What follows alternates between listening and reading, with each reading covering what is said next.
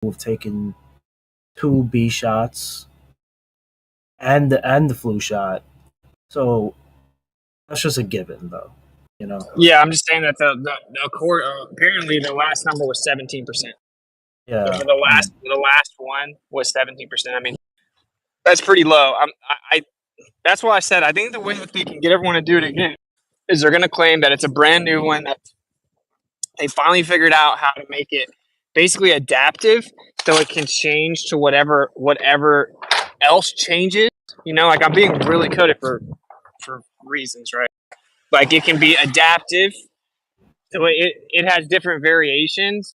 So your genetic modification updates basically relative to the updating of presumed threats, right? And so like we figured it out. We've been studying in the lab for 3 years since this all started. Scientists have finally figured out how to get the one that'll work forever, and then you could get a lot of people to take it. That's kind of my take. Do you think they're gonna claim it as a more advanced mRNA? Yeah, you got to chill, bro. You got to chill with the words, man.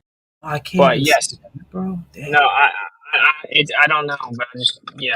But yes, they're gonna say it's a new, advanced version because they've been studying this. Dude, I speculated this with Kai because we're going back and forth. She's like, "There's no way they can get people to do that again." Like, and I'm like, You, I think this is what they'll do. And then Joe Biden, literally, I heard an interview Joe Biden a couple days ago is literally saying that that's what they're doing. One thing I've noticed about most industries, if you're tied to the government in any way, they pressure the highest company in like the line, right? So I'm in construction. We do work with, various contractors and various companies, and they'll pressure the top company and be like, anyone that wants to work with you on the way down, they have to provide proof of, you know, you know what I'm talking about, proof of this, yeah. proof of that, and you cannot do business with them without it. So I've seen a lot of other contractors just fall in line because of that. So how do you actually combat that if the money stops flowing to the small businesses that are actually doing the work at the bottom? Like, how do you combat that? I'll tell you, that's coercion. That's illegal. Coercion. Yeah, I'm probably saying the word wrong, but act, act in itself is illegal. But that's what's being done. You just gave an example of it, and that's what happened to a lot of left cities. Do you agree that's coercion? Like, hey, you can't do business unless you know what I'm saying? That's No, close I enough. agree. It's not. Coercion. Straight up coercion. Yeah. So we all agreed that everybody, businesses, college students, coercion. That's straight up what it is, and that's illegal. Literally, we just, people, I guess, really have just accepted it, or maybe they don't really realize it. But listen, I'm in New York City, and it was a ride. It was a fucking ride in the city. Yeah, I mean, say you lived in New York City and somebody was building a skyrise, which provided 1,500 jobs to people in New York City. But that skyrise was being funded by a company that does business with the government. And the government says any contracts that you do with us ever will be completely null and void unless you agree to these guidelines. Therefore, all of those 1,500 people working on that skyrise at any given time have to adhere by these certain guidelines. How do you resist that as a normal person, one of those 1,500 people that need that money to support their families? Do you just say no and then find other means of work? The only way, in my opinion, and this relates to what Woods is saying, like, and I was saying this as well. Most of the company has to say no, almost all in one mindset, or maybe have it written down in a legal document, or if you have a union, you can go to the union representatives, and that to me, I don't know, is a first step into combating it. Yeah, but unions are 1 foot out the door. I mean, they're almost non-existent in construction, and I'd assume it's almost going to be non-existent in other industries in the next 10 years. I mean, look at how badly Amazon fought unionization. They won't allow it. They're the biggest company in the world. Yeah, what I'm trying to say, to me, the only way to combat any type of man dates, is virtually most of the employees have to step out and say no. That's the problem. Most of them are not. It's actually not even talked about. And you're completely right, because Yeah. with my business, I give my workers the right to choose on whether or not they want to adhere to those guidelines. And if they say that they do, then I accept the job. But sadly, I don't understand why most of them don't resist it. They just are ill informed, and I'm not going to be the one to completely inform them. I mean, I probably should be. I mean, some of them I have, but not all. Yeah, to me, it's this simple. In New York City, before the mandate, nobody was taking anything. Very low percent of people taking it.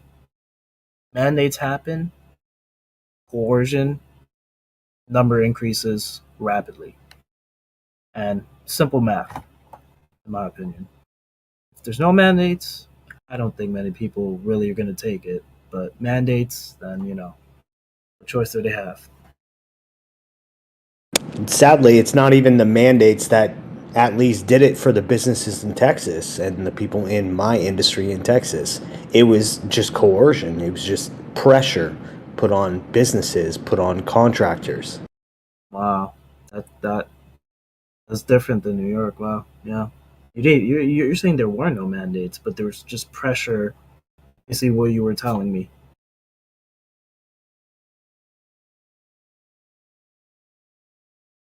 Yeah, it was pressure put on by businesses, larger companies that had government contracts. Yeah, yeah. Wow. Still another form of coercion. So to me, everything leads back to that word, and that's really, in my opinion, why most people took it. For work, for school. I gotta go to the gym. I like to go out to eat. I want to travel. I rarely have heard somebody say that they took it for health, except PhD Tony. That guy is crazy.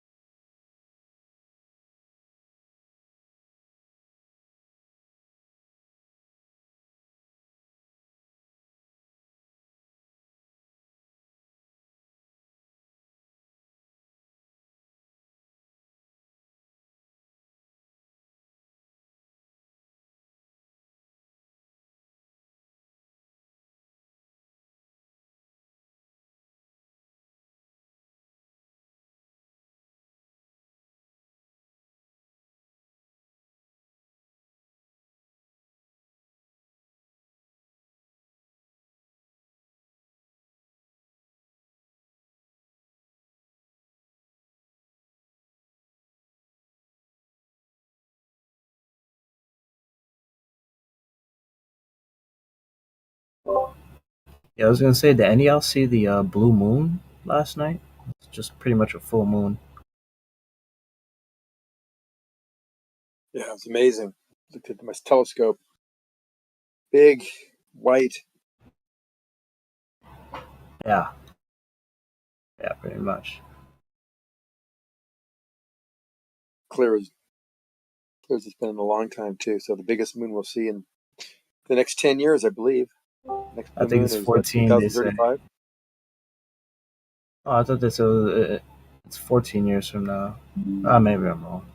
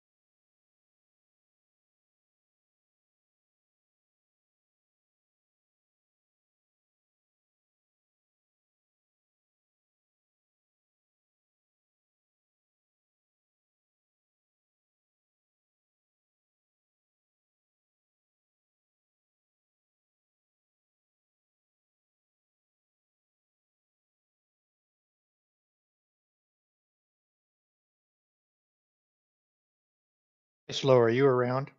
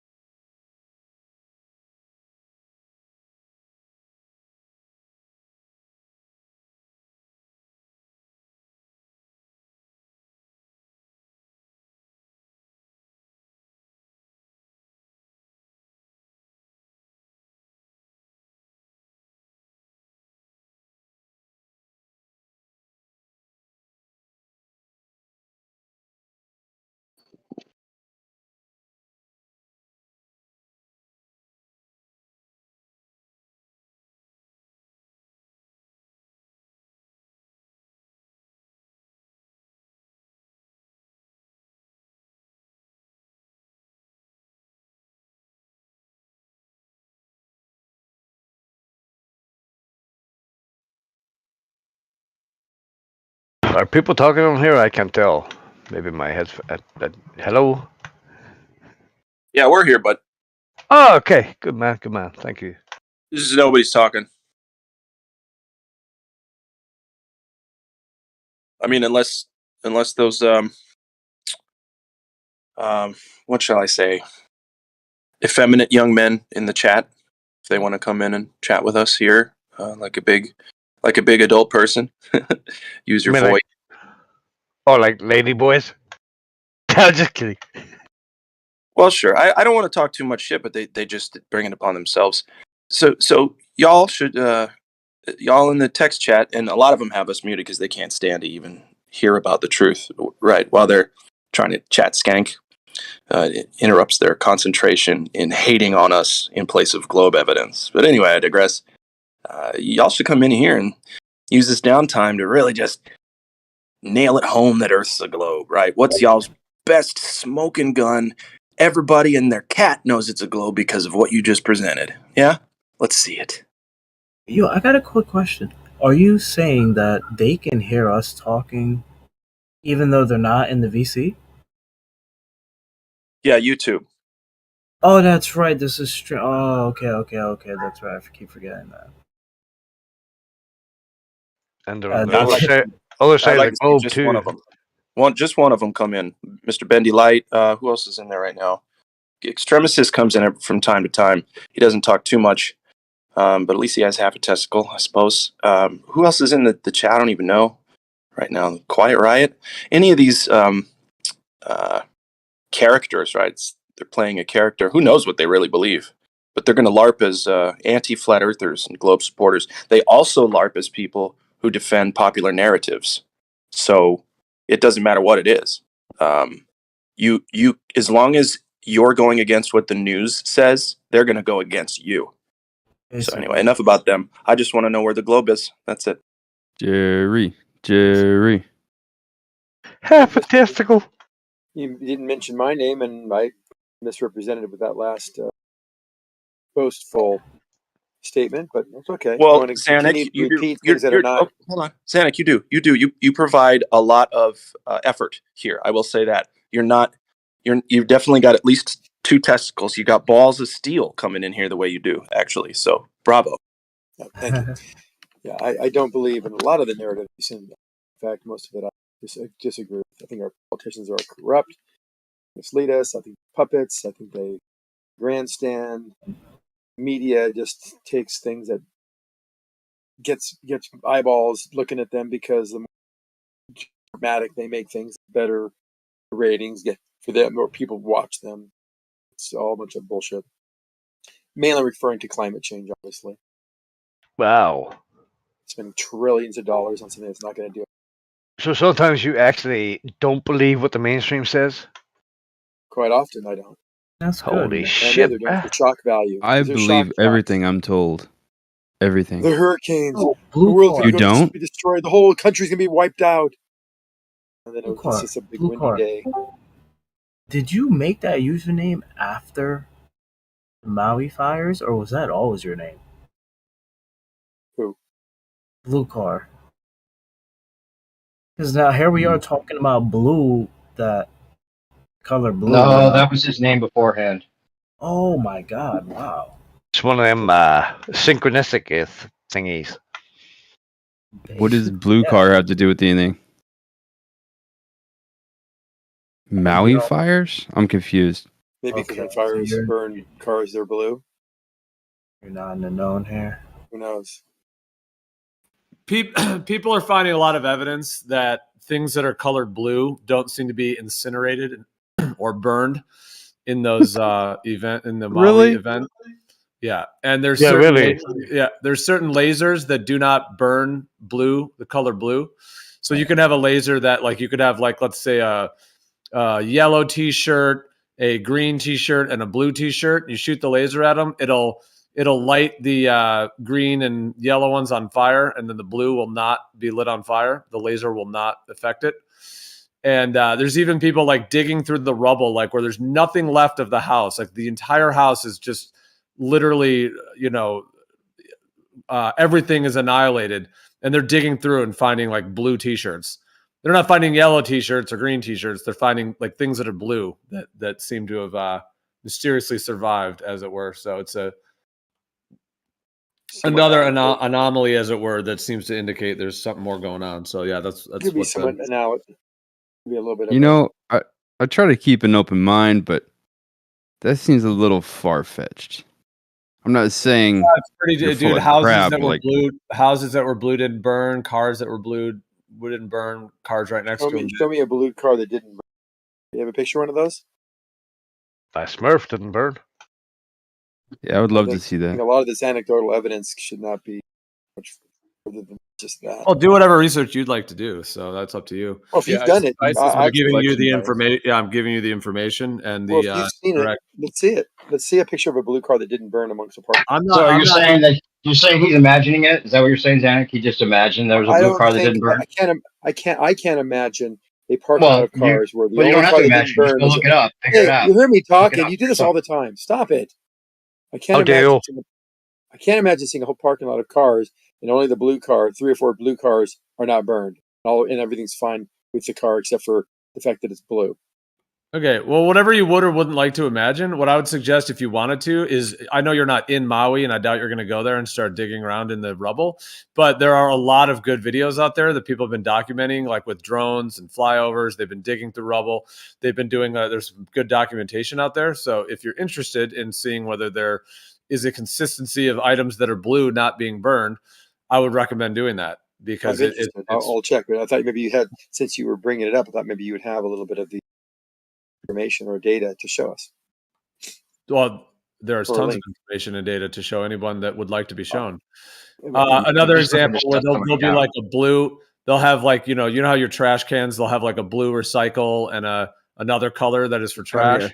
Usually many green. of those where the blue one's just standing there unaffected, and the even some of them that have like the lid was like a black lid and then the can is blue. The black lid is completely melted and destroyed and the can is fine. The can next to it is melted and destroyed. So it's either very, very, very selective fires, like to an absurd level, or there's something else going on that the color blue is not being affected, which lasers are the one thing we know for sure that can have a selective effect. Do you think there's a laser that's spraying down a laser beam for all these parking lots and only thing, and it's igniting everything? That was a ray gun from where? Like a satellite or something? Or I think they have directed, if you want to call them directed energy weapons, they absolutely have very specific types of weaponry that use different effects. It's not only a laser. I think there's some they're different. There's different anomalies and different effects. So I think there's multiple that they have in their arsenal, as it were. But they admit that they have them. Like ray gun from space. Like they admit that they have directed energy weapon lasers. So I think it's weird that you guys kind of, do this little gaslighting thing. Like they say they have. Here we go again. Not gaslighting.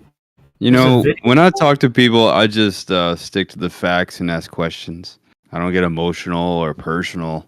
By the way, it absolutely is gaslighting, just to be clear. It absolutely is gaslighting. When somebody tries to ridicule an idea to try to make that person just sound like they're crazy. What were we talking about? Someone's interrupting. What's going on? Hold up. Blue car, could you hear me? Maybe it was my connection. No, he heard you. Okay.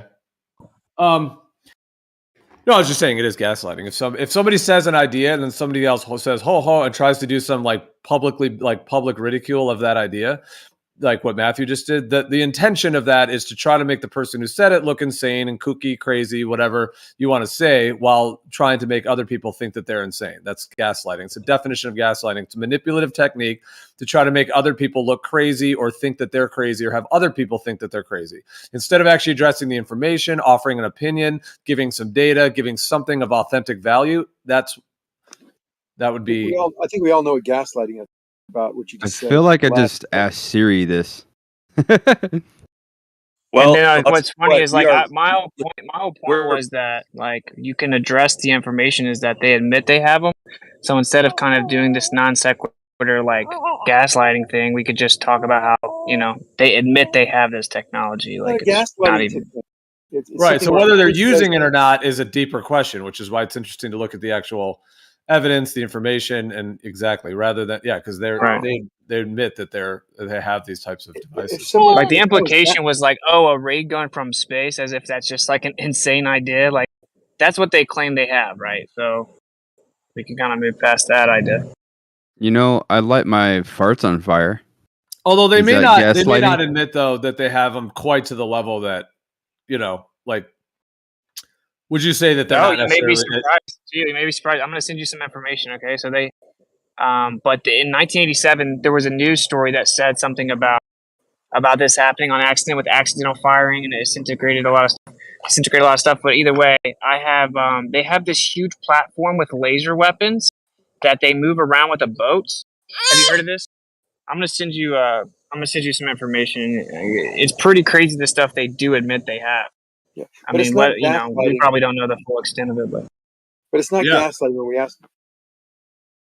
It's not gaslighting when we're asking a question like, "Are these lasers mounted on the mountain, down from space?"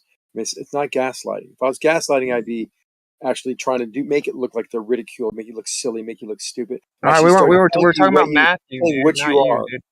Yeah, I know that, but I'm just saying that there's plenty of. So then, why are you saying I wasn't gaslight when we weren't even talking about you? I was trying. I light my farts on fire. Since Rio came and said I was gaslighting, or that I was telling it wasn't gaslighting. We're not gaslighting. We're just asking. No, okay, let's just move on. No, we were talking about the comment that Matthew made, dude. Do you think we can move on? Seen, I looked through the picture. I don't see blue items surviving, but if you can find a Well, couple. I just sent a video. Did you see the video I dropped? It specifically shows a blue car, and every car around it is burnt except for the blue car. It shows the blue umbrellas. It shows like a blue container. No, well, Matthew put a lot of pictures I saw where some houses were spared. And it just has to do with the path of the fire. The winds that blew. That could be just a random chance thing. But where is your video? I don't see your video. Like, so the wind would blow the fire over, and then it would pick it back up and move it. The fire just happened to go out right there. Like, what exactly are you suggesting? Oh, so you think all that house that survived on the coast of Maui was a result of lasers not being aimed at it?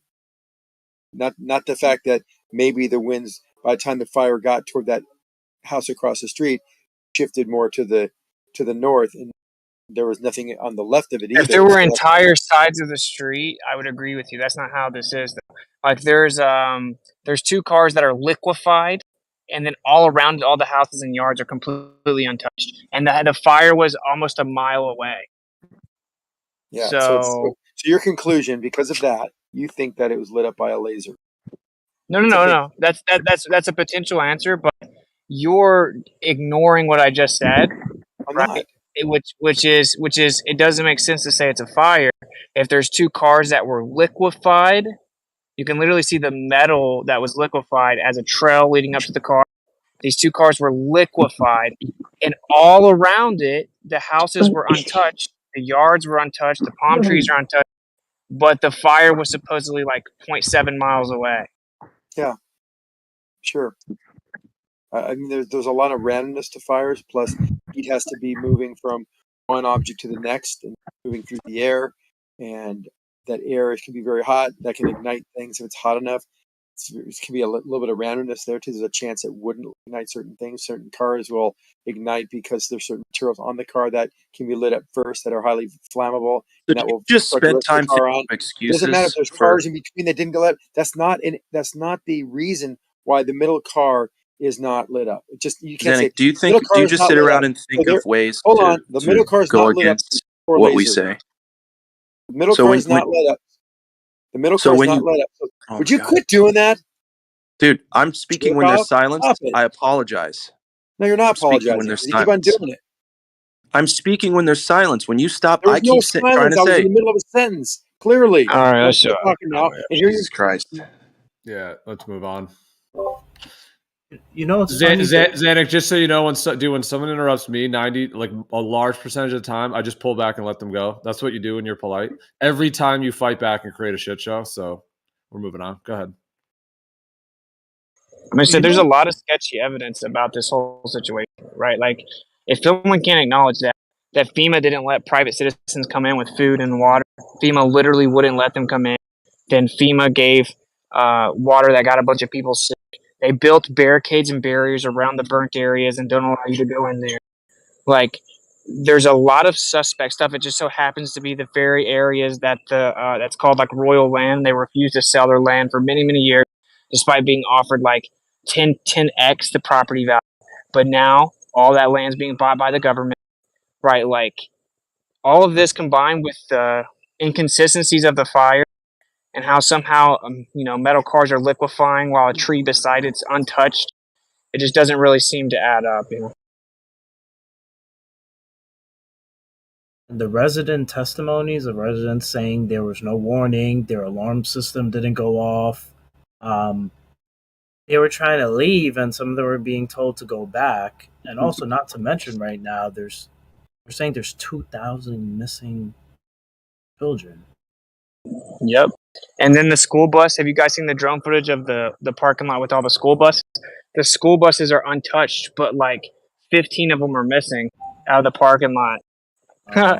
So they're like, wait, are they like? I don't know. That's really conspiratorial. But are they like loading those buses with some of these missing children? I don't know. But that's really conspiratorial. But what is crazy is just the fire itself doesn't make sense. It just doesn't make sense. Like what the governor said, that it was a fire tornado, which is something we're not used to in this new global warming era. What a joke. What a joke. To answer your question, no, 15 school buses did not load up with school children and take them someplace. Thank you so much for your input. How do you know that, Matthew? There's zero evidence for it. So you know what all those school buses did that day? That's crazy, dude. How'd you find that? Okay, well, you made a truth statement, but you don't have any anything to back that up. No, I'm saying that there's no evidence that they did it, that school buses were loaded up and took children somewhere. Well, didn't I very clearly say it was conspiratorial like multiple times? That I don't really know. And I was agreeing. I was saying it's conspiratorial. It's, there's no evidence of that. The evidence is that the school buses are supposed to be in the parking lot at that time, that there's before and after shots of all the school buses there. And now when you take a drone of the after the fire footage, there's a lot of the school buses missing when they should have been parked there at that time. And all the school buses are untouched while everything around it's burnt. And that also connects to my point that I said that there's like 2,000 missing children, which I can't even fathom how that's possible. How? Yeah, it's like, hold on a sec. How many elderly people are missing? How many 30-year-olds are missing? Like, we don't hear about that. We don't. But see, that's the thing. We hear about the children. It's almost like they want us to start talking about it and making a stink about 2,000 missing children. We need to focus on that. I don't know. Do you know what's so crazy is the governor said that he wasn't even aware that that many people had died until like a full 24 hours later or something, and that's why they were so slow with the emergency response. The governor of the state wasn't informed that many people were dying until an entire day later. That's why they were so slow with the emergency response. And the chief, the fire chief, was out of town. The mayor was out of town, coincidentally. Like, all the land that the people refused to sell is now being purchased by the government. Like, are you kidding me? Like, this is it is obviously highly suspect, and they're building barriers, not letting people come in with their cameras. The National Guard's literally stopping people from going into the barriers to make videos. Like, why, bro? Why would you be doing any of that if it's just a natural fire?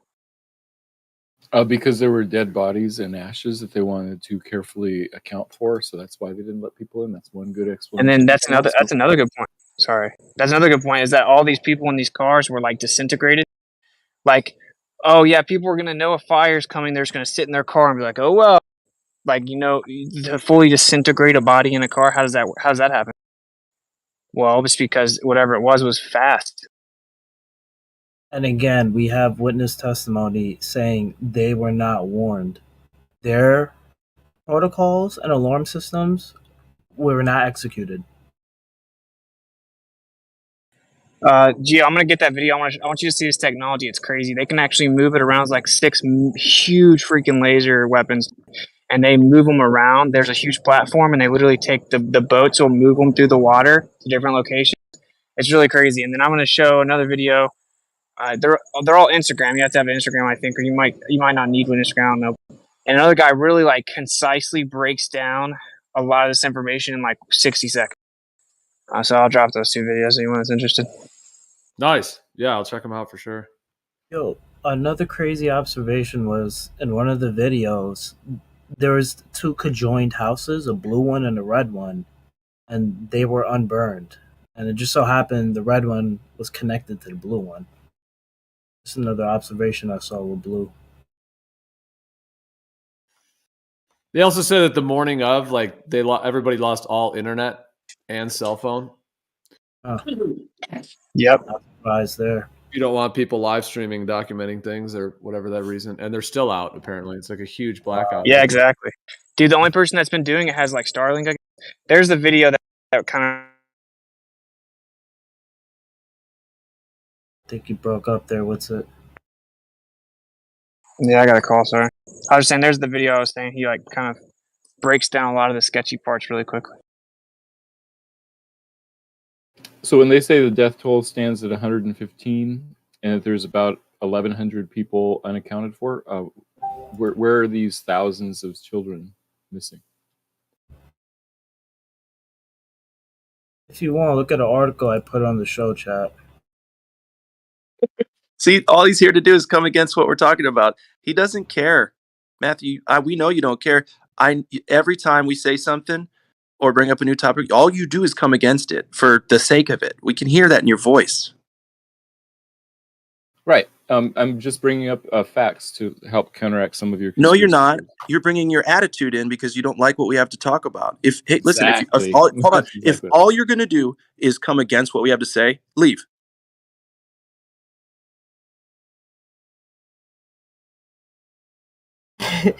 Did he leave? Damn, Sensei, you're a beast, bro. He left. Bro, I'm sick of it. All they do, they don't consider anything about what we're saying. Nothing. They just say no, and here's 3 excuses as to maybe why. That's fucking bullshit. Yeah, I agree. Mind-boggling how his mind works. Anyways, yeah, I put the article in the show chat. I mean, if you Google it right now, you'll get like 10 sources stating this number right now with the missing children. See, let me calm down. We have to be able to share this information without anything getting in the way, okay? So anytime a mainstream narrative defender comes in and starts doing that, starts putting its little comments in left and right and casting aspersions and throwing shade, distracting people, we don't actually get to share the information amongst us and to those viewers who actually think with their brains. Yeah.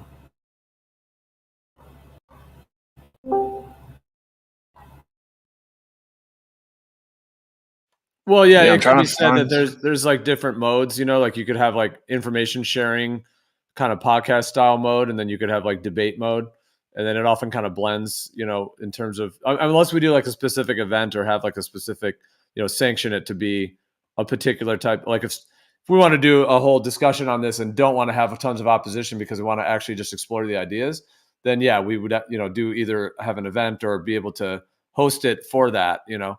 But if it's sort of open to where people can jump in and then begin debating, then it takes it into that debate style. Which is that what you're kind of elucidating the difference between those? Well, a little bit. The problem is that the free for all is just that, and it's very hard to stay on topic without getting derailed by a naysayer. Hang on, I'll be back.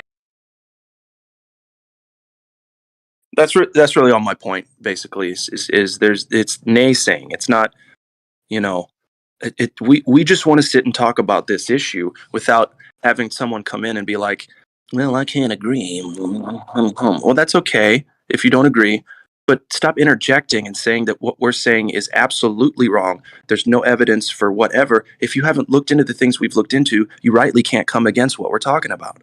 You have to see every video that we've seen, unfortunately, to your due diligence, really and truly. Then once you've seen both sides, you can come in and, you know, have an opinion.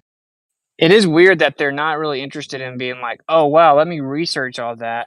They're like kind of just here to figure out how they can justify not looking into it.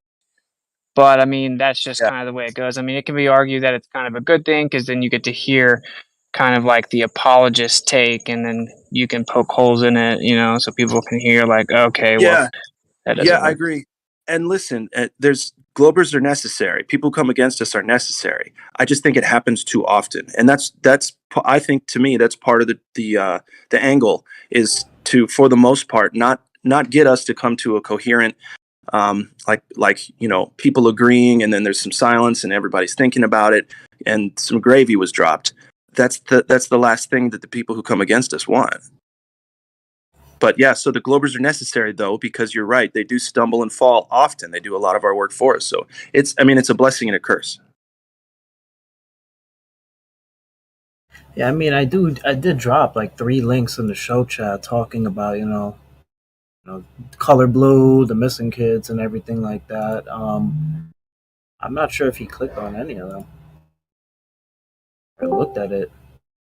Well, if you're coming in under the assumption that the mainstream is going to report everything truthfully to you, then you're not much used to the conversation, because that's not, obviously, if there's something being hidden, they're not going to tell you about it. And he says these are the facts, like they're always giving us the facts, but it's like almost like if you had to admit that they're not giving us the facts in this situation, then maybe they're not giving us the facts about flat Earth or whatever else, So they have to like stick to their guns about everything that might be doubting what the mainstream's saying. Yep, I agree. The water was turned off. The fire hydrants were dry. This seems to be pretty clearly an orchestrated event. They were blocking the exits. You heard about that too? Yeah, that's what I was trying to say earlier. I couldn't believe that people were trying to, and they say the people that went against the traffic agents were the ones who really escaped, like on time, or escaped safely. The ones that were blocked off by whatever, they're the ones that were in there. Like they were literally turning, even though it was open road beyond, they were turning cars around to go back into the fire area and not letting them get out. Insane, dude. Even though there was open roads to get out of there. The important thing here, I believe, is all the witness testimony, and there's lots of videos, not on YouTube. I usually go to BitTube for that. And they're describing pretty much everything we're talking about.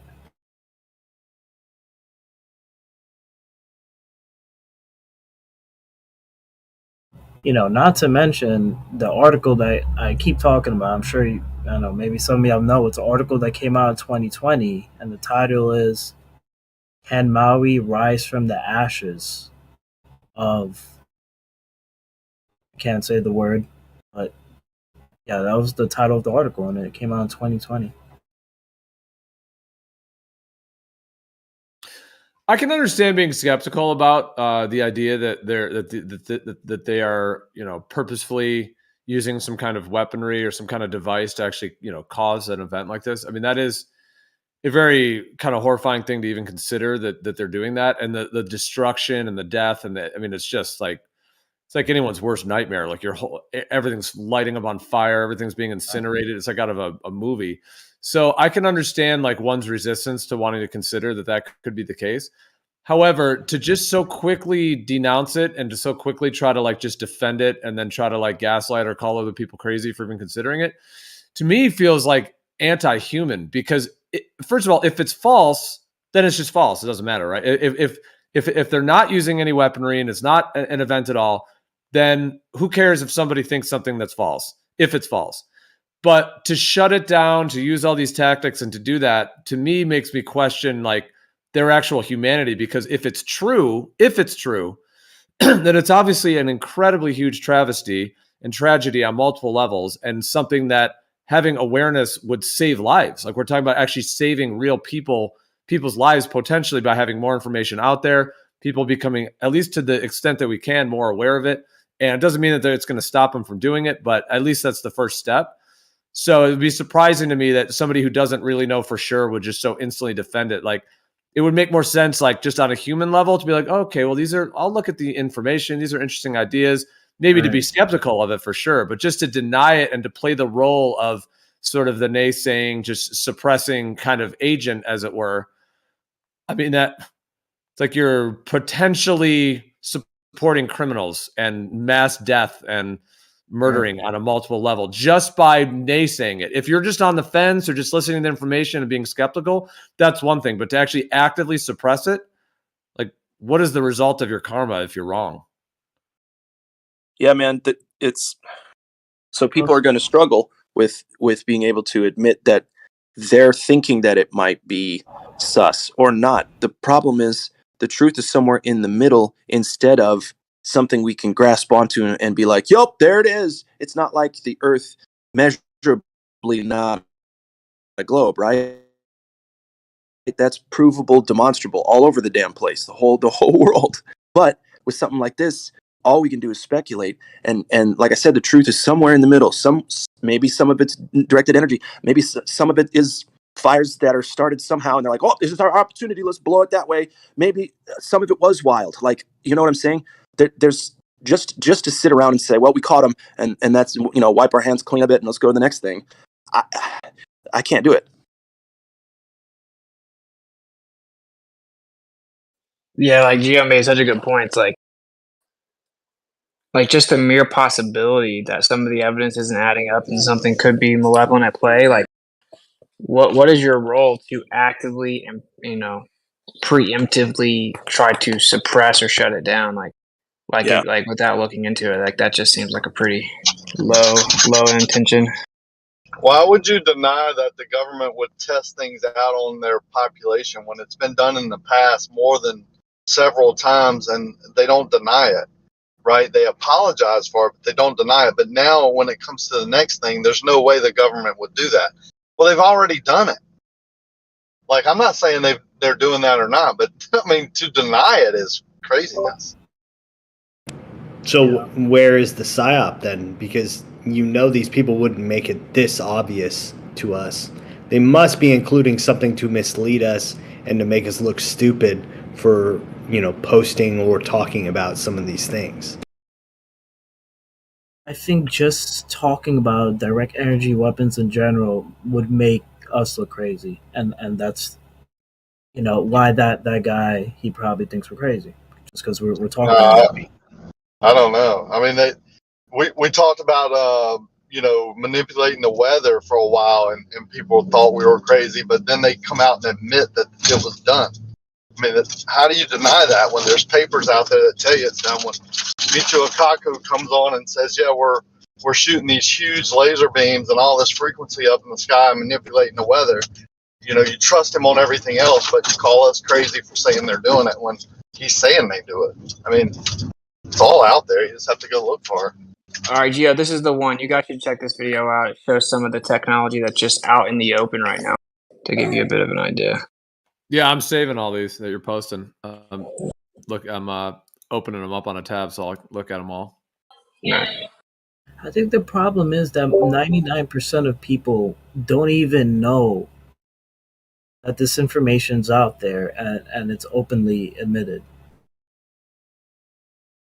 Like 99% of people don't know anything about the heliocentric model. Same for almost every conspiracy theory or even topic, really.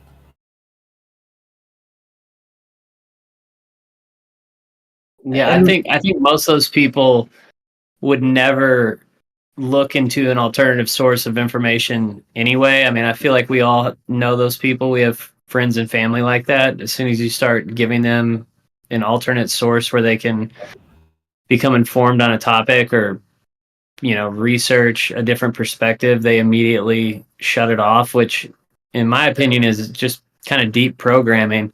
Yes. And I think conspiracies always existed, but like I always hear what always gets brought up by people in my family is they'll start, when I used to have these discussions with them before I just quit, they would say things like, oh, okay, so did Oswald not act alone? Was there and they'll bring up the Kennedy assassination for whatever reason. I feel like with the boomers and these generations of older people we're dealing with now, that's really where the idea that anyone questioning the authority was a conspiracy theorist and a quack, it really started to disseminate kind of from that particular that time in history for them. But now it's gotten to the point where, and I think this was done on purpose. You get to like the Alex Jones trial about the Sandy Hook thing, where he lost basically a freedom of speech case. They basically said you don't have the freedom to question this narrative, and in doing so, you now owe these families $1 billion in damages. And he lost that case, and so now they've actually successfully acquired the case law that would be needed to litigate another case against a person. So they've upped the ante from just making you seem like a crazy person to now scaring you into thinking if you don't agree with these narratives and you publicly discuss it, you could potentially be sued. Well said, Barbecue. That's fucking insane. You know, talking about trying to wake people up, you know, like just throwing our ideas out there and see if they stick. You know, basically ask questions, right? I think that all comes down to psychology and learning how to talk to people, because when people believe a bunch of propaganda or whatever we want to call it, they pretty much have landmines in their head that we have to tiptoe around, right? Because we're not really rational beings where we can just spit out facts of somebody and they're just like, oh yeah, oh you're right. You know, that's not very effective. It's more of asking questions. Well, basically befriend them first, as if you're on their side, you know, and then start asking questions. And then basically the idea is when the conversation is over, they think about your idea and then they think about how it doesn't align up with their idea, and they have to take that home with them. It's like doing a jigsaw puzzle and the two pieces don't fit, right? You got to throw one of them out. You know what I'm saying? So they either got to go with your idea or think about it, or they stick with their idea. And that's really what it all comes down to. Like, it's just find it funny how it's like, we got the Globers and we got the flat earthers, as if there's only two sides. It's like a football game. It's just like the ball just like going back and forth. And I'm just like, what is this? Like, I don't even identify with the shape of the earth. I just throw ideas out there. Like, I'm not gonna be like, oh, I'm a flat earther or I'm a Glober. I'm just here to ask questions, you know, and I just want to go back and forth, throwing ideas out there, and if somebody takes that home with them and they want to think about it, well, that's on them because that's their choice, right? That's really what it all comes down to. And I just posted a video on Rumble just now on the text chat. If anybody wants to check it out, it's called. I renamed it "How to Wake Up Brainwashed People," and it's called "Candles in the Dark." And it talks about how pretty much how to talk to somebody one-on-one in person, but we could pretty much pick some things up from that and apply it elsewhere. You know what I mean? Anyway, I'll get off here.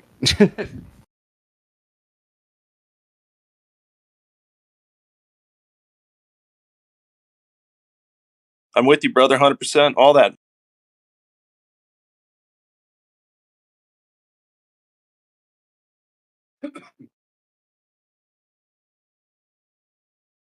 Are you the guy in the purple shirt?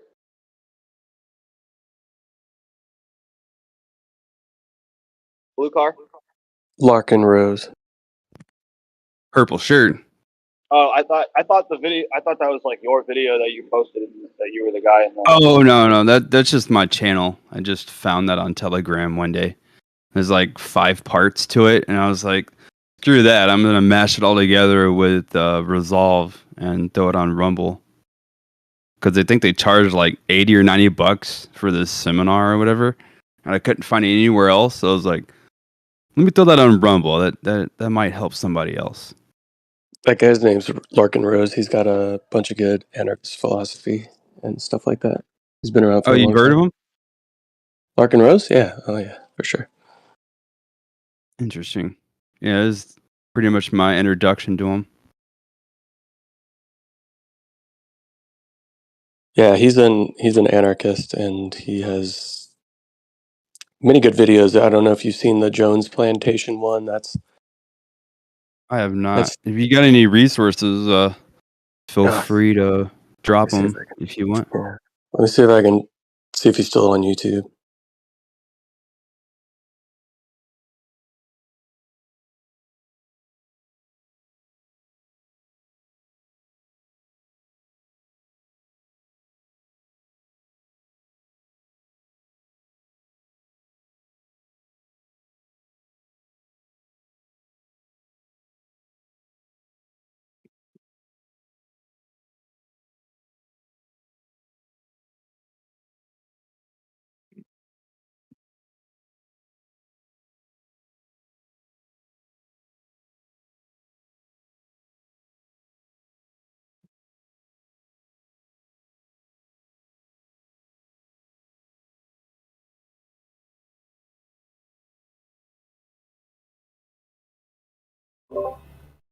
I'm sure y'all know that Greece is on fire as well. Apparently, I think they said it's one of the biggest fires that Europe has ever seen in Greece. That's why you don't put oil on a stove. That's not temperature controlled because you might have a grease fire. Yeah, I dropped Sorry. Larkin Rose's YouTube channel in the text. I would say go back to a bunch of stuff. Some of his concepts outside of Candles in the Dark are Jones Plantation. It's a good video, kind of discussing government and how the slaves kind of are kept in line. And I think another one's called The Dot, I think. But he's got a ton of good old videos regarding like government philosophies Oh, cool. or lack thereof. What a gold mine. Thanks, man. Yeah, no problem. He's really good at kind of breaking down the foundations of things and explaining them in a matter of fact kind of way. Yeah, he's a pretty good speaker and easy to listen to. And he's definitely got me thinking, so.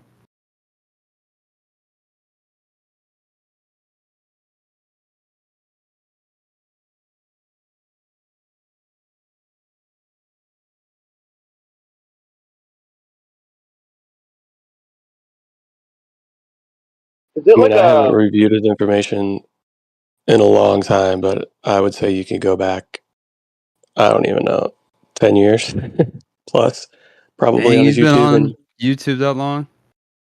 probably. Yeah, listen, if we had a militia made up of like 250 Larkin Roses, that'd be a fucking badass militia. He goes back 14 years ago. Yeah, I was Wow. going to say, I probably haven't even listened to him in 10 years. Or maybe it's been 6 or 7, I don't know.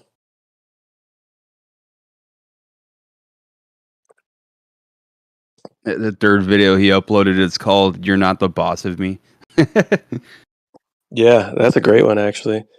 And if you go back, let me find it. The Tiny Dot is a good one, which is probably over Yeah, 10 years old. I see it right here. 12 years ago. The very bottom. The Iron Web is a book that he wrote in prison, when he was in prison.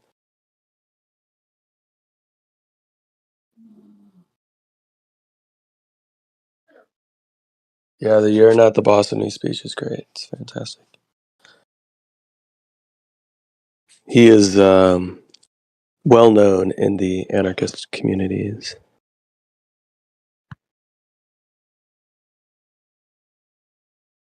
Yeah, he made that known pretty quick in that video I uploaded.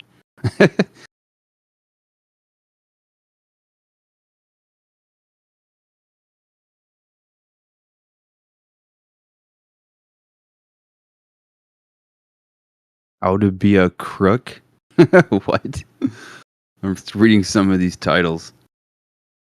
Yeah, a lot of his stuff will flip around like lots of times when he proposes ideas, he'll flip things around so that you get the perspective backwards and you realize and unravel why it's fucked up, kind of thing. You know? Yeah, that makes sense. Make you think in a different light, in a different way. Yeah. Speaking in a different light, someone mentioned, well, they were saying that the light that it's emitted from the sun, it's like anywhere between like yellow, orange, or even red. And they were saying that the color was more red in the 90s. And I was trying to think to myself, I was like, really? Anyway, I was looking at the moon last night because it was a full moon. Well, it was almost a full moon, somewhere around there. But the light emitted from it was white, which it always is. You know, and then he was saying that there's no color. You know, you have a light reflecting off something, and you see the color of something. You know, but he was saying with the moonlight, it's just black and white. But you have to be away from the city where there's not light pollution. So basically saying just the light emitted from the moon makes everything appear black and white. And I was like, that's interesting. That it's not the color of, it's not the color temperature of light from the sun, because we're told, right, I think the mainstream narrative is the light reflects, you know, from the sun off the moon. So if that were the case, then wouldn't it be the same wavelength of light? You know what I mean? I don't know. It's just something that got me thinking that I never really thought about myself. I was like, huh, that's interesting.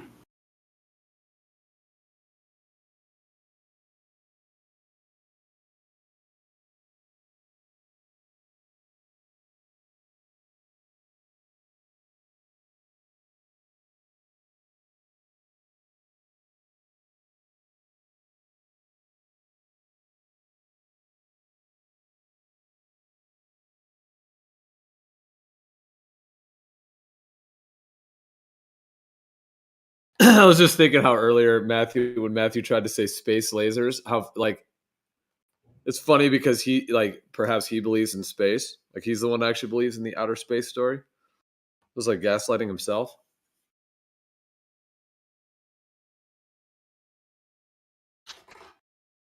That's funny. That's what he calls the direct energy weapons, lasers from outer space. Well, I'm just saying in general. I'm not trying to like go back to when he said that necessarily. I just was still thinking about it because he was like the idea like of bringing this up and then someone be like, oh, space lasers. And it's like, well, nobody said they're coming from outer space. You know, like that whole concept of outer space just be high altitude. They just have some devices, whether they reflect it or emit it from a high altitude. Doesn't have to be. I'm just saying, calling it space lasers does sound like it's out of a movie. You know, Men in Black. I think he said aliens from space. Well, I actually thought about like, Yeah. okay, could they roll that? Okay, so the whole directed energy weapon type things with these fires, like, have you thought about this new perspective? We were talking about this the other day as just a possibility. Like, now it seems like they're suppressing the anomalies, so it doesn't seem like they're letting that get out. But what if they tried to flip it and they let the anomalies get out, even to the point where they start putting it in the news, like, oh, well, people are finding this and this and all these anomalies.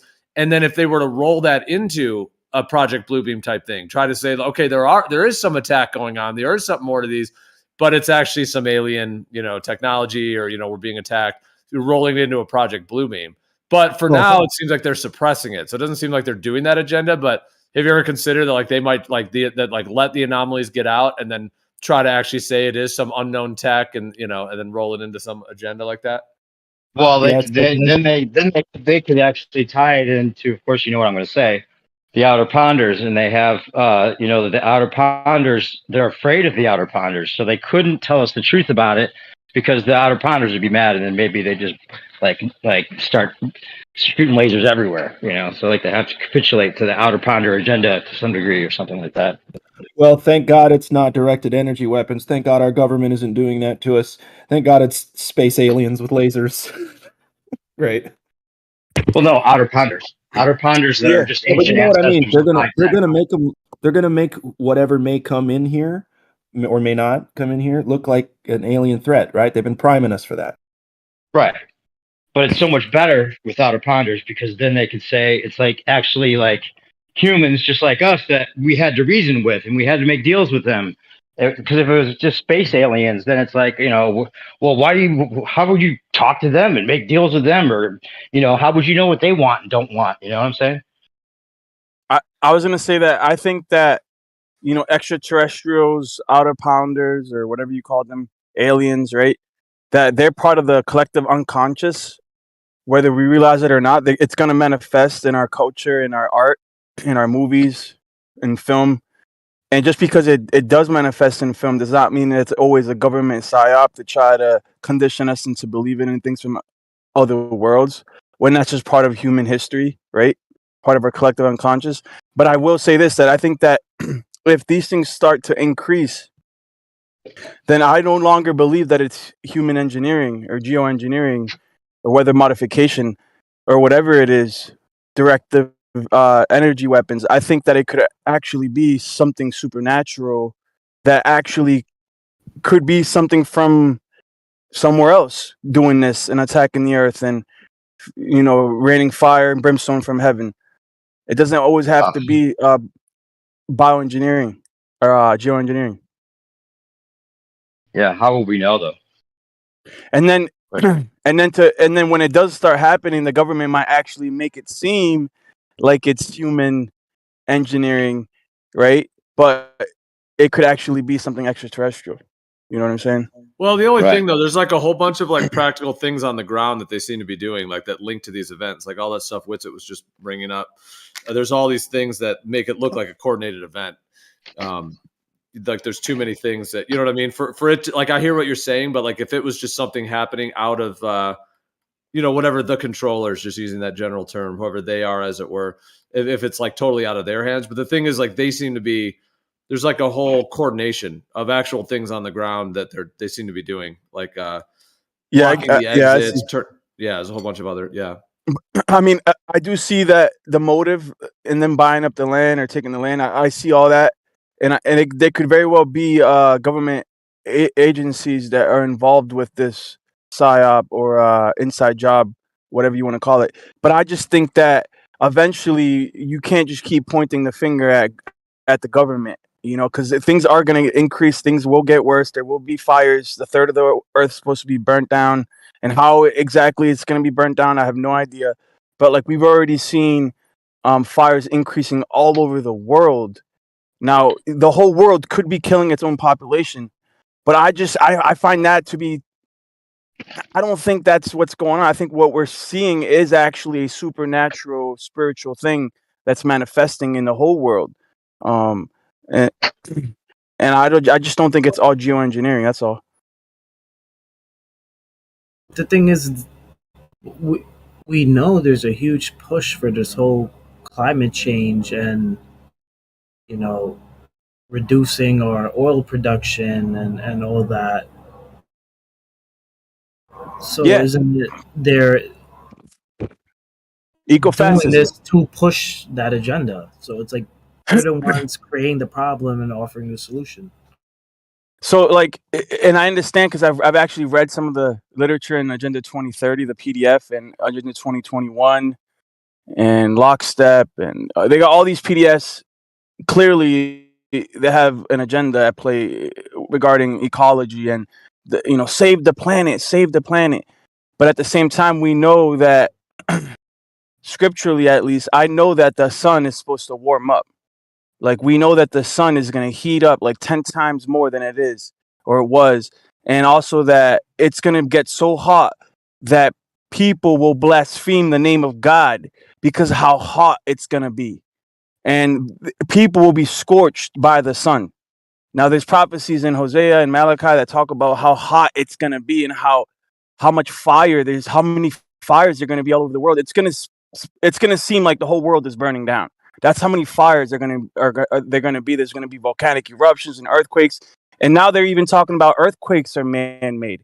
Volcanic eruptions are man-made. Like everything is man-made now. Like nothing is supernatural, and nobody wants to give credit to the divine. You know, it's all human related. Whoever that they are also doesn't have to be human, because you were talking about like metaphysical or another type of being or something like that. I'm just Yeah. saying, like the idea that it's all just humans in a dark room somewhere. That's just one idea of what is actually going on. There could be other beings or other entities that are actually at the base of this, and or involved, and that could even blend into the metaphysical if you see it through like a demonic spirit realm or something like that, and then they could then have humans that are sort of doing the dirty work for them, that are playing out the certain tasks and things. Exactly. I mean, that's actually exactly how I see things. I think there's an agency of things going on in a hierarchy, going all the way down to the human level. But above the human level, I do believe that there are divine beings and high places that are controlling things, like puppeteers, manipulating governments, etc. You ever see the I'm not documentary saying. called I'm not Gasland? saying it's out of 100. I think that's what it's called. Where they do hydrofracking. It's no wonder we have earthquakes as often as we do. You notice how all these quote unquote natural disasters seem to happen more and more frequently? Tornadoes, earthquakes, like all this stuff. Or is it just me? It could be something natural. It doesn't have to be supernatural. It could be actually some kind of natural cyclical thing, and they knew it was coming because of the time that they knew it was going to come, and that happens all every so many years, and they know it's going to happen. And you could even go with the metaphor of supernatural or divine beings or the sun. It actually is the sun, the return of the sun. That kind of literal interpretation.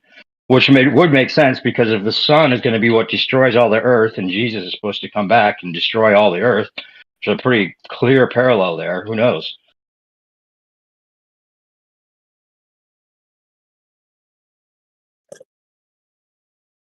I just want to buy some land that wasn't There's no doubt. hydrofracked. Yeah, there's no doubt that hydrofracking leads to earthquakes. Well, there might be some skepticism, but we know that the humans can control the weather. They can modify the weather. Clearly, going back to Vietnam and probably before that, there's declassified documents proving that the governments have been dealing with this stuff, right? And also, I heard that the recent thing, there's a volcano that erupted near the Philippines. It's called the Tangua eruption. It starts with a T, but Russia was blamed. I heard in internet literature that Russia was the cause of that eruption. That they literally dropped a bomb into the caldera of the volcano, initiating this eruption that actually was felt across the whole world. But I still give room for the supernatural, for the things that we see increasing on the earth today. I get, something that is beyond our realm.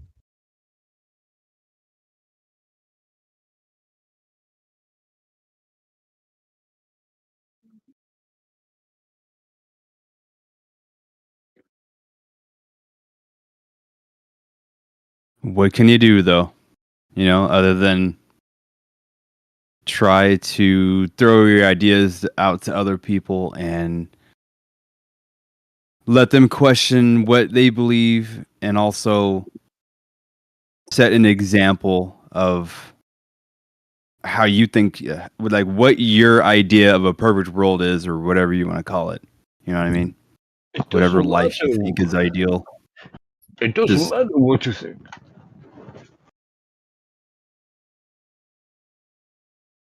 Like do anything other than what we're doing now. Yeah, I mean, I think the definition of insanity is keep doing the same thing and expect different results. Right? Or believing in a Change it up, man. Change it up, man. I always try to learn something new every day, like no matter how small or big, just one thing. That's it.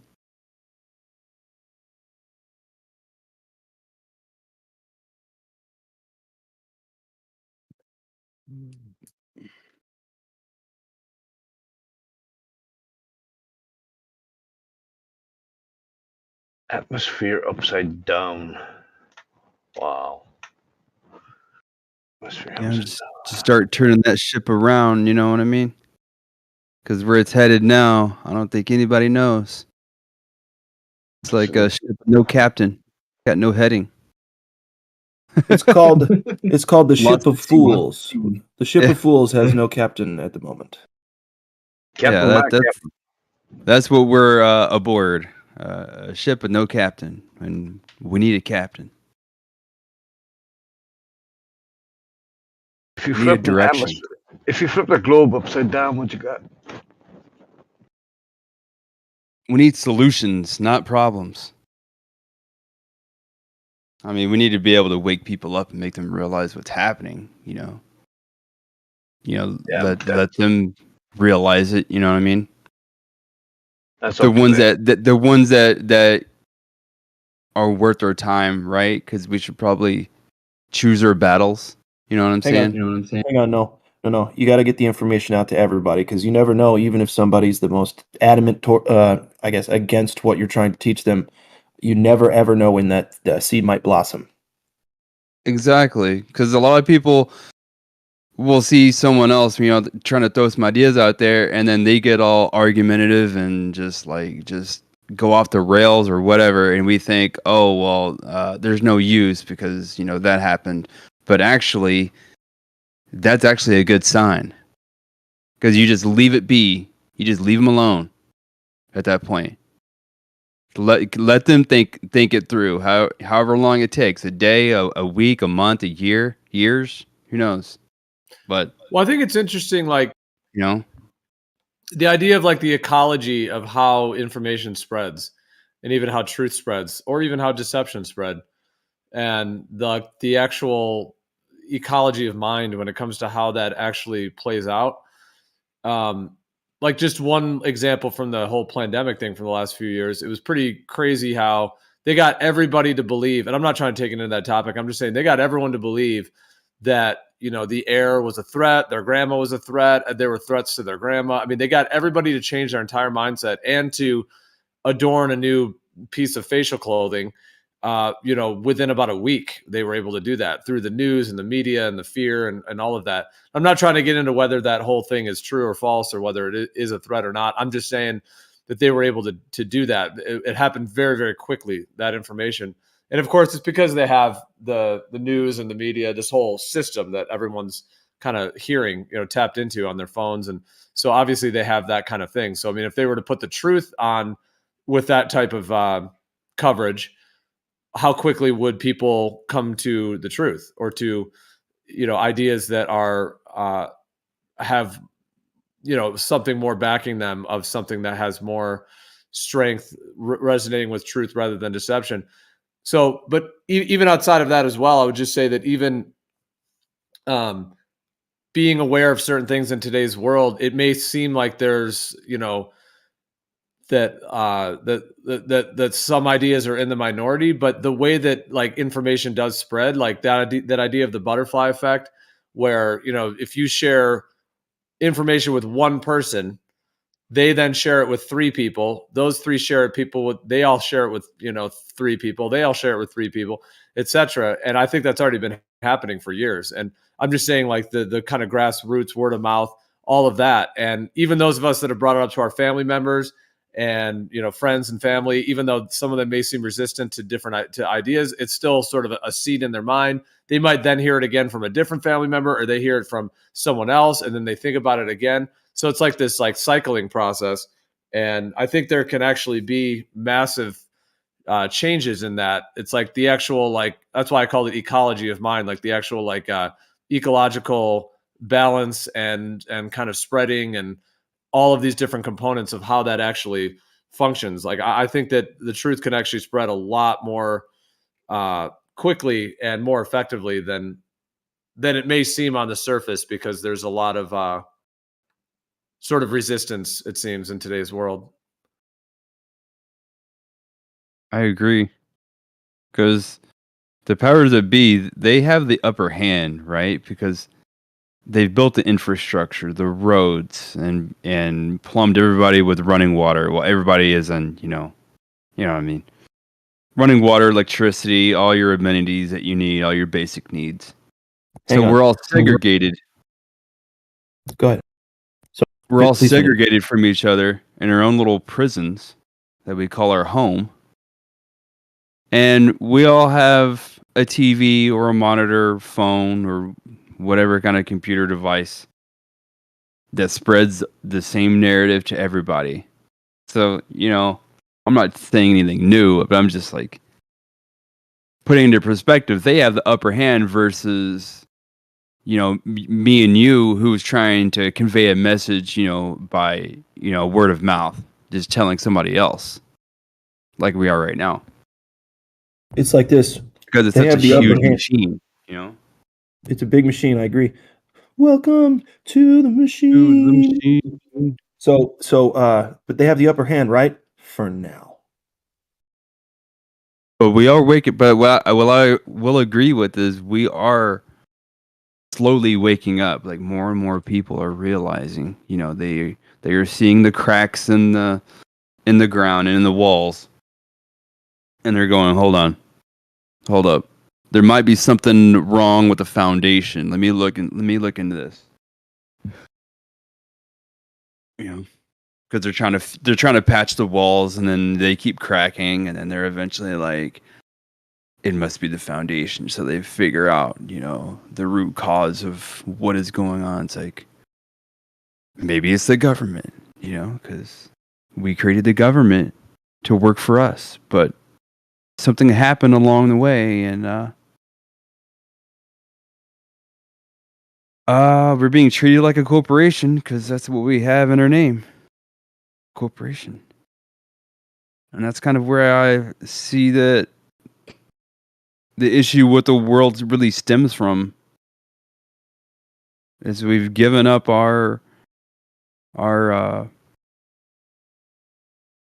jurisdiction. Like we've forfeited our jurisdiction by not realizing what's happening. But I don't know. It's like, should we really go into this topic? Well, it's part of the Earth experience. You're born into a certain thing if you're in Western culture and the like. So most of the world is born into a system. Number one, they didn't ask for or help set up, but number two is meant to give you the illusion of accomplishment, adventure, success, all these, you know what I'm saying? All these distractions. Whereas on the real Earth, I can't imagine ever having a need for a television. Like, let's be honest. What the hell am I going to do with this big awkward fucking thing to help myself survive and be happy? Well, nothing. And so if you look at the system you're born into, sooner than later, right? Because it takes people some time, and then some people never do it, to socially wake up socially, become socially conscious. Once that happens, then it unfortunately, it's the game we're in, the game we're playing right now. For whatever reason, it is up to you to undo the damage that was done to you.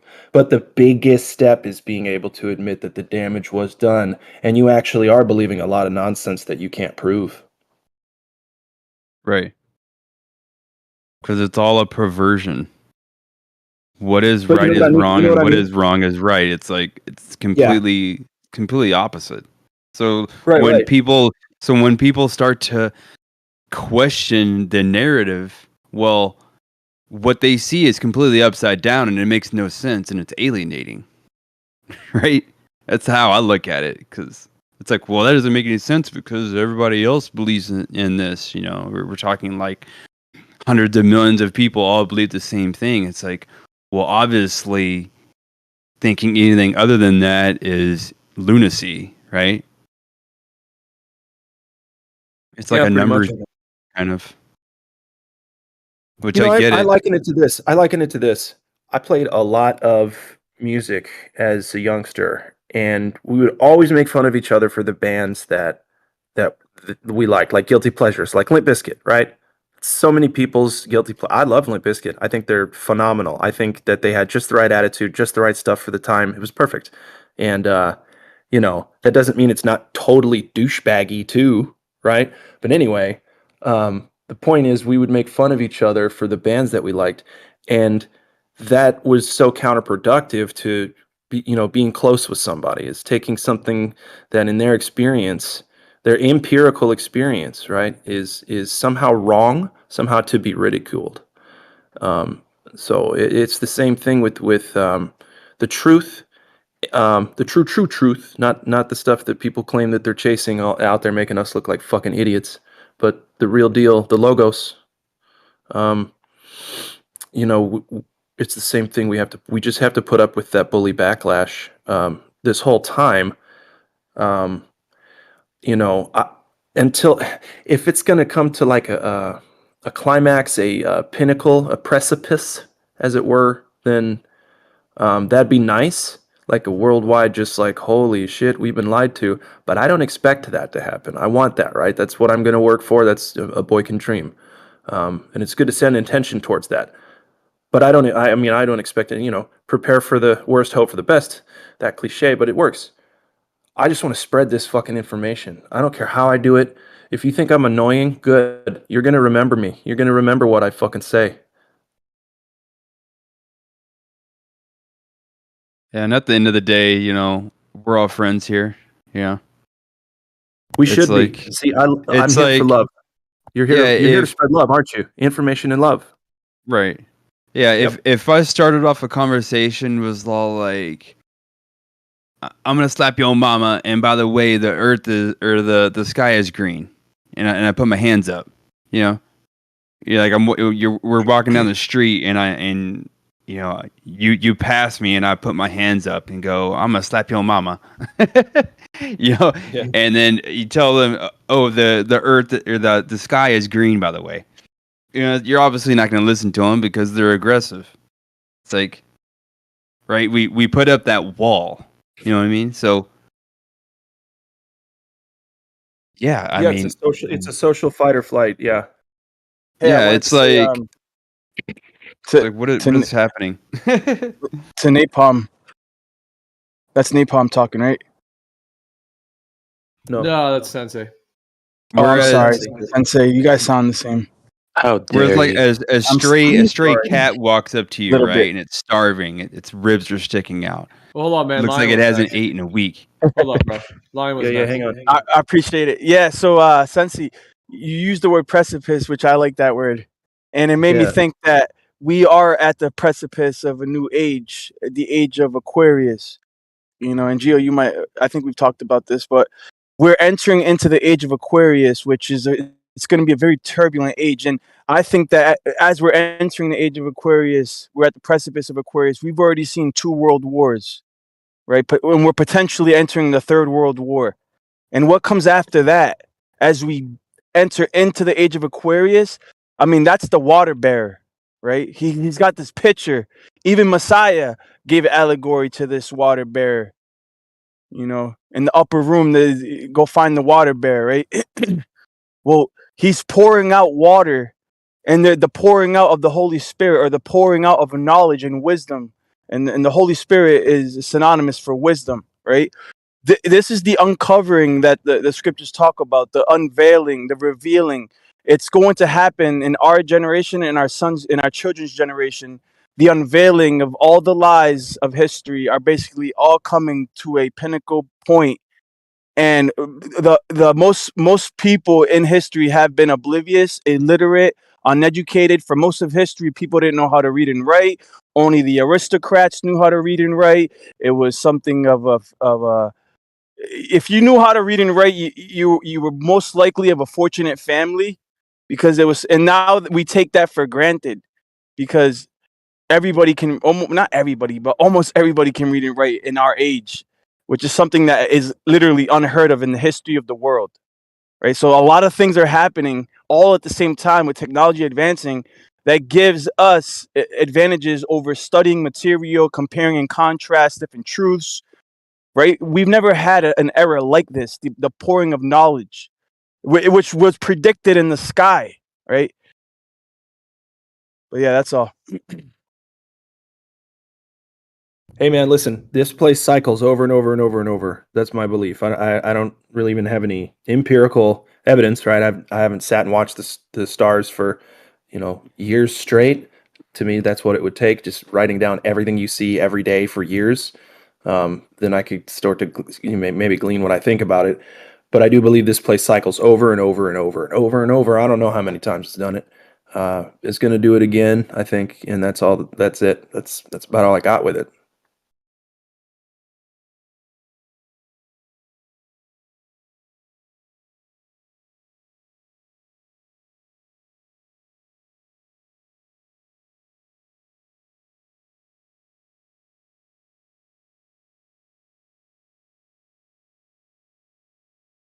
Yeah, well, Aquarius is the water bearer, and does seem to have a connection with like societal interconnectedness as well, because that part of that water bearer is sort of supplying nourishment to it basically, like in the within the zodiac, like Aquarius is like it's getting to like the preparation of the completion of the cycle. It's like one of the final purifications. Now, the precession of the equinoxes goes technically in retrograde motion through the zodiac, meaning it moves back. It moves backwards. So it will go from Pisces to Aquarius, whereas like Aquarius is the 11th sign and Pisces is the 12th. So Aquarius is like the one right before the end, and the Pisces is like the return to the spirit world at the end of a life, essentially, and at the end of the cycle. It's like the completion transcendent point. And then Aquarius is like that final purification and cleansing that where like in the case of an elder human, like they're often sharing their knowledge and wisdom, like being a water bearer in that sense, like they're in the final stage. So yeah, the Aquarius is like the final cleansing, purification, and disseminating of those resources to kind of for the last completion stage. But in the precession of the equinoxes, it goes the other way. So we're coming out of Pisces into Aquarius. So yeah, it's interesting how as that all kicks in. I think there's other like alignments though that are much more prevalent that will be happening on a yearly basis, monthly and yearly. Whereas the precession is a massive, it's like a 2100 year cycle, 2166 years will be all in Aquarius. So that's a long period. But there's other cycles That's that a are whole happening age, quicker. But yeah. right? But I think that was cool how you said it, like the dissemination of information and truth in a new way, perhaps. It could even be seen as like a higher integration and synthesis of essentially more people being aware of more of what's going on. Whereas the thing about Pisces, it's connected to Neptune. We're coming out of Pisces. But one of the like possible negatives of Pisces in a way is it could be diluted, actually. Like Pisces can be like very clear spiritual insight and clarity, but it also has the other flip side to it of being like lost or even diluted in a sense. It can be. And it is interesting that like we're in this age of just there is like a confusion of sorts, it seems, overall, just in terms of who we are, where we came from, what actually is going on in that way. And that perhaps could be connected in a way to because each of these archetypes has their positive and negative. So they all have their like different expressions of them. And yeah, the like Piscean energy can be where there can be kind of like a lost in the sauce kind of component to it.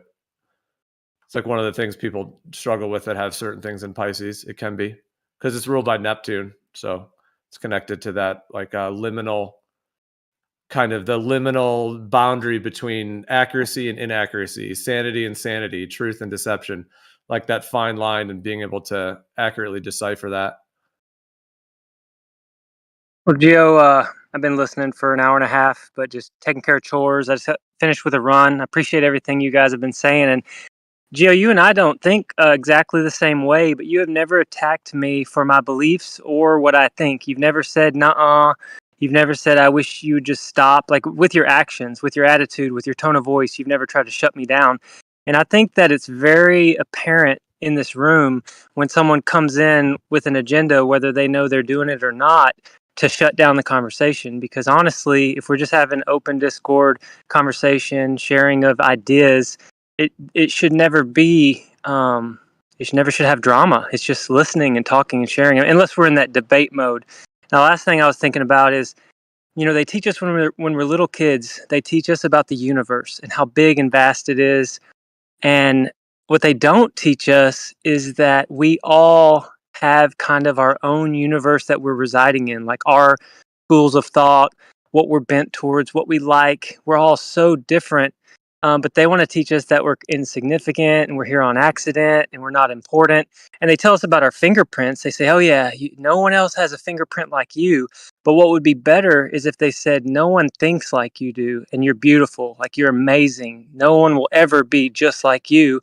And so a lot of the times when we clash in here, it's when I'm describing the world around me as I see it, both, the plane of existence that we live in or our ideas of where we live, and our innermost kind of, this is what I've figured out so far in my 43 years. And it's like, take it or leave it. If you don't like it, that's fine.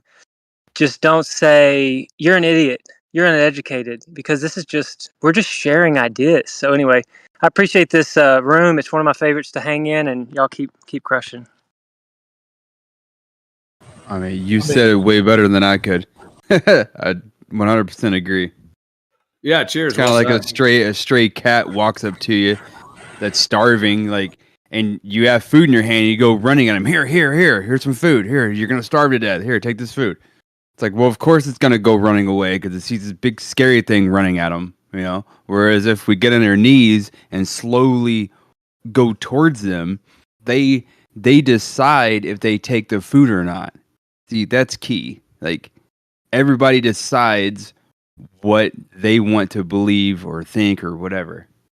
It's like trying to force these ideas, like I hear it all the time. It's like, what is happening?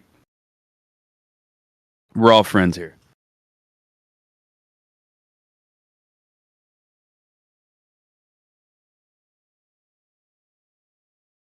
There's a right way. I'll still think about the and there's a wrong precession way. of the.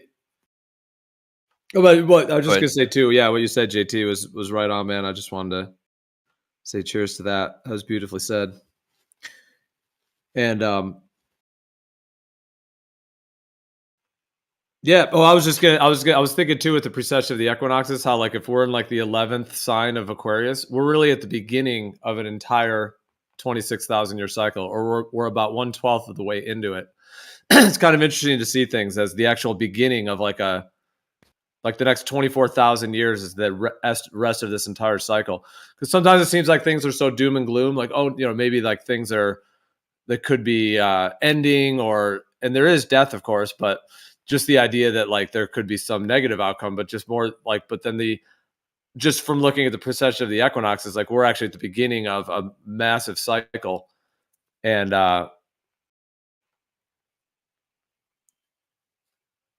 that there's like so much more to come in the future of this earth. It's pretty amazing to think about. So what constellation do you think that the earth began in? Or at least what constellation do you think the earth was in when the sun and the moon were created and appointed? Well, you know how they say the Big Bang? What do you think, Lion, of the idea that like with it, if you have a toroidal field and it expands from the center, then it does actually expand. Have you ever considered that there, like the birth of this realm was some kind of expansion, almost like when you turn a TV on and all the LEDs, it goes from one point and expands out, or like those old TVs, when you turn it off, the whole image goes down to a little dot. Like, do you think it could have been the opposite? Like, not the Big Bang that they say, but do you think it could have been like an instant expansion of a blueprint of something, and then there was an actual start to the sky? What do you think on that? Yeah, so there's that's actually a compelling theory right now in upper academia amongst physicists, that the universe expands and contracts, and there's this creation cycle where it could be every 26,000 years where the universe contracts again and then expands again and then it contracts again. Now, I don't know for sure and how long that cycle is, but there's also another theory that before the flood, the Earth was smaller, and then after the flood, that the Earth expanded outwards. Reasons why the continents seem to be so far apart, because there was this expansion that occurred.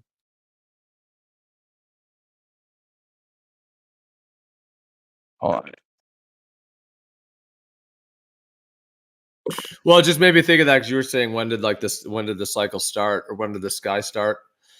I mean, it does seem to be like symbolically, like the sky does seem to start at 0 degrees of Aries, then it ends at 29:59 Pisces. 29 degrees 59 seconds of Pisces is the completion of it, and then the next second after that, because the 29 degrees is the minute, and then the second is 59 seconds, and then the next second after that, it flips to 00 Aries. That seems to be the start of the whole cycle. Now, whether the whole this whole realm actually started with that Aries sky position, it would make sense that it did that, because it does seem to be the beginning of the cycle. But that's a very deep thing to come to. Perhaps that's going to take either a very transcendent state of mind or beyond after we're back to the spirit world to access that one. That's a deep one. So I can do a rough calculation, and you can follow me, right? So at the end of Aries, if each constellation is on average around 2,000 years, right, give or take. We talk about 1 degree every 72 years, right? So 30 degrees is one constellation. So just average it out to 2,000 years per constellation, right? So Aries, Aries would have been 2,000 years ago, right? Because we've been in Pisces for about 2,000 years right now.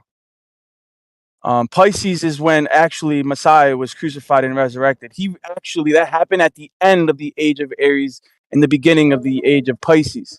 That's right? That's a very Piscean thing too, dude. Absolutely, that would make sense.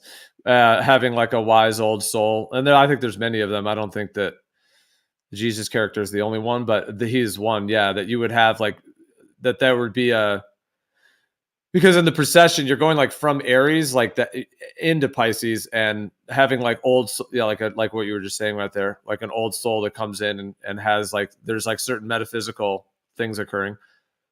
So basically, if you count back from the end of the age of Aries, it's only 4,000 years ago that the age of Aries began. Well, dude, that's the thing that's crazy. You know how people talk about Aries, like a financial. Well, just real quick, people talk about a huge reset in the 17 or 1800s. That's pretty interesting. That's like about 2,000 years. Or no, it's 200. No, well, the 2000 point, at least what they claim is the birth of Christ. They try to link that to the timing of this current system. See, don't you question that our whole time is in that time, like with the religion stuff lying? Like, do you ever question like the fact that like there are deceptive forces involved in all of that? Like the timing part of like the Gregorian calendar. There's a delay, I'm sorry. Can you hear me? Yeah. Yeah, so we can talk about the deceptions right after this. But I just want to talk about so right before the age of Aries, which was around 4,000 years ago, give or take, let's just say 4,500 years ago, was the beginning of the age of Aries and the end of the age of Taurus, right? So Taurus would have been around 6,000 years ago, right? And what was before Taurus? Gemini. So Gemini would have been around 6,500 years ago to 7,000 years ago. And my understanding, according to my research, when Adam and Eve, or primordial men, when they began to walk the earth, we were in the age of Gemini. At the end of the age of Gemini, entering the age of Taurus when Adam and Eve walked the earth. So that's my personal philosophical bias. That's why I don't really logically understand why Aries is such a big deal, because there was two constellations before that are way more primordial to us And actually, the sun and the moon would have been appointed on day 4 of creation, which might have been around the age of Gemini. So the sun and the moon would have been appointed in their orbits, assigned to their orbits in the age of Gemini. Or maybe before, I really can't tell. This is just speculation. Speculation station, like somebody else would say, but yeah. Go ahead. What would you say if I said this realm has been here for trillions of years? I mean, that would be against my worldview, but I couldn't prove it. I can't disprove it. What do you think? How old do you think the Earth is?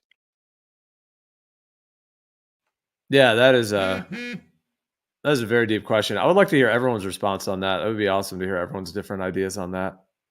Well, it just made me think of that because you were talking about like humans. I definitely think humans have been here for a very, very long time, but I don't think we've been here since the beginning. I think we descended from the heavens to this realm, the humans, the human race. Like So if you had to we are actually from above. Yeah. So if you had to put an age on that, a time on that year, what would it be? Ooh, so when humans descended, first came in.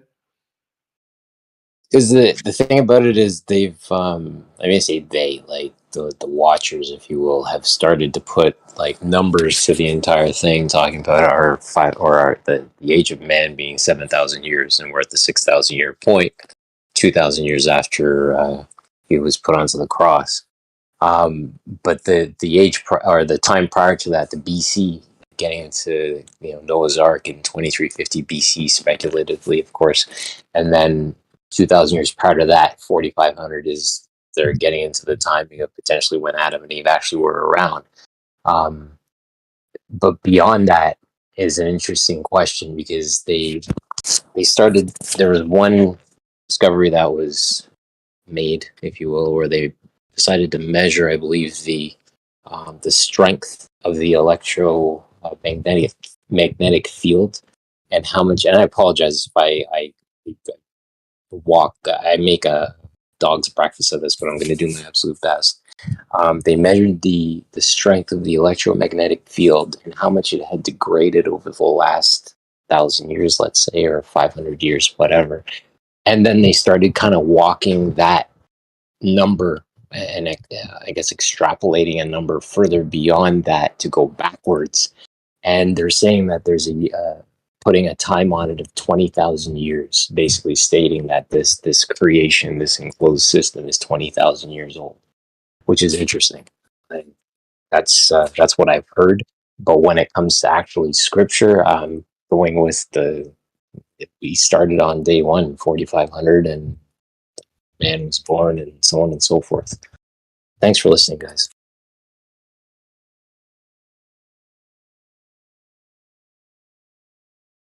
Yeah, thank you for sharing all that. That was yeah, there's so many. It's getting into like very deep realms of like the origins of humans and who we are. And have you guys ever heard the idea of that we actually originally had wings, and so we actually could descend from above, from the heavens, and actually fly down, because we humans used to have wings, and like the shoulder blades that we have are sort of the remnants of the wings that we used to have.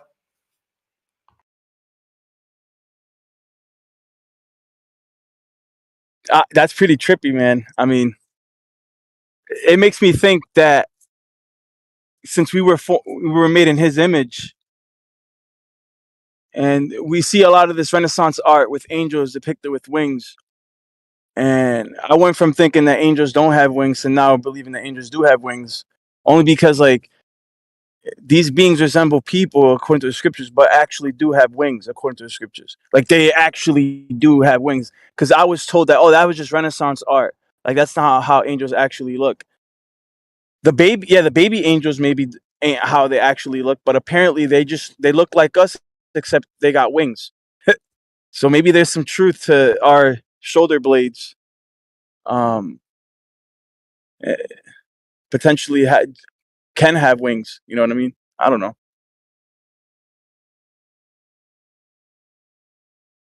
Yeah, man. By the way, Speculation Station is a sick name for a feature or a show or something like that. That'd be wicked. Get all because like this place, it would be cool to hear the minds of this place start to speculate and push a little bit further without any worries of being judged. Yeah, absolutely. That's when the really good stuff can come through.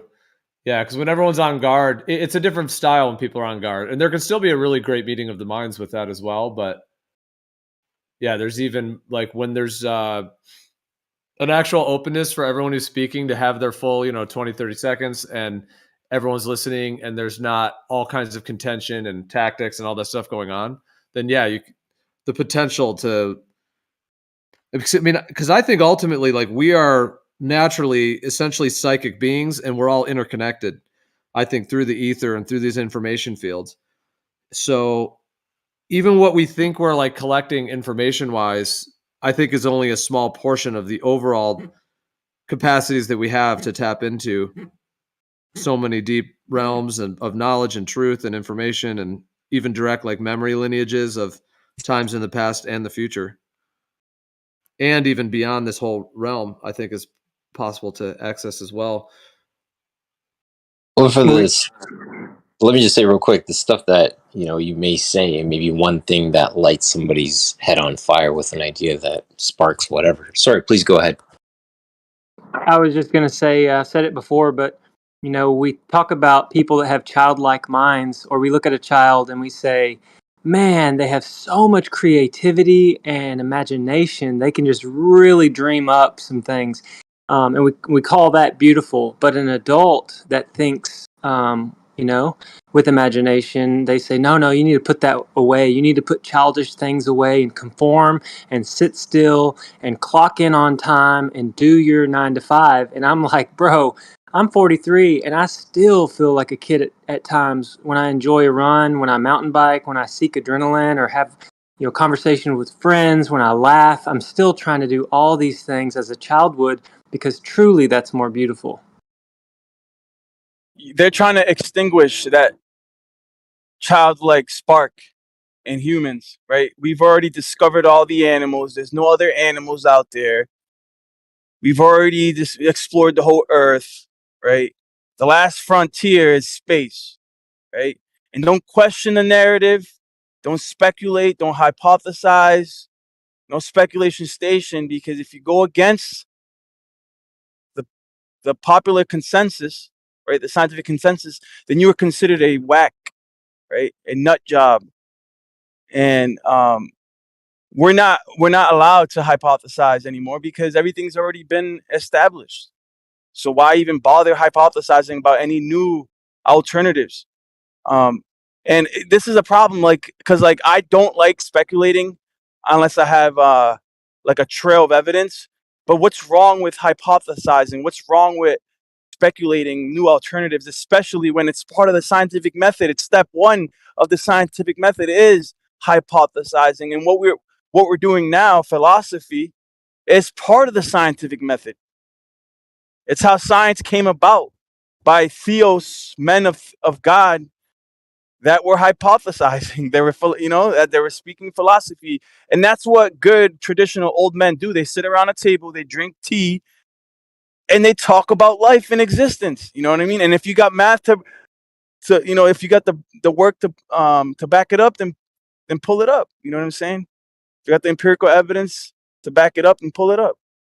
And this is where I almost yearn for that eye-to-eye contact when you present an idea and you look at somebody in their eye and you look at their reaction and you judge their reaction based on what you've said, right? Are they hanging with you? They catching what you're pitching, so on and so forth. And then you're almost looking for, at the end of your display of your evidence, what their reaction is to what you've just presented on the table. That's where the true theory crafting, video game crafting, whatever idea you want to put on it, label you want to put on it, starts to come about. It could be the idea that comes from, again, the one thing that you say. Somebody goes, aha, figured it out, and off they run. I'll shut up now. Thanks for listening.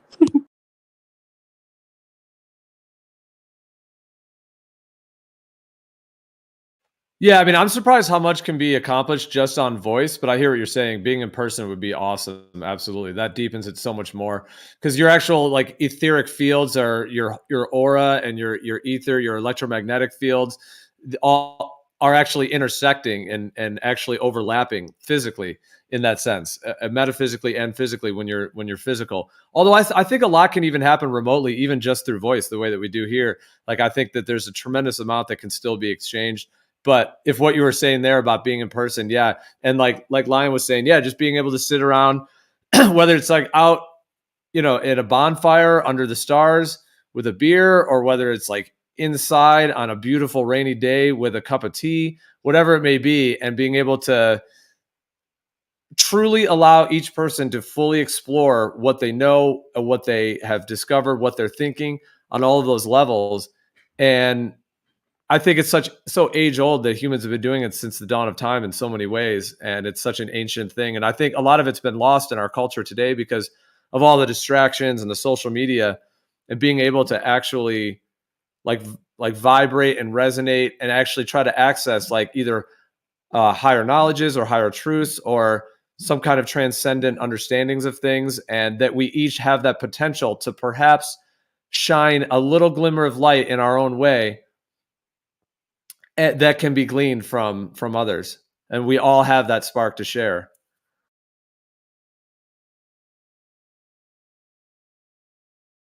Lion, just to kind of piggyback on what you were saying earlier, that trend in how we're being more and more discouraged to share the truth, and they seem to be moving it to a point, like I brought up the Alex Jones thing before, which was part of the role he's supposed to play, is that okay, now they actually have case law that they can access if you don't agree with their narratives and you're stating it publicly.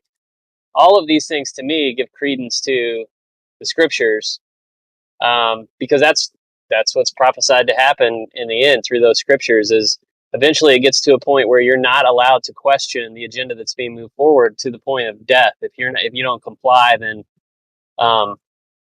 a lot of people will die because of that. And when I see these trends and I see them moving more in that direction, that's how I feel about it. I get that not everybody in here shares that, but it gives credence to that belief for me.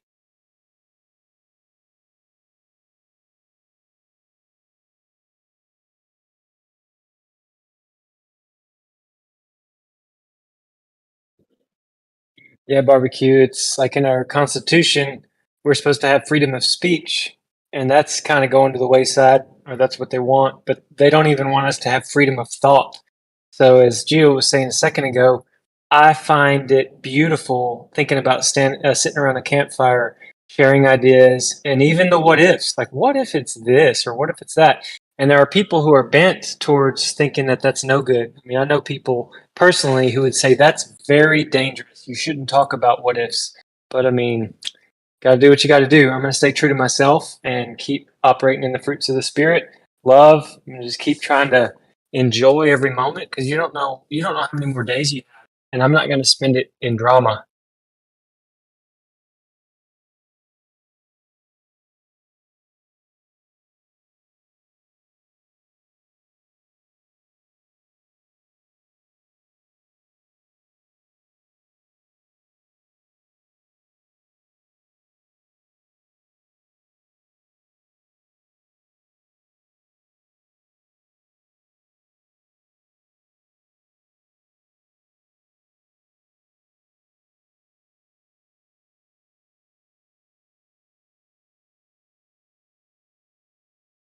Lion, you still there?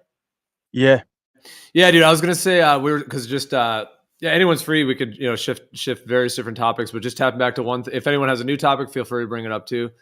But I was gonna say, Lion, what you were talking about, like the start of the zodiac or the sky and the whole system of that. Yeah, I've And pondered what I that was for gonna a say long is that time. The was that. beginning. I've pondered the beginning of the zodiac. Where is the Yeah. start? Yeah. So like, yeah. And I was just going to share. So like my understanding of like the signs, as it were, the 12 signs is that they're connected to these different like energies. They're called triplicities and quadruplicities. So essentially triplets and quad, threes and fours. So like the triplicities are the first one is cardinal. The second one is fixed and the third one's mutable. So cardinal is an energy of like moving forward, like a shot of an arrow, like forward movement. That's what cardinal is. Action, energy directed out or forward. The fixed one is where, just as it sounds, it's fixed, meaning you might have like a circle and everything's fixed around that circle, or it's fixed on a point. It's a fixed energy. And then the last one, mutable, is kind of flexible. It kind of flows either way. It can kind of blend. It's adaptable, kind of like the air, the way air kind of shoots to the left. Air shoots around. That's kind of the mutable, kind of adaptable and able to transition quickly. And what it seems like is that, and then you have the quad ones are the elements: earth, air, fire, and water. So the combination of earth, air, fire, and water with one of those, either cardinal, fixed, or mutable, that's what makes up each of the 12 signs. Like each of the 12 signs is a unique combination of those. So for example, like Aries is a cardinal fire sign. Taurus is a fixed earth sign. Gemini is a mutable air sign, etc. So they all have like a different combination of either fixed, mutable, or cardinal, and then they all have one of the four elements. And so in terms of the whole thing starting at Aries, Aries is the first cardinal sign. And it's like it'll be cardinal, and like they're all in order too. So like the cardinals are spaced out. So like almost like if you imagine like the 12 o'clock position, 3 o'clock, 6 o'clock, 9 o'clock, something like they're in a different arrangement like that. Like it's plotted out. In that sense, in terms of where the cardinal signs are in the whole circle of the sky, as it were. So I'm just saying like that Aries, it being that first cardinal sign, also links to that being like the start of it all, because the cardinal is like the launch forward, and it's the first of the cardinal signs. And then it seems to be linked to the center point of that 26,000 year cycle.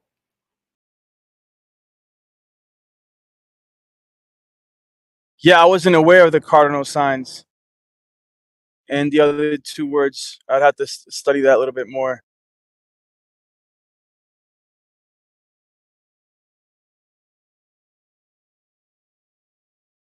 I know that Yeah, there's some interesting things about Well, just sorry, say go real ahead. quick, just for example, just real quick. So like the first four, you have like Aries is a cardinal fire, Taurus is a fixed earth, Gemini is a mutable air, and Cancer is a cardinal water sign.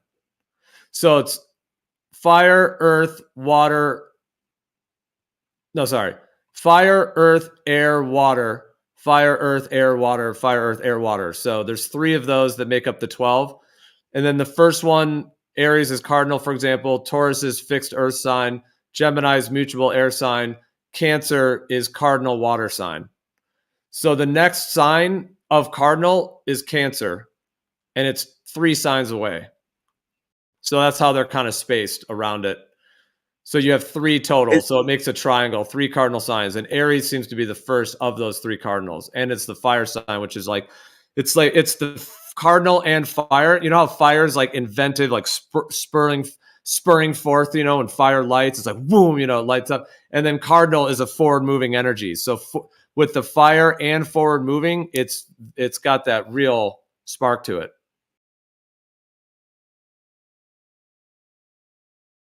I know that. I mean, cardinal, as in why cardinal? What's that represent? That word? Is it the position?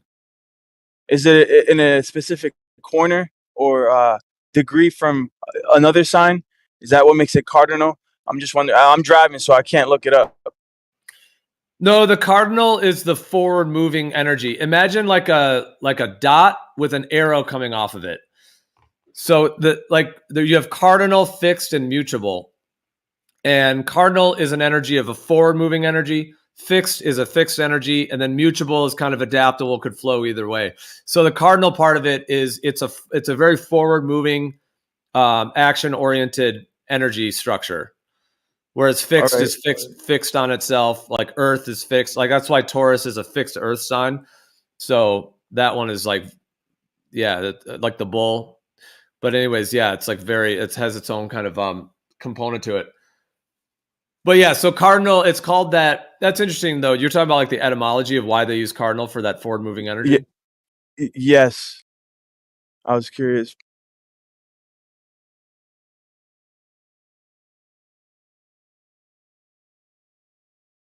The only thing I can, Well, yeah, because I mean there's I think different roots of that word.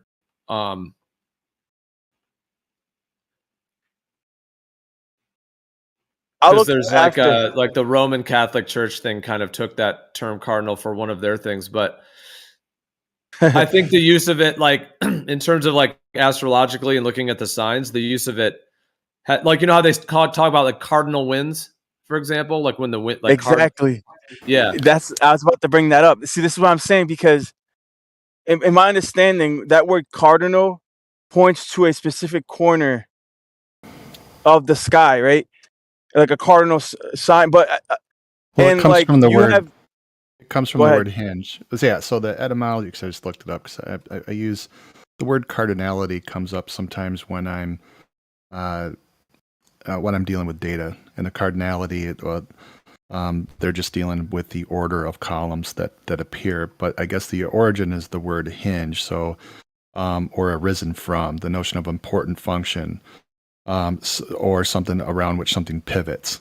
So if you look at like the four cardinal directions, north, south, east, and west, those are the principal directions. All other directions in between are some derivative of those four cardinals. They are the hinge. They are the pivotal point. So when we are assigning cardinality to something, in language, we're simply saying that these are the principal constituents. These are the cores. Everything else hinges around these things. So, I'll add to that. In birth, there are 7 cardinal movements of a baby. So in the womb, birth canal, blah blah blah blah, the baby goes through 7 cardinal movements. I only know this because I went through birth training or whatever.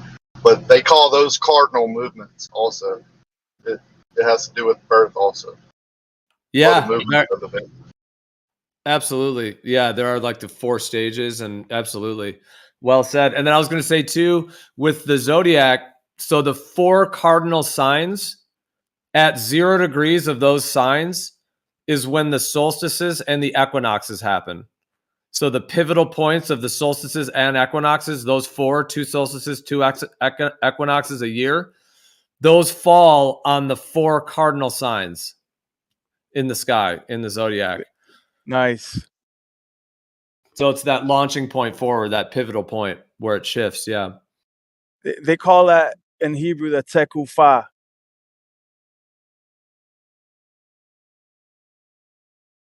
And those 4 points are what the sun does during those 4 points is very specific and very important regarding the keeping of time. But I was going to bring up because apparently there are principalities. There are these, according to the scriptures, there are these melahim, or these archangels that actually their dominion is in those areas, but up above. So like you have the 4 creatures that are around the throne, and those 4 creatures that are around the throne are also at the 4 corners of the earth. And what they do is pretty mysterious, but they have power over the winds. So you talk about the cardinal winds. There's a deep metaphysical history to that, where the wind comes from, what powers the winds. I can't explain it. I have no idea. But according to the scriptures, it comes from beings, energetic beings that actually control the weather. I don't. That sounds crazy to us, but I think the scriptures are true.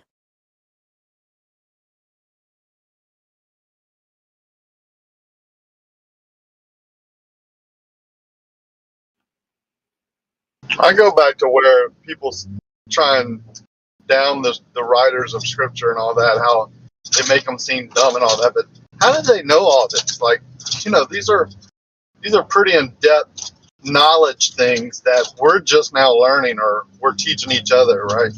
But they had to write it down and know it for us to be able to learn it and teach it to others now. Way back when, right? Like, not when the internet was around or whatever.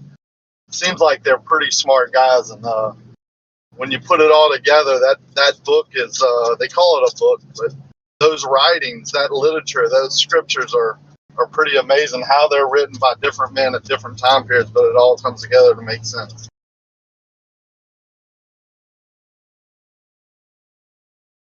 One has the head of a lion, one has the head of a bull, one has the head of an eagle, and one has the head of a man.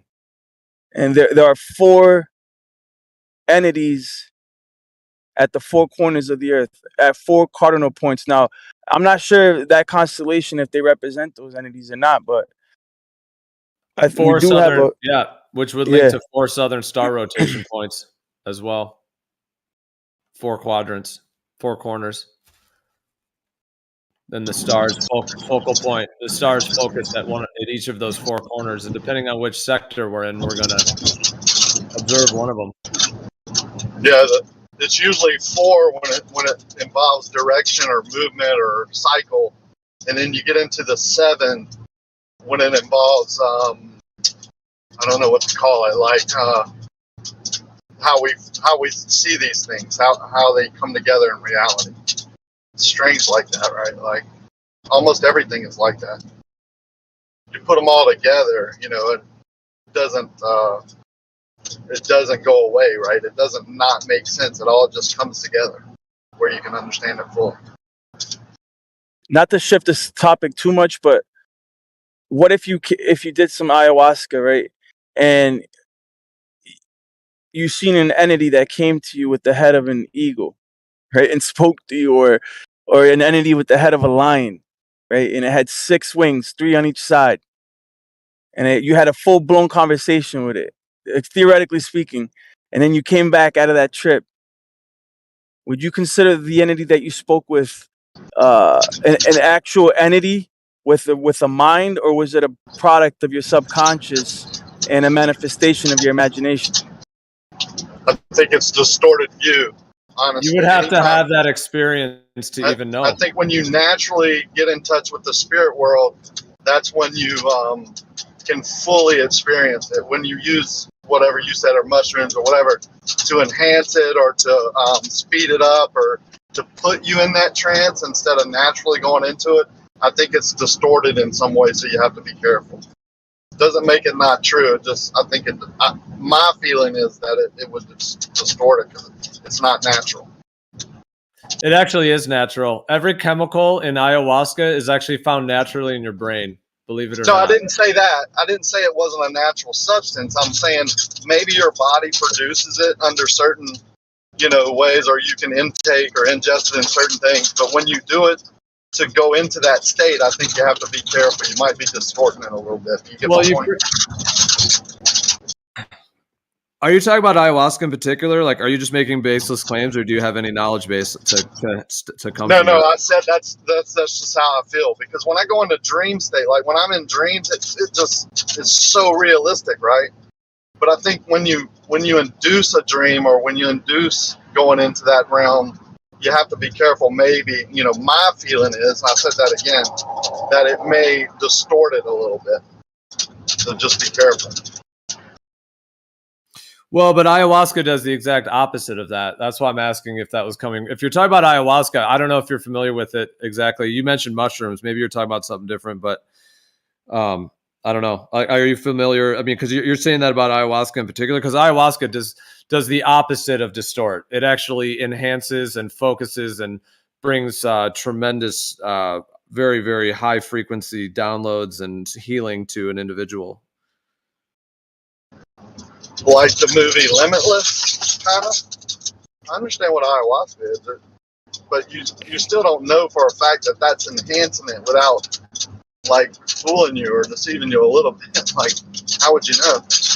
Well, that's what I'm saying. Have you ever experienced it? Because it is in I have complete not. and total. Like after an ayahuasca ceremony, let's say it's like with 20 people, after like the morning after the next day, like everybody is glowing in such a better place, in a healed place, in various ways. Everybody is better off on every level in their life. It is an enhancement. Yeah, you mentioned the movie Limitless. That is kind of a certain way to see it, I suppose, but it does unlock energies and frees a lot of blocked emotional, physical, spiritual energies, and actual physical things as well. But I'm just saying afterwards, like I'm talking if it's used correctly as well, like the actual correct plants and all in the correct way. I'm not talking about misusing it or mixing it with the wrong things or anything like that. I'm talking about actual ayahuasca, which is a blend of two plants are the main plants that are used, but there's other ones that can be there's like master plants that can be added to the brew that are actually supportive to the original two plants.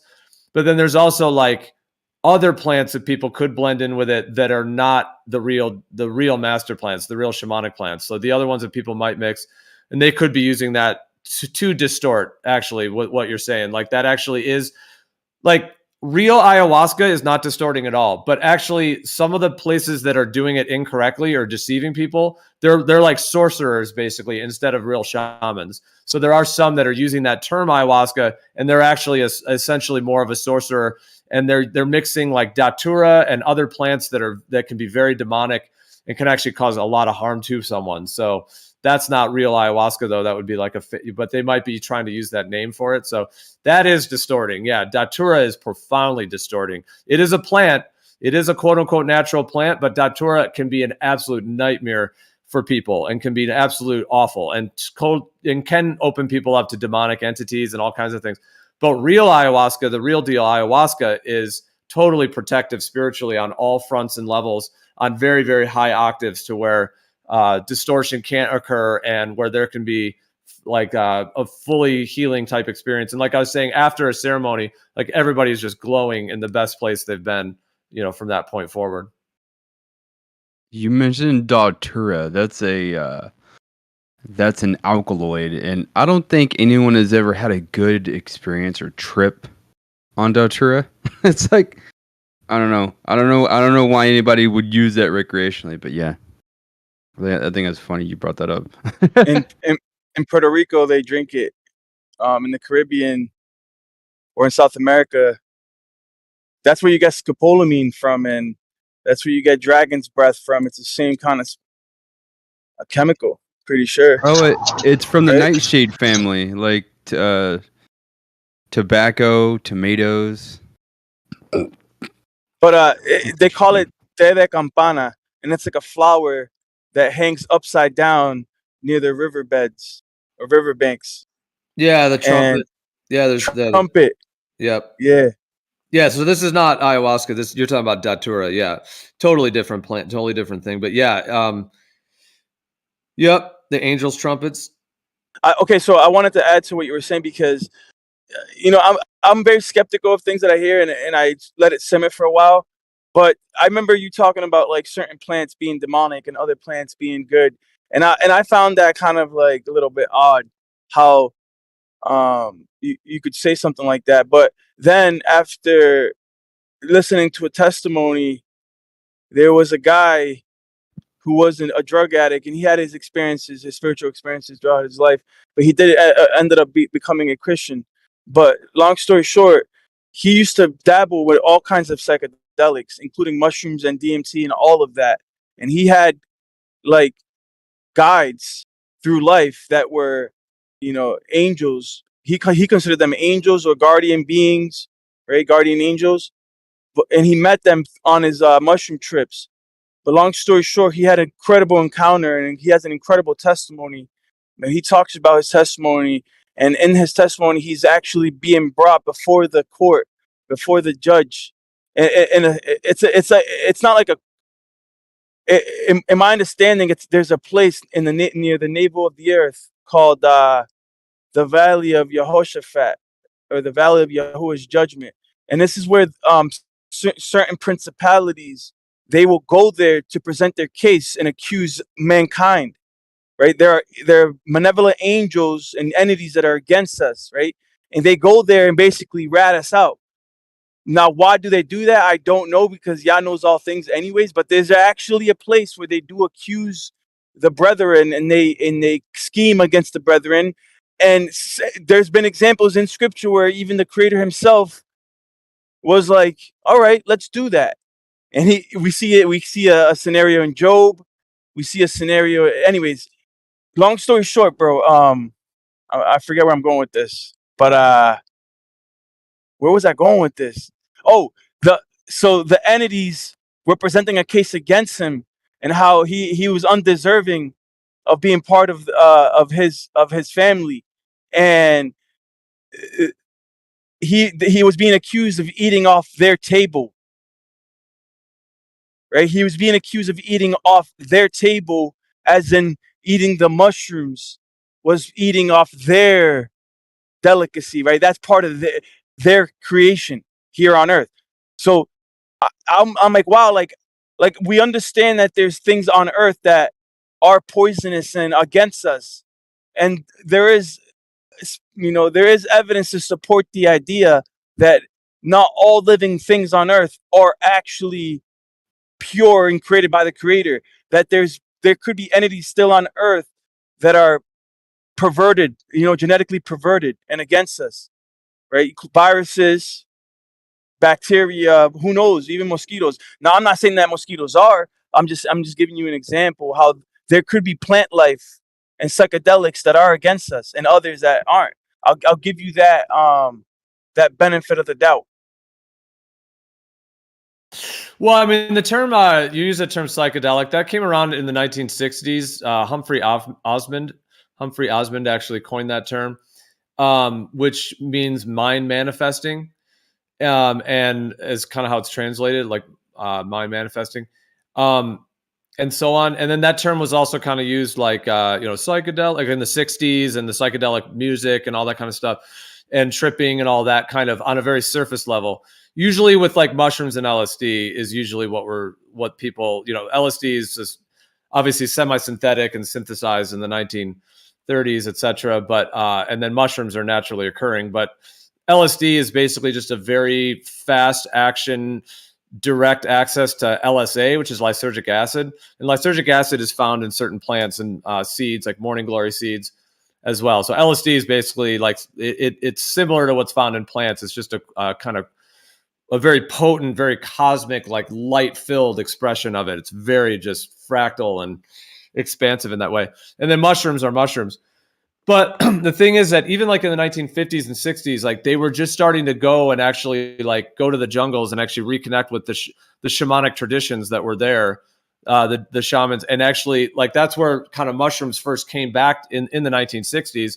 Like Gordon Wasson and others went to Mary Sabina in Mexico and actually got the mushrooms from her, because the Western world at that point, like after World War II and all that, they had totally disconnected humanity from the actual medicines and from these traditions. So people in the 50s and 60s literally had to travel down to Mexico and go to these shamans and actually figure out what they were consuming, the mushrooms and things like this. So that's how even psilocybin mushrooms even came back into our world after the World War I, World War II, that whole takeover where they eliminated it. But even to this day, the term psychedelic is still somewhat misunderstood, because people kind of link it to that, like, Jimi Hendrix in the 60s or something, the different kind of just psychedelic rock and all the different really like psyops they've done with that term as well. But the thing is that there are plants that exist in nature that have been used since the dawn of time by like the shamanic traditions are the world's, as far as we know, most ancient set of practices and techniques and tools. And there's specific ways of using the plants, certain plants correctly, that is like 100% light and positivity and healing and protectiveness, etc. And that, I think, has what's been lost. Like, for example, peyote, ayahuasca, iboga, those are three plants that are very poorly understood and not even fully utilized. And those are in a category in and of themselves, in my viewpoint. Like, they are true medicines, some of the most potent medicines that exist on earth, actually, that nature even gives us, that actually gives only positive, meaning that it can take one through a challenging process. It's not all just bliss and love or anything like that. It actually can, these medicines can churn and purge and bring out very deep things within you. However, that process is done from, like, those spirit vibrations are of such a high frequency that they truly, like, they seem to only mean well in that sense, meaning they're only there to support, help, heal, purge, and cleanse. And those are in a very, very unique category. And so there are other plants out there that are totally different than that, though, because I think plants ultimately connect us to the spirit world in different ways. Like, plants can be interconnected points between the physical and the beyond, especially these visionary type plants we're talking about. So, like, which ones you're using and how you're using them is key for the actual expansion or journey you may have. Like, are you going to have something that is like, when you do fasting, for example, you have that too, because it's a natural way that your body is going through as well. So there's all these different ways of being able to access these states. And those particular plants have that capacity to do so, and to like, it's like be able to, like, tune, like, how they help, like, tune us up and actually advance our consciousness in ways that is, I think, a lot has been lost in today's world, and the connection of these understandings.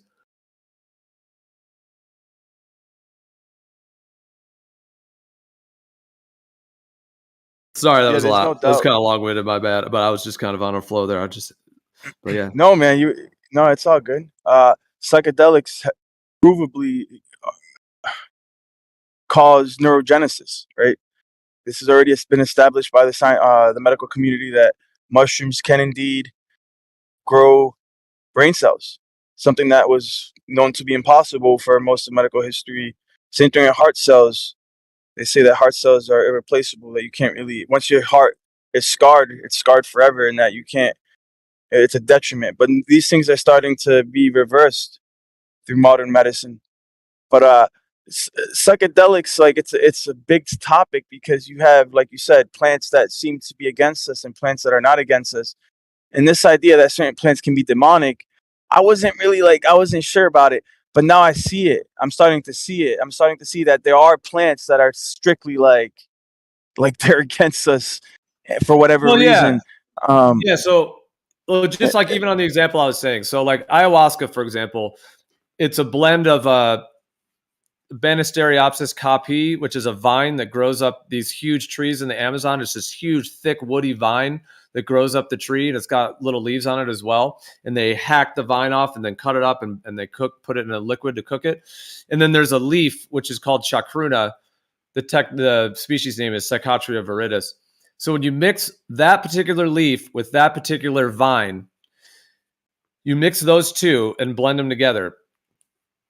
Like, those two medicines, I'm saying, those two particular plants, in all my research and all experiential my entire life and all different fields that have been, etc. And when those two plants are mixed, and especially if facilitated in a the right way as well, like if you're going to do a ceremony, but you know, one can just consume those two plants on their own if they choose to too.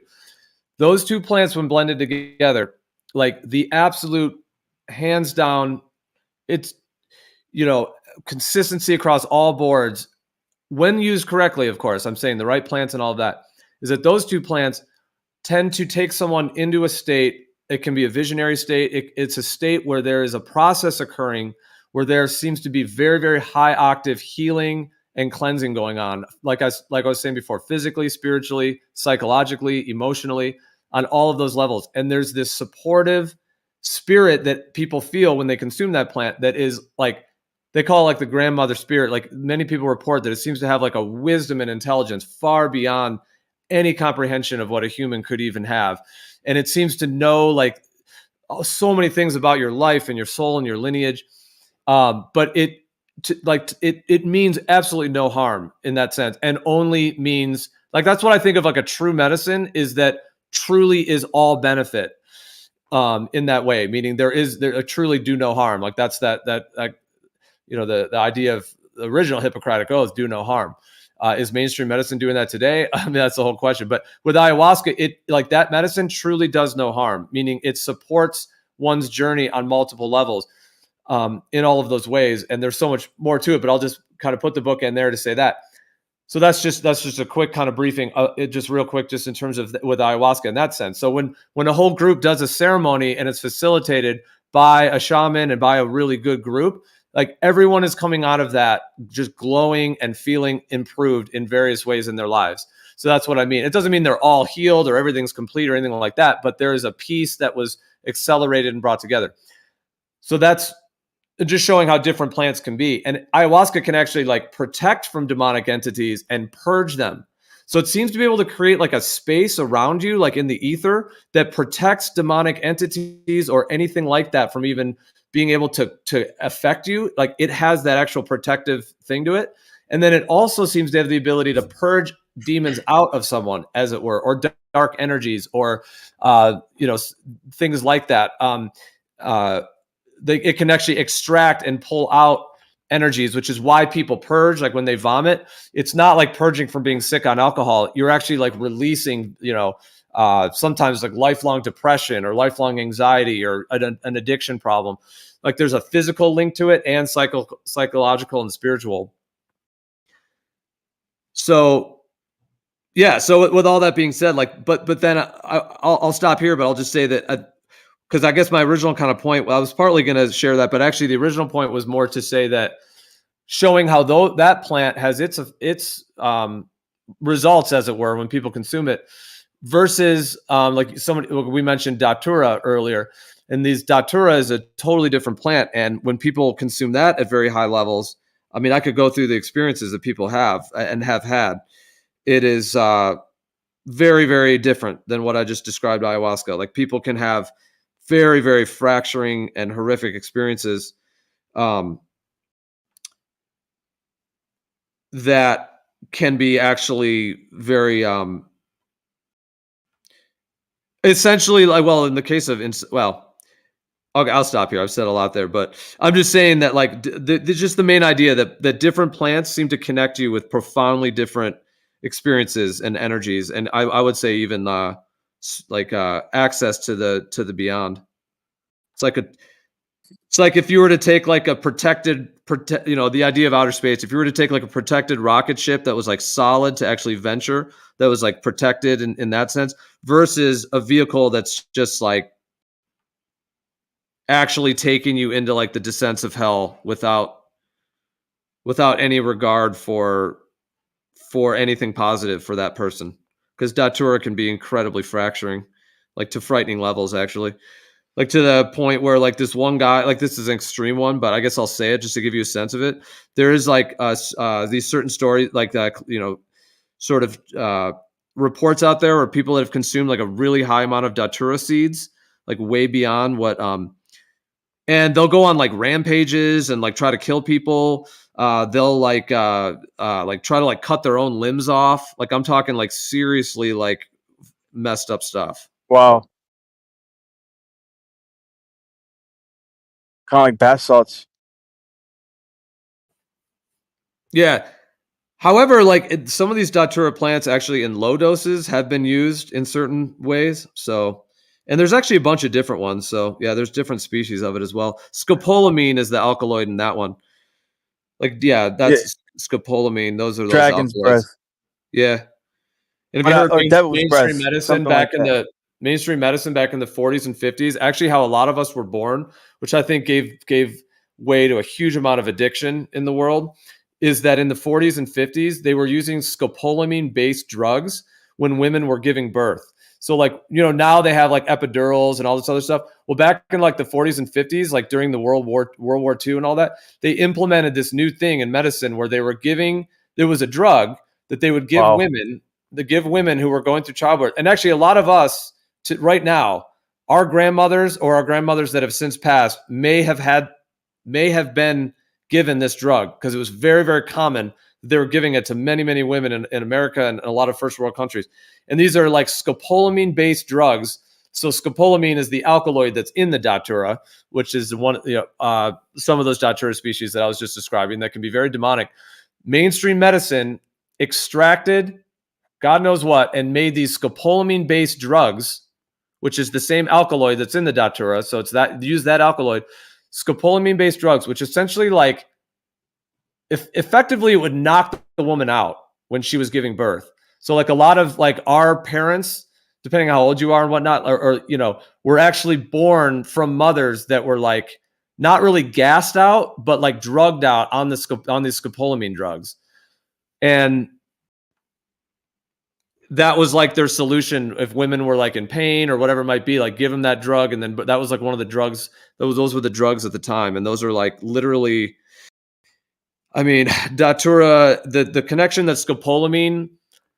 See, I think different alkaloids like access different states of consciousness as well. So like scopolamine is a unique type of alkaloid. Whereas like, for example, in ayahuasca, which is totally different plants, they're totally different compounds. Like ayahuasca contains harmine and harmaline, and it also contains dimethyltryptamine and many other types of tryptamines. So those are tryptamines, a totally different family of compounds. But the scopolamine, yeah, and that's what mainstream medicine was like making these scopolamine drugs to knock women out during childbirth and during surgeries and stuff. It's pretty dark.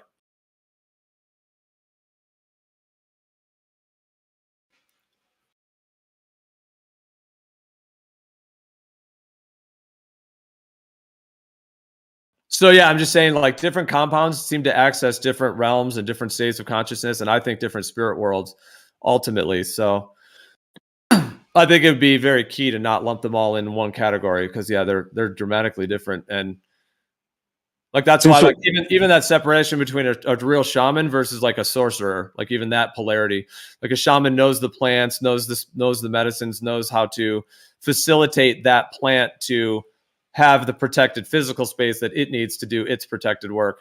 Because yeah, you do want to have your physical space, that's why in a good ceremony like that, where you create a vessel for the transformation to occur, the positive Yo, if transformation. this was Avatar, it will be one of them blue people.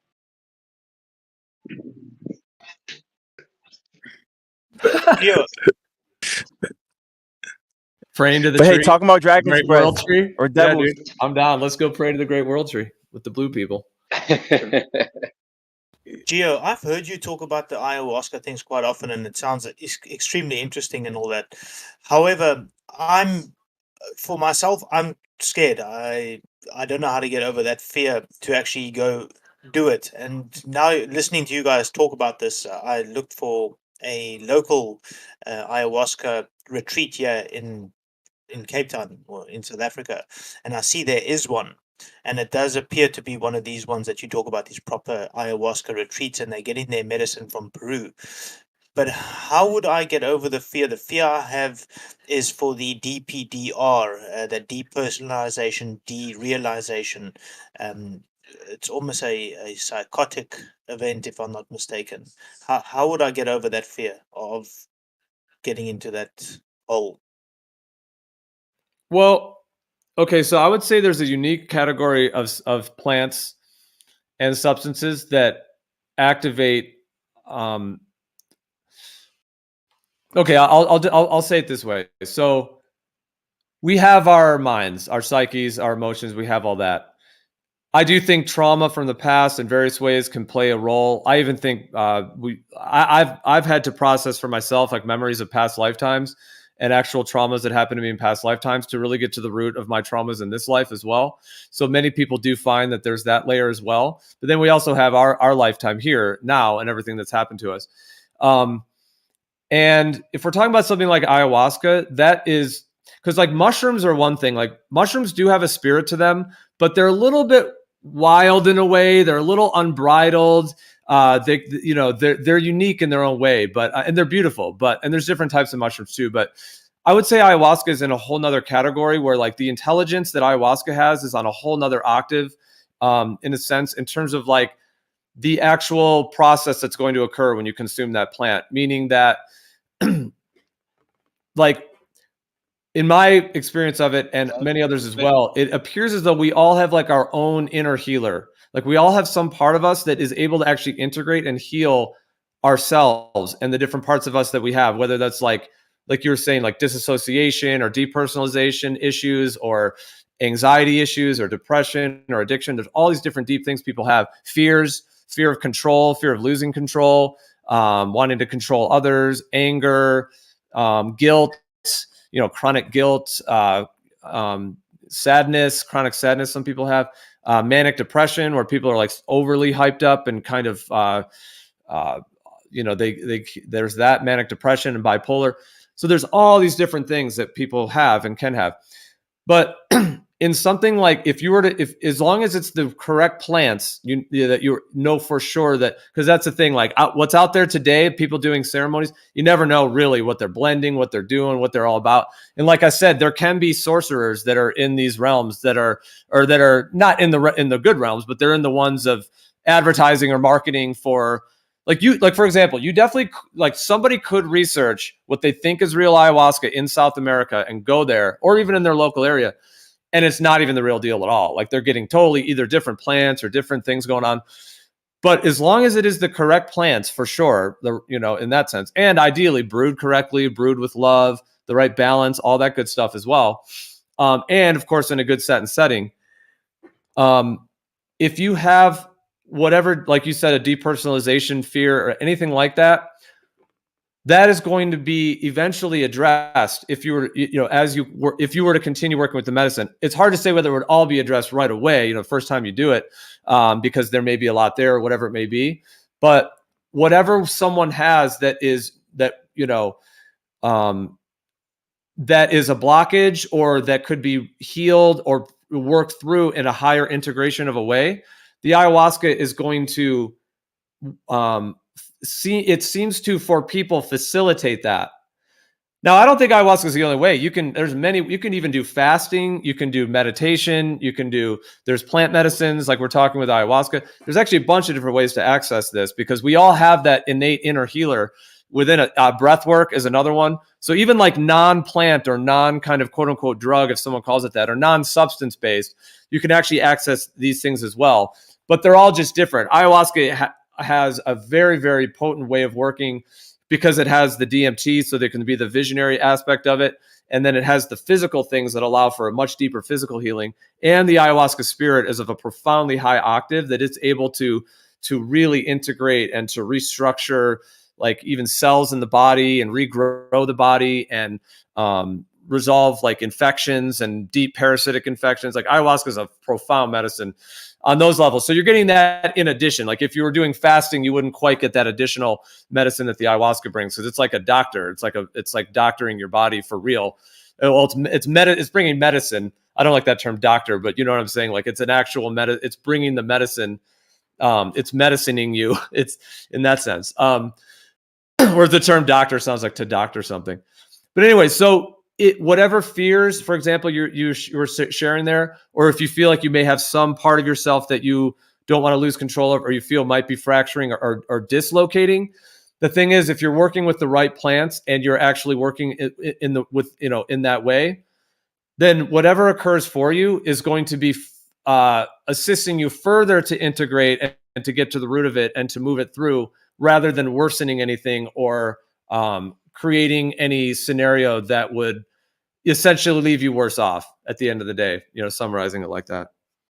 So it's not that I deal with DPDR, it's that I don't want it to trigger a DPDR scenario. And the reason why I say that is the first time I ever smoked weed, it was many years ago. I think I was 17 or 18 years old. And I never smoked weed again for almost 20 years after that. So because of a DPDR episode from smoking just my first time of weed.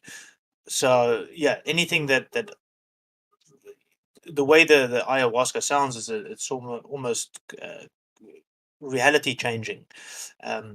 I'm scared that it would trigger a DPD. Say that's the actual fear. It's not that I'm scared that it's going to make it worse. It's just that I'm scared that I'm actually even going to get a DPDR. Reason why I possibly get that is because I do have a trait in me that I care what people think of me, and yeah, when I smoked weed, just being different, I was worried that people thinking different from me, and then I probably had a DPDR episode because of that.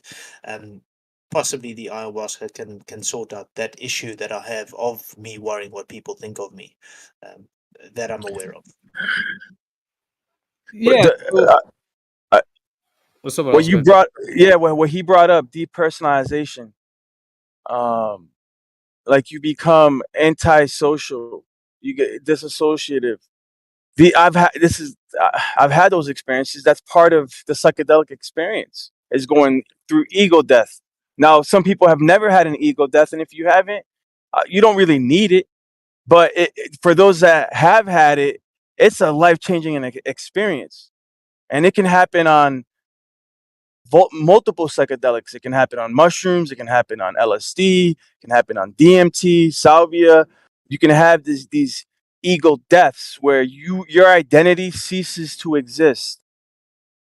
Well, now that's a little different what you're describing. So first, I would like to ask Beerman, Beerman, if you would describe what you're actually referring to and what your experience is, because that would be, if you want, that would be the next thing I'd be interested to hear. However, before you do that, real quick, I was just going to say what you said, just a real comment on the ego death, real quick. So, okay, Beerman, how about you go, and then I'll go. Well, either way. Firstly, I just want to clarify the question. Are you asking, must I elaborate more on the DPDR that I'm talking about, or on the caring what people think of me part? Okay, well, here's what I'll say. And it'll link with the ego death. And this is ultimately, I'm sharing my experience, and also many others that work with these medicines, in these ways. So in working with, okay, let's say ayahuasca, peyote, iboga, those are kind of the three highest octave medicines on earth that I'm aware of in this way. Like peyote's from North America, ayahuasca's from South America, and then iboga's from Africa. There's many other plants around the world as well, but those three. So either working with those, or like mushrooms, LSD, etc., or doing breath work, like especially if you're doing the really type of breath work that you can access these states as well. Meditation, although meditation, you have to really be skilled at it, because you have to get your brain into the brainwave states. So that's the thing about meditation. Like you're not likely to have like a profound visionary experience unless you're really advanced, because that's the thing about meditation. But meditation's still great and can be very deep and profound and can be very healing. But it just, you have to actually have the skill to do it. Whereas with ayahuasca, anyone will have an ayahuasca experience as long as they're given the correct dosage and the correct medicines and all that. They will have the experience. But the thing is, like, and then there's, so there's many methods, like either consuming plants or not consuming plants, that can access these states. And when these states are accessed in a way that is really turned on, it's really activated. The way I've always worked with these medicines, and all the other communities around that I've always worked with in different areas of the world and throughout all my different connections, is that the goal is, when you go into these, as long as you're using the right technique, the right tool, you go into it and completely surrender as much as you can, and actually be willing to go into whatever the experience it is. So, like, ideally never having resistance and just completely surrendering to the actual experience. And because the thing is that when it's kind of like pulling out the splinter. Like there's a splinter, it may be causing some problem. And when you're in these specific types of states that I'm referring to, and when they're especially supported in the right way and everything, there will be an opportunity for your psyche and your ego to be able to actually like move that through, to like cleanse it and release it. But what people find over and over and over, this is like as real as you pick up a rock and it falls. It like, as real and consistent as that is, it is just as real and consistent that when people resist the fear, or they resist the emotion, whatever it may be, like there's a phrase that says, what you resist will persist. It's like, so some people, like, if they're resisting it, then the issue persists. But if they surrender and actually go through whatever the fear is, and when I've done these experiences, in a lot of ways, I've become like skilled at when I go in, I'm like just accepting whatever is coming up and just like essentially facing my own demons, facing my own whatever that may be, pain or whatever that is, just going into it in a way where it's like I just like let it overtake me in a way, like just in a way. Now I know from someone might say, oh, well, like a demon's getting in. No, it's the opposite of that. Like it's not a demon getting in; it's a demon getting out. Actually, whatever that, in terms of for a lot of people. And when I say that term demon, just whatever darkness, pain, suffering, and that can be looked at, viewed from a lot of different angles. But that energy is coming out. And what seems to be with the ego death part of it is that it seems like, in my experience and many others, is that when you have a trauma and then you, like in childhood or something like that, and then you're addressing it, there seems to be an ego, a part of our ego that was attached to the trauma.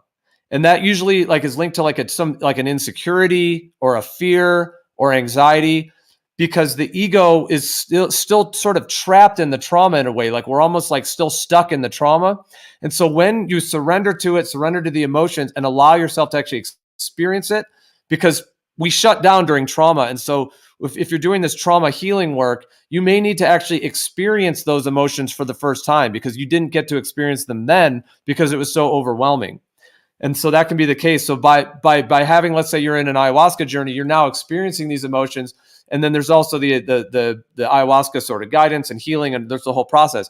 And the thing about the ego death is that our ego, it seems to be that some part of the ego that is like, in some cases more immature and is based in fear and things like that, that's trapped with that trauma. Once that trauma is like surrendered to and actually like experienced and integrated, then there can be the feeling like the ego death can actually sometimes feel like an actual death. I've had hundreds, if not thousands of them where I literally am like, okay, I may actually die. That's how real it can be. And it's facing death, essentially. It's spiritual death and rebirth.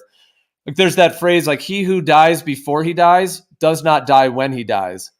Meaning that if you practice dying before you actually die, then you the idea that there's a whole spiritual thing to that too, death and anyway. So ego death can be connected to spiritual death. Yeah, it's all interrelated. But by letting your ego like completely surrender, that seems linked to that trauma, it can feel like the rug's being pulled out and like some part of you is dying. But it seems to be for people that by fully surrendering to that, then the trauma is able to be cleansed out. And then like a new ego is formed that tends to be a higher functioning, more integrated, more effective, higher functioning part of, structure for that person moving forward. You're describing baptism to me. Is it necessary Yeah. to have a substance to experience such things? No, I was saying if you just got in. No, I was saying you can do it with fasting, meditation, breath work, even. Where else you can do it? Where else you can do it is coming off drugs or alcohol. If you're an alcoholic or drug addict and you're trying to lick it and you do a cold turkey, you will have a spiritual experience. No fucking question about that. I believe it. So ego death, though, I literally felt like, and we talk about ego. What is ego, right? Well, Sigmund Freud, the psychologist who came up with the identity of self and the ego and the mind and how this shapes our consciousness. Well, many people that I know have experienced ego death on different substances, even different alkaloids and mushroom caps, skull caps, and other things can lead to an ego death. But it's basically a separation of your identity or your sense of self and the ego. They separate, and you can actually, it's like you're the most introverted that you will ever be, or introspective that you will ever be, because yeah. I just want to summarize it. So basically, to keep it concise, so basically you literally die and are reborn. But when I was in that zone, it was blackness, but I was still awake. But I wasn't myself. I wasn't in my body, but I was in an area where I was just by myself, and it was just my mind with no sense of self. My identity was gone. I thought I was dead. And then I came back from that, and it felt like being reborn again. You know what I'm saying? People have been there in that area where they're still conscious, but they're in like this dark area. You know what I'm saying? Anyways. Well, there's definitely a wide range of experiences people have had connected to all of this. Yeah, and like even people that have near-death experiences can have that whole category. So yeah, there's like several different subsets to it. In terms of ego death, yeah, because there's like transcendent levels of it where in an experience, like for example, on let's say ayahuasca or like peyote, for example, this can happen where essentially like the sense of self that we normally have like temporarily kind of goes on pause, even though you're still aware of it, but it's just sort of like it's more of an option instead of a requirement. And then so you still have that identity, you still know that that's there, but then people can have like very, very transcendent experiences where they connect with like the oneness of being, the oneness of consciousness, and this can happen in meditation too, where people can have like peak mystical experiences where I know it sounds so incomprehensible and even just someone describing it, I guess somebody could judge it from the outside, but the way that that many have described some of these peak experiences in this way I'm describing, because this is sort of ego death at like a whole nother level, really. Like this is getting to like when people start getting to the completion, because like the idea of you're right with like Sigmund Freud, like the id, the ego, there's all the parts that he kind of tried to lay out. Yeah, exactly. The id and the ego and the super ego, all of those layers. But that's why I'm kind of using that word ego, like if it, even though that word kind of goes before just Freud, but yeah, there is, that's kind of how we sometimes think of it. But yeah, it can come through. I was just going to say with the peak experiences where people become what they are saying they're experiencing as like the totality of consciousness in a peak experience where there are no separations between the whole thing, essentially becoming the entire like experiences of oneness with everything and being able to like temporarily experience that in that experience. But when you're experiencing it, it doesn't feel temporary. It actually is like the way they describe it as a complete and total connection with the reality of that it's always there. That's what it is. You become part of everything. That's when that's when your ego dies. And when you literally become part of everything and you cease to exist, but you're still awake. But you are nothing, but yet you are everything. And this is what Native Americans talk about, this oneness idea. Well, if you do enough psychedelics, you'll get there. And you will become part of existence itself, and you'll understand for the first time in your life that we are all one organism and that the earth actually is part of us, and you are just a speck on this earth that's actually alive. So you're part of this giant living organism, right? And when I was on this psychedelic trip, I realized that. But I didn't have an ego. I ceased to exist. I didn't have an identity. I just was. But it sucked to be there because I didn't have a voice, or I felt like I didn't have a voice. I just was. Was this your experience with Salvia Divinorum? Yes, I've had it on Salvia, but I've slipped into it with other drugs. I've slipped into that zone, and it's not I don't like being there. Okay, well, I guess the reason because I remember you said you had a big salvia experience, and that was smoking it, right? Yeah. Well, this is. Okay, I was just going to mention because when it comes to Salvia okay, so Salvia divinorum is an entheogenic plant. However, the original way of using it is chewing on the leaves as a juice, so you kind of chew on it. When salvia was like rediscovered by the Western world in like the 80s, 90s, when it first was even brought into, because like mushrooms came in the 50s and 60s back to after the World War I, World War II, but for Salvia divinorum, it was many years later that they actually it actually kind of came to the Western world of even what it even is. And then people started smoking it in the modern world. And that's not how the originals did it at all. The original shamans, they never smoke it specifically. They never burn it. Some plants are cool with being burned. Some are not. Like cannabis is cool with being burned. Tobacco loves being burned. Many plants love being burned. It's like an actual love relationship they have with burning. But the salvia, it's like if you burn tobacco, the spirit's like roasting away. It's all good. Or you burn incense, right? But if I burn your skin, you're like, oh no, it's terrible, right? Well, for the salvia, it seems to be that burning it is like doing that to the salvia spirit. You're like burning it. You're burning its skin in a sense, in a way that's not in line with the salvia. So when people smoke salvia divinorum in particular, people can have like salvia is a wild one because if used correctly, people like they call it well, there's so many different. It's like the sage's mint because it's from the mint family, so it's like the sage's mint, and it has the capacity to diviner's mint. Yes, that was the one I was looking for as well. Yeah, and it has the potential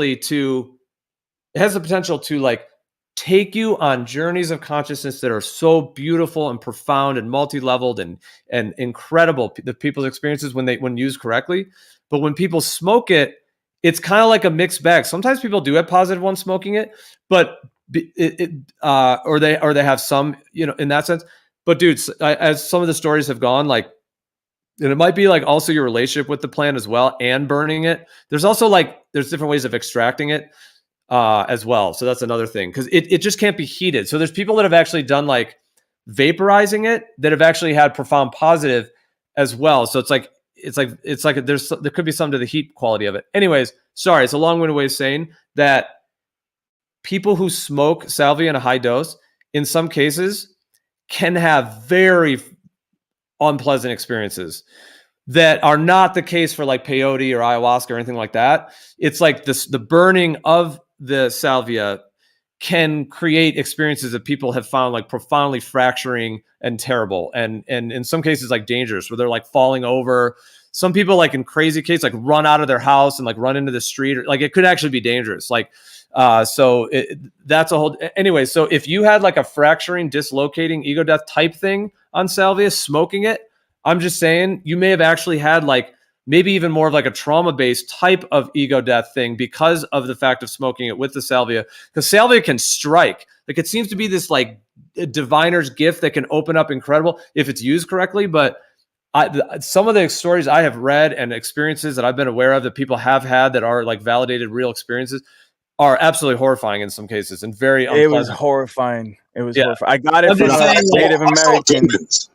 When I did salvia, I saw demons, man. Like I felt like I switched to like a different realm where the demons were right there in front of me. I could see them. It's like, holy shit. It's scary. I got it from a Native American dude. He grew it himself in his yard, the salvia, fresh. It was dried up. That part's good, but it's the smoking that seems to create. Like what I'm saying is that, okay, the shamans that use it, they always roll it. You roll up a bunch of leaves and they chew on the leaves. It's called a quid.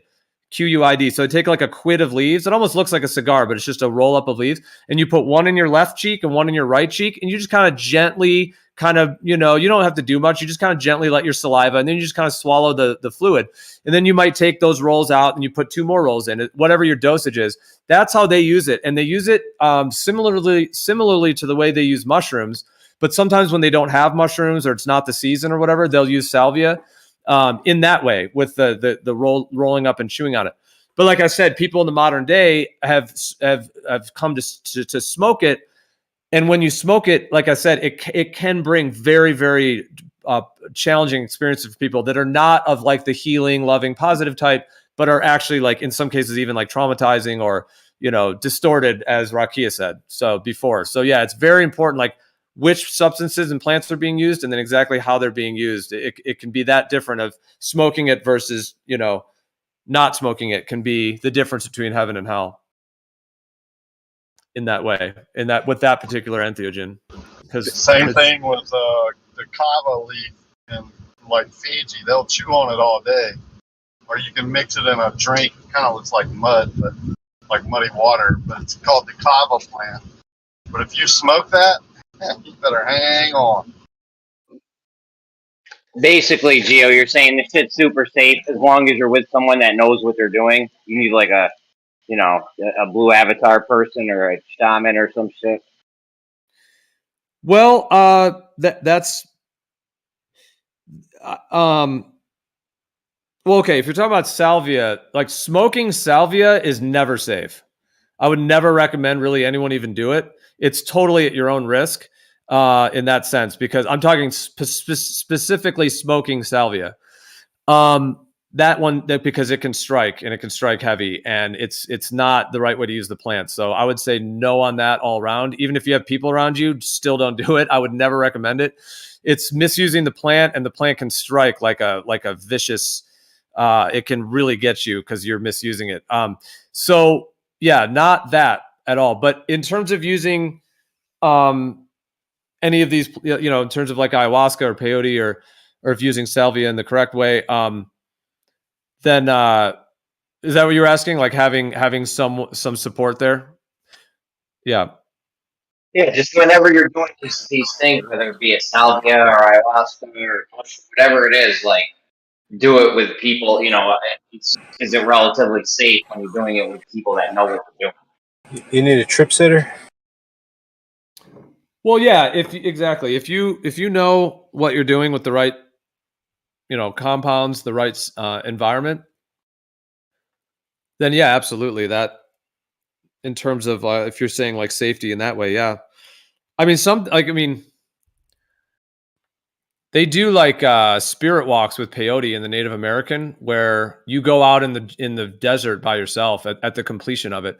Usually the way these go, when people begin with working with these medicines, yeah, they're virtually always working with like someone who is skilled and knowledgeable, either like a shaman or, as they call them, curanderos in South America, like somebody who actually has the knowledge how to apply the medicine, how to use the medicine, how to help you work with it as well. So generally when people begin with these, then yeah, usually unless they're feeling very adventurous to just do something on their own or whatever it may be, because they are plants. So I mean, people can, obviously they're plants and that can be consumed on Earth. So I mean, who can really ultimately tell someone what to do in that sense if they want to consume it? However, yeah, I mean, having the right setting, the right I mean, the first time I did ayahuasca, absolutely, I was in South America in a whole ceremony group there.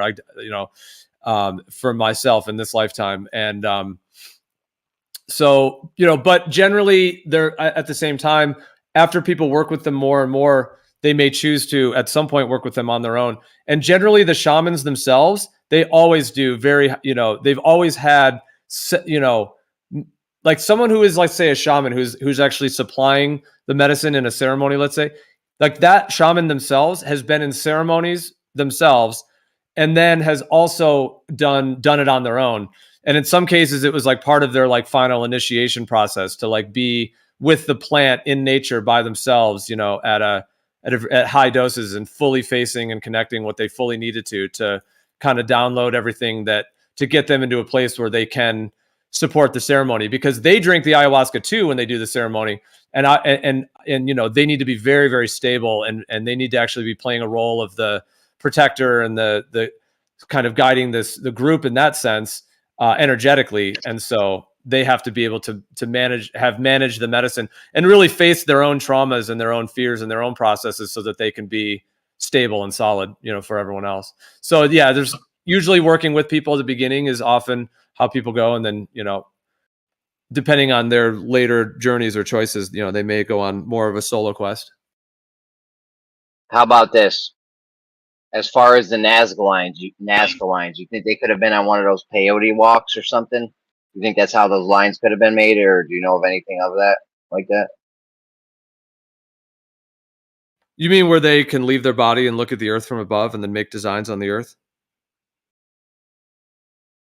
I mean, yeah, I don't know, just the Nazca lines, like, you know how they're like huge and you got to be up in the air to see them. Like, could they have been made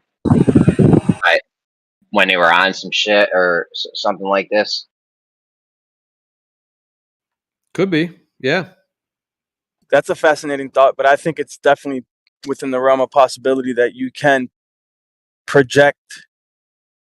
Your consciousness can be projected in other places. I do believe that's possible. I have a question. So my belief is that demons exist, right? But let's play a little game. Let's say hypothetically demons are real within everyone's mind, right? So someone who doesn't even believe in demons, what would you think would be the easiest way and door to open up in order to get inside of a temple of a human being? If you look at the body as a temple, how would be the fast way for a demon to actually get inside of that being? Or how, if there's a kingdom of darkness where demons, are sent out to individuals, what would be the easiest way to, get into the life of that individual? Yeah, I would say, well, one of the biggest ones is trauma. Trauma is probably the biggest of all, actually. Trauma-based, like the idea of trauma-based mind control, but also just trauma in general. Like nothing else. Well, let's say real quick. I just want to say briefly, like the idea of a demon. Like, is it something that's outside of us, like a dark thing that's coming to do something, or is it a part of ourself? That's a much deeper kind of philosophical question of what that even is. Darkness versus lightness, and how that all pans out. However, it does seem to be the case where, in my viewpoint, like that there is like a spirit world connection to our psyches and to this realm and to the ether and all of that. And there are different spirit worlds and, different sort of, I think, beings and entities and spirits. Like I said, whether those are part of ourselves or outside of ourselves is a whole kind of process. But in the idea that, let's say there's a 5-year-old boy and he's all is good. Let's say he, was raised with really loving parents and just no trauma, and he's really, really good, all good. And then let's say his parents die somehow, and that's really tragic. They die in a car accident. And then let's say he goes and lives with someone like let's say he goes and lives with his uncle or something. His butler Alfred. He goes to live with his uncle, and then his uncle starts, like, let's say, physically abusing him. Well, that child, before he started being physically abused, he may have not really had what we might call as something demonic, like he was a happy child. Well, now that he went to the uncle's and that uncle started physically abusing him, the uncle has a demonic energy in this perspective of some sort. It's got some darkness. And so that's why he's beating the child, doing something wrong in that sense. And then the child, like, it's in this perspective, the demon that's possessing the uncle is spreading itself through the trauma. So by doing the beating to the child is now going to be scared and in fear and fractured and dislocated and all this stuff, their emotions, all the stuff that's going on, that trauma will then allow for that demon that's in the uncle to transfer to the child, psychically and psychologically through the trauma. So like the trauma is what creates the weakness to where the demon can, in a sense, kind of get in.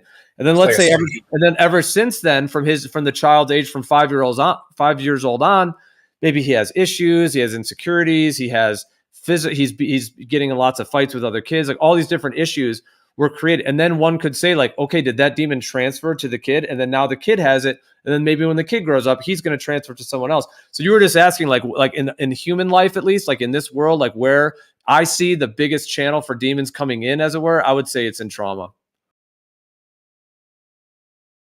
Okay. That's why they do. That's what, like, MK Ultra and trauma-based mind control, that's what it is. That what they're doing is they're finding all these ways to fracture the human psyche with drugs, with techniques, with pain, with all kinds of crazy stuff, and MK Ultra and God knows what else. Fracture the psyche in a way to get their demons to get into that person, to where they can now control that person, through the demons. So then they can be, Lady Gaga expressing a demon because she was probably put through one of those things. So now the demon is actually speaking through her, and she's doing the one-eyed thing, and she's like, just like the child that was traumatized by being beaten by his uncle. Now he kind of has that problem. Well, if they do whatever they do to like these pop stars and MK Ultra, God knows what else, they're fracturing their psyches through the trauma-based mind control to get those demons to have access. Right. Yeah, that's something I would agree with. Yeah, but I would say there's many other ways too to get inside of someone. I think the when it talks about how Satan and other dark beings masquerade as beings of light. Excuse me. I think darkness will always try to look as pleasant and wonderful and smoothing and lovely as it could in order to get into your life, if that makes sense. And that it could also be just you know a non-harmful drug you might be using every day. Darkness?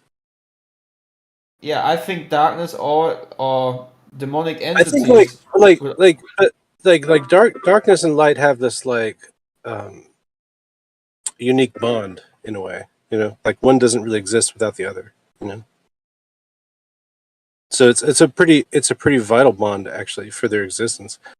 And yeah, like all the religions basically talk about like that darkness and light and things like that. But like darkness always wants to get at the light. It's like jealous of that shit. Like it for sure doesn't have light. Yeah, have you even heard the idea that the darkness like feeds off of light? Like it's almost like it's its fuel, but it can never get enough. Right. That goes into like counter space. Like Rudolf Steiner, who first coined that term counter space, and his writings on it were very interesting. And how like the counter spatial realm, because it's talked about, you know, like Ken Wheeler and others in physics as well, which there is a correlation in physics, but then there's like also the blend to that metaphysical layer as well, and how the actual, if we use the word spirit world layer, plays into counter space, and how that interrelationship between like the counter space, the physical space we experience, and then the intermediary between them.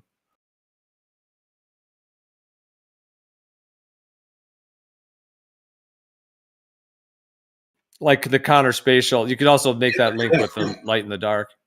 Yeah, no, it's good. I like that. That's really good. I think people often misappropriate light and darkness as being opposites, same as like life and death. Yeah, I don't see them as opposites. Me neither. Yeah, they're like two sides of the coin, like the yin yang symbol. Like I kind of feel like look with etymologically that D or just that part of the word D is relating to something high, and I think it's coming from the Chinese astrology or astronomy, or in any event, it means that there. And I just kind of feel like really like these energies are partial in different ways. Like we can call them good and evil, but they're all like kind of in the same class in a way, or at least like in my beautiful understanding. That's what I'm thinking. According to the scriptures, you can actually have light be concealed in darkness. That sounds like a paradox, right? And I was like, the other day we were talking about this, and I was like, oh, I wish Dicelo was here, because I think Dicelo is the one I heard say that a lot of people confuse illumination with light. I think is the way he said it. Dicelo, can you rephrase that? The difference between light and illumination? Yeah. Illumination is the attribute of light, but light would be the principle. So illumination is just the byproduct of light. So to say that darkness is the absence of light is false. Hey, thank you, because everybody talks about Einstein saying that, you know, that what's darkness? Darkness is the absence of light. What's hate or evil? The absence of love or the absence of God. And that's a very popular quote, but it doesn't really, it's not scripturally sound. And also the idea that you need darkness to have light, or you need evil to have good. Well, that doesn't really line up either. Well, yeah. Go ahead. Well, go ahead. Okay. Well, I was just gonna say that. Okay, I'll just say for myself and also many others that have worked with I was mentioning those plant medicines before in terms of like facing one's own demons in that sense, and sometimes it can look from the outside almost like the idea of an exorcism, where someone has like some. I don't mean during the experience it looks like an exorcism. What I mean is that like before, like okay, a dramatic example with the plant iboga. which people use, people that are like heroin addicts. Like iboga has a profound way to help someone to permanently get off of heroin because it actually rebuilds the neurotransmitters, and it has a profound, it's like an addiction interrupter. So it stops the addiction, and it can be profound. So in some cases where people have used that, where they've been like on heroin in a really bad place, like horrible. And then you have to be sober from heroin at least for like a certain amount of hours before you can even consume the iboga. But if you then go right into an iboga, like before the withdrawals start coming on, you go into like they call it a flood dose of iboga, like a pretty full dose of iboga. The iboga will completely remove all of the withdrawals, which usually when people are on those opiates, it takes them like 2 weeks of just hellish nightmares. The iboga literally removes all withdrawals and then gives them like a very long-lasting visionary experience to help them face the parts of themselves that are causing the addiction, essentially. And in some cases, people come out of that in one experience. Now, a high dose of iboga is very long-lasting, like 20 to 30 hours is how long it is. So it's very, and it even lasts for time after that too. It's very, very long-lasting and very full-on experience. But in some cases, people have never gone back to opiates after that. Other people, they may have to do it 2 or 3 times. Any like hardcore heroin addiction generally doesn't persist beyond, if someone has to work with iboga like a few times. It with iboga, it's not going to take like 30 or 50 times or anything like that. Like it just can't. The demons just don't make it through, or that addiction thing just doesn't even make it through that. And just lastly, I was just going to say, and so the thing is like, is it the idea of like it can look like a demon? That's why I was saying the exorcist part. Like from the outside, the person was addicted to opiates, killing themselves. They had this iboga experience, and then now they're like a new person. They're like in a whole new phase of their life, and they're able to actually like get their health back and everything like that. Now, in that case, it could almost be said like a demon was extracted. Like it could be said that, or some darkness was extracted, and it may look like that from the outside. But in addition, when people work with these medicines repeatedly and really face a lot of their own darkness, it's interesting that a lot come to the conclusion that it's really more about integrating the parts of themselves rather than something outside of them that actually was getting them in the first place, that it actually was themselves almost kind of disguised as something outside of themselves. And through that process, they were able to like learn and understand what it was and then integrate it, which is interesting to think about like darkness and light and how they actually are interrelated. I just want to say, Graham Hancock wrote a book about his ibogaine experience, and I already knew a little bit about ibogaine or iboga, and it's almost everybody experiences entities or dead relatives, ancestors, that the spirit world. They all talk about encountering entities, including Graham Hancock. But this thing's like a 12-hour trip or a whole day trip, maybe 2 days, depending on how much you take. Yeah, the way they use iboga in Africa is that as a coming of age for everyone in their tribe, like when you're like in your later teenage years, they will give you a large dose of iboga as like a rite of passage. Imagine you're sort of in your late teens or whatever kind of exact year, and basically the whole tribe will sing and dance and play drums. And they all take a small dose of iboga. They just take a little of the root bark. It's a root bark. And then the person who's having the rite of passage or the initiation, they give them a high dose, like a very full dose of it. And they stay up all night and they're dancing and they're supporting that one person. Or sometimes they do 2 at a time, maybe 3 at a time at the most. So like 3 people will be on the high dose, or 2 or 1. But often it's 1 is the kind of classical way. And they're all just supporting that one person through their entire journey. And That's a cool ceremony. Yeah, and it connects them with their ancestors. Like when they do that rite of passage, they connect with their ancestors and they connect with like their purpose and what they're meant to do and how they're meant to help the tribe and help others. Yeah, That's why it's so freaky, because they're connecting with ancestral spirits, right? And they all do it. But it protects them and keeps them safe. Like they were able to keep out the Western world from invading their way of life because of that. For like all throughout a huge. I mean, now of course they probably have been affected, but I mean through all like decades. Even though they're not even fully affected now, actually, their traditions. But I'm just saying that the thing about iboga for like these are it's called the Bwiti, BWITI, the Bwiti in Gabon, Africa, and they use this this root bark as their core sacrament. And the thing is, it keeps them physically clean, psychologically clean. Like they don't have anxiety and depression and addiction and traumas and thievery and hatred or fighting. Like none of that stuff even exists. Does it? Yeah, it's. Go ahead. Go ahead, Jerry. So I'm just saying it keeps them like protected and safe. Yeah, in all those ways. All right, we're gonna mail you to Africa, Gio. You tell us how it goes. It sounds like it sounds like this stuff has like huge medical mental benefits, like huge. Yeah, I mean, there are people that have had like stage 4 cancer. They're given like you're gonna die in a month. They're given like a month to live type thing from a doctor, and then they're told like you have to do chemotherapy right now. It's the only thing we have. You might die, you might make it, like that whole scenario. There are people in that scenario that have said, "Fuck that! I'm going to South America. I'm gonna drink ayahuasca every day because you can't do iboga every day, but you can do ayahuasca every day." You can't do peyote every day either, but you can do ayahuasca every day. It moves through you like fairly quickly. Like when you wake up the morning after doing ayahuasca, you feel like refreshed and energized. And it's like, it doesn't have like any kind of tiring effect in that way. Whereas a 30-hour iboga journey, yeah, you're going to be resting for a while after that.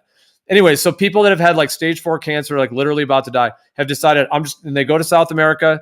They drink ayahuasca like in every day, like in a ceremony or with a facilitator, however that may be, like in South America, because that's really where the ether is designed for ayahuasca. It's where the deepest healing can occur. There's something about the ether and that medicine that is like related there. And they, after like 30 days of doing ayahuasca, their cancer is completely gone. They come back to their doctor in the United States, and the doctor tests them and everything. It's completely gone. They look 20 years younger. They can move. They can run again. They have energy. They're like athletic again. Their hair can come back, even like hair color. Their skin looks like younger. Like it actually has like very real, like physical, like anti-aging and cleansing qualities, even on those levels. Is ayahuasca an adaptogen also?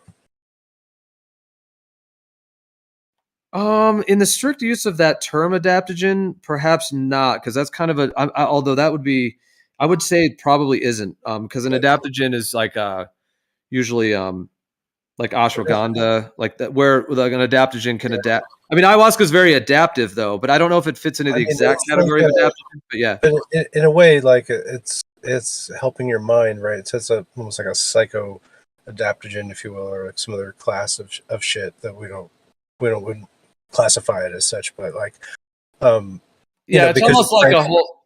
Yeah. Go ahead.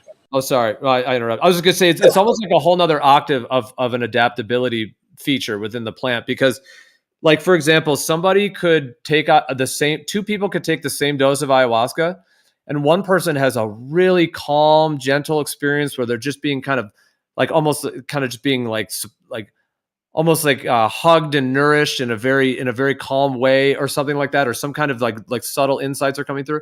And then the same dose, someone else is having like a total, transcendental experience of profound levels of visions and so on. So it's very adaptable. And even during the experience, like it can like turn on when it wants to turn on, in a sense. It can go really calm and gentle when it wants to as well.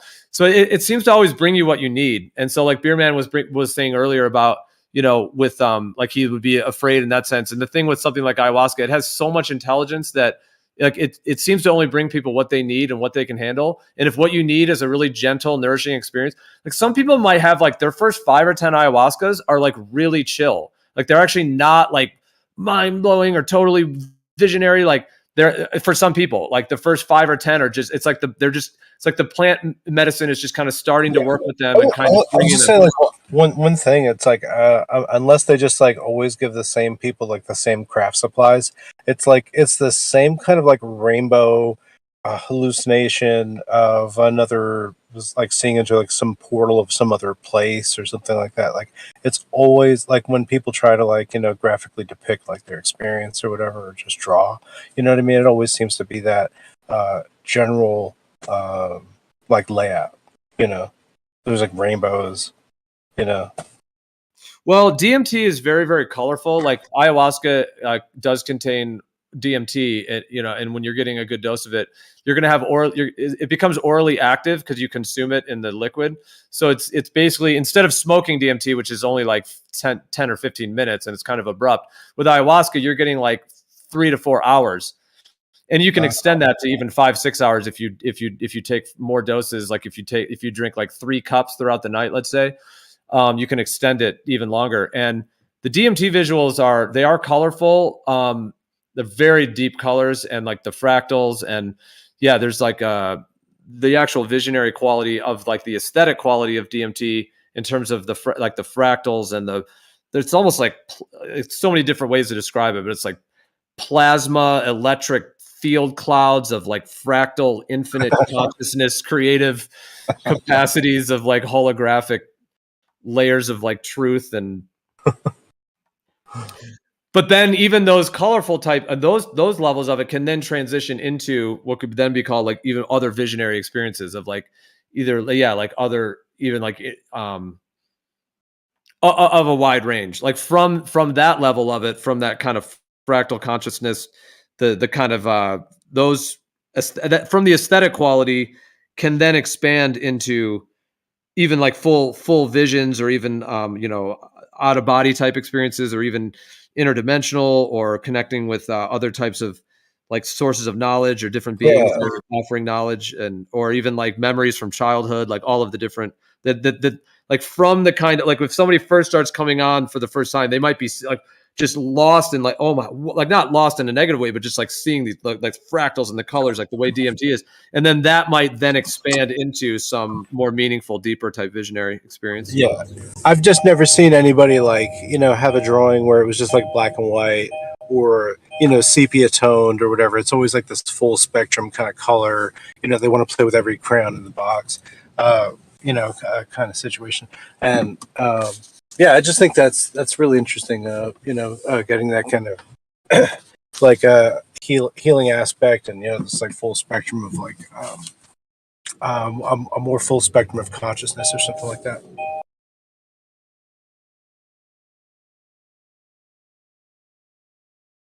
Yeah, it's pretty interesting to on a level of physics to get to the root of what matter is made up of.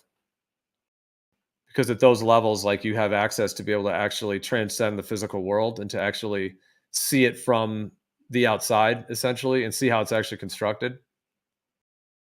Yeah, well, it's almost like in the fractal way or whatever. It's like that the molecule itself has a way of like making like a tunneling or a pathing or something like that, akin to like how we would look at like a fractal division of like other things like have just different pathings of like how they affect another system, but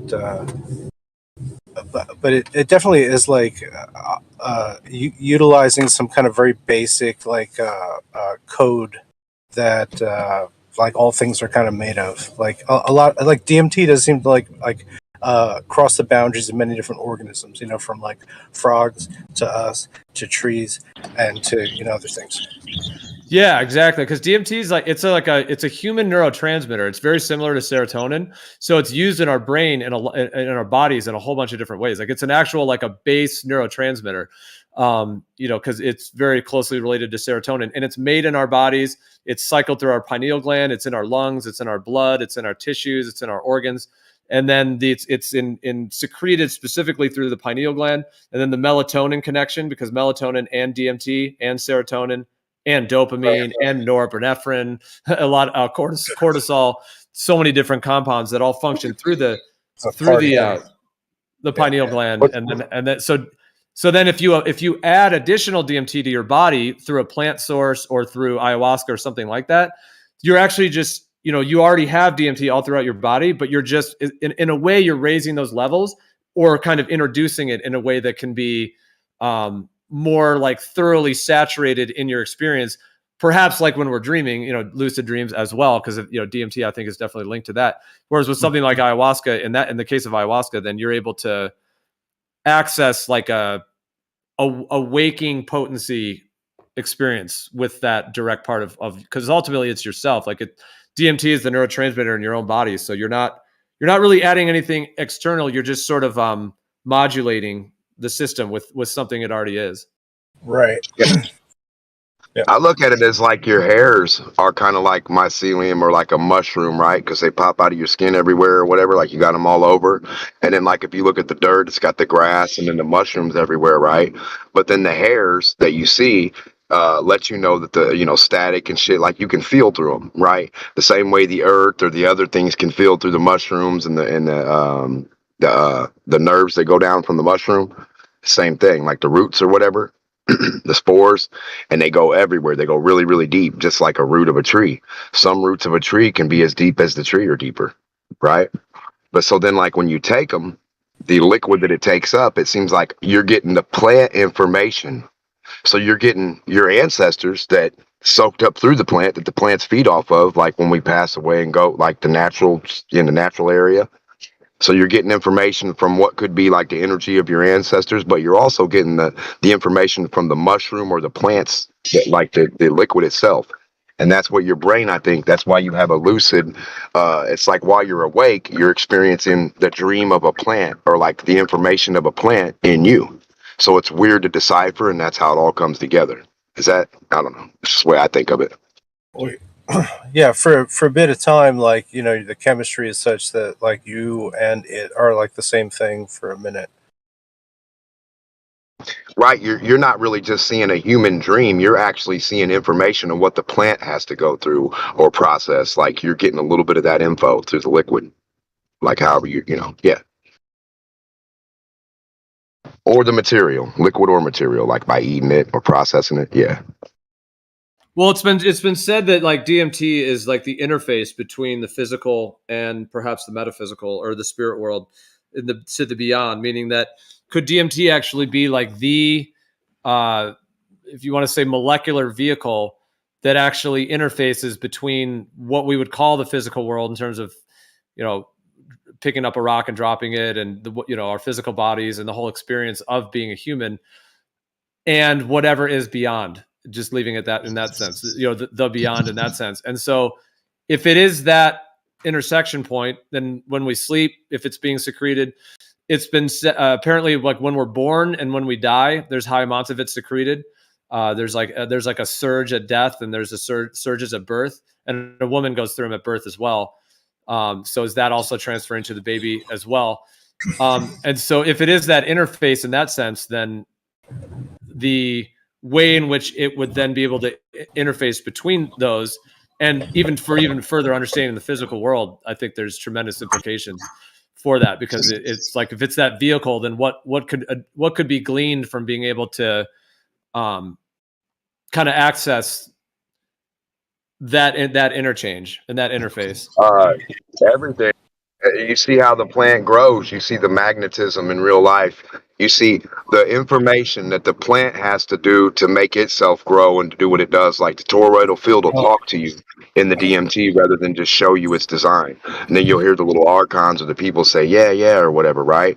So all of it's coming into play to try to help you decipher whatever that is for you. So each person can have a little bit different, but it's like a deciphering stage. It's kind of like a way for the plant to show you how the fuck it gets here from whatever it is from the seed. Okay, so kind of gives you an idea what you could be doing from the mom and the seed, and, you know, dad, whatever. So like it doesn't have to be non-physical ever. It can just be all different stages of a physical thing, right? Whew.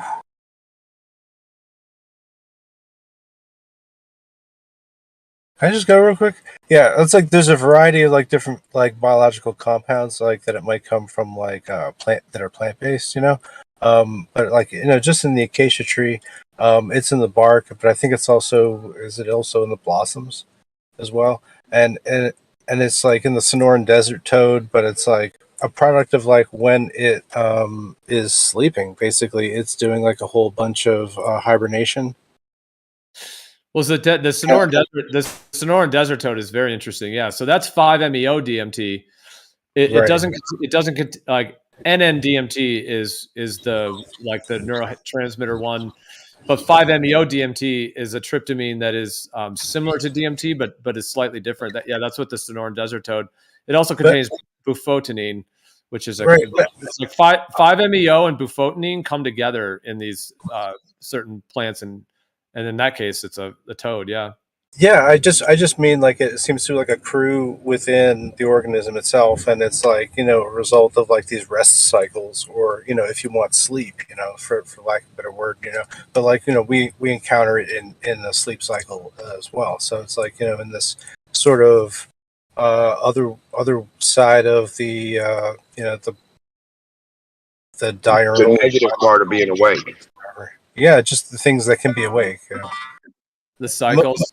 Yeah. Right. Well, in the Sonoran desert toad, it secretes that liquid out of its glands.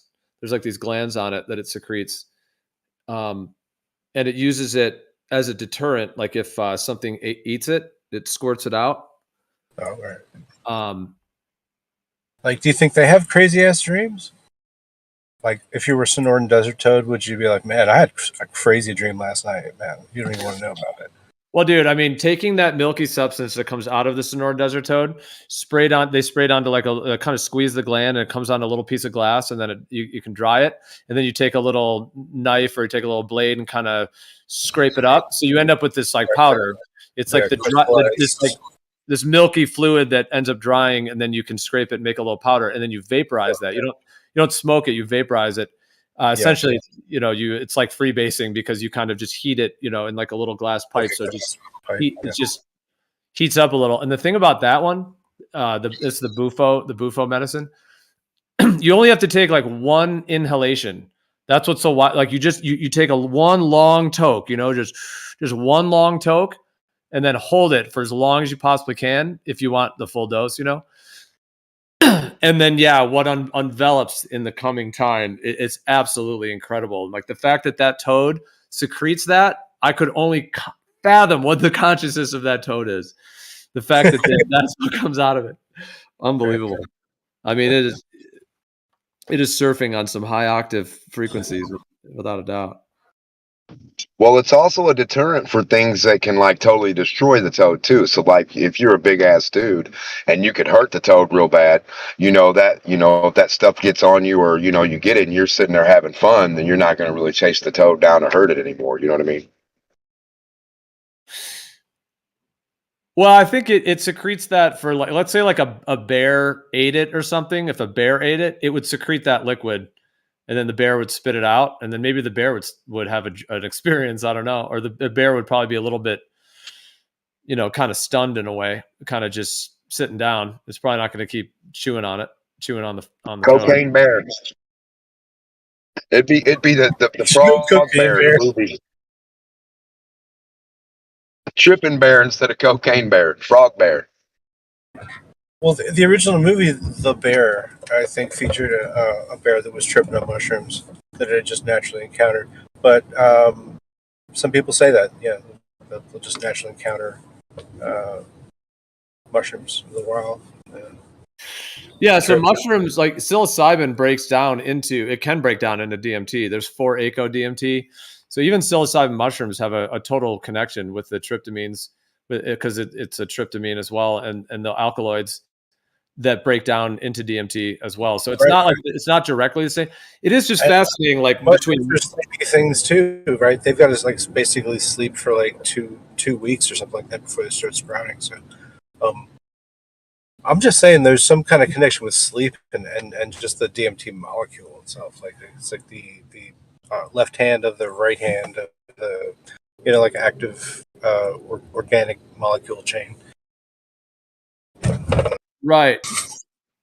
No, totally, dude. I know exactly. That's well said. Yeah, between DMT, melatonin, and the sleep cycle, and then there's also an interface in the physical world, because the one time that we go to sleep, we basically leave the physical world essentially. When like where do you really go when you dream? That's a deep question. Like how connected we are to our dreams, but yeah, like if the DMT and the pineal gland have a direct relation between that, and then if it's directly related to actually physical death, when you're actually going to physically die, then that relationship as well. So yeah, how that all links into sleep. What just makes me think too, like there's all these plants that contain DMT and 5-MeO DMT, and in the case of the toad, it's a frog.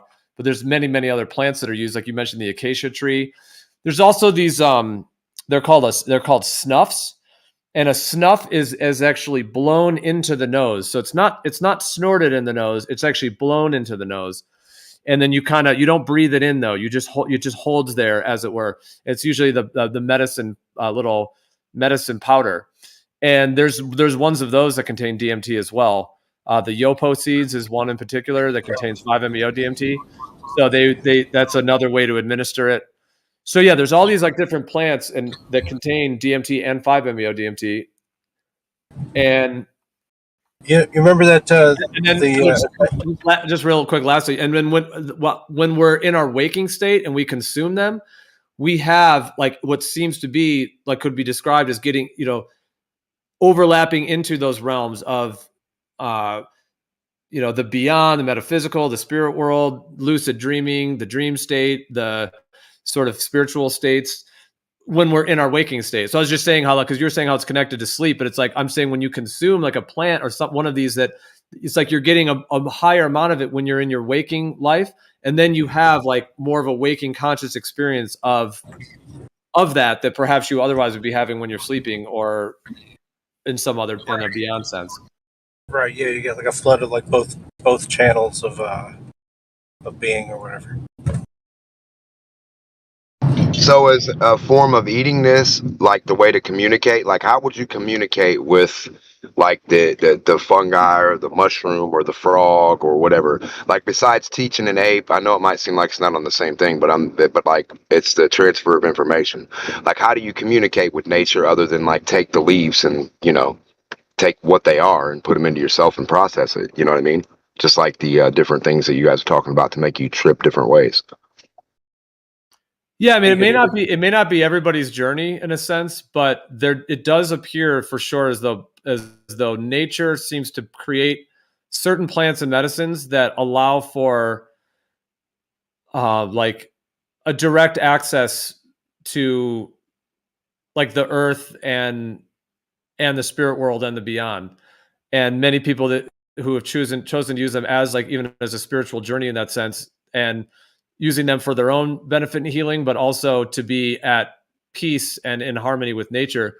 And you look at like the people that use like in South America, like that regularly have been using ayahuasca for thousands of years. They don't have tons of pain and suffering and anxiety and sickness. They just don't have that at all. And they're also like at peace with nature, and they're living on the earth in a way that's in sync with nature as well.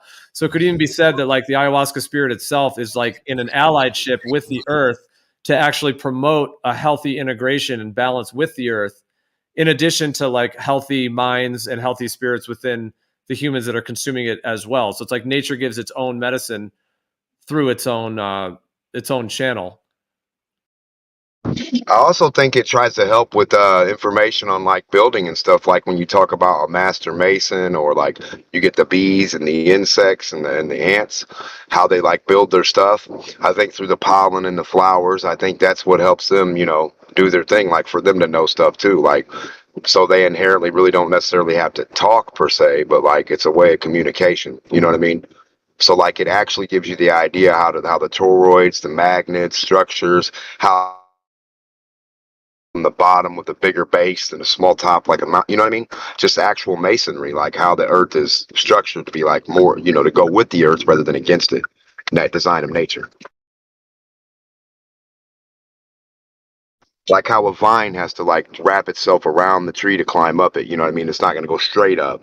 It wraps around itself like a wrapping staircase. It's it's stronger than like just a straight up staircase. It has more support. It's like the natural way to climb shit, I guess. That spiral. And it's about the magnet too. And I think it's giving you an idea of like how you have a left brain and a right brain, the polarities, positive, negative. Like he was saying with the sleep, I think there's a lot to that. It's like the idea of positive and negative. They're both energy. They're both going on. They're both happening. But one's a negative form of happening or whatever, like a negative polarity, and the other's a positive. That's why you got to write in the left side of your brain too, like a peanut, like a walnut. Same thing. All that shit.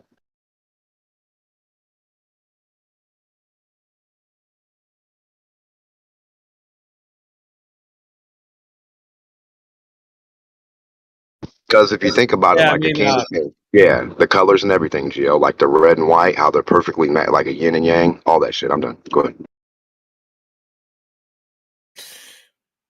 well, that's why, like, as you know, in terms of like the idea of medicine and what medicine even is, like if we view medicine as actual like nature and the actual earth, then like harnessing and protecting and utilizing like the most potent medicines to keep in harmony with each other and with the earth, like that would be an ultimate medicine, like something that can integrate that.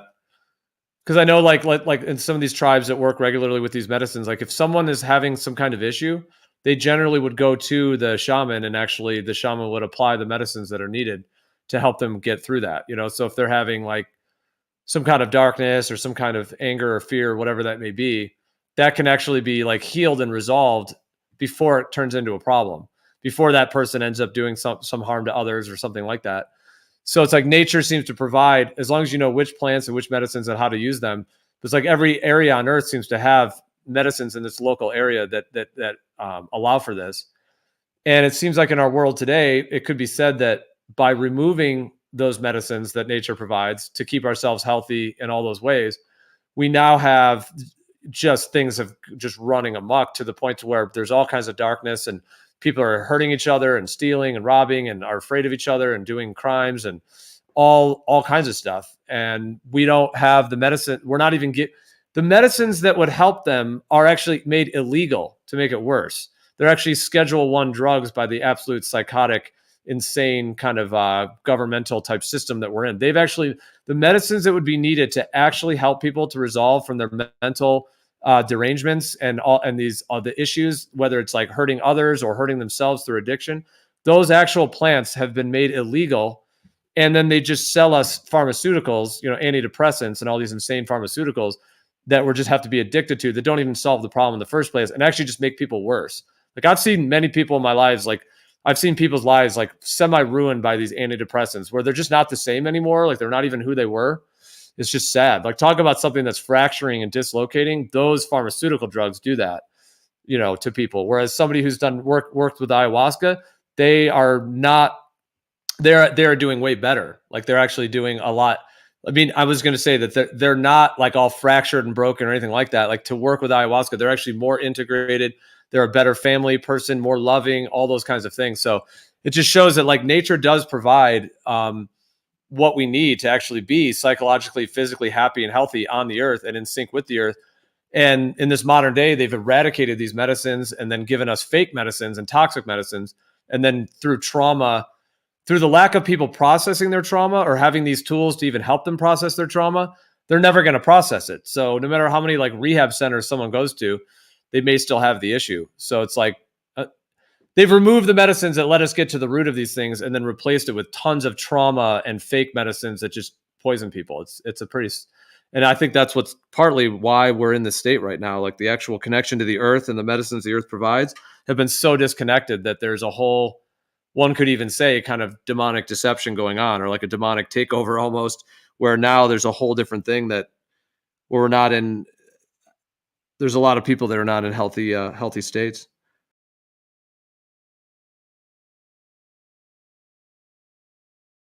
I'm always interested in, you know, how deep roots go, and I think the longest step is the fig tree in South Africa. I think it was 400 feet, but I think that was in a cave system, so it may have been reaching for water. So I don't know.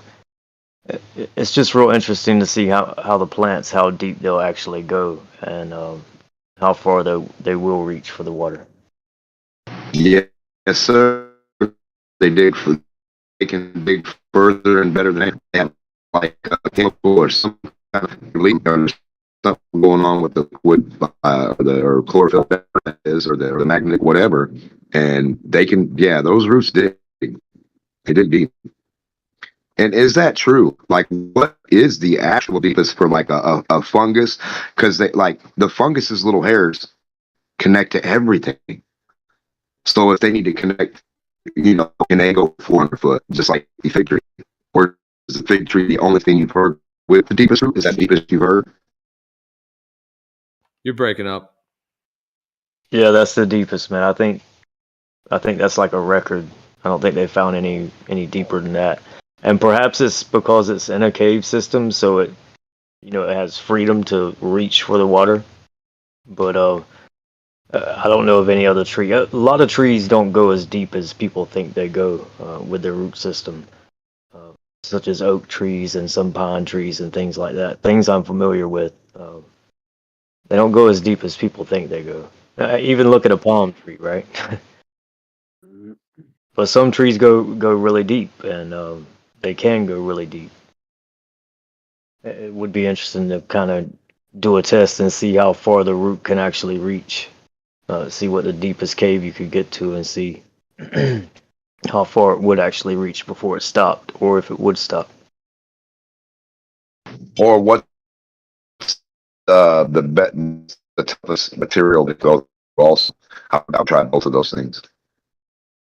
Like what dirt can it go through? What can it go? Like, can it go through cement, concrete, granite, gold if it has to? Like whatever stuff my dirt below it, can it go through all that crystal? You know what I mean? I don't know.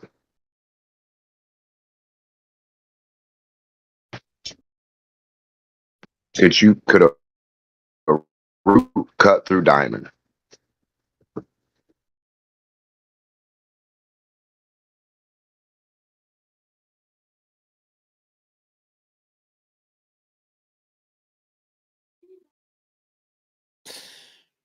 Jeremy, you know how you were talking before about the Nazca lines and whether they were, you were kind of hinting that whether they were using some kind of plant or even some kind of way to be able to see the earth from above. Makes me think about, in terms of cosmology, would there be a capacity, just that whole idea, like in terms of what the earth is, the shape of the earth, all of that, the capacity to be able to like expand your consciousness to a way that you could actually essentially see it from the outside or see it from the beyond to actually see what it is.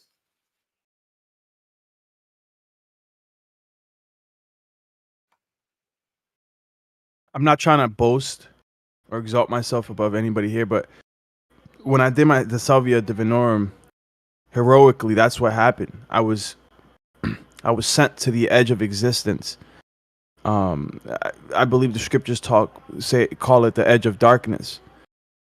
There'll be gnashing of teeth at the edge of darkness, or something like that. When I lost my ego, where I had no identity, I was just a point of consciousness in existence somewhere with no identity, but still conscious. It was terrifying. But what I seen looking back at existence itself was what, you can call it the cosmic egg, but it literally resembled like this giant organism. But I was in the blackness looking back at the giant organism that is life itself, all of existence. And it wasn't like you would think it. It wasn't like billions of galaxies all wrapped. That's not what it was. It was literally just like you could see it. And it was just life. Like it was, there's an edge. There's an edge. Literally, there's an edge where life cease. And from that point on, it's a void. So in the scriptures, it's the closest thing I think that we have to space, but there is scriptural evidence for an area where existence ceases, right? And the Creator stopped creating. There is a point, and it's the edge of darkness.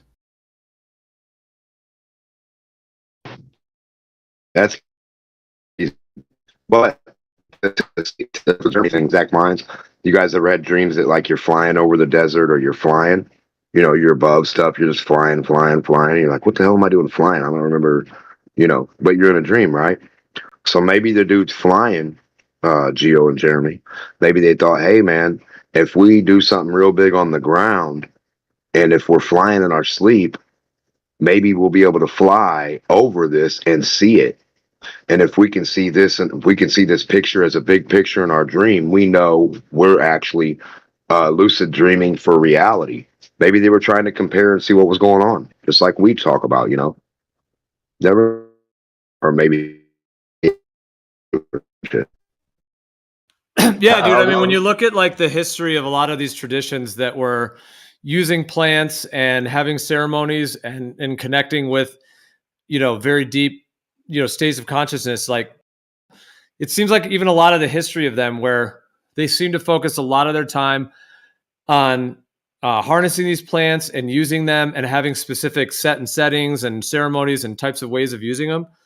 The idea that they were like, living on Earth in harmony with Earth in terms of like in the cycles with nature and in harmony with the plants and animals, and then creating a platform for like a launch pad to where you can then create an environment that, using plants and using nature and even other techniques too, it doesn't have to be plants, but to be able to like expand beyond, to gain more knowledge, more information, more understanding of things, like you were saying, like either like zooming out physically in that sense, or like the idea that they would be able to track like where the buffalo are roaming, to kind of have like remote viewing type, for example, or even like finding lost objects or finding lost people as well. Like if a child is lost in the woods or something like that, for the capacity that the medicine man and the shaman and the tribe might be able to access that, remote view it essentially.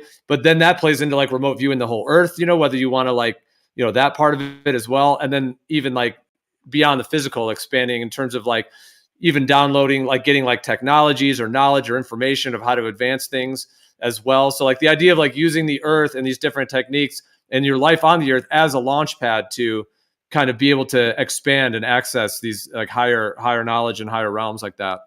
So I just want to make the disclaimer that as a Hebrew, I do not condone the use of psychedelics, but I do have a history, and so does Gio. And we all. When's the last time you did psychedelic, Gio? Hey guys, could I ask one question before you guys get into that? How do you guys fly in your dream? Do you fly like Superman?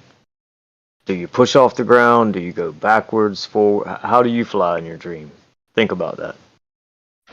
I'm just flying in it. I'm just levitating, flying. I just look down. I'm above the ground. I'm like, what the hell? I'm flying. I don't really know how I started. Are your feet? Are you straight up and down, or are you flying like Superman? How are you flying? I'm flying horizontally over the ground. I'm looking straight down at the ground, flying horizontal perfectly every single time. Yeah. Like Anyone Superman, I guess you would say, yeah. Anyone have a different way of flying in their dream? I just do it. I lean forward. When I was little, I used to levitate. When I was younger, I had dreams about sitting in Indian style, and I could, in my dream, I had to sit Indian style first and concentrate, and I could levitate off the ground to a certain height, like 3 or 4 foot, in my dream, and then like float through my grandma's house, and I could see all the plants that she had on like the shelves and stuff. Yeah, that's the only other way.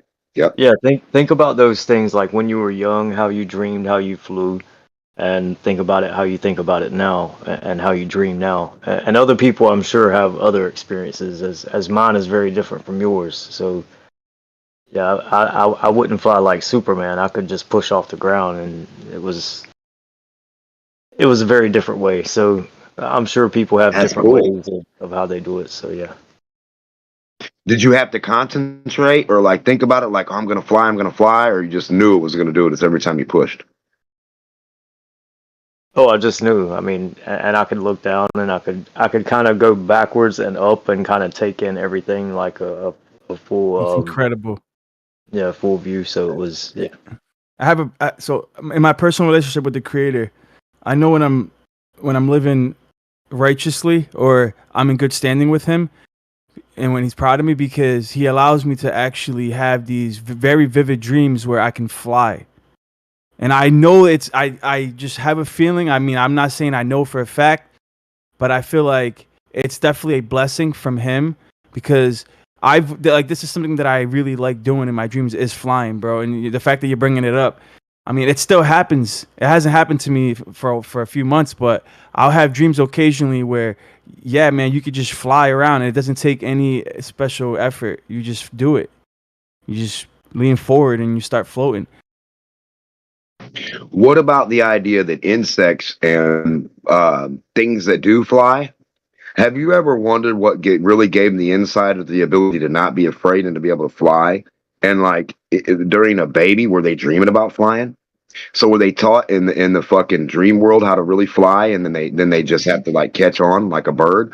Like, does a baby bird dream about flying before it really flies, or like They an get kicked insect?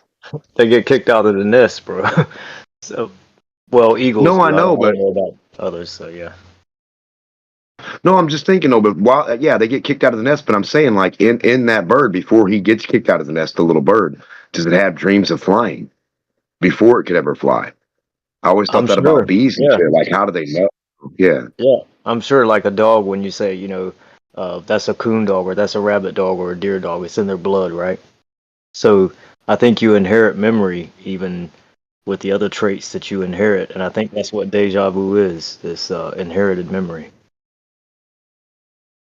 So like this idea of us dreaming about flying might be the real aspect to say, hey, you guys could really fly in certain ways, either when you're past life in this one in this dream or in an airplane. You can do it. Well, going back to the psychedelics, like they're a tool to help you astral project or remote view. Granted, there's people that can do it without the psychedelics, but the psychedelics is like a catalyst that allows you to basically do it on command every time. And it's interesting, psychedelics, the way they work, they might open up certain doorways. And I'm not saying that this is a good thing or a righteous thing, but you can then go to like you might be doing Molly one day, like natural MDMA, not the other stuff, the stuff that comes from the sassafras tree. Well, you could be doing that and end up in an area where normally you couldn't get to on MDMA, but because of your prior psychedelic experiences, now you've tapped into an area where now you can reach on MDMA, where most people can't reach that state of consciousness. Or switch whatever psychedelics are. Well, MDMA is not really a psychedelic, but you get the point. Like you can do LSD and then do mushrooms, and we're like, whoa, like I never went here on mushrooms, but now because I did LSD, now when I do mushrooms, I can go to the same state of consciousness. It's weird like that. And then people have said that you can slip into a psychosis in a jacuzzi, and that's not good because of your prior dabbling. I think it is possible, and sometimes I do feel that because of my prior dabbling, I'll be like on the highway on the interstate, and then I'll start feeling weird, and I'll feel like I'm slipping, like I'm about to slip into a psychosis, or I'm about to like almost feel like my soul is about to leave my body, and I don't like that feeling. And to me, Oh, it's traumatizing, and I feel like I'm slipping, but it doesn't happen to me that often, but it has happened, and I can only refer to it like a reminds me of the flashback. temperature. Reminds me of the temperature. You said the tub. Like lukewarm water can make anyone pee if you put their hand in it while they're asleep. So yeah, the temperature of the certain drugs and these certain chemicals, they don't need a high temperature to break down and to do what they do. So if you have traces of it in your system, like you're saying, it could actually like a backflash or a, you know what I mean? Like a, you know what I mean? Like a, I don't know, like a backflash, I guess is what you call it. And I don't mean to be like a Debbie Downer. I'm trying to be objective here and point out because it's not all like rainbows and butterflies here. Like psychedelics are to be No, respected, and they can be very traumatizing, lifelong trauma. If you read the book Dr. Rick Strassman, DMT, the spirit molecule, he documents all these different volunteers that he underwent DMT trials, and he taped recorded them and documented their testimonies. There's some really horrific testimonies in that book regarding people who alcohol. volunteered to do DMT intravenously, including gang rape Alcohol's a by spirit. entities. Gang rape by You said the entities. spirit molecule. Alcohol is a Yeah. spirit also. And the weird thing, what you're saying is it's true to form with alcohol. You can get in a car and be on alcohol and hurt somebody driving or hurt yourself. But if you don't put yourself behind 1,000-pound, 100-mile-an-hour moving vehicle and you're walking in a field drunk, it's a little different. You know what I mean? So nature is trying to communicate with you in certain ways, and there can be bad effects or good effects. That's the whole point of this discussion. I mean, that was going to be my next question. Now, do you think all in an all together thing, are all these things a bad poison or a good thing? I don't have an answer for that. I'm wary and I'm cautious. of dabbling. The only thing I would do is marijuana. I'll eat an edible here and there.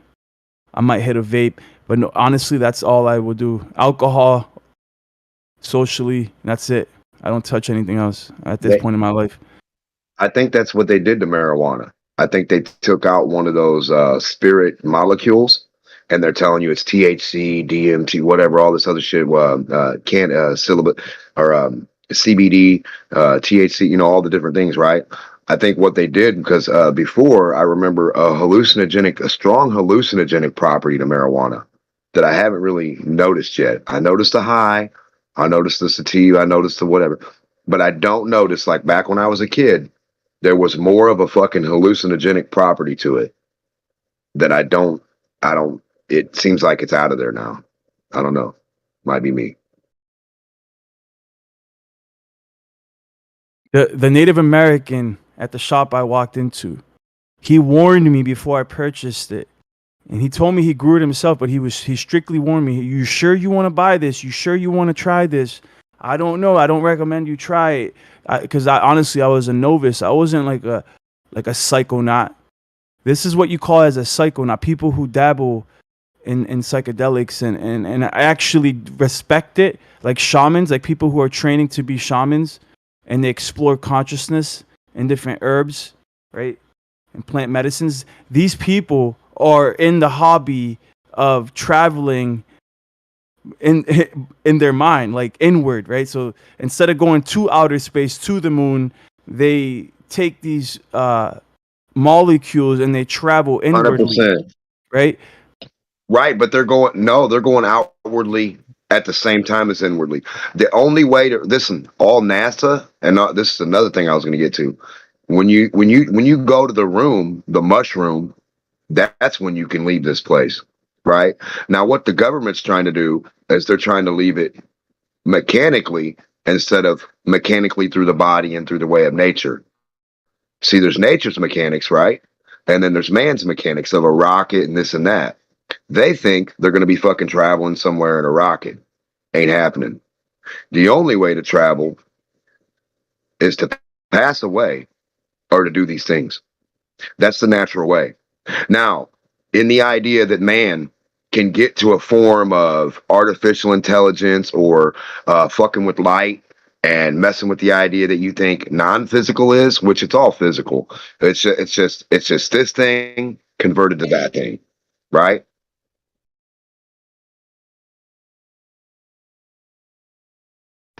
So they want to control light, and they want to control the ability to be able to travel and do the things that we can do spiritually. Sorry, go ahead. No, I was just going to ask, isn't DMT what they say happens to you upon death? That you have this DMT trip to transition yourself into death so you're not afraid of it? I mean, to think that they can recreate that,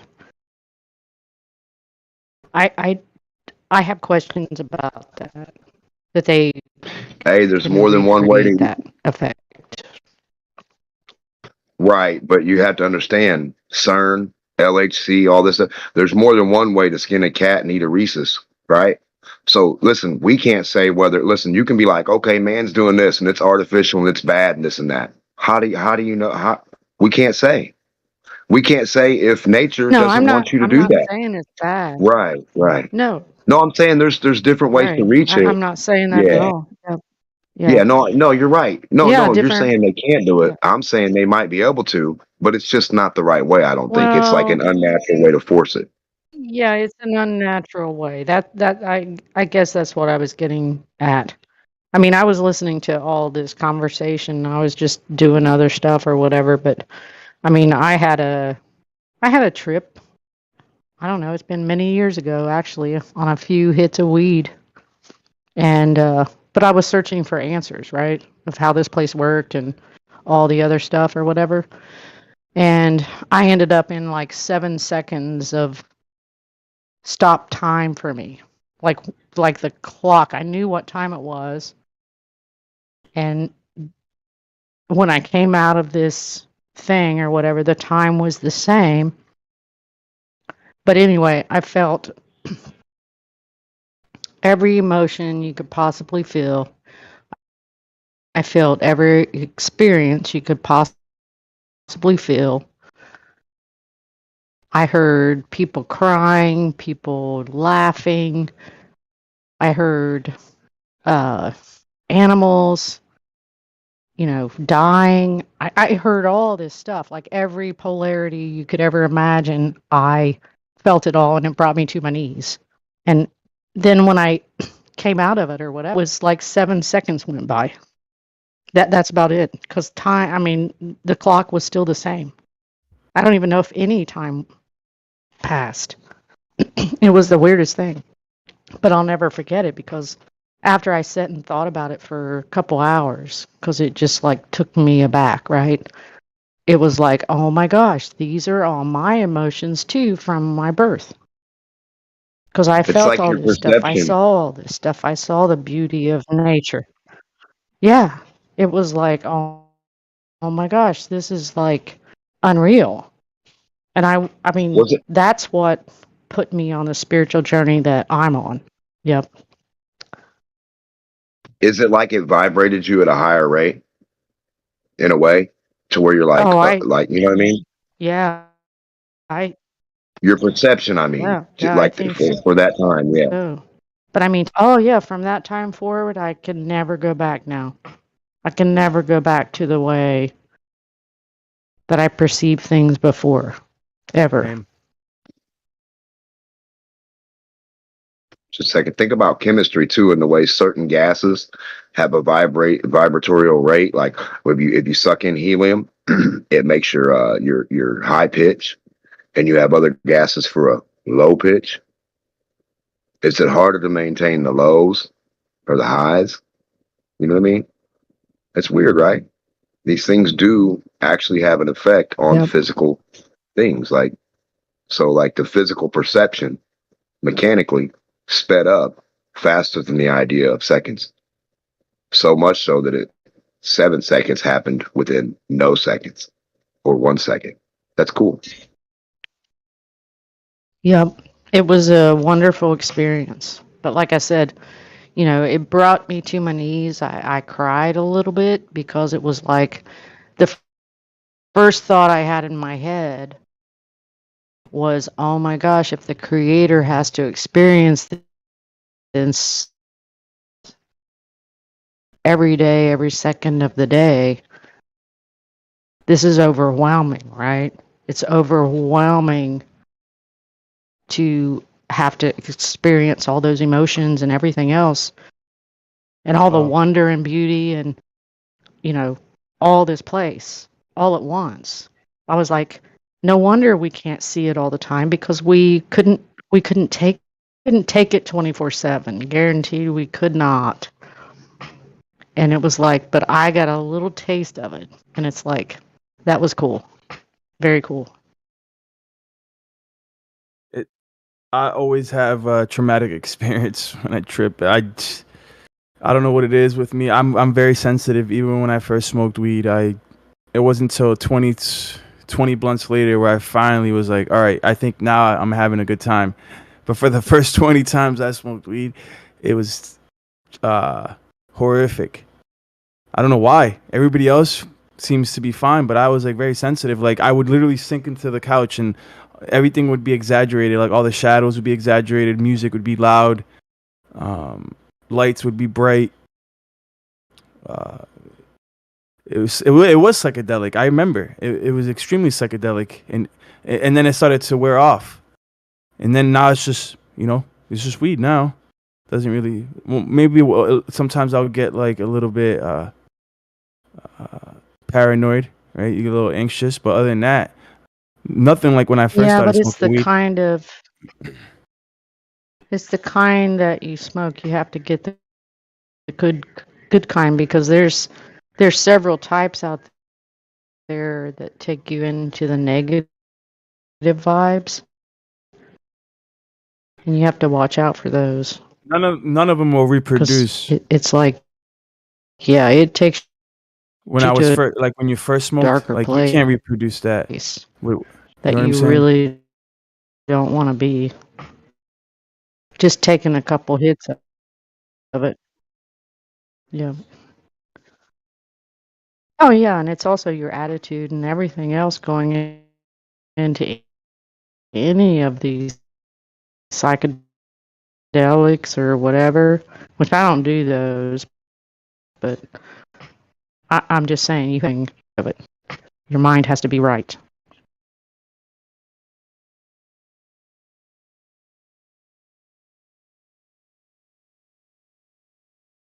And that's what I see though in the future, a world where psychedelics are legal, right? Decriminalized. You might be able to buy them at your local gas station, an eighth of shrooms. You know, some acid tabs. Like that's what. If society does not collapse before that, that's inevitably within our distant or near future. Yeah, and that's kind of a scary thought because if a lot of people are negative going into that experience, no I'm telling actually, what's going to happen. yeah, I'm against it. To be honest with you, I've thought I flipped. You know, the tables have flipped. I used to promote psychedelics. Now I'm actually trying to. I'm actually trying to oppose the decriminalization of all drugs.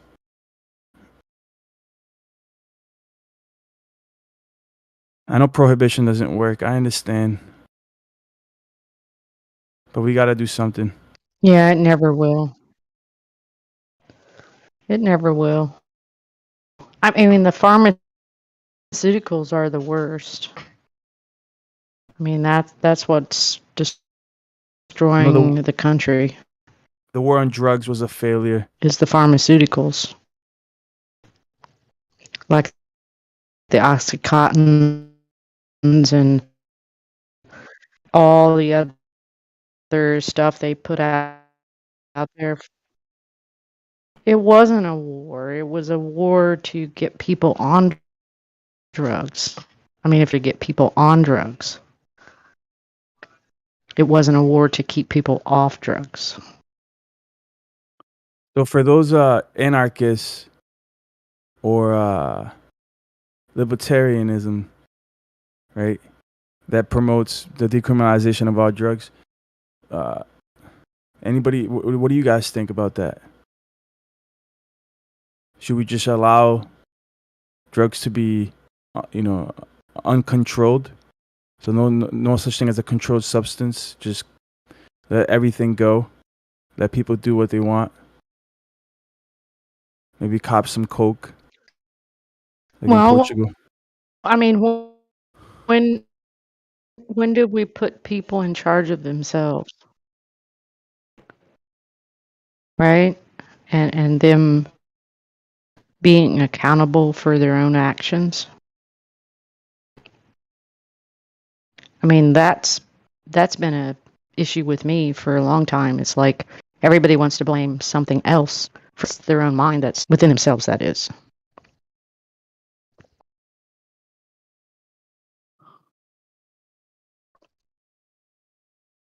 To be fair, the gas station down the street from me, you can already get like they're already selling like mushrooms, and they're not. It's funny because like they have THC products, but they're not actually THC. They're like synthetic THC, but they're vapes. And then there's like analogs or semi-synthetic THC now on the market, and they sell that stuff. I'm in Mass. I can only imagine Colorado and other places where this stuff's, they're a lot. I think they're more advanced in that area.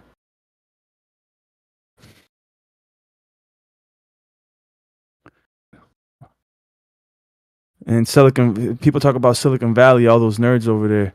I mean, I consider myself a nerd too, but that's a different type of nerd over there, right? So, because you got tech oligarchs in control of Silicon Valley, and they're all microdosing LSD, going to work, having these business meetings of how they're gonna mess with the algorithm to get us to purchase, a crypto or some shit. Like it's getting nuts. Like they're all microdosing apparently. It's Well, like all the they hip got thing to to do. do is have a think tank like ours, right? And then use ours too, right? So Yeah, but tap into people. sorry, there is something to microdosing because that's kind of how I do weed now. And there is something to that as far as how you think, how you can think by microdosing, and the ideas that come, and the connections that are made when somebody else is speaking about something. It's like, oh, I have, this connects to this connects to this, that kind of stuff or whatever. If you smoke too much of it, you're going to miss that because you're in a trip at that point, not being able to focus. That might be the smartest way to do psychedelics is microdosing. What do I know? But I'm wary of it all. That's all. That's why I sound a little bit pessimistic against Bee stings a microdose. No, I'm serious. Like a bee sting, a bug bite, anything really small, mosquito hits you with its little thing. Like it's a form of microdosing of whatever the hell residue is on them, literally, or whatever saliva they have in them. That's what they do. They inject it into you. They either pull some out or inject a little in and then pull some out. Either way, you're getting microdosed if you get bit by any kind of bug.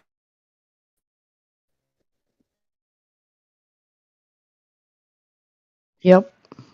I know when I was younger, I had to get an epi shot or whatever because I got stung by a bee on my big toe, like a bumblebee that puts the stinger in you, and my whole leg swelled up past my knee.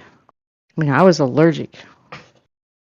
That was kind of scary because it was like, oh my gosh, and this little skinny, scrawny kid, and it looked like I was one of those people that had the one leg that's like 2 times bigger than the other leg.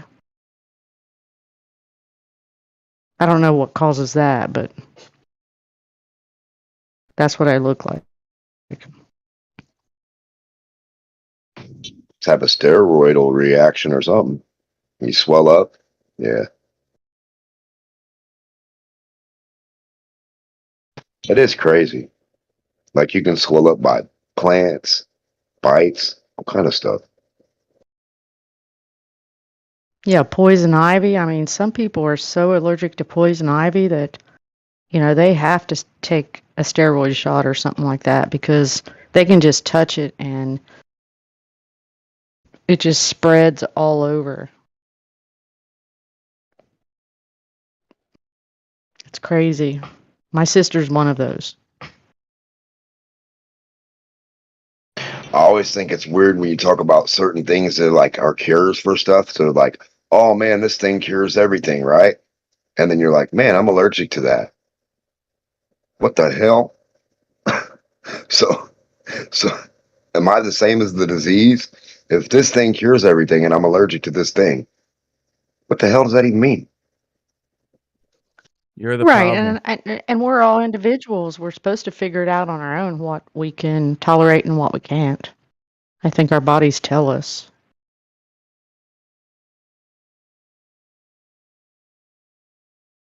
I don't think doctors are actually supposed to tell us.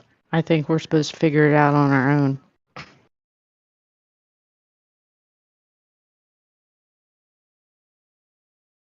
Hey, this is kind of a topic change, but North said it earlier. Like theoretically, how far could roots go? Well, I was gonna say to that. Well, how far could you go? Right down. If you just kept going and going and going, and then eventually, where would you end up?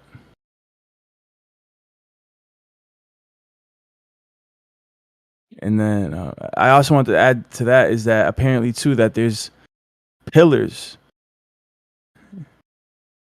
that the earth are being held by, like legit pillars, and I believe those pillars are made out of probably either granite or some other probably common rock. The granite seems to be the highest probable rock, but so you have pillars of granite that are part of the foundation of the earth itself. But beyond that, there seems to be like nothing. According to Job, the earth hangs above nothing. And I'm not saying that space is real, but there is scriptural precedence for areas in existence where perceivably it's like an empty void. It's just a space, darkness, nothing. Yeah, but isn't that what our minds would be if we didn't have all the bullcrap that's in it? I mean, like before we're born, aren't we kind of in a void until we experience life? Yeah. No process of information. That's what it would seem like. Yeah.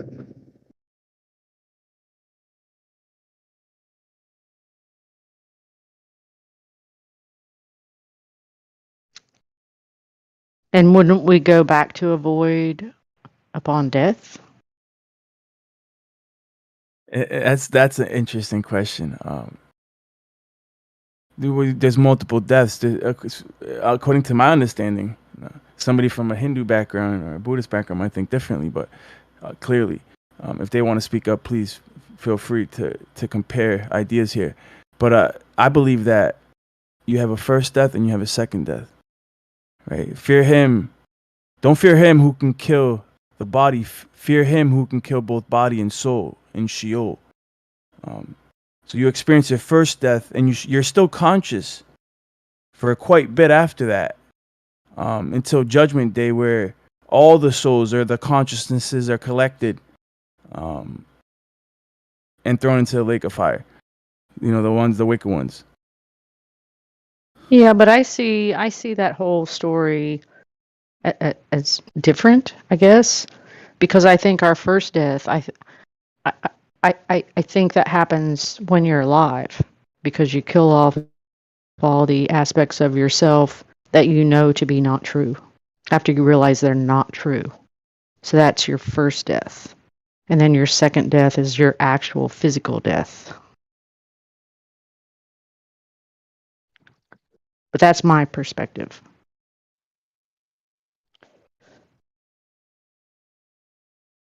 And it's pretty fascinating because I believe that if you do go down, there is an area inside the earth where the souls are located. The souls of all the dead that have ever lived. You know, all the people that have ever lived. Their souls are located in specific chambers. And they have designations. And Messiah, when he died, even if you don't believe he is the Son of God, right? If you just believe he's like this exalted being or a mystic or a shaman or whatever, right? That he was trained in mystery schools in Egypt. His testimony is amazing, right? That he went to Sheol, right? He preached to the dead in Sheol. Like he went and visited them and comforted them. Yeah, but aren't we doing the same thing with people that we think aren't awake to the bullshit of this reality?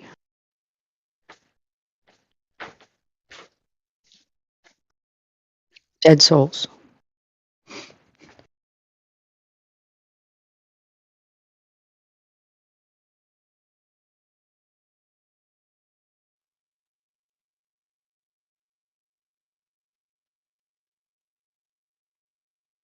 The earth is also referenced many places in scripture as like figuratively referenced as a female or a woman giving birth.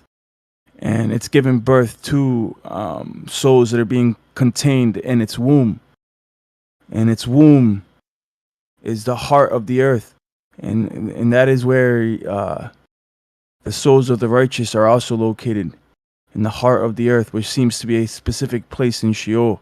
And they yearn for the time of their release, and they yearn for the promise of their glorified bodies, and for the fruit of their reward. The prize for the fruit of their reward, and they're guaranteed incorruptible bodies. And they're waiting, and the earth, as she begins to have birth pains, you'll start seeing things increase on the earth, giving way for this for this rebirth. I mean, if you believe in the scriptures, that's what's gonna happen. Yeah, I'm not a big fan of the literal version. Nope.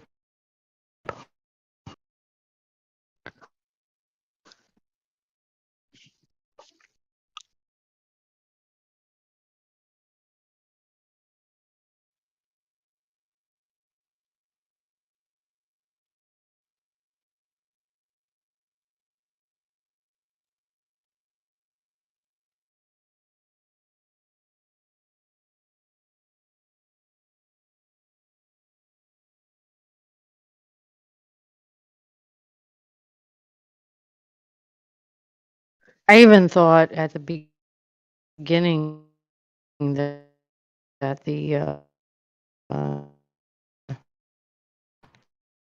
the begats in the beginning of the Bible. I mean, after I've researched it and all of the sacrifices like that,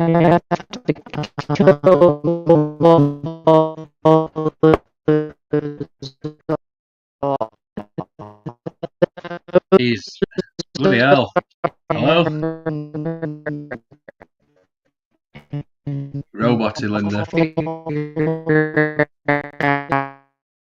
Yeah, someone doesn't want that information out. Mod. There's got to be a mod in here. I don't know.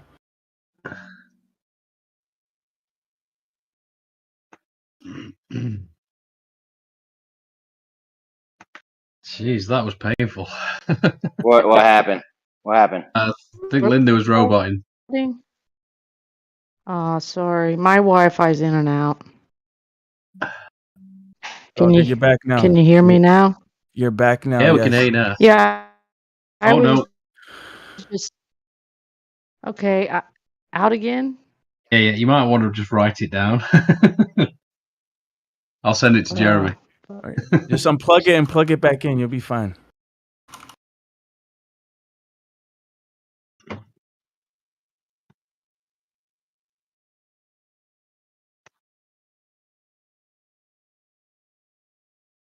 Yeah, I don't, what are we talking about, Lion? Anything you want, buddy. What's up? I don't know. I'm just trying to keep That'll make him conversation going. Dave. Pete were like calling you Leon. Leon. I was like, wait, what? Leon.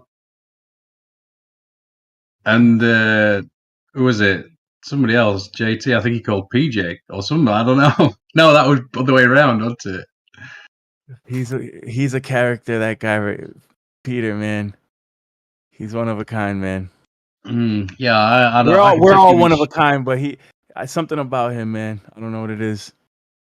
Yeah, small doses. I can do small doses. That's about it. But yeah, if you're speculating on what comes after, obviously I don't know, but I wouldn't have thought the personality went for the persona, the thing that's in time. I can't see that going to another place, personally. You can't see what? I mean, it going might to another place? Your consciousness? The personality. You know, the thing that's made in time, basically.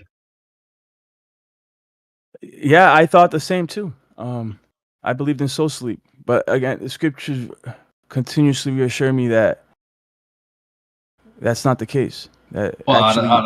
I'm no expert on that, but I can't comment on that.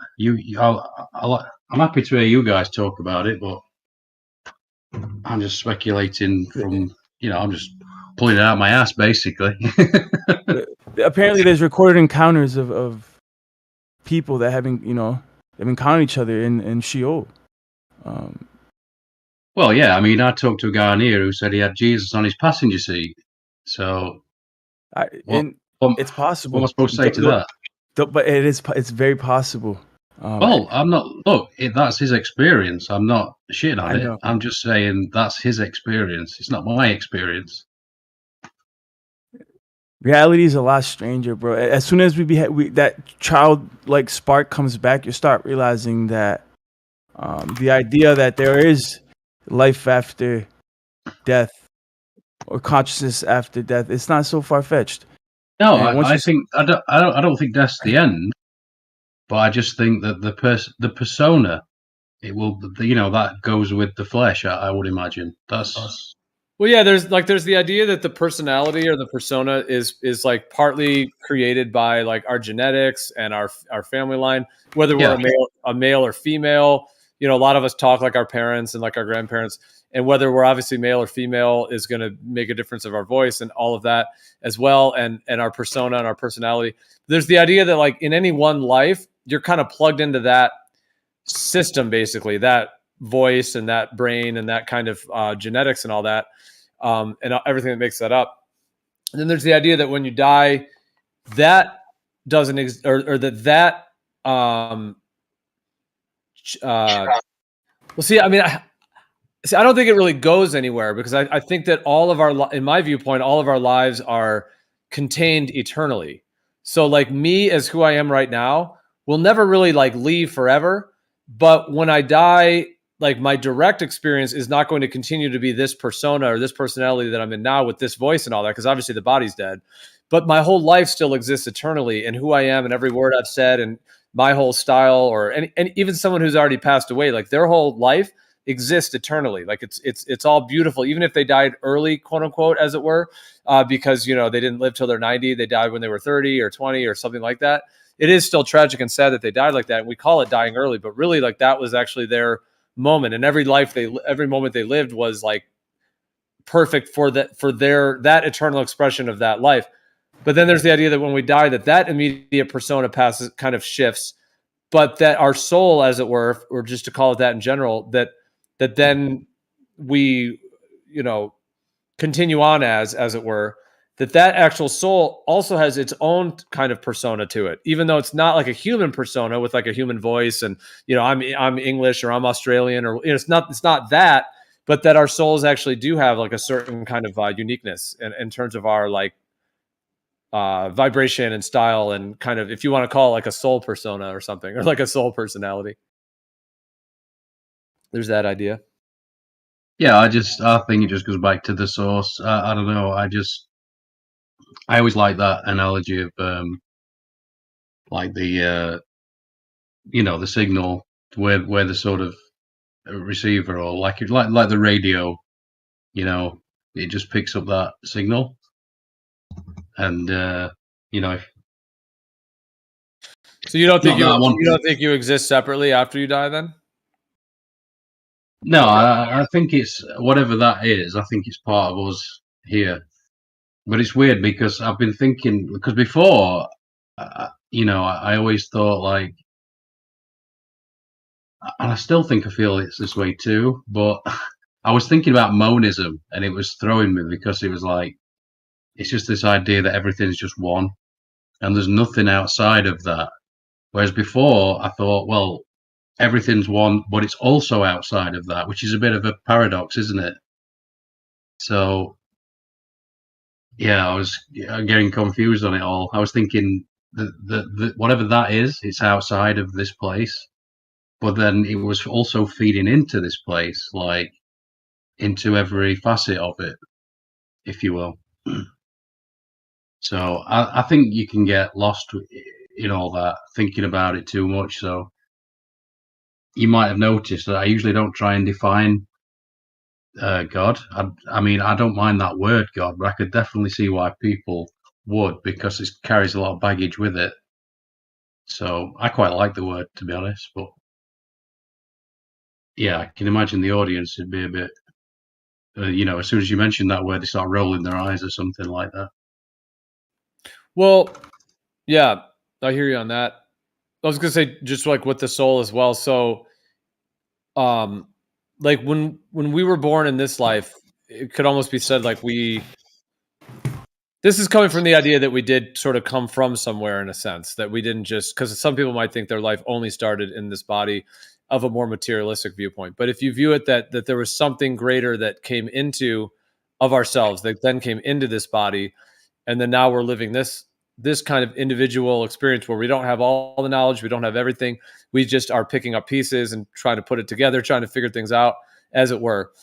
And then when you die, do you think that there's some continued part of ourselves, whether it's if like the soul or the soul personality or the soul journey, to where wherever we go, we're still, even though we're more expanded and have more understanding of who we are, but that we're still in some other limited state that is then venturing through different worlds or dimensions on some larger journey? Like that, Yeah, like the idea that your soul is still separate when you die, in a sense, from the creator, from the center, and that you're still on some journey of trying to put it together, in a sense, on some other levels. Yeah, Alan Watts talked about that a hell of a lot, which was that basically God wanted a surprise because, he knows everything. So he wanted to, I like that way of putting it. He wanted a surprise. And I could definitely see why the hardcore Bible people would be like, oh my God, here we go. The New Age stuff. It's not New Age, it's Old Age. Actually, the Bible is New Age if you actually want to put it in the larger context. Oh yeah, that's what I'd usually say back to them, but I mean, it's not new. It's not New Age. It's not. I'm not trying to link it to some New Age like with the word, that phrasing. I'm just saying it's much more recent than some of these more ancient concepts. Debatable. So what age were you? Was everybody when they figure out they existed? That's always a good question. Like, were you 5? Were you 4? Were you 3? Oh yeah, that is when a you good figured question. out that you existed. Yeah. Yeah, I've got a good answer for this because I was 7, and God, Earth is like. Can you stop posting that? It's like tripping me out. I don't care about look, it's a ball. I don't give a shit about that. Is he spamming again? Yeah, it's freaky. It's just like I don't know. Yeah, he gets really spam crazy in the chat. So he'll post just this post so it the gets same rid of it. thing. Yeah, he'll just Yeah. post it over and over. Like I'm scrolling up this travel to space thing. He's just been spamming this all day. So some website about space travel or whatever. Yeah, he gets really like kind of zealotous with his posting incessantly. Yeah, I was flicking through my because I used to be a huge fan of Louis C.K. and stand-up comedian, and I was just watching a little bit that he did where he said he came online, so to speak, when he was about 3 years old. And he did a big shit in his pants in the driveway, and he suddenly realized, and I remember I was 7 years old, and I grew up watching these. It was inappropriate. I watched like Blues Brothers. Blues Brothers was a movie I watched when I was like 3 or 4 or 5 years old or something. Quite inappropriate, I guess, for a 5-year-old. Blues Brothers, but I love that movie, and my dad on for me as well. And my dad had died in a car accident, and we went to the the crematorium, and we'd been to see him and all that, and that was weird as well. But on the way back, I remember because I used to just watch videos so that's why I always say I was raised by Hollywood. And I reached over the seats and I was like, "Can we watch a video on way back home?" And my mum sort of just said something like, I can't remember what she said, but it was like, "Yeah, I'm sure we can do." Not right now. I can't remember exactly what she said, but it just suddenly really occurred to me that that was terribly inappropriate for the situation. And that's like my moment of coming online. It's such a weird thing. It was a good question, Linda. Hey, Andy. Yeah. Did she say it's 106 miles to Chicago? We've got a full tank of gas, a half a pack of cigarettes. It's light outside, and we're wearing sunglasses. Yeah, I love that. I do know that movie word for word, by the way. It's funny, when that year we actually went to Spain. I guess we wanted to get away from it, so we went to Spain and we went on this coach. Went on this single decker coach that were like from well, where did we go? I think we went to South France, but we went to Spain just for a day, and they had the movie. They had a movie on the bus, and the movie was Blues Brothers. So I was running up and down the aisle and singing and doing all the numbers. My mother was like, "Oh my god!" And she said like everybody were into it and loving it. But now I look back and I mean, because I'm an adult, obviously, and I think, God, I must have annoyed everybody on that bus. Oh, dear. I do remember that. You were saying before that element of surprise. So you're saying that the idea that the creator creates like separate parts of itself, so it could be surprised at what it created, or were you saying that it could be surprised that it's separate, or were you saying that it could be surprised when it eventually remembers the more of who it is, like that it's going to be surprised that it to like remember what it is? Yeah, well, the funny thing is when I know for me, when I've learned certain things, studying spirituality and whatnot, like these truths, for lack of a better word, when it hits you, it's like you already knew it. That's the weird thing. I don't know if anybody else has experienced that, but it's like, Hey man, I've experienced that. It was like catching up with the rest of reality around me. Like I already knew it, and I was just being, I don't know, I guess with my life, I was being led to the spot where I could start to do that. And I was like, this is new information, but oddly familiar.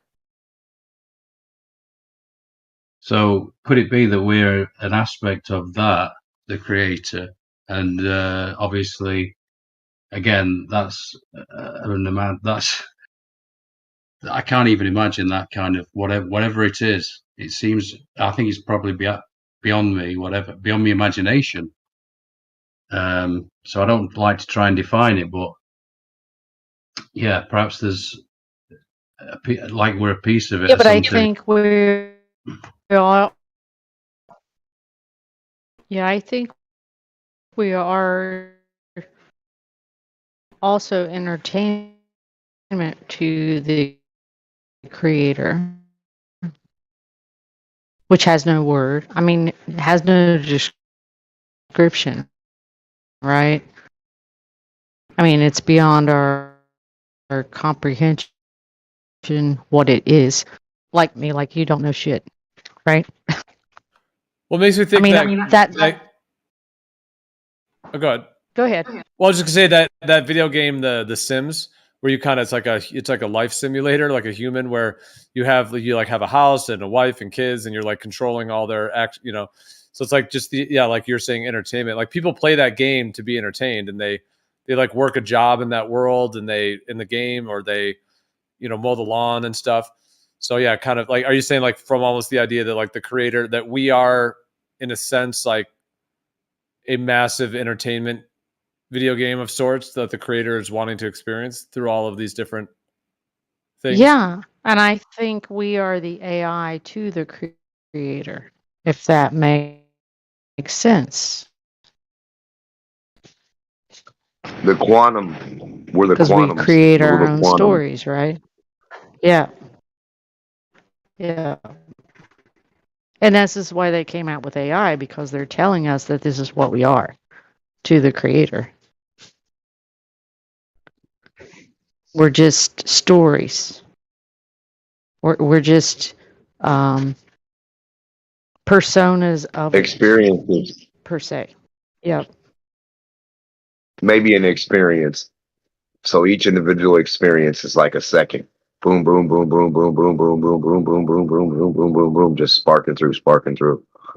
And our experience for a Right. And second, whenever Yeah. right, and whenever technology is created or whatever, then the creator gets a new experience because maybe he didn't foresee all the creation that what he created could create. Does that make sense? Like it's like I've wondered this. Like, does he know? Does the creator know everything, or did he create this place to create what, or create beyond what he created? I mean, he created life because everything that was created is life, like the plants, the animals, and all the land, all the stuff that grows. That was created, but man creates beyond that.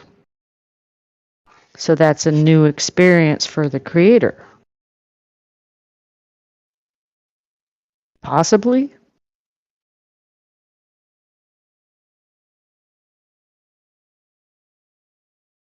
Yeah, we do things that are just different. So it's like so many different. Every different person's a new different thing that could be done with the material that's here, different ways.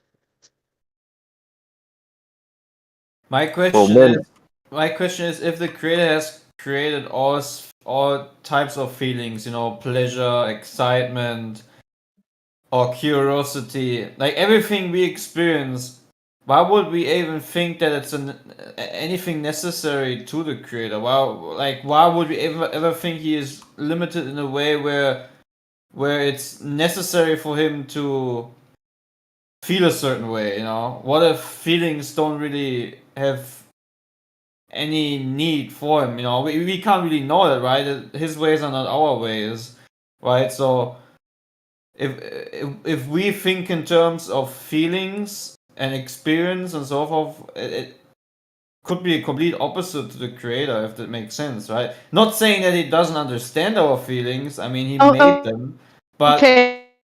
If you're going back to but if you're going back to can't hear the you. biblical aspect of it or whatever, we were created in.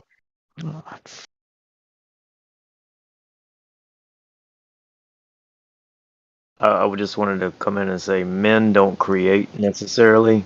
Men make things out of things that exist that were created. So men do not create things. Men just make things and form the things that have already been created.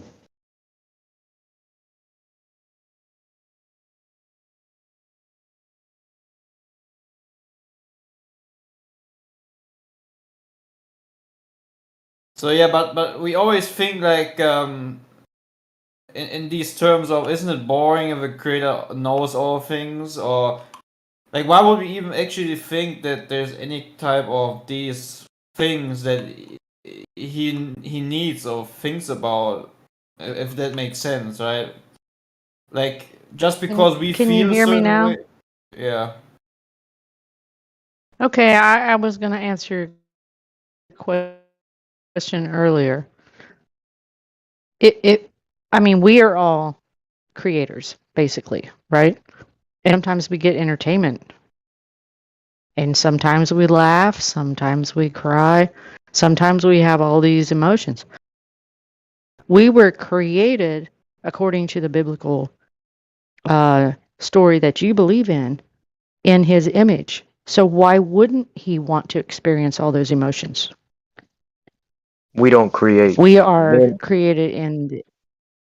No, we do create. We can No, draw. We can do all kinds of stuff. We can't things. create life other No, we than can't. We can't create things. procreation. We can't create things out No, of we nothing. create life. We can form things together and put things together, and we can copy No, creation itself. Like all fully engines. understand the whole Just concept kind of of that. finish. just to finish up, like engineers when they copy things, scientists when they copy the creation. So we can form what's already created, we can put it together, we can build structures, but we don't create things. There's a difference in creating something and forming something that exists already and has already been created. Exactly. I agree. That's what I'm trying to point out. I also agree. You have in the Hebrew it distinguishes between making and creating. Like when God created something, right? Like he brought something from to existence. There's a specific word for that, bara. But there's also another word, to make. So you can fashion something from the elements you already created, right? It's just a technicality that we should distinguish. That's all. But yeah, so North is right. You have bara and asa. Asa means make, and bara means create.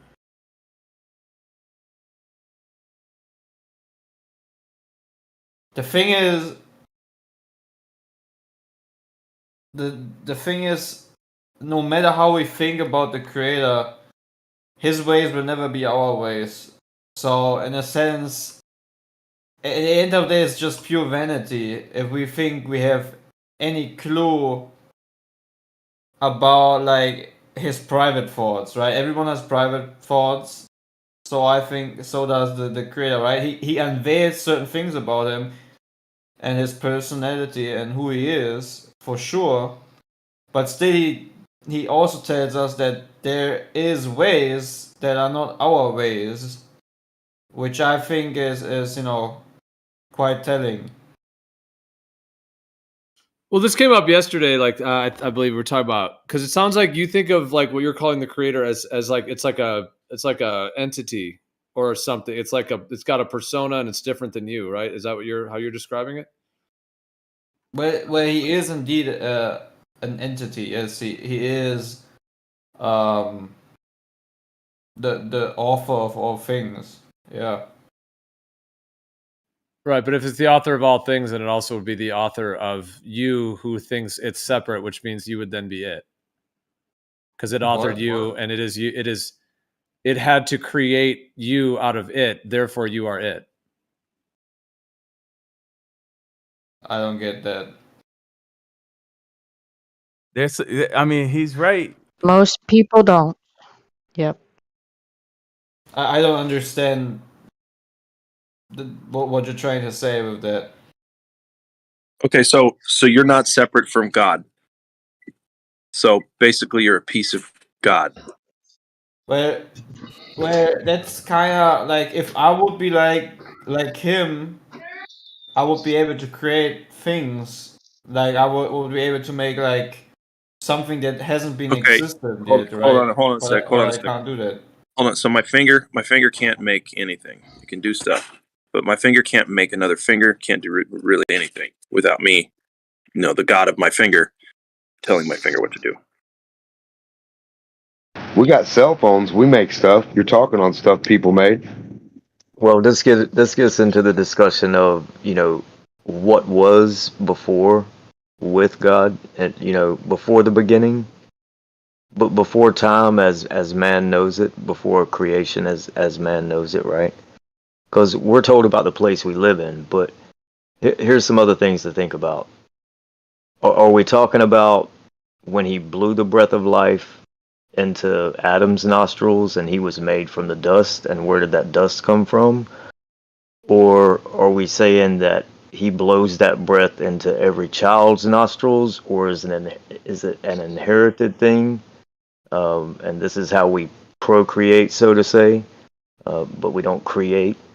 Um, and then each of those children would be different than their parents, right? And some to the extreme, and some would be um, almost a spitting image of their parents. So there's many different things, many different angles to cover with everything you're speaking of there.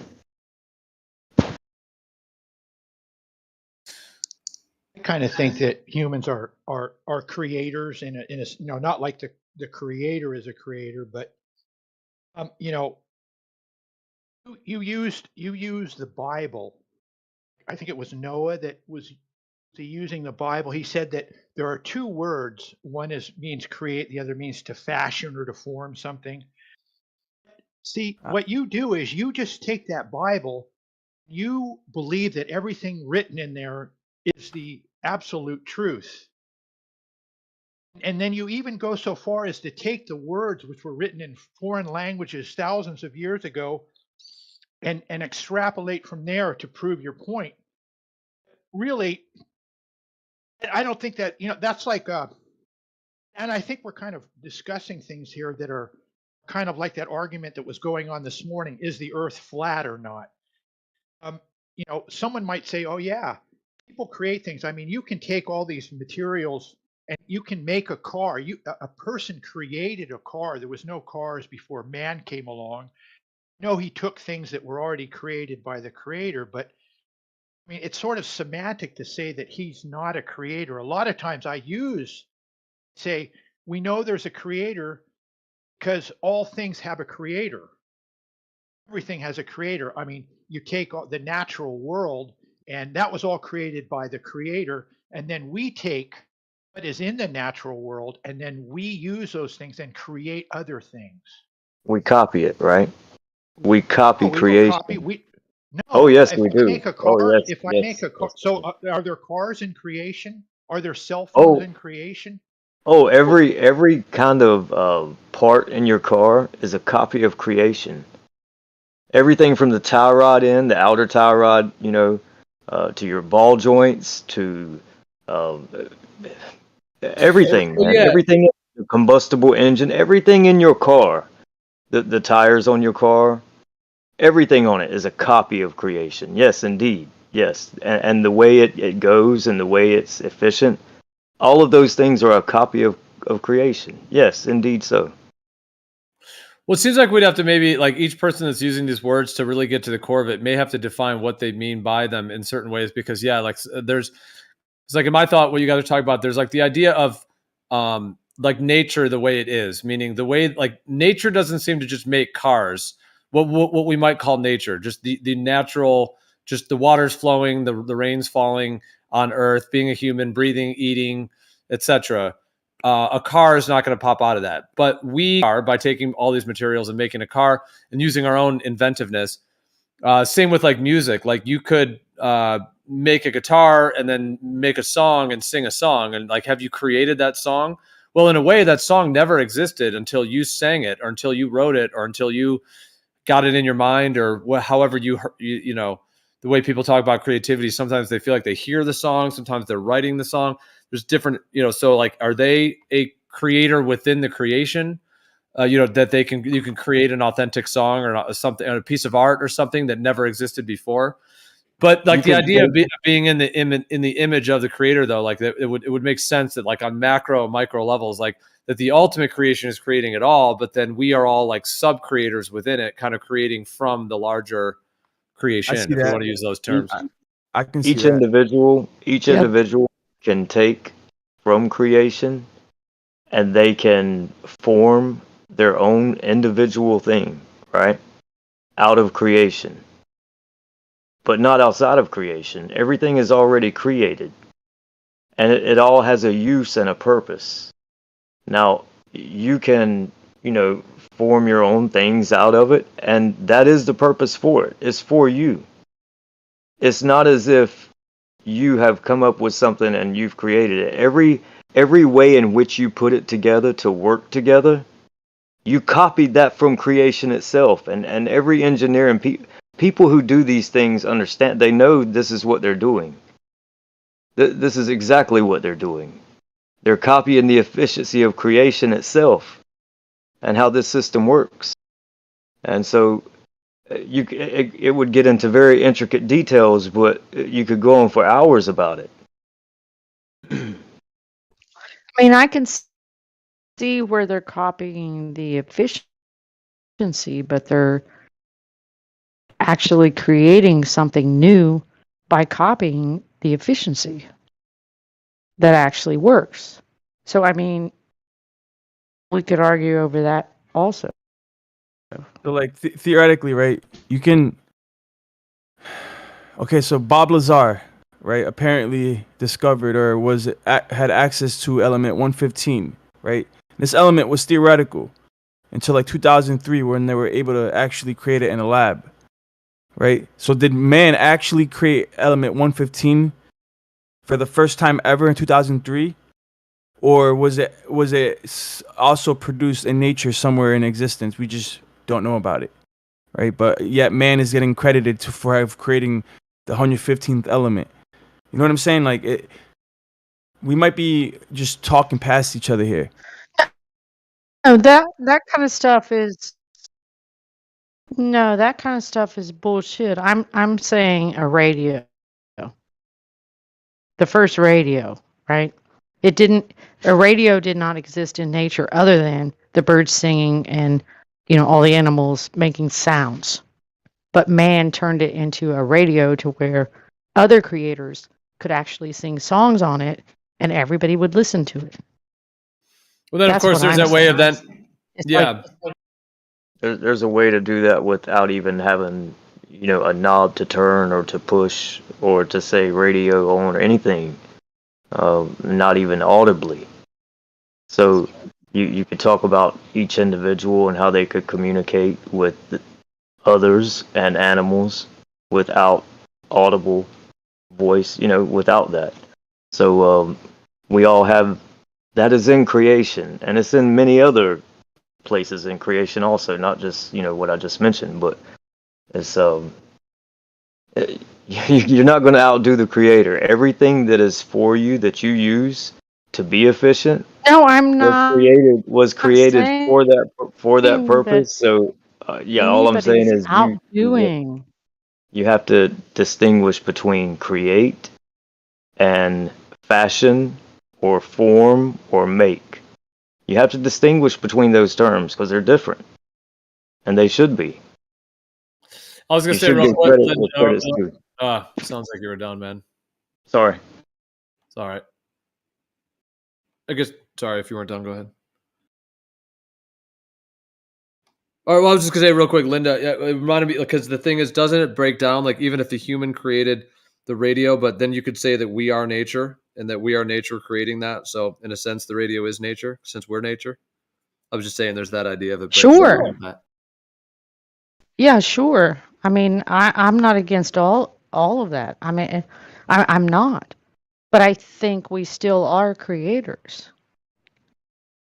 We might be a minute part of the creation because we didn't create the beginning of it, but we're continuing on with it. We're adding to it. I'm with North on this one. Sorry. We're just fumbling around what's already here.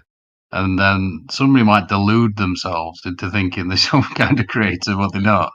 They don't know their ass from their elbow, and that's pretty obvious. They might claim to know things. They seem to wander around almost like they've got their parents' clothes on, making these definitive statements like like they are God or something. No.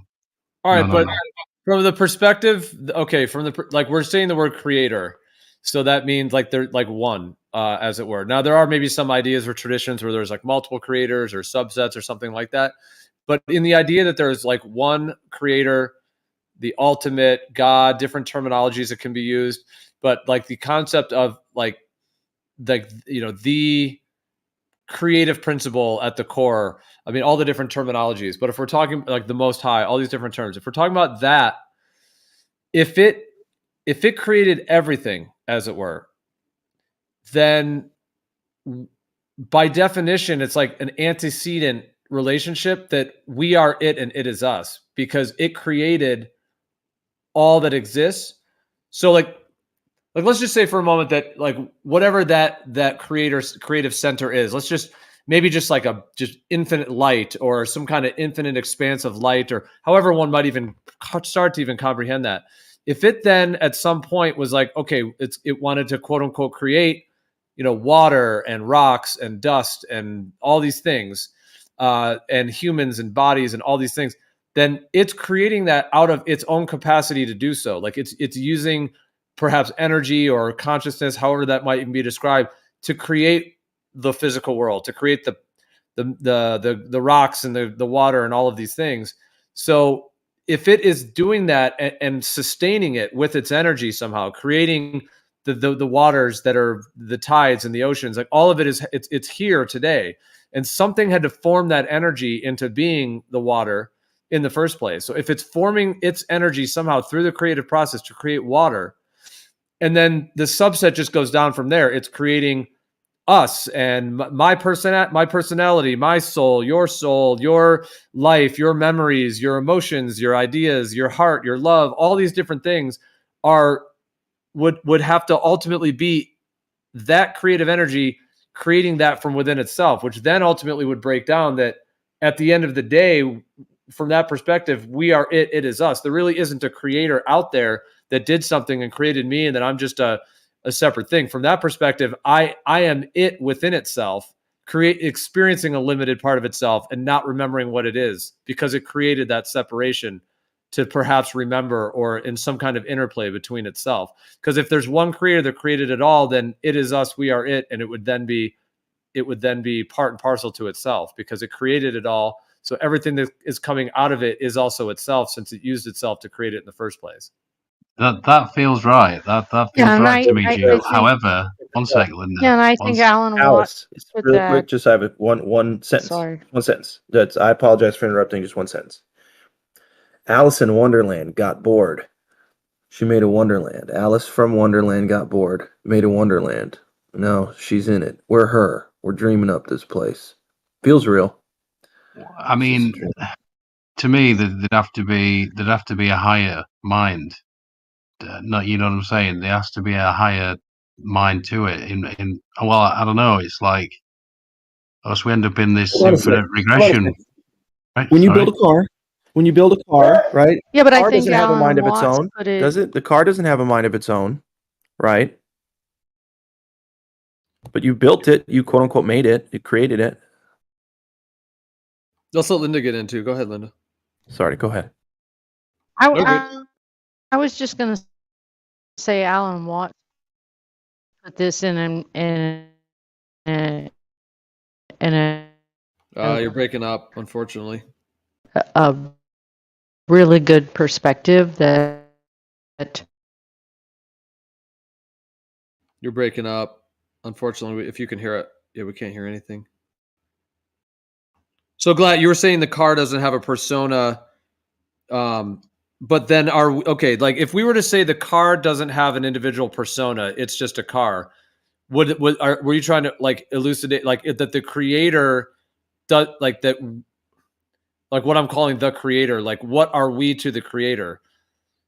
As in a set, I didn't really follow that idea fully. I was trying to think of something there. I didn't fully.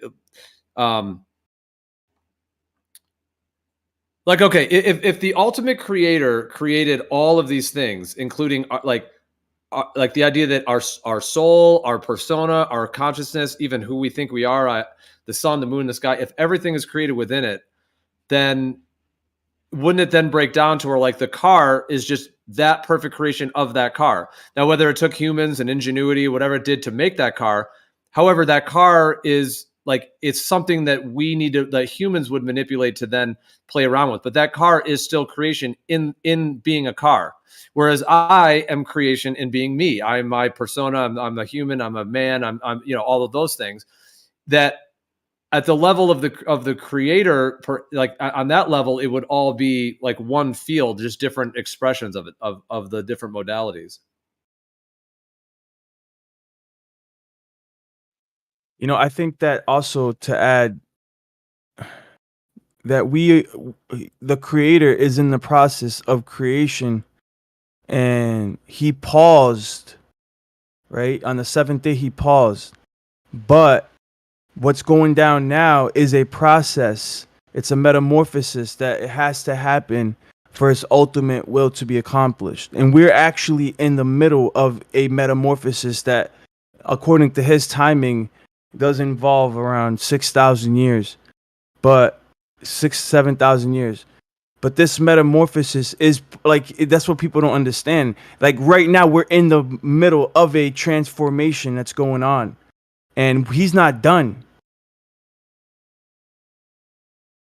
and it Yeah, involves so I mean, a from sifting. It involves a sifting of souls and a testing of spirits, and that's what's going down right now. A testing of spirits from all different levels of existence through the Melahim and the Shamaim, the heavens and the dimensions, whatever you want to call them.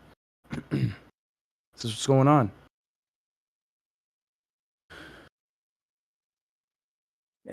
And so the idea is actually that there's a paradox, because though initially we might have actually been together with the creator, which I'm not entirely sure that we were, because I think that man has always been somewhat distant to the creator because of his natural form, the fact that he was made from the dust of the ground, that he was always somewhat distant from the creator.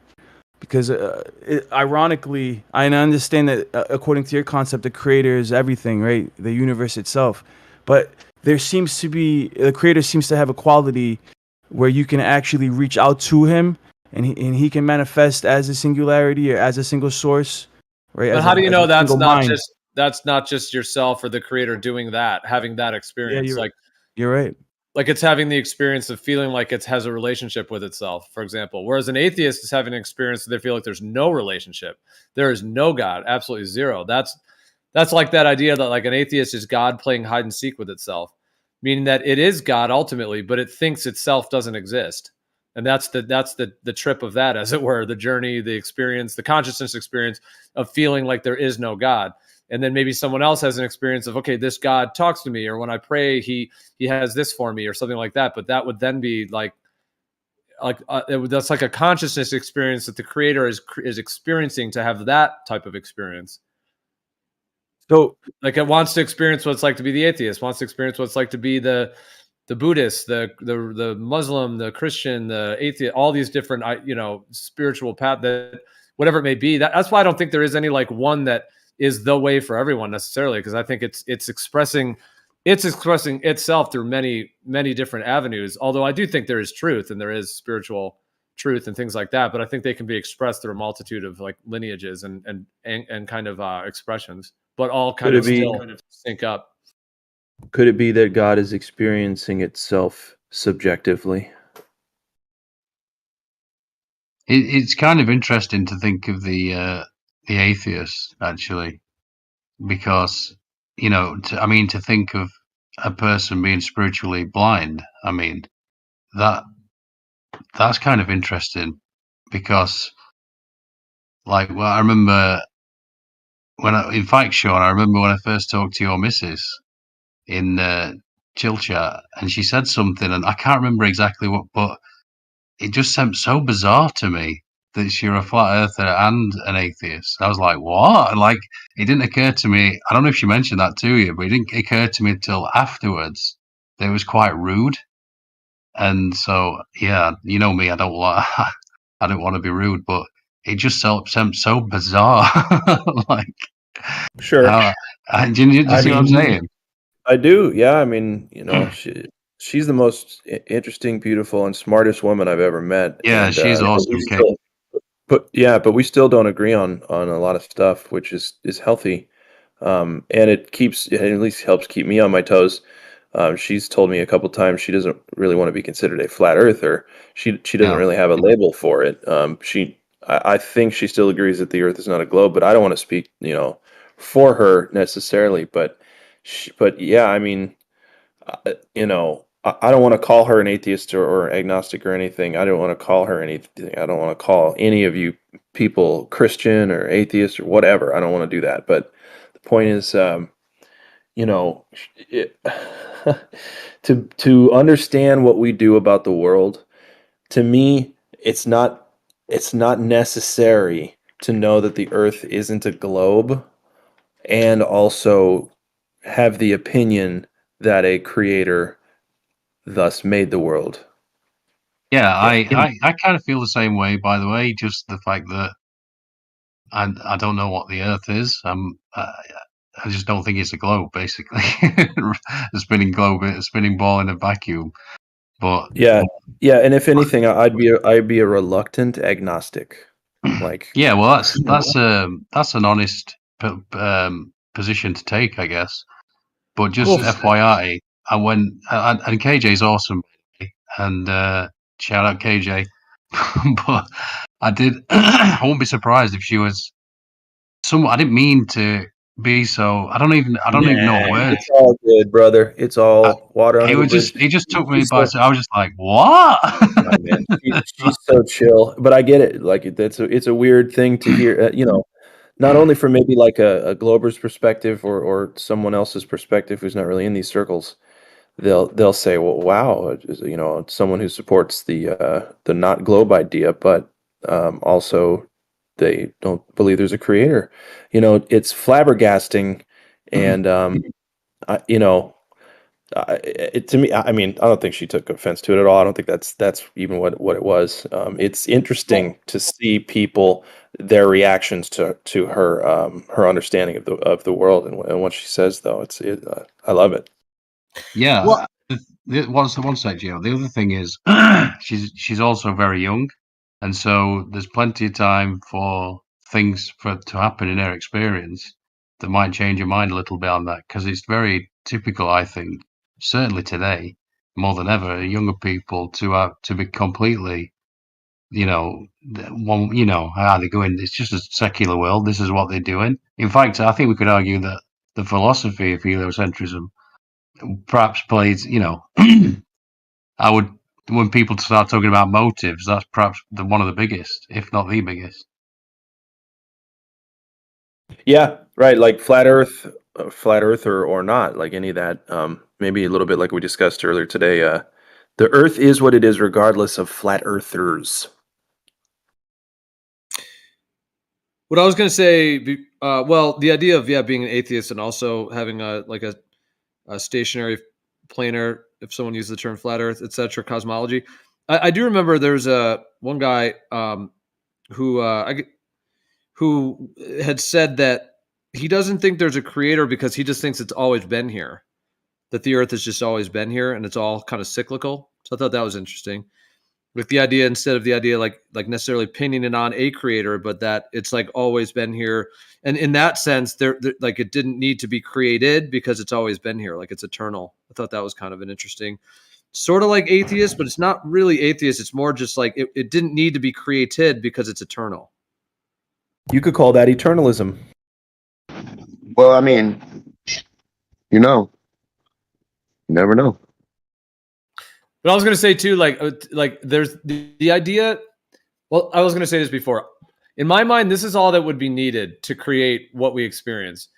If there, like the idea that there's one creator, as it were, some singularity of some sort, that if it has the capacity, like if it's omnipotent and omnipresent and omniscient, all of those, all knowing, all knowledgeable, etc. If it's all of that, the thing that it would need to be able to do, it seems in my mind, to create what we see and what we experience, is the ability to essentially like fraction or split itself into seemingly individual units of consciousness, even though perhaps ultimately they're not actually individual, but it's able to do so in a way that is like completely convincing.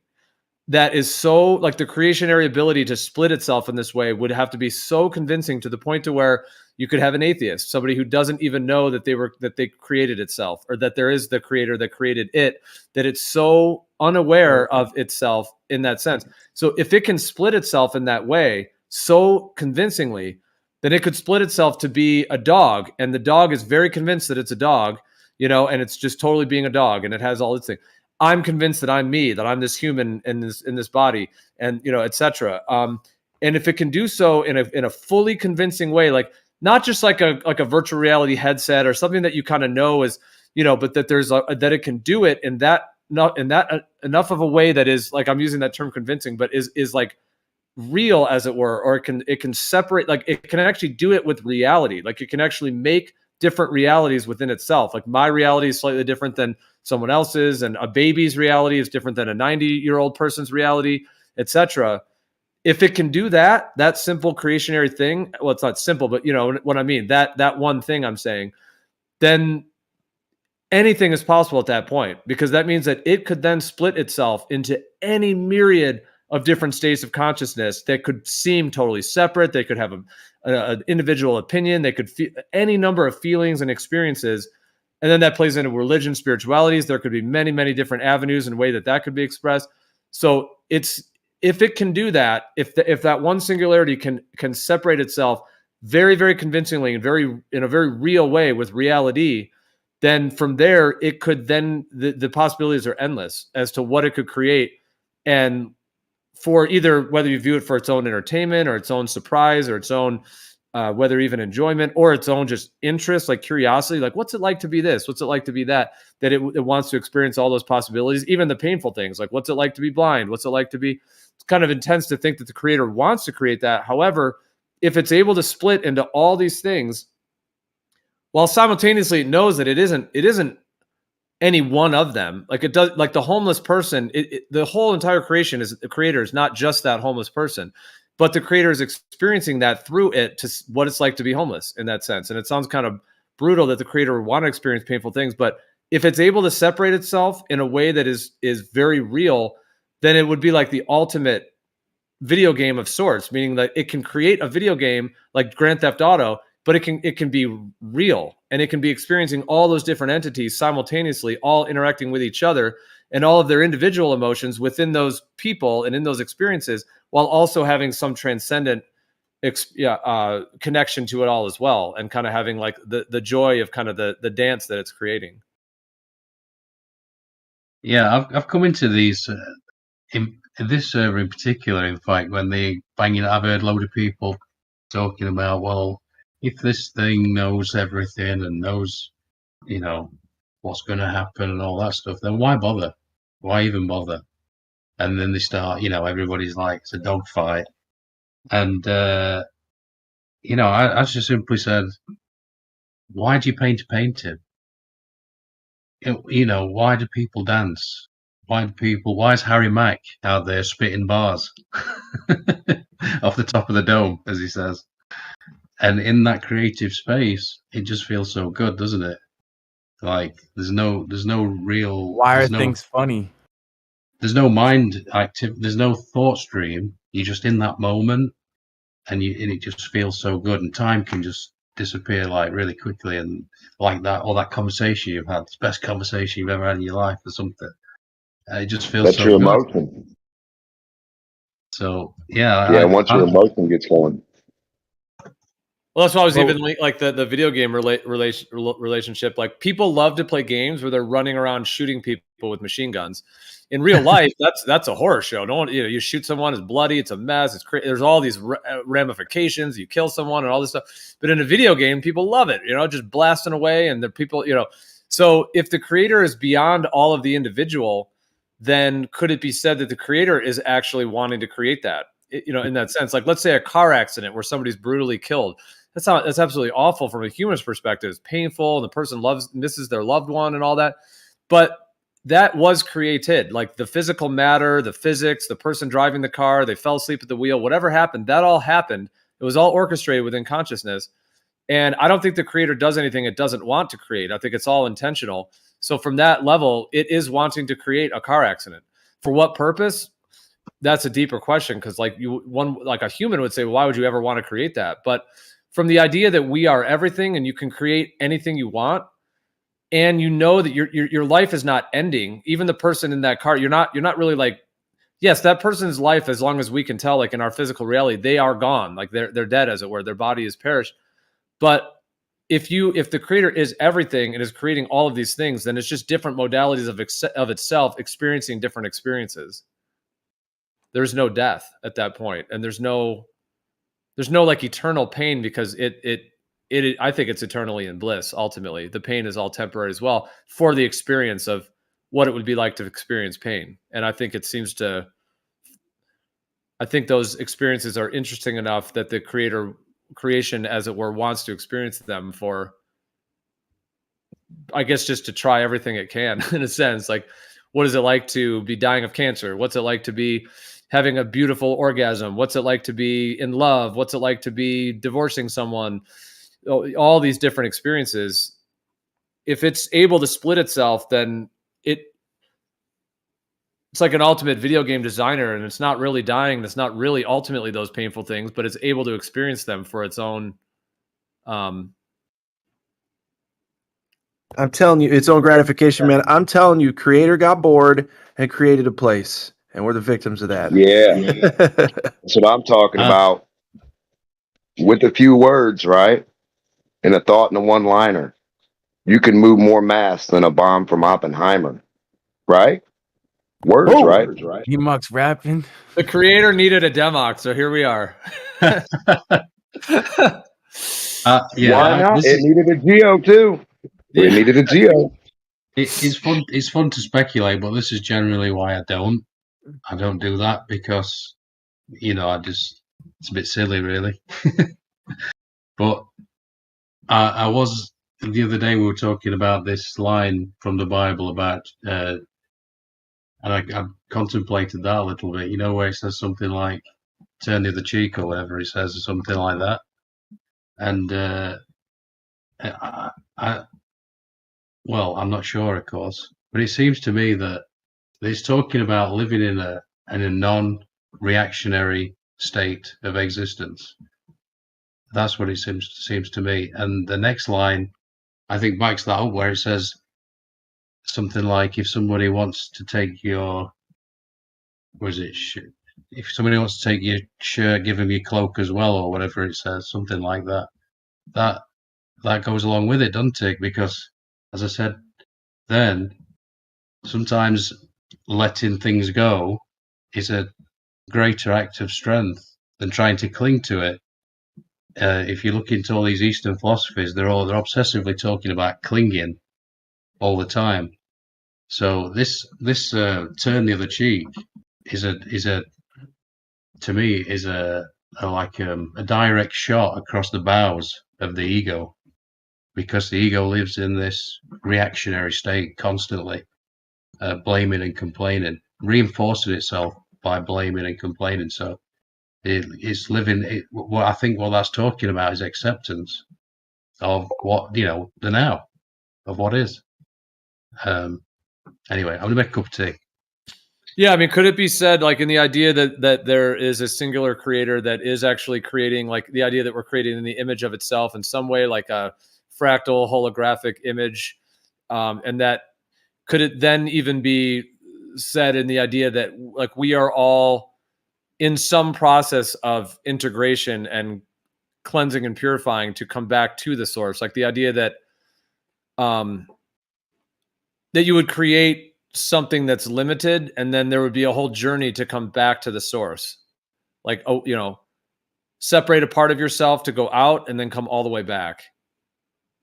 That's basically what's going on, in my opinion, too. Basically, in a nutshell, if we had to sum it all up. That's exactly what it is. We've never actually fully been united with him. So, like, he sprang existence, right? He separated himself. I mean, he is the father of spirits, right? Yahweh Sevaot, Yahweh of spirits, right? He's the source, right? That is scriptural. Everything that you just said is scriptural. It aligns with my understanding. We differ a little bit, but I really believe everything that you just said is consistent. That we are all part of him, but he's still set apart. But eventually, when he restores creation, we will be echad, and we will be united, right? And he will be with us, right? But no man has seen the face of God, not even Adam. So not even Adam was able to see the face of God or the Creator. He didn't have that relationship with him. Well, but that's the thing, though. So, like, is like the end of the journey, as it were. Let's say so. Like, the idea that, let's say that there is this singular source, the creative center, as it were, to that. If that creative, absolute, infinite, eternal capacity went off and somehow created me, like, I'm separate from it now. And I'm saying this from my own experience as well. This is how it is to me, in a sense. I'm separate from it. I am still it. My understanding of it, I am still it ultimately. We are all it, in my viewpoint, like, in that sense. However, we're all in some, like, in a sense, temporary separation from our full understanding and remembrance of who we are. And then, because I definitely like, I don't have all knowledge or anything like that, but I know it's within me, and I know that I am that on another level or on another frequency or on a more expanded frequency. But I know that I am limited in my understanding of things, and I'm going through my own journey, and perhaps we all are in that sense.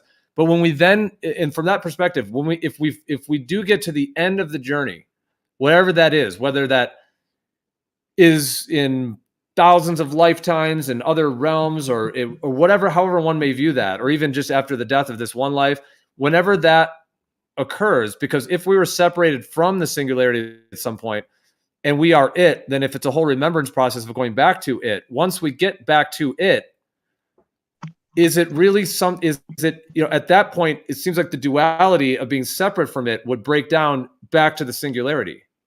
So there wouldn't really be like being with another being or a god or like anything like that. It would actually just be reconnecting with the wholeness of your being ultimately at that point. So it would more be like an ultimate remembrance and kind of back to the starting point. And in that sense, it seems like the duality of feeling like the creator's outside of us would break down, and then we would actually be back at the start in a sense, and then ready to maybe venture out again.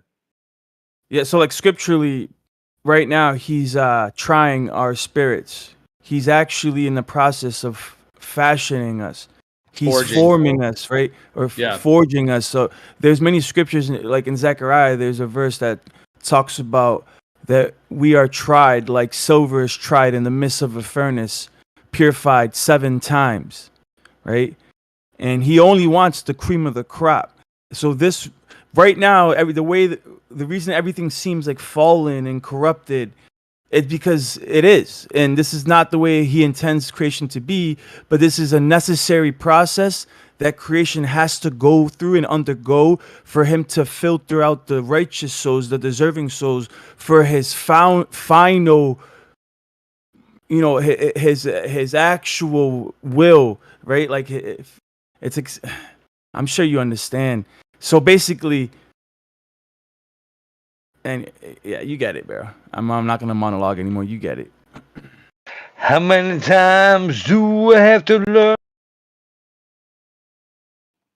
Well, it even makes me think like, okay, the idea, like the whole video game analogy, I always find that interesting. It's a little bit crude because it's too simplistic, but if you're like a video game designer and you create a whole game, like you create the world and the characters and all of that, and then you send that game off and then other people play the game, and when they're playing it, they're playing your creation in a sense. Like they're in there, they pick their character, and then their character has this skill and that skill, and then they're in there playing the game. And in some cases, they're even being creative, like how to beat the levels, and they figure out a new way in that sense. And it's all sort of like a playground within the process of the creation of it, like creating the game, and then the people all playing it. There's like a mutual enjoyment of that whole process, back and forth.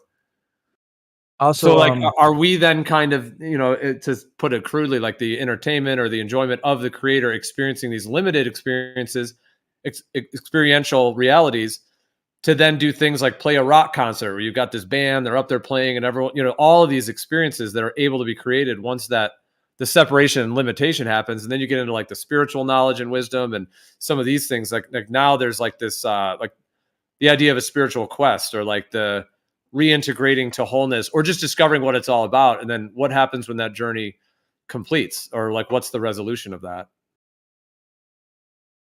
So at the final destination is creation restored, but for that to happen, he has to destroy everything, right? Inevitably, it's just the way it has to be. And then, but his final restoration will be the permanent restoration for eternity. Now, nobody can comprehend what that will be like, where there is zero suffering, no evil. Nobody can comprehend that. But he says that we can't even imagine what he has reserved for those who love him, right? But going back to Genesis, Genesis gives us an idea of his character, right? He says it is not good that man should be alone. And he also says that we were made in his image. So it's given us a little hint of why he created us.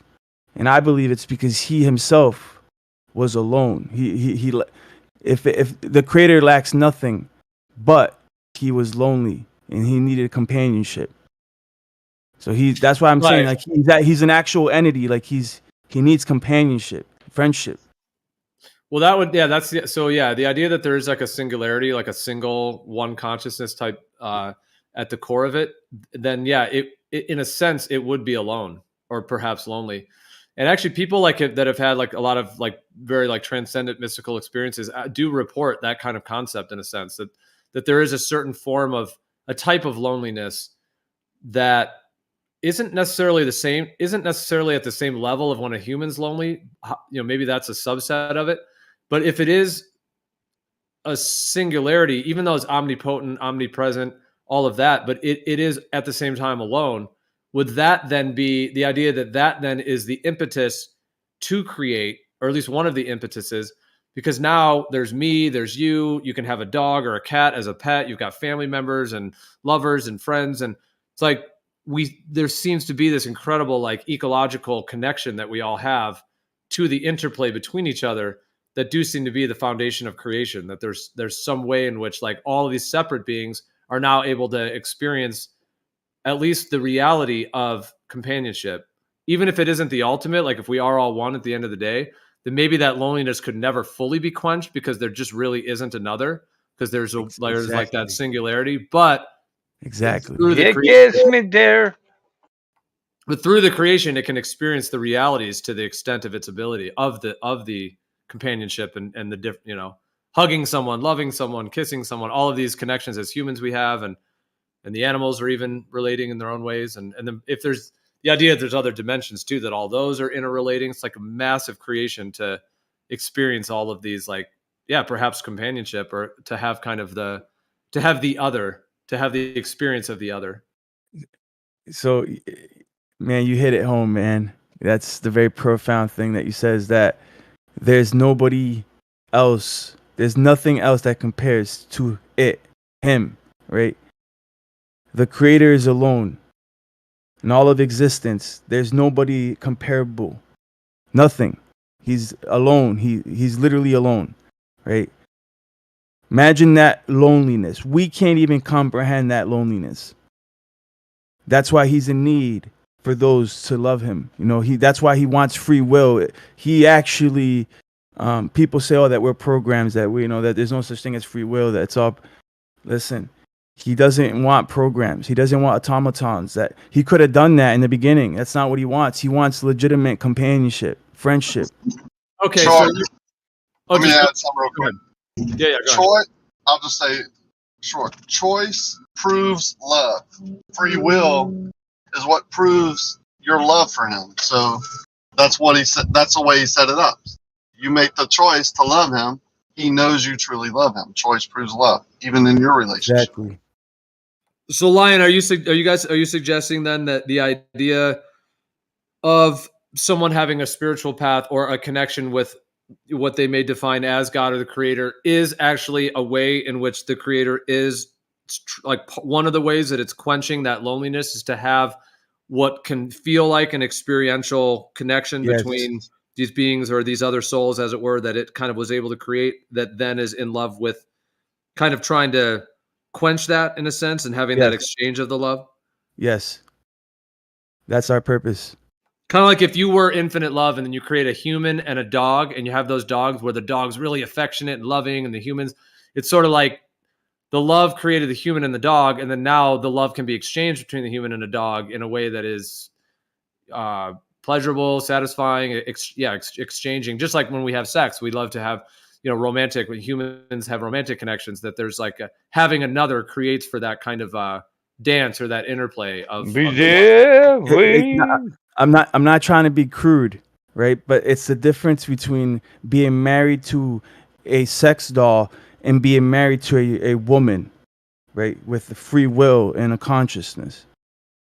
Right, where the woman can express the love, the man can express the love, and then that can be interchanged, and the kind of crucible of the alchemical connection of that, which gets into like when people hear the word tantra, they often think of some like sex positions, but it's not really what it is. Tantra is actually a much deeper process of like unification with another and accomplishing very transcendent states in which the two individuals can be in such a state of communion and love and connection that there can be like these moments of singularity that can be reached between them, where the love is like peaking in a sense, and that exchange It's almost like plugging in the battery fully or something to where the current is like, you know, in a peak flow. Yeah, man. Incredible conversation.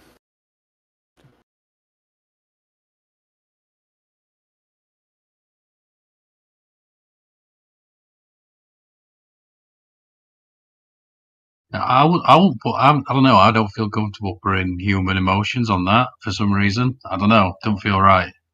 Like boredom. That just don't feel right to me. Or even whatever it is. I don't You know. mean it? You mean like, oh, the creator's just bored and lonely, so decided to create, Yeah, create everything? I don't see it as gets lonely. I'm bored and lonely. Let's create some waters. Let's separate the waters. Let's create pillars and foundations. Let's create a firmament and celestial bodies and light and sound. And let's create a sun. Let's create a moon. Let's create humans, insects, animals, an ecosystem, the geometry, all of these things that, yeah, it does sound too simplistic to say it's just bored and lonely. But are those somehow like, are there some mystical or spiritual truths to that there is some level? Because I mean, if you were an infinite creator, like if you're just like the concept of being the creator, well, however one might even think of that, but I think of like infinite light, infinite love, I think of some of those concepts are like like light, sound, even electromagnetic and electrostatic, even though those are even probably subsets. I think of light ultimately is what the creator is in a sense, just just to put that one word. I'm not saying it's the only thing, but if it is that like undifferentiated light and infinite capacity, then in a sense, even if you like infinite bliss, infinite love, infinite light, just those three. If you were that, just beaming wherever you are, just beaming, just infinite love, infinite bliss, infinite knowledge, all of that, I could understand that would seem, to use those simplistic terms, bored and lonely. Like there would be a way in which like, all right, I've had enough of this. What's it like to experience something else? Thus creation is now existing to where it like, is it fueled by that? Like, okay, I'm infinite light, I'm infinite all of this. Now what can I experience with, what can I do with this? Yeah, because listen, why the heck else would you do it in the first place? But I mean, what's the point? Because if you were infinite love, bliss, and light, you would just hang there. That'd be it. Just eternal love, bliss, light. Yeah. But it obviously wants to create something else in addition, or something. It wants to create like more differentiated experiential realities. I just don't see it as I see it as timeless. So all the things you were just talking about are in time. That's why it don't make any sense to me. Well, yeah, I am referring to within time. That is true. No, I think it is eternal, but I think that, yeah, I hear what you're saying. The difference between, because yeah, like being in time versus, because my thought is that it created time, therefore it is eternal and everything exists outside of time. But once it created time, it's like creating a movie, and then you can fast forward and rewind through the scenes. That's hilarious. There's a cyclical nature. There's a cyclical nature to time. It's on a rhythm, a cycle, and that cycle is now made permanent because the Creator made an oath, right? And that oath is now going to be kept for eternity. Now you don't have to believe the scriptures. This is my understanding, and there's a cyclical cycle to nature that is now made permanent. That is a cycle of 7. For whatever reason, 7, right? That's just, and who knows? We could be near the end of a cycle right now. You don't even know it, I don't know if you guys remember the movie The One with Jet Li, as he's going through the multiverse, right? And he gets to each so-called planet, and he kills himself so he can receive all this power. But a lot of people, there are some people, and I'm not saying anyone in here looks at it this way, but some people look at it as if, the Creator, when he divvied out this spirit or this energy or this life-giving force or the breath of life into Adam's nostrils, that he lost energy himself, or he got weaker, right? And in that same kind of sense, it's like, well, everyone is God in that way. Now, when we think about the Creator, if we're not going to put him in a box, we need to consider a couple other things. Like, as I've said before, did you inherit that breath of life from Adam's nostrils when you were born, or was it blown into your nostrils? And also, can a Creator who creates all things, can he create individuals and give them an energy source that is, it doesn't belong to them, but they have their own thoughts, they make up their own mind, and their character grows over time, and is influenced not only by their own thoughts but others' thoughts, those others being individuals separate from the Creator, although relying on being plugged in to that consciousness, to that breath of life. And once you're unplugged from that, it's like, like your television plugged into the wall. Once you're unplugged, it's dead to you. Unplugged? Yeah, fuck that, man. I'm just kidding.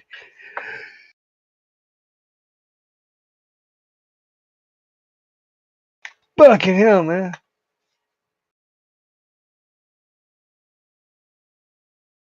Mike, you sound hammered. I am not. I am perfectly fucking normal. P-Mac. P-Mac is the Creator being hammered P-Mac at the moment. Swim. The Creator's like, I really want to be a P-Mac with a... If we're really going to do that, like if we're really going to attribute like everything to the Creator, think about this for 1 minute. If we're going to attribute everything to the Creator and the Creator wanting to experience that, right? If we're going to do that, we have to attribute rape and all of these other things to the Creator and say it's okay because the Creator is having his experience. I, for one, would not be with that Creator. And if you also want to look at it like this on maybe a deeper level, some people might even say, these experiences that are being had by us are the Creator, and he's dying to his flesh. Right. To his, his pleasures, right? So people could look at it all different kind of ways, but the Creator, I know, that's would not. people on P-Mac, deep level. P-Mac, man, what's your problem, bro? What's your problem, man? Are you drunk? What's the deal? Can I just finish? You did kind of clip I him at the end. I guess not. Well, you do have a pacing that makes it sound like you were done, although I think PMAC may have just jumped in. But just go ahead and finish. PMAC, go next. I apologize. You remember where you were at, North? Yeah, I was just saying we would have to attribute all of those atrocities to the Creator.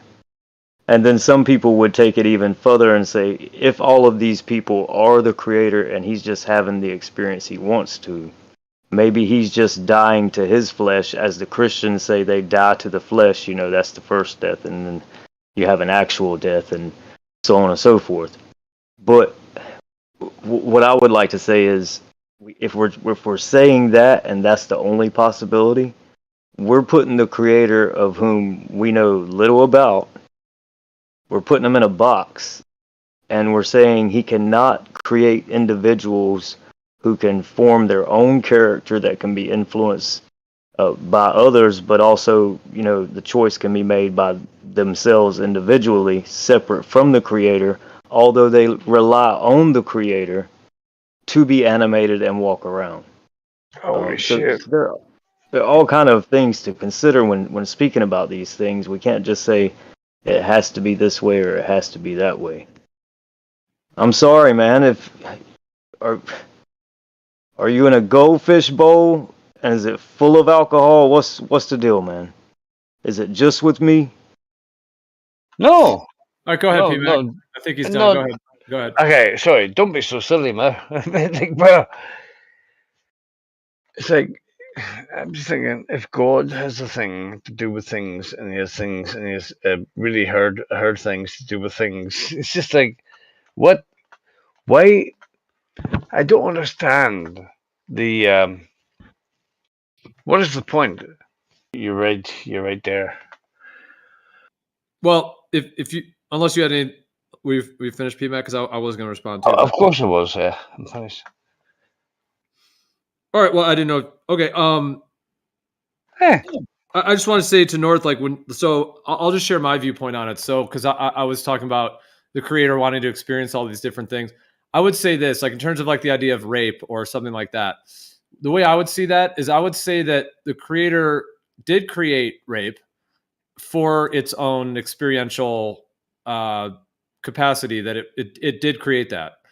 However, that doesn't mean it's right, and that doesn't mean that it's something that is necessarily right, because I think the creator also created like, hold up, PVAC. Just you can go next, man, but just trying to interrupt so we can all go one at a time. I'm sorry. You're all right.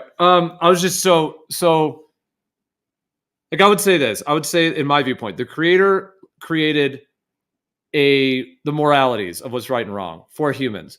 So it is wrong to rape, let's say. Well, I'm not, I would say it is absolutely wrong to do that. So the creator created the two entities, the two humans, let's say, where one is raping the other. It created that it's wrong, and that those entities are going to realize it's wrong eventually, those humans or those beings. But it also did create that thing to happen. So it's sort of it's like all of the above. Like it doesn't mean that just because the creator is doing it or the creator is creating that, doesn't necessarily mean that it's right for a human to do that. But clearly the creator creates wrong because there's a ton of wrong that's occurring, and that's all part of creation. Like people that wrong someone, or they hurt someone, or they steal, or they rape, or all of these things. These things exist as part of creation that we witness, and people have had these things happen to them, and they do them to others. But that doesn't necessarily mean that it just means that, like, spiritually, that necessarily means that those things are just right and okay because it's the experience you're doing it from the position of being a human and having the right and wrong component, if that makes sense. Let's say that, like a mountain or a cliff that's created, right? And so if we both enjoy, climbing the mountain or rock climbing, right? The rock above your head is not put there for me to pull down on top of your head as you're climbing and I'm above you. It's not meant for that. The rocks are meant for us to crawl over and have a great time as we're doing when we're enjoying that, right? It's my choice to pull the rock down and let it hit you on top of the head so that you fall to your death. That would be my choice, and that would be wrong. But it's not that the creator put it there for me to do it. It's that I seen it could be done and I did it. And that is outside of nature and what it was created for, its purpose. And so I could use the creation against its own nature, against its own purpose. And that's always detrimental. And so if we want to talk about bettering ourselves, or we want to be talking about, accepting and condoning rapists and different things like this, we can talk about those things. But I say always be trying to better yourselves. And to do that, you have to, have some kind of standards. No, I agree. Well, perhaps you and I may have a different idea or perspective when we're using the word creator, these ways. You and I may have a similar or different viewpoint on that. That would have to maybe be broken down in terms of what we mean by those words, a little more precisely in that sense. But like, just from the perspective that there is like one creator, as it were, one God, that there is a singularity. I don't personally like, let's say that one singularity created a man, created a woman, created the earth, created all that. And then now this man has this urge to rape this woman, let's say, because you brought that up. Because that is a real thing that happens, obviously. Like there is rape, and there's even women that rape men. That is a thing. It's a thing in consciousness. So in my viewpoint, the creator, because it created everything, it has to be involved in all of it. It has to create the man, his emotions, his sensations, his everything. It has to create the woman, her emotions, her sensations. It has to create the air and the whole environment that it's happening in, whatever etc. It has to actually create like the physical matter and the the wind and the breath and the heart's pumping and all the things that are happening, it is creating all of that. So in a sense, that's like, to me, it breaks down to where, yes, ultimately at the highest level, the creator is wanting to experience that. It is creating it out of its own sort of desire, as it were, to create that. It doesn't, but it doesn't mean that it's right for that man to do that to that woman, let's say. So I'm just saying, like, on that level, I don't make a separation between the idea that a creator just created things that are just doing aberrant things, because the creator has to create the physical matter and all of the consciousness, the emotions of the man and woman. It has to even create the consciousness in the first place. There isn't a separation. There's not a way in my mind for an ultimate creator that's the singularity of everything. There's no way for it to create an experience that it is not directly related to creating. Like, there's no way for it to create beings who are then going off and raping people that it is not part and parcel to being directly related to creating, because it has to create. Even the free will, the experience of free will, is even a part of the creator creating it. It's like when you have children, right? And you raise those children, and you raise them, and they know the difference between right and wrong. They know rape is wrong. They know it's self-gratification, right? And so when we talk about a creator and we talk about the purpose of creation, it's not as if he's just self-gratifying. This is not the thing. This is not his will.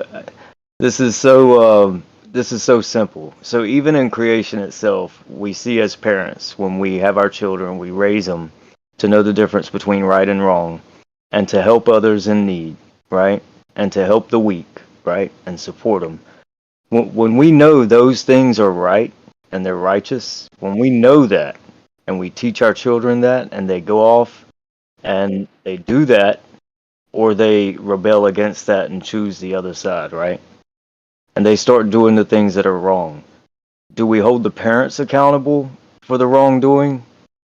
Because if everyone is one and everyone is God, we need to blame God for all of these things happening. And I think that's what the whole purpose of believing that everyone is God, and it's all going to go back to, just being God. I think this is trying to place blame on God instead of our own fleshly desires. So we need to check ourselves and understand and put the blames on ourselves when we choose what actions we're partaking in. That's what I think. Well, I don't disagree with that. Absolutely. Yeah. I think that within the subset of it all, yeah, I would never have a thought of like blaming God for something in that sense, because I still think there's morals and there's what's right and wrong. I'm just saying, on a higher octave of it, I do think that, like, there's a singularity to where there is the level of consciousness, in my viewpoint, that is actually creating all of it. But even within that, I'm not suggesting blending those and just saying, oh, well, people rape people. That's just God having fun. No worries on that. No, it's still wrong to rape. You see how I'm holding both of those in my mind. Like, on the one level, yes, the creator wants to create everything it created. It's creating. So it wants to create bloody car accidents and death and horrible things that happen and people that steal from people that do horrible things. Yes, some part of its being does want to experience all the varieties of consciousness to experience those things. However, when those things are happening from like a level down, sort of like on a creationary level closer to being human and the morals and ethics part of it, yes, rape is absolutely wrong. And we should, I'm all about doing everything we can do to minimize that or eliminate it, help people that have been raped, try to not allow that to happen, maybe help the men that are raping before they rape, like psychologically, so they can be healed. And, so I'm just saying, I'm not blending those in a way of just rationalizing horrible things and just saying, oh, the creator's having fun. That doesn't mean that it's not still wrong or that it should be stopped, etc. Like I think that Monsanto is the creator created Monsanto. Even though Monsanto is absolutely, they're making monster genetically modified stuff that's just totally bad for the health and everything. But I can hold those two things in my mind. Like, yes, Monsanto, the chemicals they're making are terrible, poisoning the earth, and should be stopped immediately and should not be accepted on any level, because morally it's absolutely wrong to be making chemicals and poisoning the earth. But I can also see it from a sort of, in my viewpoint, kind of a higher octave, that is part of creation, that the creator wanted to experience Monsanto for its own, for whatever the deeper reason for that is. But yeah, man, it's like when somebody writes an adventure novel, there's twists and turns, and you laugh and you cry. You know. That's kind of crazy, bro. Yeah, like it in a way it thickens the plot, which is kind of an intense way to look at it, but to have a polarity and like an experiential dynamics. How does a woman rape a man, Gio? I'm curious. Oh boy. well, it has that's happened. That's what you just said. With alcohol. Okay, you're talking about drugs? okay. We got some anatomy problems here. Is she jumping down up and down on his flaccid penis? I don't understand. Well, woof, but there are like women who have like abused, like a teacher in a school that's like 30 years old, and she ends up like manipulating trying to do something to a minor boy or something. There are things like that. There's women that have sexually abused and stuff. But I know what you mean. What happened? That kid is now a legend. Sorry, I'm being silly. Yeah, No, I know it's what you just mean, though. considered rape, bro. I think in a different climate, you'd be right about the legend thing. But let's move on. So what I'm saying is that just because in my viewpoint that the creator does want to create everything it creates, doesn't mean that rationalizes to do wrong things or to do things that are wrong. And I think that's actually what like the idea of like the Illuminati or the Jesuit, the controllers, even that word Illuminati, like the illuminated ones, that they try that kind of terminology, whether they even use that term and how that's even. But anyways, I think that part of how evil works is that they think they're God in a way that is like a transgression form of it, to where they may rationalize it. They may blend those two. And North, like what you were elucidating in there, I do agree with what you were saying. Like, and perhaps in my viewpoint, like that the evil, let's say, that they might have a consciousness where it's like, whoa, I am God. I can do whatever I want. I can create these wars or genocide, or I can do all these things because I'm the creator and I'm just going to, do it. Or that they somehow think they're absolved from that, or that they just, what is that? Do as thou wilt, that whole concept, like that kind of getting into like that sort of satanic or demonic thing where it's, they somehow have like a confusion with whatever the creator is, which I think is more like a demonic entity masquerading as a creator, or what they think the creator is, that entity then makes them feel like that they can do anything and not have any repercussions for it on that level. So like in my mind, like evil perhaps does kind of do that, to where they can just do these things to children, and they can do these things, or they can do all this horrible stuff.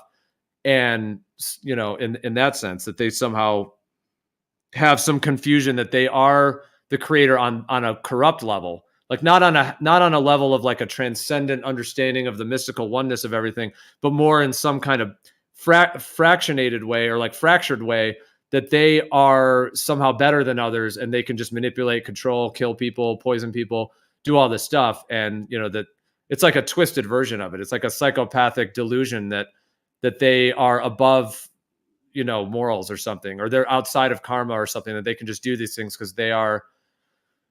It's like megalomania, the way that megalomaniacs, and it's kind of like a schizophrenic, psychopathic thing that they think that they are just, yeah, the way all that intersects.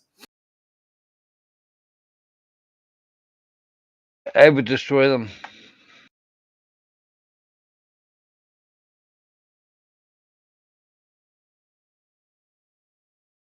Kill them with kindness.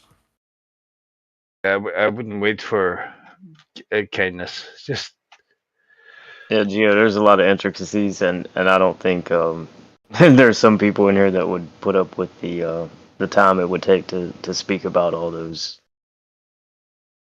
But yeah, there's things we agree on, and there's things we disagree on. But what's that, North? I'd love to hear North's take on it, but you might have to mute PMac to do it. Well, I'm asking. Well, as long as it's just trying not to interrupt, that's all. But yeah, did you have some, PMac? Go ahead. I was just going to ask North, what's his philosophy? Yeah, I was going to ask too. Yeah, and how you were relating that, North. Like, how do you see the like, I guess my question maybe to you, and however you want to share what you would like to share as well, but if the creator isn't directly creating everything, how could it create things and then not be in total control of what happens? Basically, like, how could it create something that is? I know what you meant about the child and the son, like, because yeah, I agree. Like, if a man and a woman have a child, they can raise that child, they can do everything they can, but that child could still go do something bad in a sense. And the two parents kind of technically created that child, and then that child is off on its own free will. So I understand that relationship with in ways. Are you saying that at the highest level that you think the creator is in that type thing where it's creating us and then we are like the children just totally doing these things that it can't control, or does that break down at some level, at the ultimate level, to where it actually is both of those things playing? Because if you see that there's one creator, how could it not be actually intentionally doing it all if it's the one creator of everything? The first thing I would do is, I would appeal to your consensus on, our leaders and the leaders of the world lying to us, right? And conspiring against us. And once I know you would concede with that, I would say we would, of course, in this discussion, we would have to go back in time. And maybe we're just speculating, or maybe we can read some ancient writings, but we have to go back in time to the very start of man, right? And find out if the creator of the man had any discussions with the man about how he should live. So that's where we would have to go, and we would have to say, now, where did we go wrong? If the creator is like a father to a son, is he a sadistic father that enjoys seeing his son be hurt? Or is he a loving father and a just father, and one that will give you free will to choose to do what you're going to do? Those are the things, all of the things that you would have to cover. It would take a great amount of time. It's not like something you could sum up in a minute or two, because there's so many angles to cover. But I would say we can't put him in a box to say the only option he has is to give his energy out, right? Now, of course, he blew the breath of life into Adam's nostrils. I do not disagree with that. But to say that every man is God, in a sense, which you can be children of God and made in his image and all of these different things, but, in my opinion, but to say everyone is God would be saying, in our mind, that pieces of him were divvied out, pieces of energy. So can that energy weaken, or does it get stronger as he divvies out the pieces and they're separated from himself? Or are we all living inside of God? We have to get into so much intricate detail. Is he outside of us? Are we inside of him and he's inside of us at the same time? There's all kind of different angles you're going to have to cover when having, different ideologies from another. So there's just so many things to cover, Gio, but yeah, it makes me think of fractal holography, where like combining fractals and holograms, because holograms have a thing where they have the part and the whole within them. Like a hologram has like both simultaneously the part and the whole of the image, and the whole can be gleaned from any one part of the hologram. So any individual part of the hologram has the whole in it. And then if you add like fractals with holograms, then you have like holographic, the part and the whole, and how that whole dynamic exists. And then fractally, there would then be like a multitude of self-similar, self-replicating patterns that come off of that original hologram of the part and the whole, and then all of those fractals, even to the point where like children are fractals of their parents. If two parents have 3 boys or something, there's certain fractal qualities, like, the one boy has the father's hair, he's got the mother's this and that, the way that all plays out in terms of fractals. So, I mean, in terms of that breakdown of it, that could start to, it's interesting to think about how Yeah, just the part and the whole, and then the fractal nature of like the multitude of different ways that can all play out. Because it sounds like you're describing a way in which perhaps like the creator being a father who we are then his children. That reminds me more of like a father and a son type relationship where, you know, I could see like where you're coming from in terms of that idea. But is that the ultimate breakdown of it? Like, is that the completion of it, or is that like the ultimate truth of it? Or is there something happening even beyond that to where there's some kind of synthesis that's occurring beyond just that father-son relationship in terms of who we are to the creator? Like, is there some ultimate like wholeness or like a synergy that exists even beyond what might feel like a separate relationship? Yeah, there is a oneness. There's a an agreement in spirit, and you know, you've heard of people, they go and they have school spirit, right? There's many different spirits you can have. You can be in the spirit to do many different things.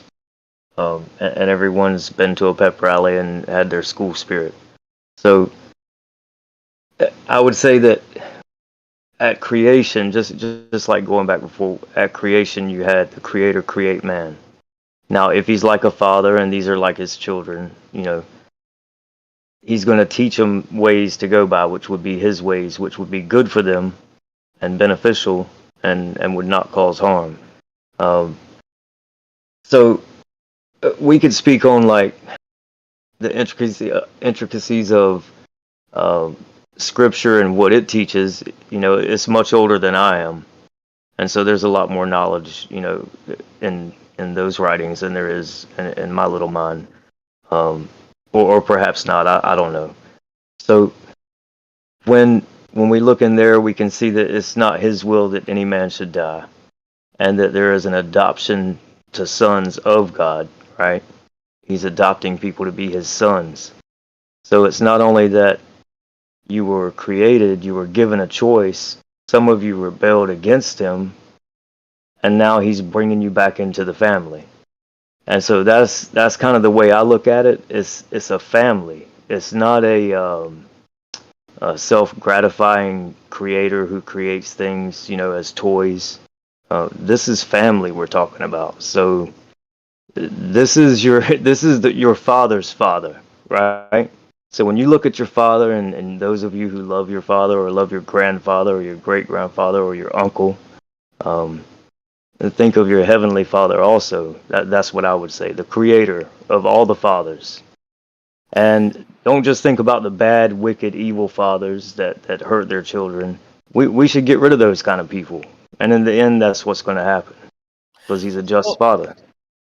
It is interesting to hear your perspectives. I appreciate you sharing everything. But what my next question would be, like, what would you say is at the root of your, like, the genesis, as it were, the core, the genesis of that viewpoint, that the creator is a father, family, and then having all of that component? Because I'm just wondering where that stems from and how, like, why it's structured that way for you in that sense. And I'm not saying it's better or worse than any other perspective, or I'm not even like not in any type of contesting you or anything, or even debate point. I'm just curious to understand like what the roots of that are, basically. Like I guess just the two basic ideas, like seeing the creator as like everything, like the totality of all, you know, men, women, emotions, the whole everything, and somehow playing through the creation process, versus the idea of having like that the creator, as it were, is a father that has certain things that now there's a relationship and either being accepted by him or not, depending on how our actions. Like, does that come from like biblical or like that side of things, or like where's the genesis of that for you? Like why the foundation of it is structured in that way? I'll say this. I've kind of been blessed and cursed at the same time, Gio, because it's not that my ideology was formed by just my thoughts and my study. I've had many experiences over my life, from a very young child to even in my old age. So I've had many experiences, and not just experiences where I was on psychedelics or something of that nature, or drunk. and I've had witnesses to those experiences. And so those are things that are very, very private in a sense. Some of them, I have shared on live stream, and some of them, I would still share. But some of those are people would think you're crazy if you tell them the things that you've experienced. Now I've told many people you don't believe in spirits, right? And they say no, and I tell them that there's places you can go, man, and you're not going to be able to explain what's happening. So I would just say, there are entities separate from ourselves, and some of those are wicked, and some of them are righteous, and that's the reality.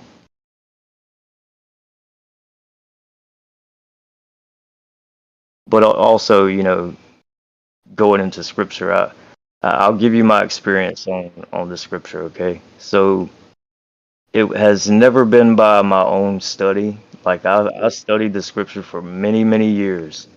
I couldn't, cite a verse, quote a verse for anything. I did humble myself for over a year, Gio. I was like praying, on my face, right, prostrate, right, which you don't have to do, but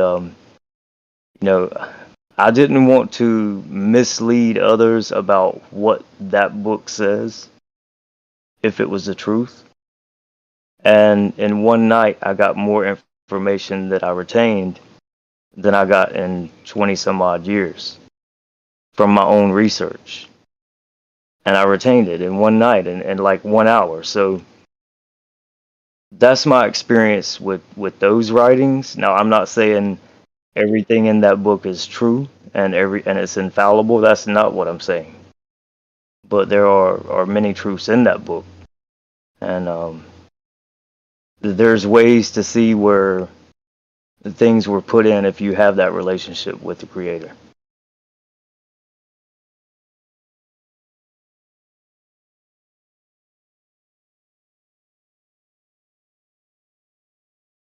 Yeah, it's it's an awesome idea to think that right now the creator has an invitation for everybody here that's listening and on YouTube, right?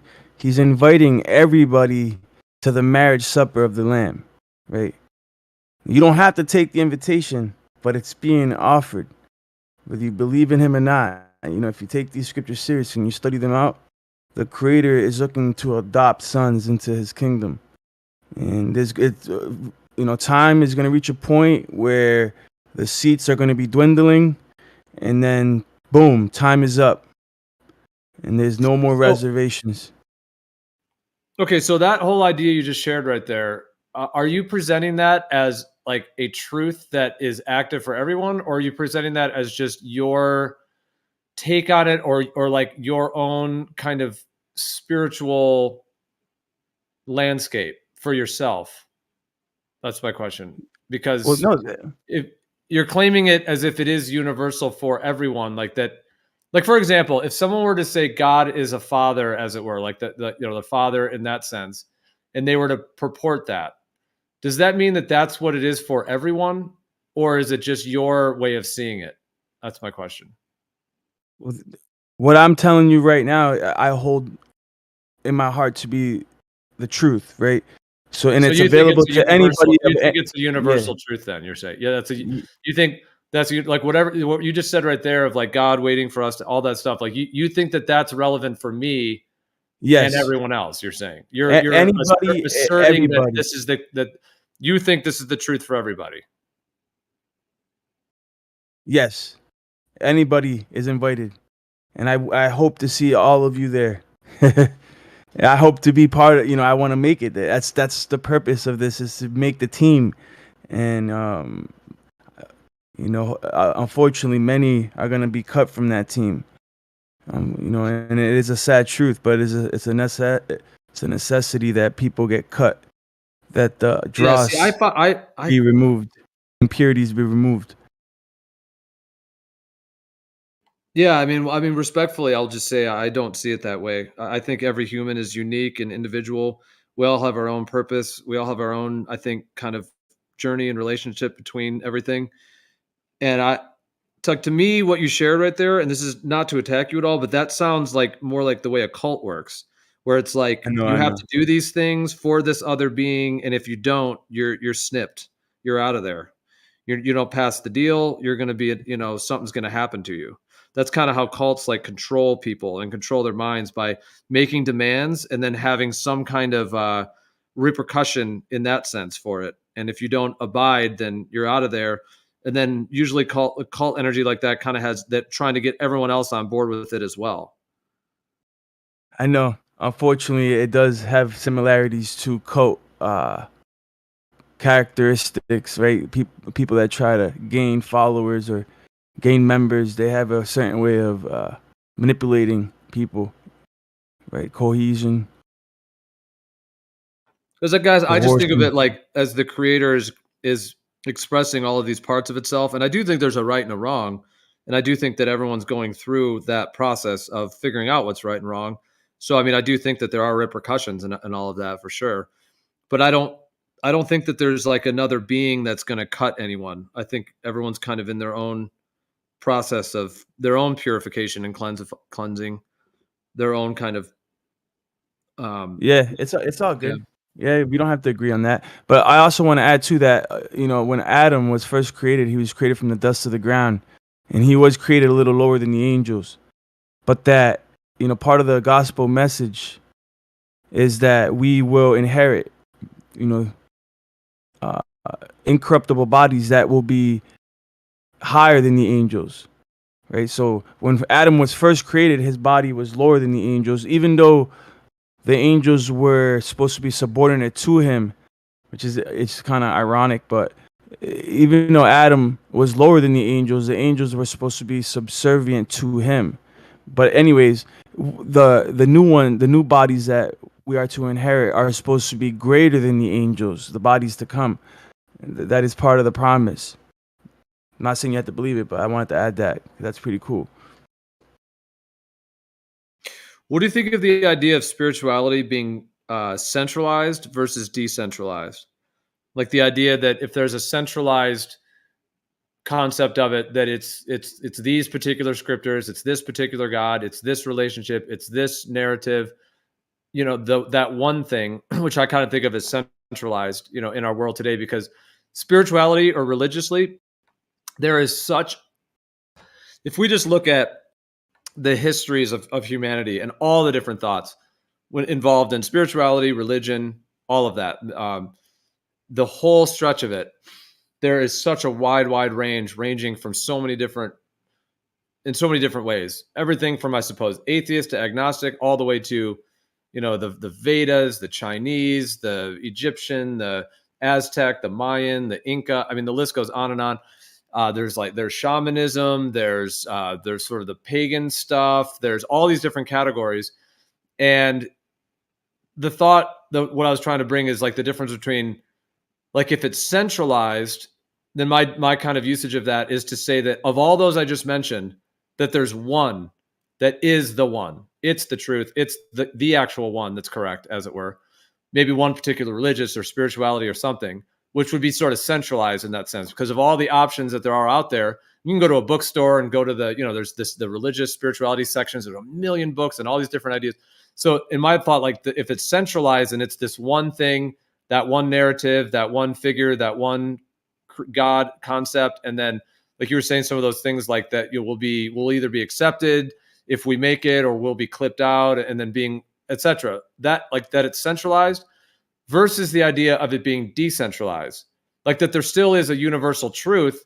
There are universal truths that are expressed through a multitude of those different spiritualities and religions.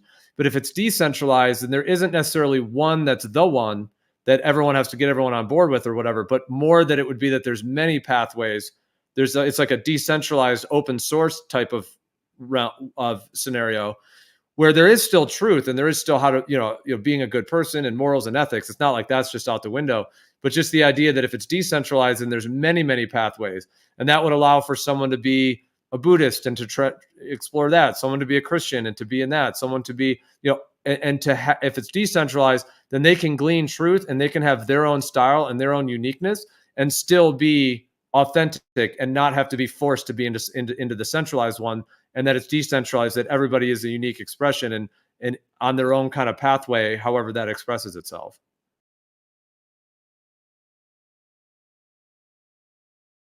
I mean, I'll say this, right? There seems to be many paths, but all the paths lead to one opening, right? One door. And that door seems to be the size of only the width of someone's shoulder blades. Right? So only one person can fit through that door at a time. And it seems to be a very narrow gate, extremely narrow, the opening to that door. Okay, so that's figuratively speaking. And that's centralized then. There's one central intelligence agency. There's one, I'm kidding, but there's one central thing then. There's one door, you're saying. And everyone has to go down the door. You think it's the door, right? Is that what you're saying? That you think everyone else, like whatever you think of my thoughts on spirituality, like you truly believe that I am not in the know or whatever, and I have to do the thing that you're doing to be right, to get through that door and to please that Heavenly Father, all those things you've said, like that's what you're saying, right? Like you think that I'm perhaps not on the path and that everyone needs to be on the idea that you have. The way the scriptures portray this, many different, prophets, Ezra portrayed it as a single passage that only one person can get through at a time. So you are responsible for your own salvation. You can't take anybody with you, but you can make it there. But that passageway is very narrow, right? And many people fall on their way there. And there's a chasm on the right and a chasm on the left. And the chasm on the right is filled with fire, and the one on the left is a bottomless ocean. And if you fall off, you're doomed, right? And it could be figurative, or it could be legit, but it's a very narrow passage, and not many people make it. Very few manage to actually make it through that door to salvation. Everybody else is literally. It just they cease to exist eventually on Judgment Day. And that's just the reality of it, unfortunately. Yeah, I mean, I'm trying to understand your perspective on it because, I mean, we all have different viewpoints on things. But for example, like I do think morals are objective. What's right and wrong. So I would say, something like rape. Like rape is always wrong. It's just always wrong for everyone. There's no scenario in which rape is good or is the right thing to do in that sense. So if someone were to ask me like, oh, like, should I rape someone? I would say, no, absolutely not. Like I would tell them that the truth is that raping is wrong and that there will be repercussions for it and all the reasons that it is wrong. So in a way, you could argue that that's centralized in a sense, like the way I'm describing it, like rape is wrong. There is one central truth in that way. But that's kind of morals and ethics and how we treat each other in that component. But when it comes to like spiritual, like you're talking about these things of salvation, of what happens after we die, the concept of a relationship with a creator that is, in that sense, you're saying that that's centralized as well. So not only are the morals and ethics, but there is like one right path, you're saying, basically, when it comes to that. When it comes to that part of it. That's what the scriptures portray. Yeah, there's one way to get into the kingdom. There seems to be wiggle room towards the end on Judgment Day. I'll give you that. Scripturally, there might be some wiggle room at the end where the scales are weighed, but you could still be left wanting, right? So there might be a slight chance that you might be able to get in. Like, let's say you legitimately didn't know about the Messiah, you didn't know about the Creator, you didn't know about any of the Holy Scriptures, and you legitimately just were ignorant of it. And let's just say that your works were weighed out on scales, kind of like the Egyptian mythos, but this is actually scriptural. There's many instances to the scales in scripture, and these scales are going to be weighed out, right? And he's weighing your works, your good deeds. But that's we're not justified by works. We're not saved by works. We're saved by Messiah. But let's just say that you didn't know about Messiah. and that was your last resort, was to weigh out your works. How many people here, if you deny Messiah and then Yah at the on Judgment Day in front of the throne is weighing out your works and you're lacking, right? Right, but that's all within your belief. That's what you think is the case, and I'm trying to understand because you think that's true. So yeah, of course, like you would think it's of peak importance to, I guess, tell other people this. I assume, but well, hold on. I think it's always going to run into conflict because by asserting that, like, just we were talking about ayahuasca earlier. I would never say any of these things, but can you imagine if I said to you, like, I would never say this because I don't think this is not what ayahuasca is at all. I'm just using it as a dramatic example. What if I told you ayahuasca is the only way, you have to do it, you have to do this thing that the ayahuasca spirit wants you to do, you're going to be judged by, you have to drink ayahuasca 50 times, and you have to be like, what if I were to say all that to you? Wouldn't you be a bit like, you know what I'm saying? Like, how would you if somebody else told you that there's this other way that you have to do, and then putting these like guilt and shame or whatever onto you? Because it doesn't sound like you're sharing it like it's just your belief. You're saying that this is the universal truth, and anyone who's not on it is on the wrong path. Can you see if you, like I said, I don't see ayahuasca this way at all. So I'm just using it as since we were talking about it earlier, I'm just using it as a dramatic, because ayahuasca is not, it doesn't have dogmas and it doesn't have that. I mean, people might wrap that in with it in some way or something. I'm not saying no one in the world is doing whatever they're doing, but I'm just saying in and of itself, there isn't a covenant that needs to be shared and then released to everybody or anything like that. But I'm just saying, if you were to view it that way, wouldn't you, like, how would you receive it if someone else was telling you that you had to do this other thing that isn't what you're drawn to and isn't what you think is the case? Well, it goes back to what is the meaning of life, and that's a fundamental philosophy that we all have to figure out on our own. But I do hold everything I just said to be a universal truth. And I was given right. So you think that whole thing is judgment and all that. You think that's so, like a Native American that's been taking peyote for 50 years and having profound spiritual, mystical, and they have a high level of integration of their being and all of that. You're saying that the scripture thing that you're referring to is still the truth for them, even though it's not even on their radar, like it's absolutely completely not even part of their entire tradition. So a person like that would be ideal for the scenario that I'm portraying here. So on Judgment Day, the judgment scene, there's a throne made of alabaster that seems to be located near the navel of the earth, right? Literally the North Pole. And next to this mountain that's made out of alabaster that actually resembles a throne, and it resembles the throne of God already up in the Shamayim above. But this throne is not being occupied the moment that the prophet Hanuk witnesses it. And he asks the angel, what's up with this throne? And the angel tells him, this is the place where Judgment Day is going to go down, right? And this place is described by other prophets as the valley of Yehoshaphat, the valley of Yahuwah's judgment, right? The accursed valley, the valley of decision. I brought it up earlier because this is a place where the enemy can actually make proclamations against mankind. At the summit of this mountain, there's like a place where they can actually accuse the brethren. Well, if you follow the story, right, this is the place where all the souls will be gathered, and all the souls that have ever lived shall bow. Now, you don't have to believe the story, but this is the story.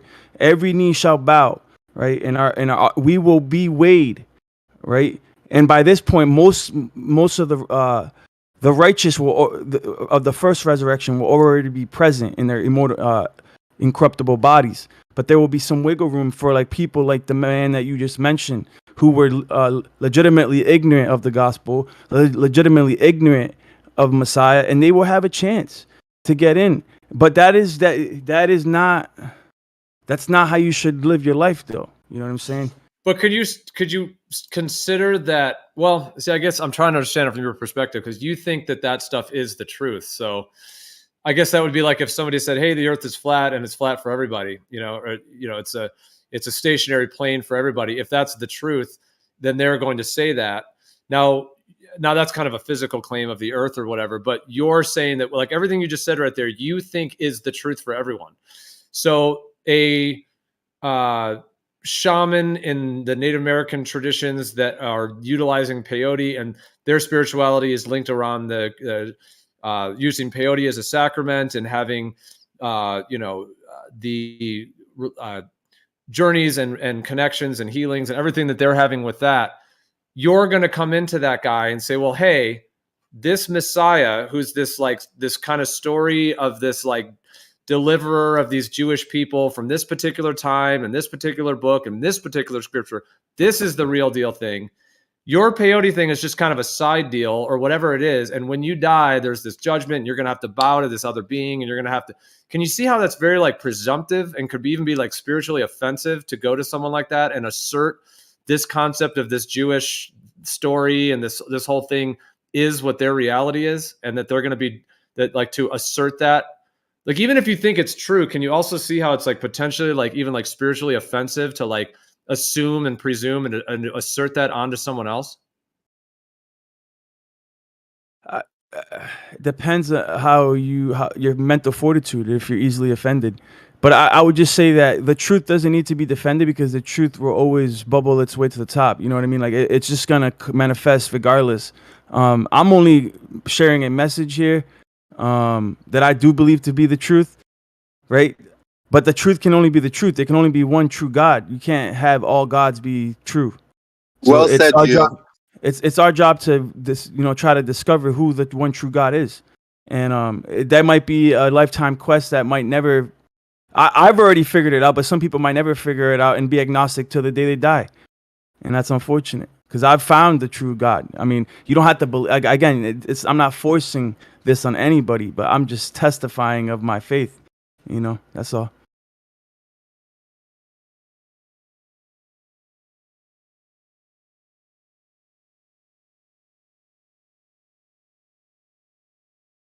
Well, when I said spiritually offensive, it doesn't, I guess I didn't necessarily mean that other person would be offended, perhaps. But I'm just thinking, like, because we were talking about earlier ayahuasca and peyote and these kinds of traditions, like, if you were to go to, like, one of these tribes, like the Yawanawa, for example, down in the Amazon, and they've been using ayahuasca for who knows how many millennia, who knows how many thousands of years, and they use it as a sacrament for healing, for spiritual understandings of things, and all of those ways. And there isn't any like dogma, there isn't any like teachings that somebody has to, or like there's no like fear-based things that somebody has to follow, but they work with the plant and kind of commune with the plant, commune with nature. So I mean, if you were to kind of go down there and they're doing their thing, communing with nature, communing with their plant, as it were, in their own context, you would go to them and say, hey guys, you're kind of like this whole other narrative, like you were saying, of like bowing the knee to this when you die and all, you would assert that onto them. And you would say that, hey, this is actually the truth. This Messiah, this deliverer of these Jewish people, this story, this text, this book, this story, this narrative is the universal one. And you're just doing some side thing. Is that a kind of, I'm summarizing that in a very simplistic way, but you would not be able to have like a honor and reverence and respect for their own uniqueness, and that you would assert yours onto them of what you think it is? Can I say something, guys? If sure. if you go back to thinking, about the Father, like what I was saying to you earlier about a father and a son, right? Or a father and children. And you think of the Creator as a father. We all have had a father, and our father's father had fathers, right? So it's all going to go back to one father. Now, we also are aware, and it's quite evident, that in every culture in the world, there have been people that have gradually gotten away from what our forefathers and their forefathers originally did. And some of them have taken some of the practices to other extremes and searched after other fathers, right? Because they love the desires of their heart. Now, those things happen also. But there's also people within those same cultures that they have it in them. It's just like we were speaking of earlier, like a rabbit dog or a deer dog. It's in them to want to do right and to do what the Father's ways are. So that's kind of how I would present it to you, is that we all have a Father, and it's not taken away from these cultures. They've been misled just like we were misled about the globe. and many, many other things, See, even that's it. in So you're religion. saying people taking ayahuasca in a tribe in South America, you just said they're misled. Is that what you really think? No, no, You're no, gonna, no. I'm saying that could have been part of a great thing. There could be no, I mean, there could be you're describing something God there. as. Oh, sorry. You're explaining God or the Creator as patriarchal, like it's all fathers to fathers. I mean, a lot of like in other traditions, they talk like Pachamama, like Mother Earth. There's a more of a communion with the whole. Like it's like, what you're describing sounds patriarchal. Like it has to always go back to a father at the ultimate. Because to me, dude, the Creator is far beyond any father. The Creator transcends any concept of a mother, father, human, any of that relationship, because it is all that exists, the singularity. So it's the insects and the dirt and the soil and the water. I would say at that level, in my definition, it would transcend any concept of even close to a father, because it just is transcended beyond even those concepts.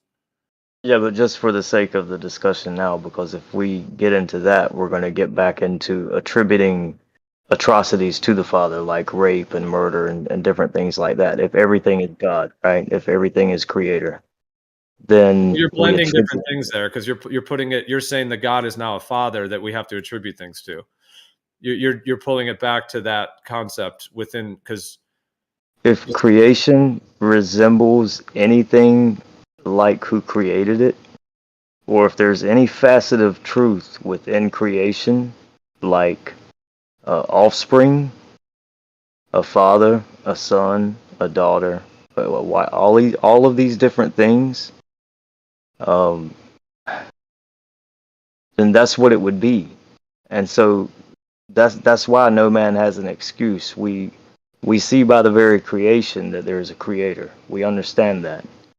And so we see his character in the loving things. We don't see his character in the wicked things that people choose to do. Those so there's we've gone over so many things tonight and so many different aspects of, is everyone God? Does God put evil in the place to be evil? Or do people make choices? We've gone over many different things, but we kind of have to stick on one discussion and not go back to those other things, is my opinion. But I would say you have to go back and look at it. You had a mother and father, right? So I don't care if you want to look at them as a mother, a father, a grandfather, a grandmother. Look at them as before you. And the whole reason you exist is because of him or her or whatever you want to say. So if that's the case, then I would say try to gain a relationship and find out the character. But if you think that the character of the creator is just to experience everything that's going on in the world, I would say get as far away from that creator as you possibly can. Or participate in helping him get rid of his evil desires such as rape and murder, and get rid of those people who do those things. So there's all kind of ideologies you could build off of this kind of concept, but yeah, it's I don't know if you caught earlier what I was saying, but if everyone is the creator, then perhaps what he's trying to do is die to his fleshly desire or his spiritual desire, and that these murderers are going to die, these rapists are going to die, and all of these people are not going to inherit the everlasting kingdom. Maybe he's just trying to better himself, if you want to go with that ideology. But I'm not really with that ideology. I think he's powerful enough to give each individual their own sustainable energy to animate them and walk around and make their own choices and suffer the consequences or benefit from, doing right.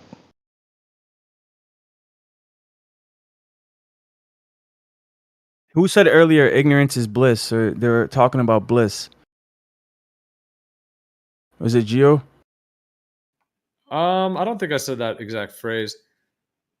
Well, but did you have to relate? Well, yeah, I want to say something because, like, you bring up psychedelics, and it's not that I'm entirely against psychedelics, but again, I'm wary of them. And I think that what they do is that they can still fracture your psyche, bro, to a point where, because you might see things, you might fracture and I'm not saying that we live in a simulation, but it's like a simulation, right?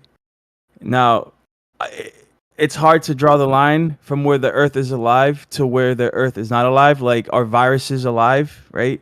Are these things organic programs, organic robots, like the things that filter our DNA, they scan our DNA and correct the errors in our DNA, the mutations? You got these little robots. Are they alive, or are they sort of like an organic program, right? So at what point is the Earth an object, right, or a simulation of sorts, and not an actual life form, right? Because on certain psychedelics, you can actually see through the workings of reality. And are we supposed to be looking into the workings, and some people have even witnessed gears and the clockwork elves, but I'm not going to get into that. You know, Terence McKenna talks about these, you know, the workings and the geometric patterns that seems to be like working in the background. And then you have these perspectives where it's like in certain games when you can see through the walls and you can look inwards, and the map kind of looks like weird, like it doesn't look natural, it doesn't look like it was made right. Well, psychedelics will do that, where you can look through the wall, you can look, you know, you can cheat, you can play God mode for a second, right? And then you come back and you're like, oh, what happened, right? Well, you astral projected to the third realm. Like, who knows, right? We just speculating here, but are these things normal? Are they natural? Should we be doing them? That's why I'm because you're fracturing your psyche to places where we weren't supposed to go. You know, Adam and Eve weren't supposed to know the workings. You know, they weren't supposed to look under the hood and now look at us. You know what I'm saying? All right. Well, you're doing a lot of trashing of this, and I think misrepresentation. It actually cringes my soul to even hear I'm this sorry. on I'm the sorry, live bro. stream. It's very awful, honestly. But I hear you, and I respect your opinion on that. But the term psychedelic is not necessarily what I'm referring to. That is a term that was kind of used in the 60s and 70s. It may have different connotations. In my viewpoint, in terms of what I would more refer to like the term entheogen or shamanic medicines, if these medicines are used correctly in the right set and setting and in the right dosages, etc., they absolutely do not fracture any psyche. And I would say that, no offense to you, but I think that you're expressing a misunderstanding of how they function on that level, because there isn't fracturing. Now, I'm not saying it has to be everyone's spirituality or everyone's journey or anything like that. Some may be attracted to working with certain plants, some may not. But it seems like you're just kind of trying to. I know, because you want the Bible to be the thing, or you have to push that, and so you need to suppress all of these other ideas. And so somebody taking peyote on their own and having spiritual insight to you, that has to be wrong, because they're not on your path. And they have to be in some kind of wrong state of doing something that's fracturing or breaking them, you know, because your thing has to be the way, I guess, is why you're doing it. But it's misinformation, honestly, and a misunderstanding of how these medicines work. Now, if you're throwing in the term psychedelic, yeah, I suppose people have thrown that term around in different ways, in different contexts, of what they may mean by that, or different relations to that. But if we're talking about like the actual lineage and history of certain plant medicines and how they're utilized, there isn't fracturing of psyches involved.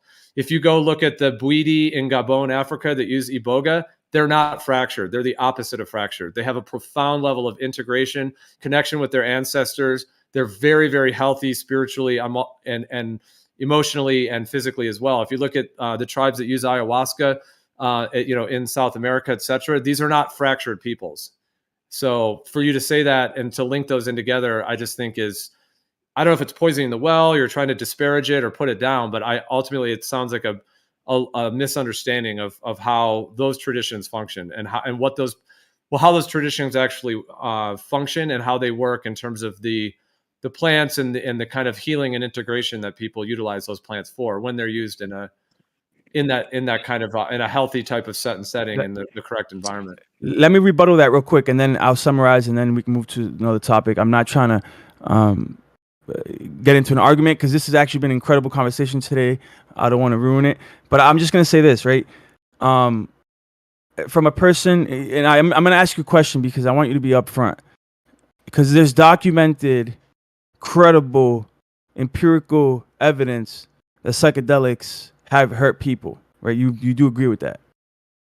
Well, what are you calling psychedelics, and what are you referring to? Mind altering substances like even DMT, the main substance in question right now, right? Ayahuasca, right? No, absolutely not. It's never hurt. It's never hurt nobody. Never. Let me say that if you're talking about ayahuasca, so something like LSD is semi-synthetic. It is a bit wild, and people can have processes activated within them that they're not necessarily ready to face. Which is why, like people in the '60s, and they were pouring LSD in the punch on the punch or whatever in the Hawaiian punch in the punch bowl, and they were at parties and everybody was taking high doses of it. That's a different deal because there isn't a plant spirit, there isn't any guidance and support, so people can have quote unquote freakouts. However, even those freakouts are actually something within them is being brought to the surface that actually needs to be healed and addressed. So even in cases like that, that's a whole category in and of itself. So yes, in a way, people have been able that is a semi-synthetic thing that can be very like jolting in a sense and very destabilizing if it's not used in the right set and setting with the right intentions and so on, because it is semi-synthetic. It's like a direct form of lysergic acid. So it's just like, boom, it's just like a launch pad into the unconscious. And so for some that can be problematic or can be challenging. It doesn't mean that like it's still bringing stuff up that is within yourself that needs to be addressed or healed. But because it's semi-synthetic, it can do so in a bit of a jarring way, let's say, just to put it simply. But if you're talking about something like ayahuasca, if ayahuasca is brewed correctly with the correct plants, the correct etc., I stand by it does no harm, meaning zero amount of harm or fracture will come from it. It is a true medicine on that level. Like it will bring some level of a positive integration to some degree. It doesn't mean that it might not be challenging to go through. There may be challenging parts of it, but it is like protected in that sense to where there's like a sacred way in which that actual plant spirit and the way that process of somebody consuming that plant functions. So, but there's different compounds and molecules and different ways of doing things. Like DMT naturally in ayahuasca is very different than smoking synthetically extracted DMT. So that's a whole nother category. Like that can be jarring and even traumatizing because it depends on what plant you extract the DMT from that you're smoking. All these plants have different connections to spirit worlds and to different energies. So those are very different things. So it would be problematic to just lump all DMT of somebody smoking it that's extracted from a totally different plant, which does make a difference, versus somebody using ayahuasca. Those can be dramatically different things. So when it comes to ayahuasca, absolutely, it has no fracturing, damaging effects in those ways, and is a true medicine in the way that the process that will be gone through when consuming that has like a certain sort of like sanctioned in a way of love and support and healing for the individual consuming it. So there's just so many details that need to be parsed through, and I think somebody just categorizing some certain experiences and just lumping them all together is potentially problematic in terms of parsing through all of these individual nuances. Well, then I'll leave ayahuasca from the specific vine that you're referencing, right? If there's a specific species. Damn, you see somebody else right? did this laser test with the fabrics and the color blue. The same results. Real quick, I'm just gonna keep it precise and summarize it with this, right? I'll give you the benefit of the doubt that the specific vine that you're referencing. Yo, yeah, I've heard about that. Yeah, somebody else did it.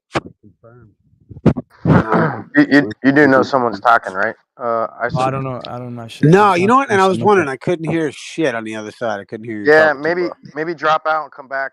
Lions in the middle of midway flight. Roger. Okay. I'm just gonna finish up right here and we can move on. We've been talking about this for a while now, but so like, yeah, I'll give him the benefit of the doubt that the specific recipe that you have is benevolent, and every time you do it, you have no problems, that you won't have any long-term side effects, no psychosis, no fraction of psyche, right? With that being said, there seems to be a variety of compounds that resemble DMT. Even psilocybin, like you mentioned earlier, is basically another compound of DMT. It's a similar compound in the same family, and there are various not products, but there's various species of animals that contain DMT within their organism, like sponges. There's sea sponges with DMT. So DMT is everywhere, and it's always psychedelic. when found in nature. Like the DMT found in this sponge is psychedelic, and depending on the DMT that you do, there have been reports, and I used to scavenge the internet reading trip reports on Airwood ever since I discovered psychedelics, right, or mind-altering substances beyond weed.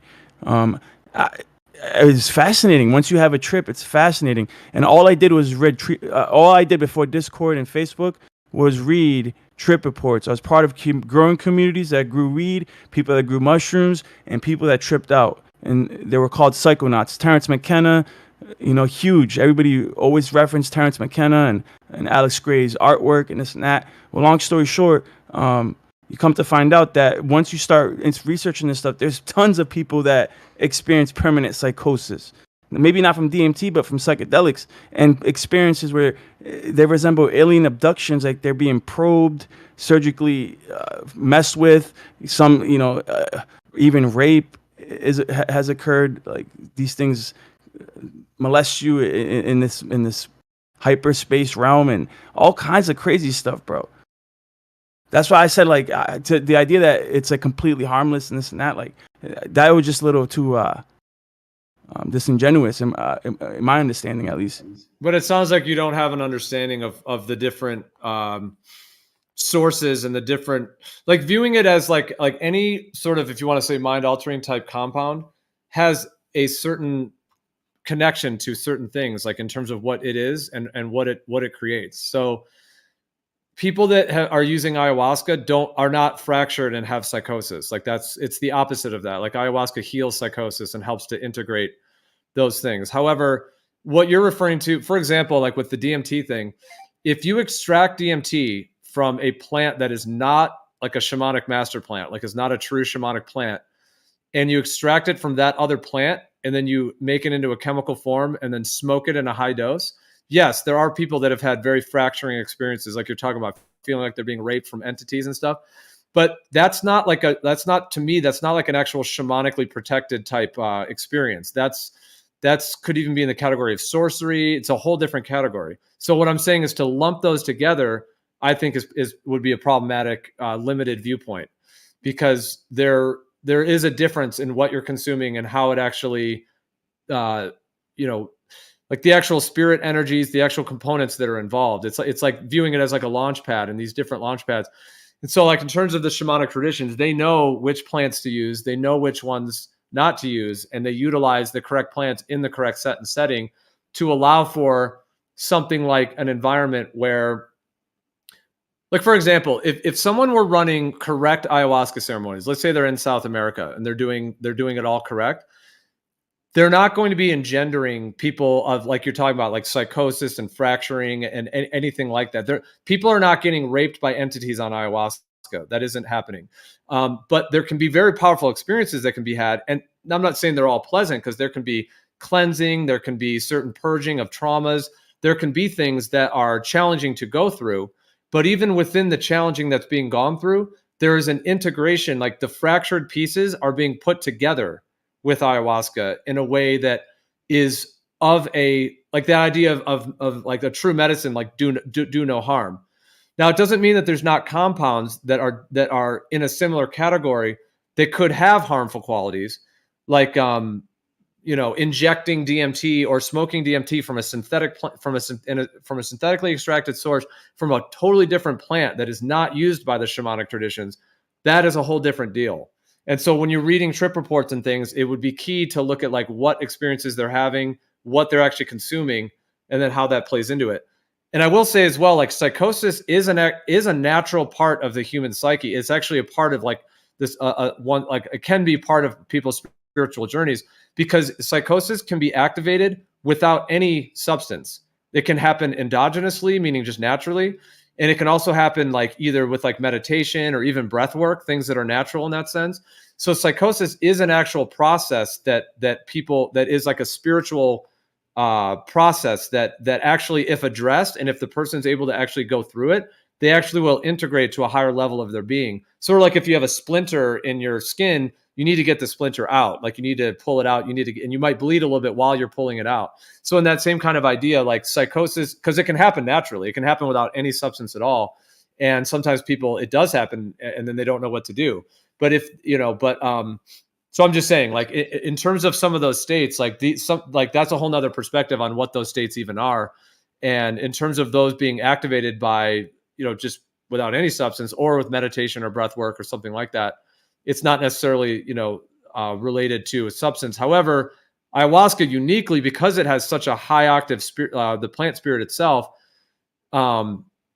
it like to be honest, doing like breath work could almost release a psychosis in a way where the ayahuasca won't, because the ayahuasca actually knows how to manage and kind of integrate it even more like organically. But there's a lot of subtleties to all that. There's a lot of nuance. Yeah, like with everything, it's in the way that you use it.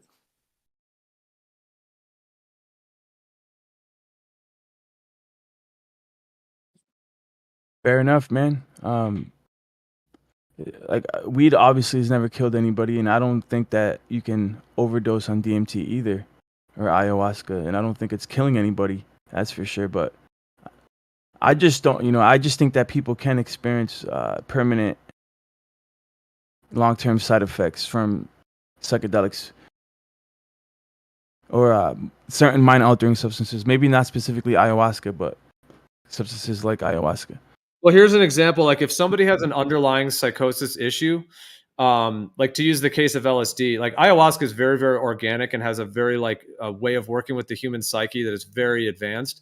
So people like when I say this, like people are not worsened after if it's done correctly. I'm not talking about the wrong plants or the wrong setting or something. I'm talking if it's done correctly, like they're not worsened. However, when it comes to something like LSD, which is kind of a synthetic amplifier, there are people who have taken LSD who what the mainstream medicine might say, oh, they've been permanently damaged. They now have a psychosis, right? And maybe they're even in a mental hospital. Like in some extreme cases, they were at a party, they took LSD, they didn't know what was going on, they were resisting, they were freaking out, they were feeling like they're losing control, whatever it may be. Then maybe their friends take them to a hospital. The hospital injects them with Thorazine, which is like a sedative, and it freezes their process in that psychosis. Now, mainstream medicine might be able to say, oh, okay, this person was totally damaged. They now have this psychosis, and it was the psychedelic. So, they're going to blame it on that. But ironically, in the therapeutic usages of LSD, when they're using it therapeutically, somebody who had what I just explained happen to them, ironically, if they were to re-engage with LSD in a therapeutic type setting where they were able to actually face the fears and face the process that was coming up for them, that LSD therapy, after all of what I just explained, can actually heal and integrate. And they actually could evolve and actually heal that psychosis. So it's sort of wild with LSD because it is kind of an amplifier in that sense. Like LSD could trigger a psychosis because it is kind of that unspecific amplifier. Whereas with like ayahuasca, there's, like I said, more of a plant spirit. It could trigger that and cause somebody to be in that because it is kind of synthetic in that way. And in that sense, you could say there is some danger, but if it's done in a therapeutic setting, that generally won't happen. And, but it is semi-synthetic. So that is its whole thing. But what I'm saying is that ironically, one of the ways to resolve that psychotic state after they have it triggered is actually more LSD used in a therapeutic type setting where they can have guidance and support to actually face what they're going through and to actually complete the process. And then they actually will come out of that. So there's people that have come out of mental institutions by the use of LSD therapy, for example, like somebody that was absolutely psychotic. They've been in a mental institution for 30 years, and then they do this LSD therapy, and through a series of sessions, they actually come out of the psychosis and come back to a healthy way of being. That brings a memory up, and I know a guy who, this has happened to me, where you get stuck in a loop, right? You get stuck in a psychosis. And you get stuck in a loop, and there's certain mushrooms. Somebody brought up the Anita muscaria, or there was a certain mushroom that makes you just repeat the same thing, or you get stuck in a loop, man. Literally a time loop. And I think sometimes you can reach a point in your mind where you get stuck in a time loop and you can't get out of it. And sometimes I wonder, how many people out there in the world are stuck in this loop, either in the mental institution or being dosed up with some anti-narcotic or whatever, and they just don't know how to get out of it. But maybe if you administer LSD and you kind of walk them out of that loop, maybe, I never considered that. It's pretty cool. Thanks. Yeah, there's a lot of cases where that was the case. I mean, there's been a couple of famous cases. Like this one woman.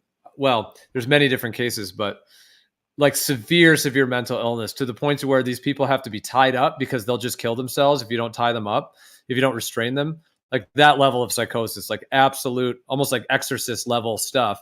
And some of these were involved in the actual LSD therapy. I'm not talking about MK Ultra stuff. I'm talking about actual, LSD therapy that was done. And some of those people were able to like actually come back to being a sane human, as it were, after the LSD treatments, because there's a perspective with it where like there's the idea that we have our unconscious and then we have our subconscious and our conscious. So like our conscious is what we're actually experiencing, like the emotions, the sensations. The subconscious is kind of in between, and then the unconscious. And generally the idea that in the unconscious, we're not consciously aware of it, but it is still affecting our consciousness. So if somebody has like psychosis or some kind of trauma or extreme fear or some kind of dissociative disorder, anything is like these, there's the idea that in their psyche, they're not just like broken. They're not just an insane person. They're actually in a process. There's actually a process occurring. And if they were able to complete that process, they actually would resolve that state. So it's like a whole different view of mental illness. Like instead of viewing mental illness as like, oh, you're just ill, that's just send them off to the mental institution, tie them up, and that's it. There's the idea that they're actually like stuck in a process, kind of like you said, like stuck in a loop of sorts. And so if they could have A reset. medicines like peyote or ayahuasca, if they could have ibogaine. Yeah, then they actually could access the unconscious, access the blockage or the problem that they're having, face the ego death, the fears, whatever that may be, and then actually, resolve that state, resolve the psychotic state, and actually heal from it and reintegrate. That's actually what ibogaine does, man. It resets the subconscious somehow. I don't even know, man.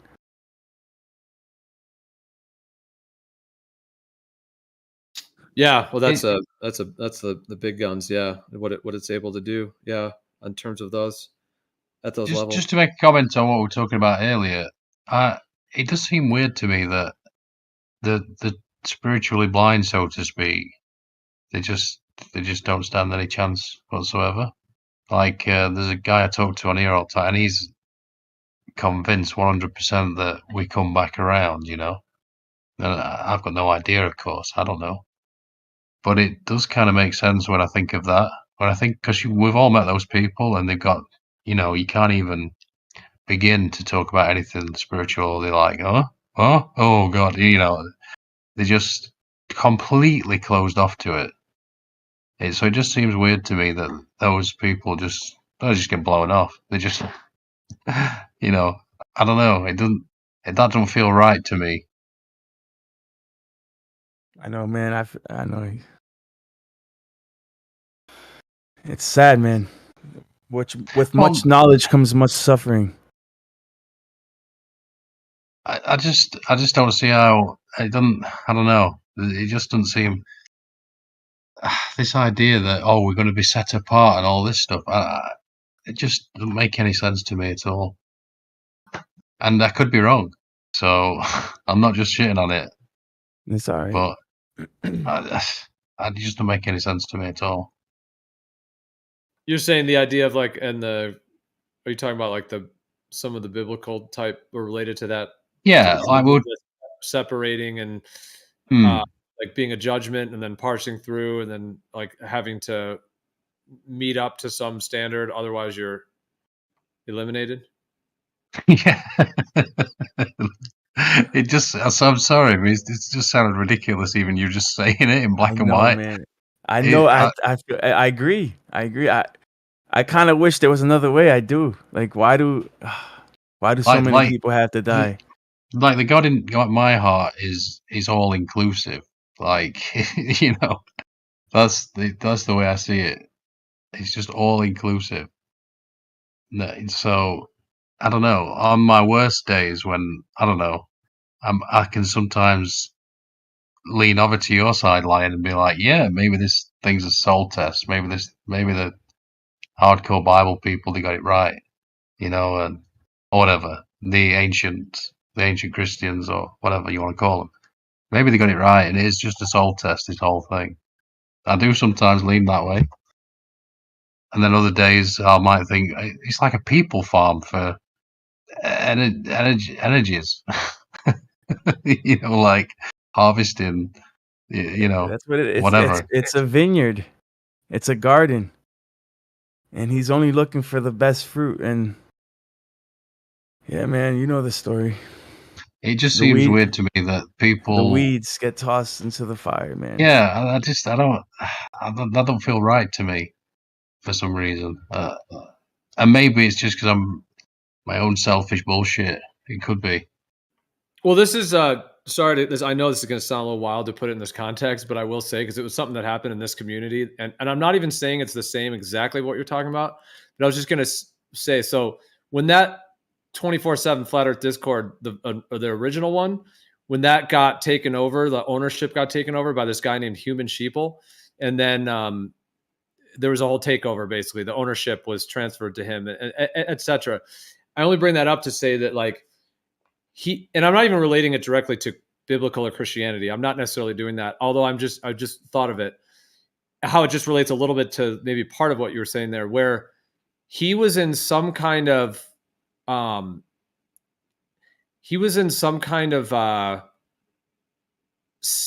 state, I'll just say, where he was going, like he had just gotten the ownership of the server and he called himself the most flat.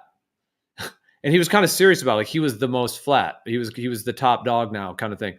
And he was in some kind of a frenzy where he was going through the moderators, wanted like everyone who was a moderator at, you know, etc. He was bringing them into like a special voice channel saying that he was the most flat and you had to bow to him and call him the most flat. Like it was like right out of a movie and it was real. Like whether he was trolling, that's another question, but it was intense. It was like as real as you could imagine it being. And he was literally bringing people in one by one and saying you had to bow to him and you had to call him the most flat and you had to completely submit yourself to him. Anyways, it just reminded me of that. It was a dramatic thing. And if you didn't do it, he just banned you. You were out of there. Instant ban. And it was intense. And he was going through one after the other and he was trying to get people that would bow to him as who he would keep as a moderator. And anyone who didn't bow, you were out of there. So, I mean, and maybe it's not directly, I mean, I don't know how, because it just kind of, it's just like the theme of what you were describing, like the idea that there's like some kind of ultimate judgment that is going to eliminate you if you don't do it. You know, I've never asked, were there anyone who, I'm not asking you to name names, was there anyone who actually did bow to him? Well, it was so intense because it's flat earthers, right? So it's like, you're getting flat. It was such a mixed match of energies. Like, yeah, you're going to get a bunch of flat earthers to bow to some authority. I know, it was insane, actually, what went down. He was like in a total megalomania, paranoia thing. It was really intense. The simple answer to that is pretty much one by one. Most just said F you, and his server started like crumbling and it was falling apart. The quick answer to that is there were a few who somewhat did. Yes, there were a few. Gotcha. Yeah. And then that server, kind of the main part of it all fractured. And then they ended up creating they created that 2.0 server, which is what it is now. But, and then that the original one stayed live for a while. I think now I heard Discord deleted it or something. I don't even know if it's still up, but it basically just was a total shell of what it used to be. And there were a couple people who I don't even know if it was any of the same mods though. It was like, he found other people that would bow to him, like a few. Yeah. Sounds to me like he's either a fucking weirdo or he was trying to get rid of fucking people and he knew that would do it. You know what I'm saying? Without then how would you in a roundabout kind of way? Wouldn't you want to have? Oh, sorry. I mean, maybe hop out and hop back in, but you're a robot and we can't understand what you're saying. Can you hear me better? Yeah, I can hear you now. Yeah. Whether I don't know if y'all heard it, but I was like, it sounds like he's just kind of trying to get rid of people. But then again, if you're trying to do that, I was questioning myself because if you are just trying to get rid of people like without being too much of a weirdo or a dick, excuse my language, then that certainly wouldn't be the way, right? Like, in fact, that's weird. Oh my God, dude, I never heard that. That is crazy. The most flat. That is Oh, dude, ridiculous. it was extremely intense, bro. Yeah, the minute he got ownership, he made a new role for himself called the most flat. He put himself at the very top of the list, the most flat, and then was demanding that everybody had to bow to him and call him the most flat. That's what you had to do. You had to call him the most flat, and you had to do exactly what he wanted you to do. You had to obey his every command, and you had to call him the most flat. There's definitely a couple servers in FE that are like that, but not to that extreme. Not to where you actually have to voice it. You have to behave that way, but you don't have to freaking. You don't have to literally bow and say the most flat. You just have to fall in line. But that's understandable. Having to bow and make declarations. That's scary almost. I just wanted to finish up again that the creator has been called sadistic in history, right? He's sadistic, he's tyrannical, he's evil, he's a demiurge. It's unfortunate, but it's just that he has high standards, and his standards seem to be pretty high. And most of us don't happen. Yeah, we don't reach the standard that he's looking for unless we observe his commandments and profess his son. He's not going to really accept us, unfortunately. Call him one, and he's still the main man upstairs, in my opinion. Sorry to any women who think he's a woman, but that's just a habit,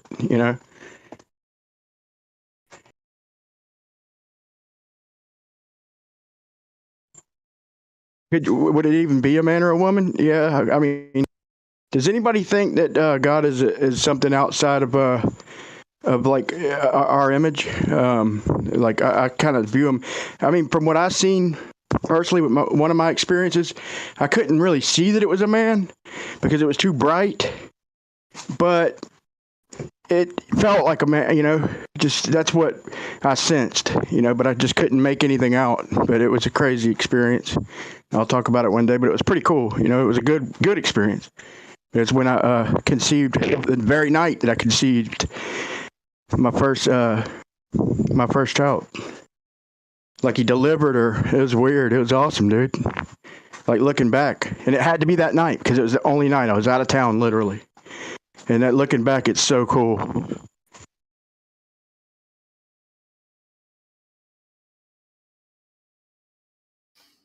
Well, the thing about a judgment, like if there's some, well, like if you were gonna like apply to work at a company and then you had to do certain things, and then if you didn't make it, like you're gonna be sent to hell, or you're gonna like be eliminated or perished or destroyed or something like that.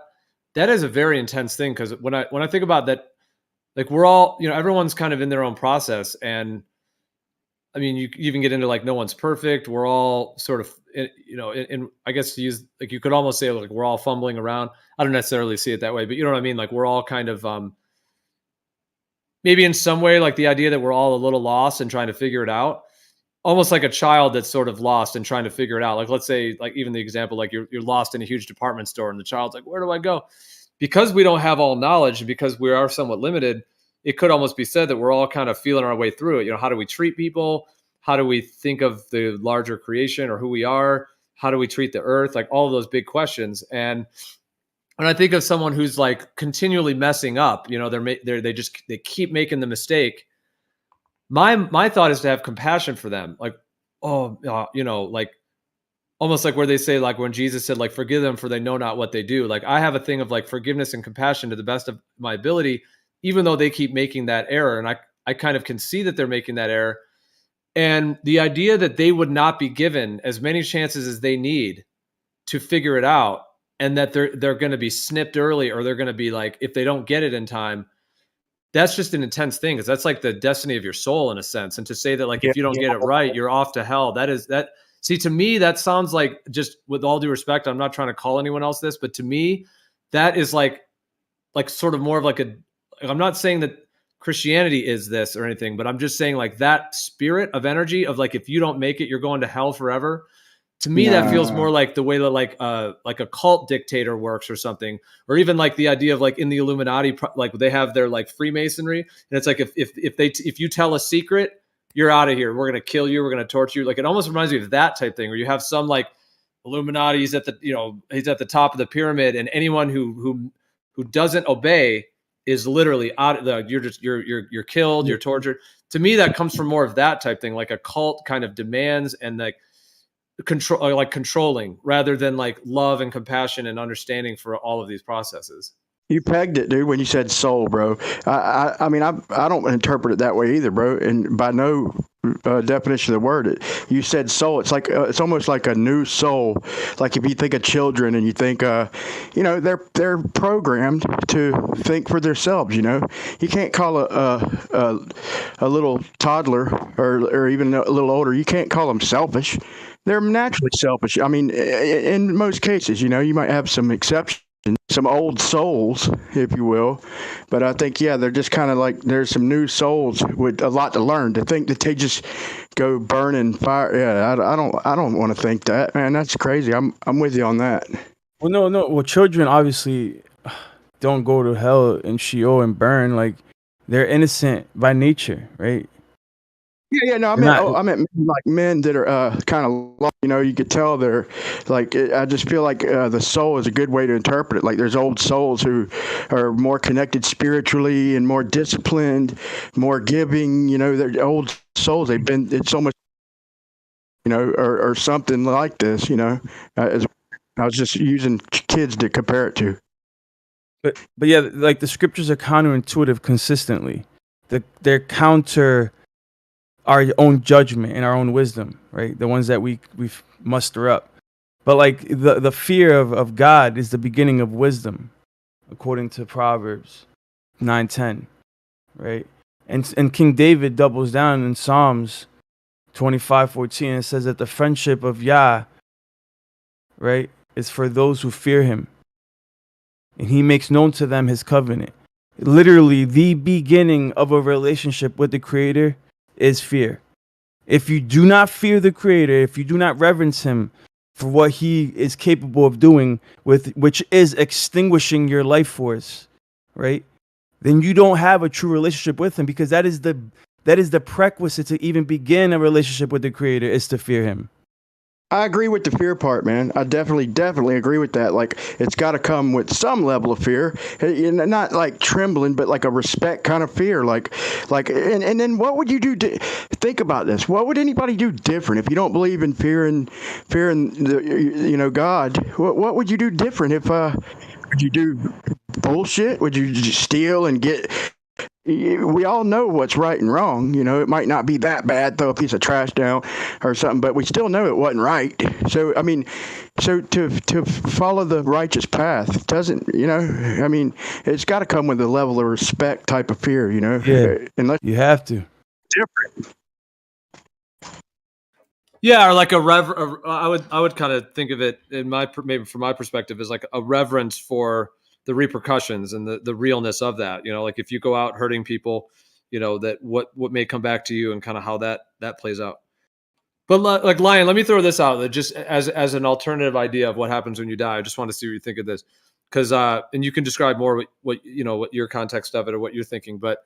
Because it sounds like you're saying you made in terms of the idea of a judgment and then going to hell or you'd have to describe exactly your views on that. But what about the idea that when we die, we go back to the spirit world, just using that as a general sense, and we have spirit guides and there's a family, a spirit group, maybe even like a spirit family, as it were, and you kind of go back to that and you like think about, you know, like review your life at what you did that was right, what you did that was wrong.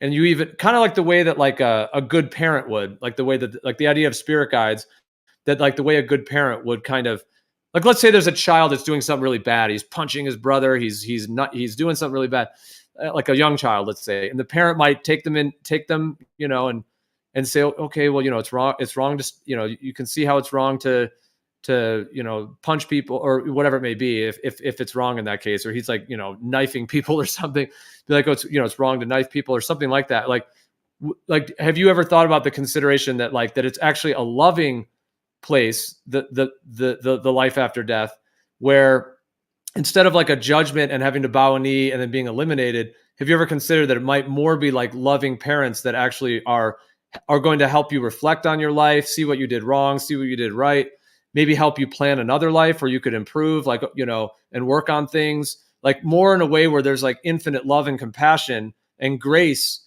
for the process you're going through, and then helping you to further grow in the way that you want to grow. And that really the ultimate judgment is yourself. And that perhaps when we die, it's like, oh, I did that again. Okay, I made that mistake. Okay, you know, that kind of idea where you're more being supported to learn and to grow and to have as many chances as you may need while still like that. It's really like a self improvement journey, and that there's others to help you on that. Have you ever considered anything within that kind of perspective of it?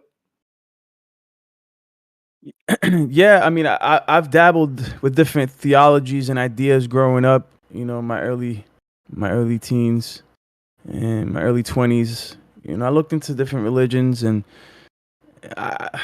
if there was another better way, I would be following it. You know, if there was another better theology, I'd be following it. I haven't When y'all found one personally better than this. Think of interdimensional. Do you do you ever think of like scale as in like size? Like, I mean, maybe not even with religious, or maybe, but like when I think of like extra dimensional, like heaven and all that stuff, I think of like a different scale. Like if all these souls are going to any place, it can't be physical, you know. But then you think of these different scales, and it's like you have, so like under a microscope, you can't see this stuff. But then there's things that are like right at the right level, maybe, that can see two scales, like a bigger world that's around a smaller world. Like they'd be almost like interdimensional, like almost able to see both and look into both. But I mean, that's just an example of what I'm trying to explain. It's like you know, the higher up the ladder one could be, you might have that ability, like somebody who was completely connected, did everything right, and has maybe even been through it more than once, like Gio's saying, and experienced it. Maybe they have certain abilities. I feel like I don't know, man. It might be different levels of heaven, and but I don't really believe in hell. I don't know. I ain't read books about it. Hell, I talked about it earlier. That Shamayim, the Hebrew word for heaven, means literally, it's a compound word of water, and I forget. I think life. No, anyways, it doesn't matter. What I'm saying is that there are different Shamayim, different heavens, right? Different levels, different dimensions, and the lowest dimension is hell, right? So the lowest heaven, and this is literally how the Hebrew portrays. Because we're used to thinking of heaven like always up, right? According to the Hebrew, heaven can be below us, right? And we're not used to hearing that in the English. That's why we always got to go back to the etymology to get a better understanding of things.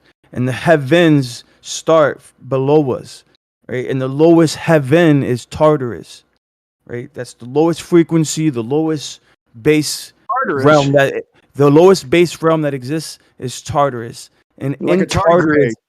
Right, in Tartarus, nothing related to Tartaria. That's just a coincidence. But in Tartarus, I said like a tardigrade. Like that's why they probably name little tiny water bear things like tardigrades or something. Yeah, I'm not sure what that is.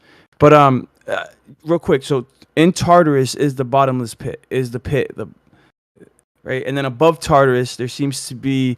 This is all located inside Sheol. So Sheol alone encompasses multiple dimensions, right? Multiple subsections, compartmentalizations of reality inside Sheol, which is all below us.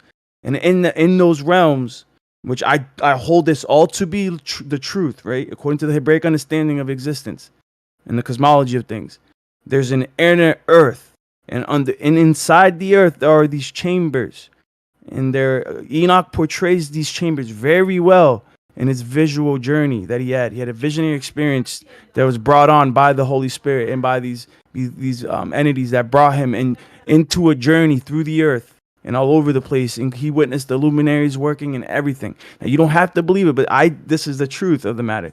And in these chambers, and you can get a glimpse of this in Luke with Lazarus, right? There seems to be a separation between the righteous chamber and the chamber for the unrighteous or the wicked, and they're separated by a chasm and a waterfall. It's weird, man. And That these sounds souls cool. these souls are conscious, bro. They're living, they're conscious, and the ones that are on the wicked side, they are being castigated day and night, and they are in torments. Right? They're physically being tormented and they're conscious. And everlasting regret. Gio, how about this thought? What if, like, when we see, like I've seen, I'm not talking about when I've seen, the deliverance of my first child, but I'm talking about like there are a couple other things I've seen, people type of things. I wonder if that's people on a different plane, maybe even here, but probably not here. Like maybe from another dimension, like a ayahuasca type of. I mean, I'm not saying ayahuasca obviously because I would have no fucking clue, but I'm saying but that type of experience from another plane, of existence, like maybe they're experiencing, uplift, I don't know what you call it, but. I mean, man, when I listen to y'all, man, it gets me thinking so much, man, really. But what's your, the guy was just talking, do you have a specific religion that you care to disclose, or is it personal, or? I'm a follower of Christ, bro. That's it. I'm a Hebrew. But I wanted to mention the chamber of the martyrdom, bro, which seems to be a specific chamber of separation where they literally hold the ones who've been murdered, right? Innocently murdered. All the people who have ever lived who've been innocently murdered. So this idea that they're not resting in peace, those who've been unjustly murdered, right? Or unjustly murdered, that they are literally in a specific chamber crying out, right? Against their accusers inside the earth. And Enoch actually sees and witnesses Abel, right? The first man to ever be murdered, crying out from the martyrdom chamber, accusing Cain, his murderer. And would you call the children of the his testimony will be heard on Judgment Day. But yeah, go ahead. Oh, okay, sorry. Nah, you good? I'm done. I thought you was. But do you think the children of the flood and other circumstances like people who didn't paint their the doors, back in Egypt and things like that. I'm just giving you a couple examples. Like you can't really blame the damn children for anything. You think they fall under that category of like possibly making it into that chamber? And again, that makes God the murderer. So I want to slap my tongue, dude. I'm trying to get out of here, bro. You guys keep it going. I said I was gonna go an hour ago, and I'm sure you guys want to talk about flat Earth, but I can't tell you where those babies are, man. But I'm assuming that they're in the righteous chamber. Yeah, that's what I like to think. Yeah, from what was teaching me. They're in profound quietness and tranquility, with the angels protecting them. Actually, that's what Enoch says. The righteous chamber is where you want to be. But yeah, man, cool talking. Yeah, if you die before your time, yeah, I won't be here any longer, bro. Yeah, I mean, you drugged me in. I'm usually listening, but when I hear some interesting stuff and I just gotta give a little input and ask some questions, I joined. But I didn't know you was trying to talk all day about it. And so, peace out, brother.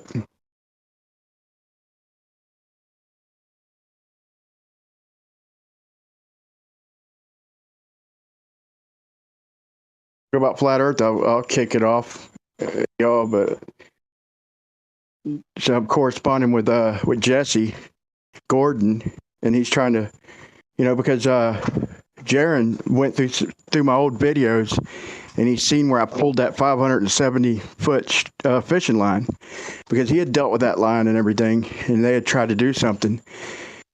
But they had the idea of doing it above water, you know. And even though that line will pull so straight over them distances, it's baffling, dude.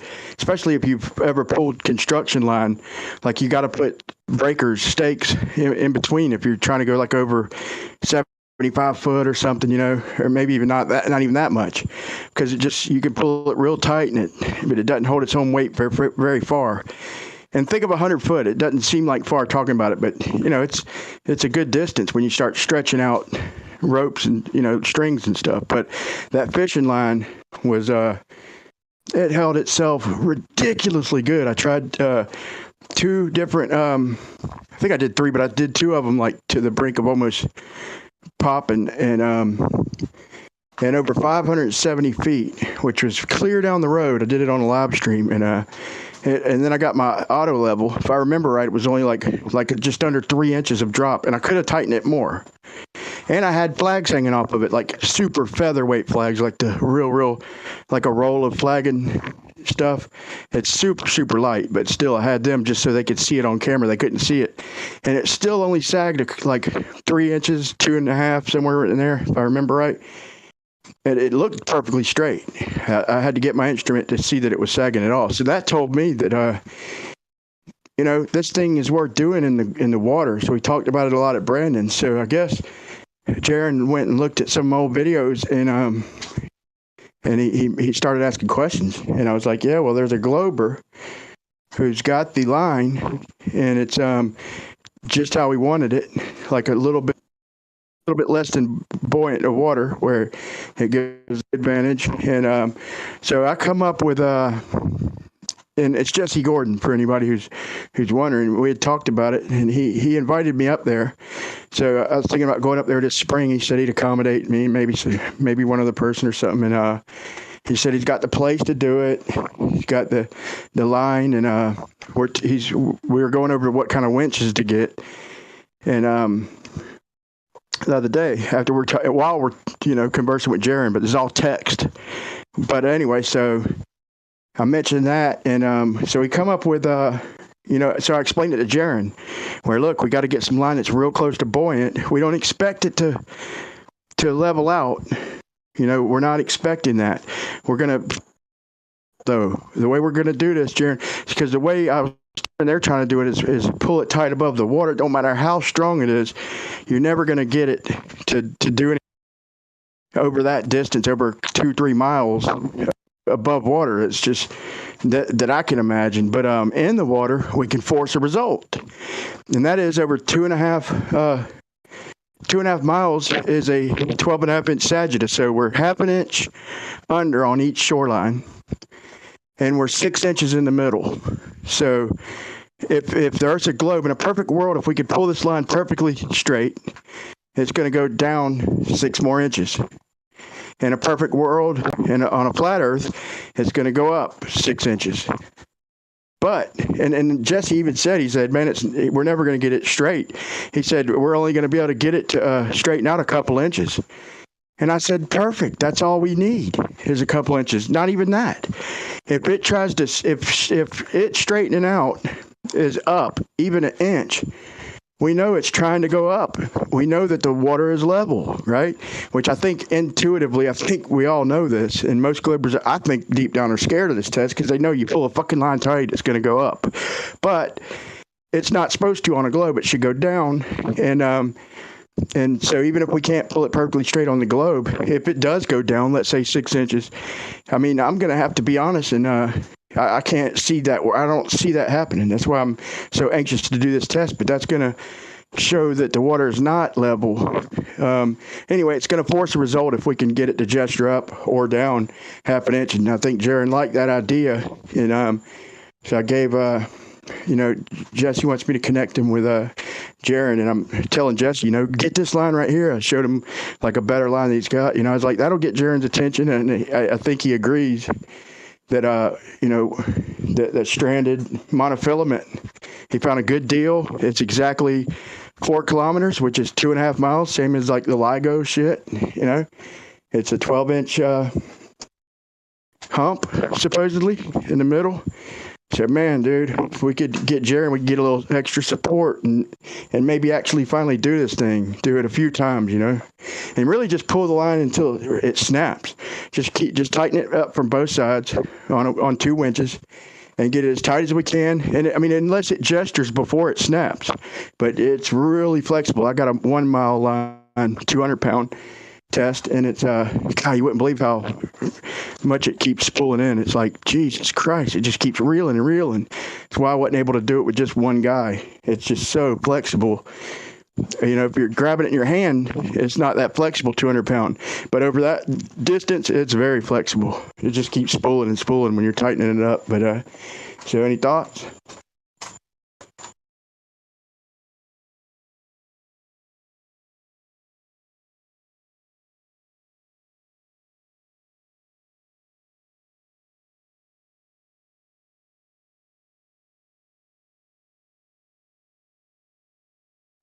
We have talked about this, you know. Jeremy's talked about it a lot. We've, you know, forcing the results is about the best we can come up with without using optics, you know, because they're always going to have an excuse with these damn optics. But I think they're scared to do this one because they know. Because if you go out on the street and you ask anybody, you know, if you got a 20-mile line that's infinitely strong, and let's say our mother or somebody we love is in the middle, and they're down, you know, 20 feet, and you're on one shore and I'm on the other. What can we pull the line tight? In Saber, what happens if we're Hercules and we pull the line tight? Even Globers, who are not part of this debate, will instinctively say, yeah, if we pull it tight, and we can pull her up in the middle as long as the line don't break. But I think a globe, what's up, B? they'd go down an extra 10 foot, right? I don't think you're going to be working with a big enough segment for your margin of error not to be like kind of like indeterminable.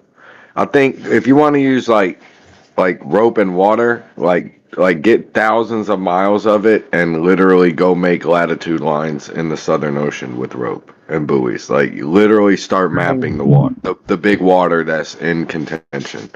Like Dude, that's I what did the math. That's not we don't even have to go thousands of miles, like just to see if the longitude lines converge. The way I figured it, we could go about 10 miles, like a long distance, and be within viewing range of somebody, like a quarter mile, or we could get like 2 miles away from each other and only have to go like 5 miles. And as long as we're both going straight, but would have to make sure we're starting off perfectly parallel.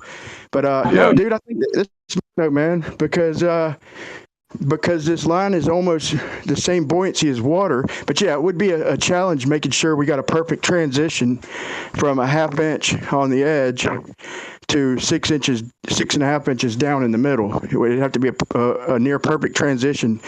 And if we had, you know, enough people, especially if we had 10 people, 15 people, we'd get a perfect transition and just kind of hold it in place right there at the level it needs to be. And then have them pull it tight from each end. Like I said, to me, if it goes up a fucking 1/4 inch, it's indicating level water. You know, but Jesse's figuring we can get, but it's worth a fucking try. You know. Like you're saying, so you kind of want to set it. You want to set it semi taut, like, but get the middle 6 inches under, and then pull it. Right. So on a globe. So in other words, we got it right in the middle. That's fun stuff. And so it's actually going to be sitting in a different shape depending on whether the Earth is flat or globe. But either way, we want a smooth transition because that's right in the middle of flat and globe. It's literally exactly in the middle. So when we go to pull it tight, if tight is another 6 inches down, then the water is bulging. And if we have to find a nice, calm, flat, you know, a lake. Right. So the flat one, it would rise up, right? Pretty much. If it was flat. It's going to go up. It's going to gesture up. Even if it can't hold its own weight, if it tries to go up, which we all know it's fucking gonna, right? I love the confidence. Well, speaking of which, hey man, where was the sun? How does the sun keep going straight over my head, man? like every day. Like it did that for me. Like a ago, man. It does, which is still, I'm still it's 6 degrees away from over my head, but I swear there's about a week where it just goes right over my fucking head, dude. time and date makes it look like it's going over like Mexico or somewhere. They're telling me that your shadow is that they're telling me that, dude, it's close, but it's 6 degrees off, and I go film a basketball. I'm like, look, dude, there's no shadow under this basketball at all. Dude, it's crazy, dude. Yeah, it's supposed to be going over like Central America and South America. Like it's dead ass over us, bruh. Every day. What the fuck? And that's when it's so hot, dude. So hot when it's right overhead. It's so hot. I ain't talking about the air outside. I'm talking about the sun beaming on you. It's a different feeling. So in the shade, even on a hot day, you're like, oh, you're relieved to get out of that direct sun. When it's right overhead, it's beaming on your ass like a magnifying glass. I feel like an ant.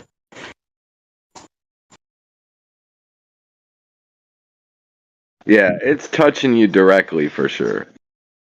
For sure, you can feel it directly touching you.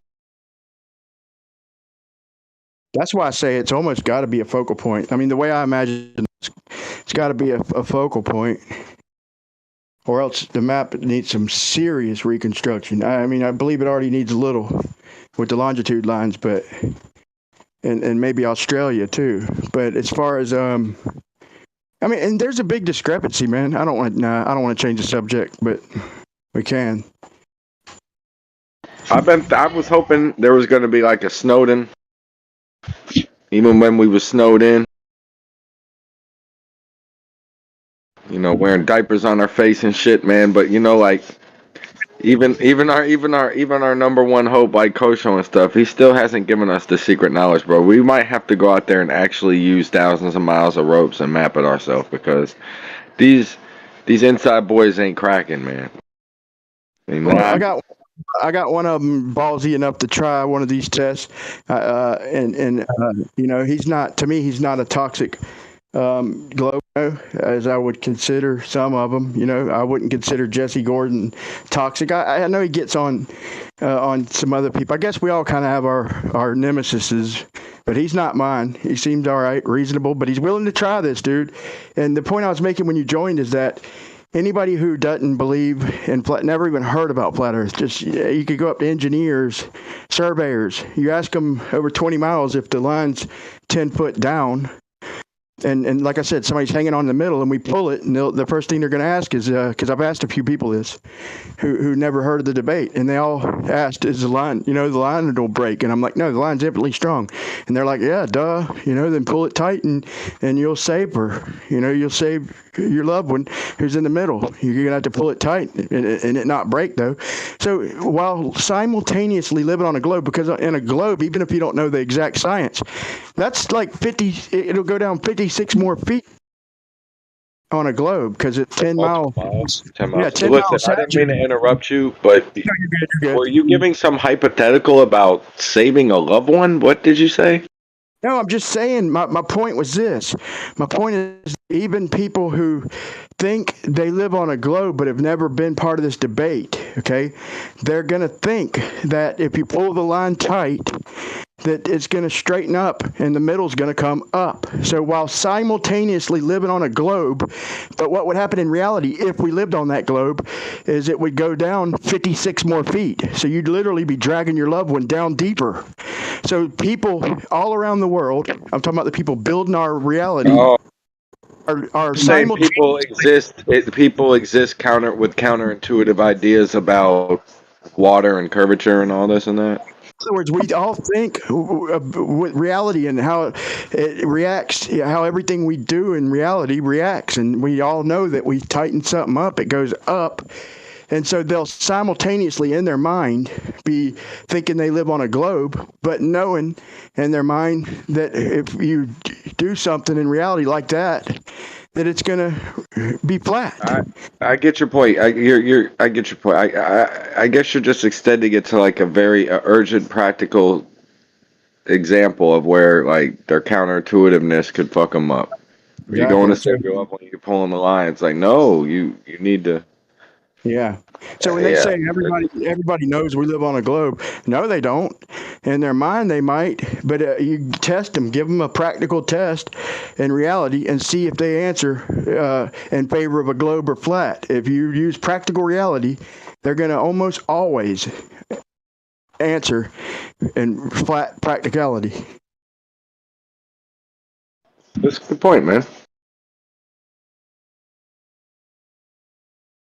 That's why they the Globers. I don't think they wouldn't get behind this test. You know, they but we got one who's interested in the truth, and I think it'll work if we have enough help.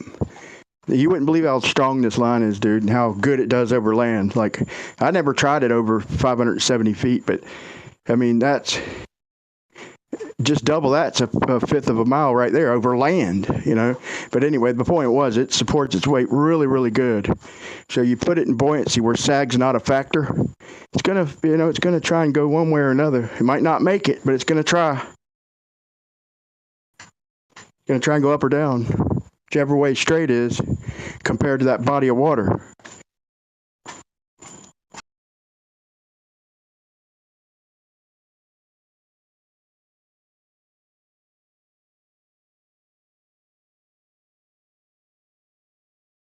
When we got into this, if y'all are anything like me, we're all trying to think of, man, what can we do? There's got to be a way to prove this. And then after thinking, and then especially talking about it, and in here and back in Brandon's and other places, like, you want to find out. We're not trying to be just like it's flat. That's it. We're pretty sure it is, but we're willing to go out and test it and try to prove it. And it's just so hard to come up with a test. This test is like under $1,000, man, and we already have stuff. So it's not even probably half that, maybe more like 500.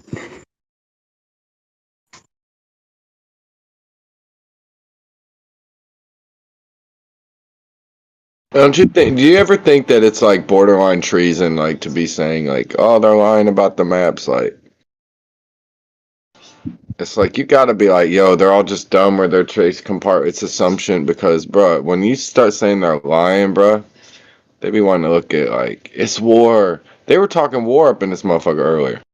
It's hard to say that they're lying, man, but somebody has to be like ignoring some obvious shit out in the ocean. But dude, they don't survey out in the oceans, man. It's an open book out there, man. And they've got to be aware of some of these anomalies in the South because there's just so many of them. Like they've got, but once again though, if you never thought about this shit, you're just assuming it's a globe and you're just mapping it out. So you're going to map the continents, which there's not that much. Equator, you're going to converge the latitude or the longitude lines like you're on a globe. Whether it's flat or globe, you're going to converge them, and that's just going to leave some gaps in the ocean.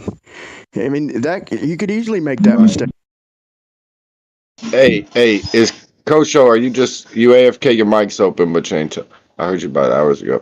Kosho, yo, they've been talking. We gotta get to the bottom of this, Brian. Like, they've been talking about the the pendulums not processing at the equator. There's no documentation. Like, it doesn't exist. Like, come on, man.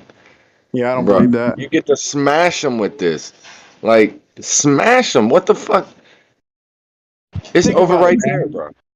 Think about it. And saying we don't have to correct by a compass. Like a gyro compass only points north. They don't do the south thing. It's always north. So I'm questioning them like this. So you're telling me that if I'm using a gyro compass and I'm circling around, then I've got to correct to the north. No matter what direction I go, I got to correct a little bit to the north, globe or flat, until I get down to the equator, where I gotta just go straight, I don't correct, and then I get south of the equator and I start correcting fucking north again? What the fuck is that, dude? That's basically what they're saying with the folk halt. Like it's. I mean that I can't accept that, man. I'd have to see that over and over because I'm not very sold on the pendulum. I've never done a big one, but as many times I've done this little one. I don't never get super consistent results, man.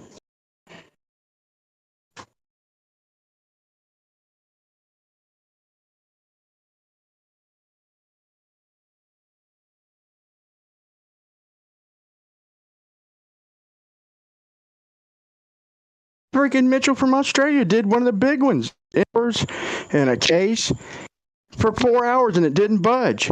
You know, he got to start it himself. There was no magnets on it. It was, you know, just a hanging pendulum. It wasn't on, whatever. And then Mr. Sensible gives him $100 to go down there and do it, but record the whole thing. And I know Mitchell wasn't lying, dude. Mitchell wasn't lying. There's too much to just come with lies, because anybody could go do it. So he's not going to risk his pride, his integrity to lie. And so here's how I really know he wasn't lying. When Mr. Sensible gave him $100, because it's like an hour drive, you know, there and back, or hour and a half, for him to go back to that science place, he to do it again all the way there, and they had the exhibit closed. They wouldn't let him in. They're saying it's broke. He's like, no, he just wanted to swing it, and film it live, because he didn't film the whole 4 hours, and they wouldn't let him in. Dude, what? I mean, we got to apply our common sense in a lot of situations, and this is one of them. It tells you that when you swing that bitch, then you don't know what it's going to do. It might not move at all for 4 hours. He made a video out of it and went back and showed the sign. We're out of order, I think it said, or closed. I forgot. And you can go to Mitchell from Australia's channel and show. They literally wouldn't let him back in that fucking thing. We know what's up. Anybody with fucking eyes to see knows exactly what's up and why they wouldn't let him in. Because he's going to go in there and film it for 4 hours, and they know what it's going to show. Because they called like people like Sean Hawkins, FTFE. When they find out facts, they'll call bosses. They got Travis's paper took down from they published it, and they took it down. There's flat earther, and even though the guy was like, dude, the guy Collins a nut job because it was Sean Hawkins, but he still took the fucking paper down. It's like they do shit like that. They're updating Google every time we look. They're changing definitions. They're right in front of our face. They're changing shit. So they called that place. Yes, sir. I want more Globers agreements on the pendulums. You want to go ask more Globers about the pendulums?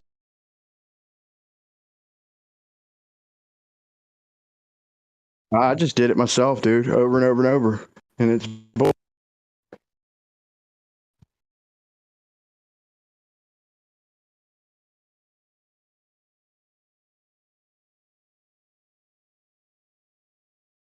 I mean, they have university studies, and it's claimed pretty confidently that certain stuff exists or doesn't exist. The confidence is the most interesting thing to me.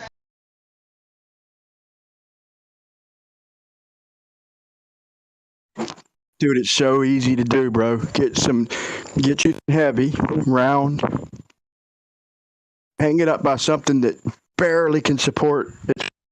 So the lighter the thread or whatever you have hanging, the longer it's going to swing. And it'll swing for, if you have it decent enough, at least about 9 or 10 foot for about an hour. It goes for a good 45, sometimes an hour and 15 minutes. But, averaging a good hour, you can force it. You get a result within an hour. And just see for yourself, bro. You'll see. Do it a bunch of times. How can they even say which way it's going to go? Like, swing it.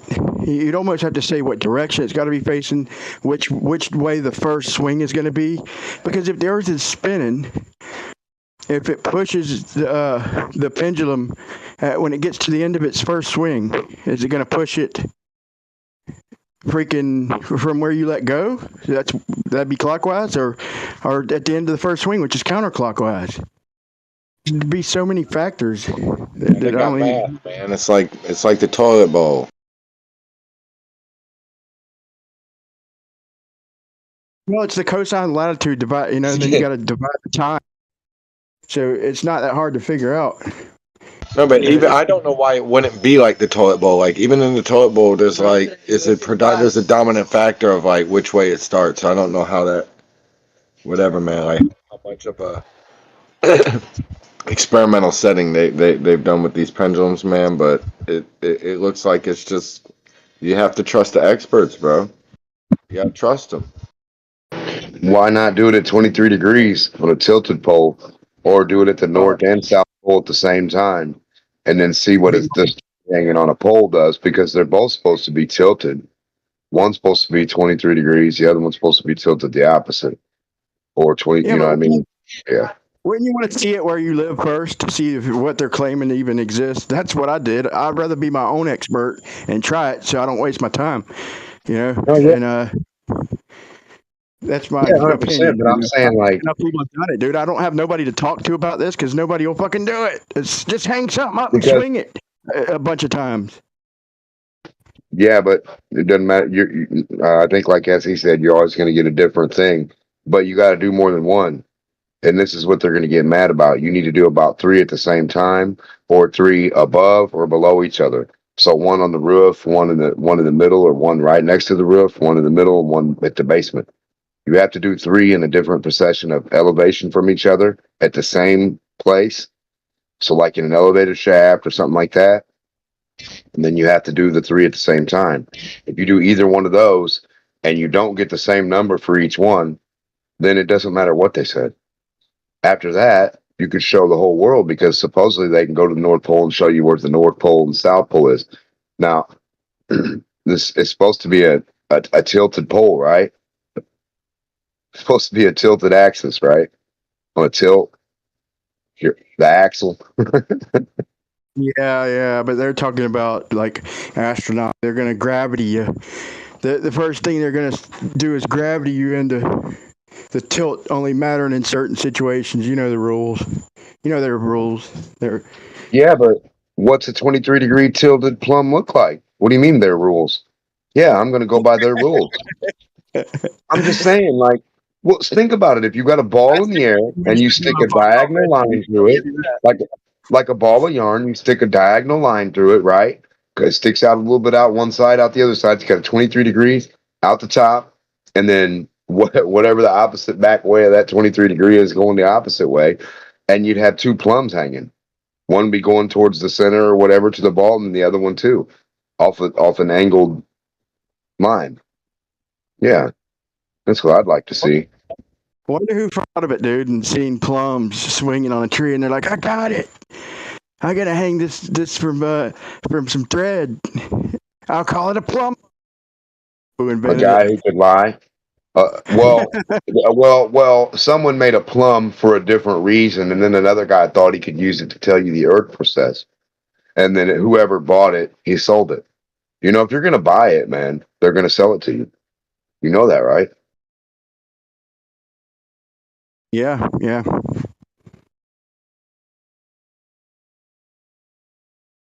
And see, this to me, to do this, and more people need to do this, and I even need to do it bigger, because they're telling me that it ain't, that I ain't doing it right or whatever. I'm like, dude, I've done it. Whatever. Okay, maybe. Okay, I'll take a perfectly honest stance and say maybe I'm just repeatedly fucking doing it wrong. Then we need to do this is the cheapest of all tests, but if the interferometer does indeed show 50 miles like a drift, that doesn't mean the so-called pendulum. I expected to see it be fairly consistent. I just didn't get that. And okay, maybe I did it wrong. So we need to. I've even got bigger lead balls. I just need a higher ceiling to do it in. But I watched Mitchell do it, dude. I trust Mitchell, and he got the same results. That's why I said I wish more flat earthers would try this shit, so I'd have somebody to relate to and talk to. Because I'm like one of the only motherfuckers who's done it, and he did it in an actual little hands-on science museum. a big one indoors, blocked off, and filmed it. And they're like, well, you didn't show the whole 4 hours. He's like, what? He's like, dude, I'm not going back. I showed you, the time stamp, and it didn't process at all because there's no wind, no nothing. And he goes back and the bitch is locked. Man, get out of here. That shit ain't working. So a lot of people in this community are thinking that, well, since they believe it automatically because of what they've read, that when Mach said it's a type of effect where it's the inertial, the transfer and motion down, but they haven't probably seen Mitchell's video, and I think that if they tried it, they'd be more skeptical about it.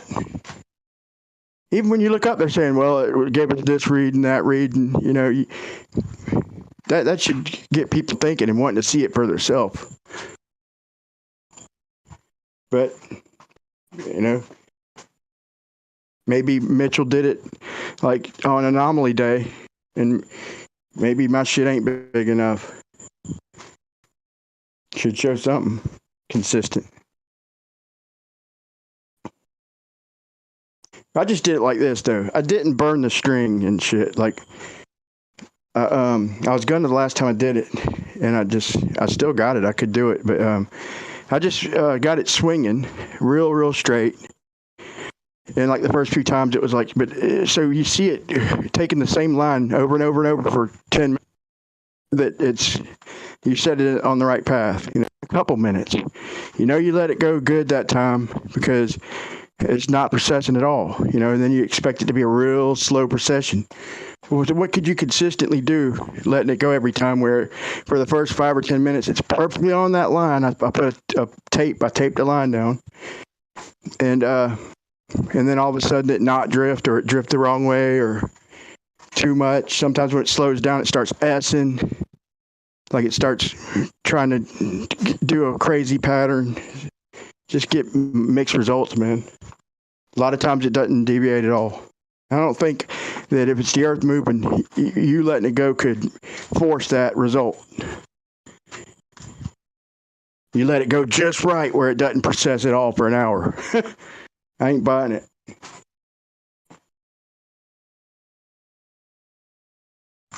And if Coach Joe's listening, I got my lead ball, my golf ball, as good as I'm going to get it, and I haven't dropped it yet.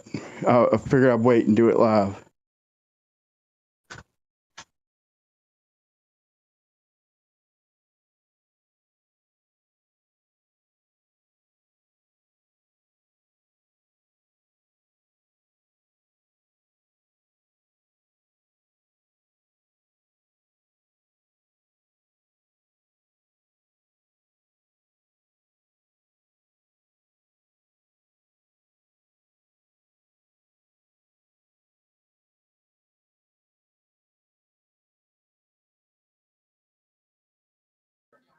Yeah, they're gonna live stream Trump's trial. This could be bananas. I swear, that's why I like Jeremy, man. Shit, when it ain't too crowded.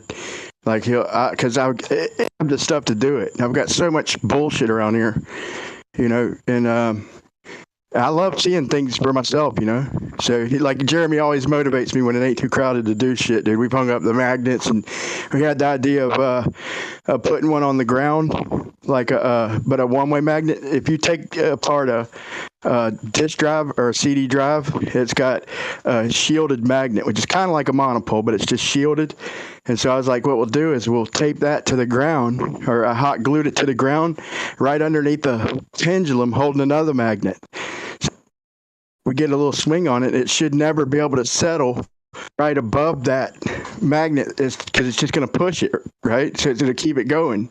But it didn't. Jeremy predicted it. And he'll remind me to this day. He's like, no, like you're wrong about the magnet. I was like, well, I wasn't really wrong, Jeremy, because I, just wanted to see what would happen. I was hoping for an effect, but he got that one right. I did the umbrella with the fucking blower on it, to see, to see if you could blow your own sail and shit. And I did the ping pong golf ball test live. I did pulled 570 yards of 200-pound test. And no, that wasn't the 200-pound test. That was the 80-pound in the 30-pound, I think. They did about the same. But yeah, I like seeing shit myself. I did the pendulum live on this channel, dude. It wasn't the topic of discussion at the time, but there were people watching, and I just kept showing it. I let it show on camera for about a few minutes, and then 10 minutes later, turn it back on. And I just kept periodically turning it on. Nobody said, keep it on, But I've done that a couple times. I did the thing where I was trying to show them that if you ground lead plates and they get anywhere near each other, you get a charge. They literally draw charge from the ground. It ain't much, but then they're trying to tell me that because I hung them over a ladder, but I put cardboard on the ladder. Obviously, you don't want it touching the fucking ladder, the aluminum ladder, and I think blue, or it might not have been blue. I think it was blue. And I think it was Sean Little G, I think. We're like, no, it's touching the ladder. I'm like, no, it ain't, man. So I went ahead and made a video out of that, I think. I usually make videos out of these fucking little things, man. I did the thing to see if combusting something added thrust.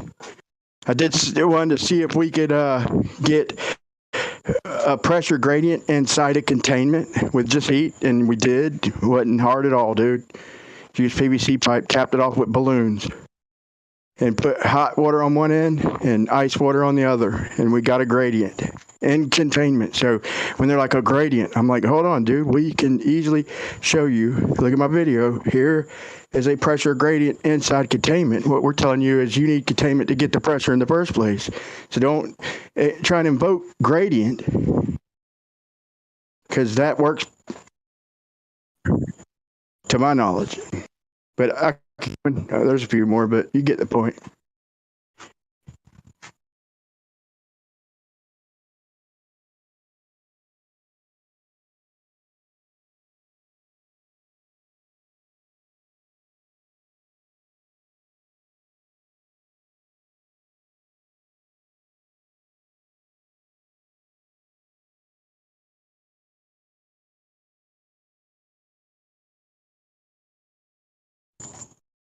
Do the 1 mile line, dude, but only had one guy helping, and like I said, it just kept spooling too much, dude. I couldn't get it off the bottom, man. I didn't have a good enough place to do it. Plus, I wasn't really expecting results with just 1 mile, but I did expect to test it to see how straight it would pull. But we couldn't get the fucker off the bottom, dude. I needed a boat. My small gigging boat doesn't have a motor, and so I had my gig to try and gondola me to the other side while keeping it tight enough to keep it off the bottom, and it was just impossible, dude. I tried it, went back the next day, tried it again with it still out there. I tried pulling it off, but I found out that line is so fucking strong. 200-pound test is ridiculously strong, but yeah, you need a nice calm place to do it. And I did pull it tight. Like I made a video on that too, I think, where I had it about a third of the way, where I was trying to get it up the bottom the next day.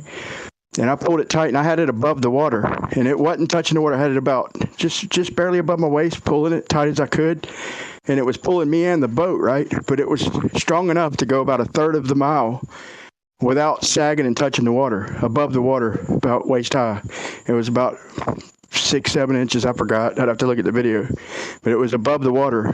So, I mean, like, damn, you could go probably fucking half more. It sags a few feet.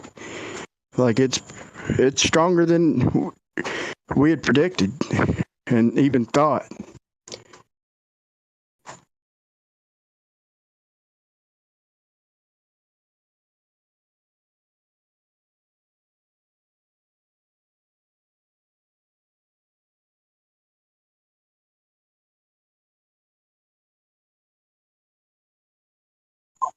Come on, somebody back me up, man. I'm running out of things to talk about. You're not even muted, dude. Call for something if you can't talk. Give me a code.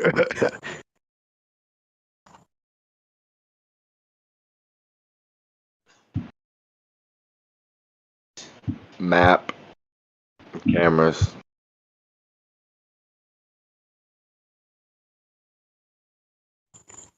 But that's the trip. You start talking about lines or whatever, like or running lines. It's not as out of the realm of possibility as you'd think. Be key to me go further to be able to be closer from the beginning. Because on a globe, 20 of us holding hands, walking straight north and straight south would literally not be able to maintain a straight line.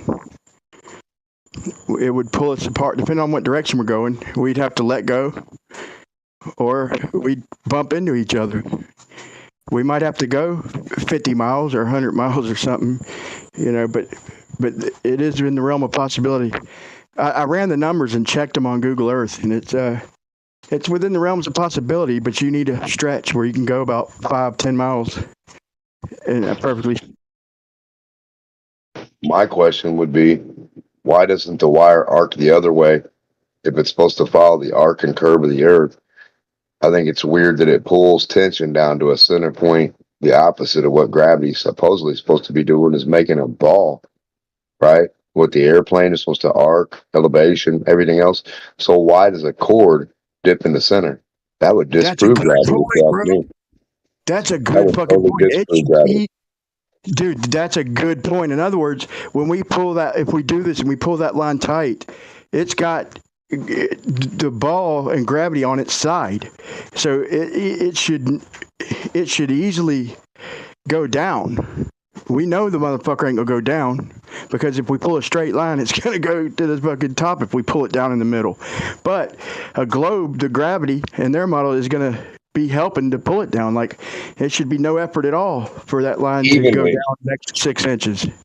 It should pull it down evenly on each side from the center, going from just like it. I mean, if you're on a ball going to the center. Dude, we all know in our minds, I would think, that that's not going to happen. If we pull it down in the middle and have a good transition, capable, it's going to go up. That's when you tighten lines up. It eliminates sag. I don't think that's going to change just from the scale of it, but it would have to. That's why I want to do this test. So practical and common sense. Just mentioning it should get people thinking about the globe. Like, maybe he's got a point there, man. Lines do tend to straighten out when we fucking pull them tight.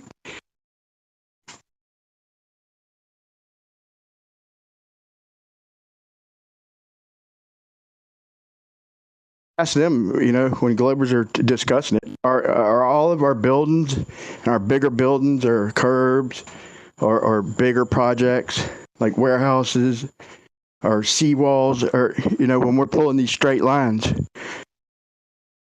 are they level like following the curve of the earth, or we're having to use bigger studs on each end, or are they higher in the middle where I guess we'd still be using big.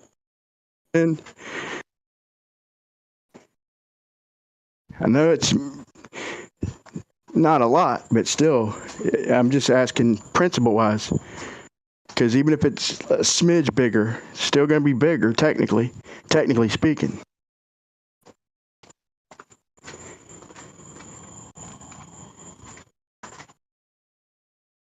But it's easy to think to go further, man, but that mile was pretty fucking far. And I just think that we don't need to go that far for this particular test anyway, for the forced line.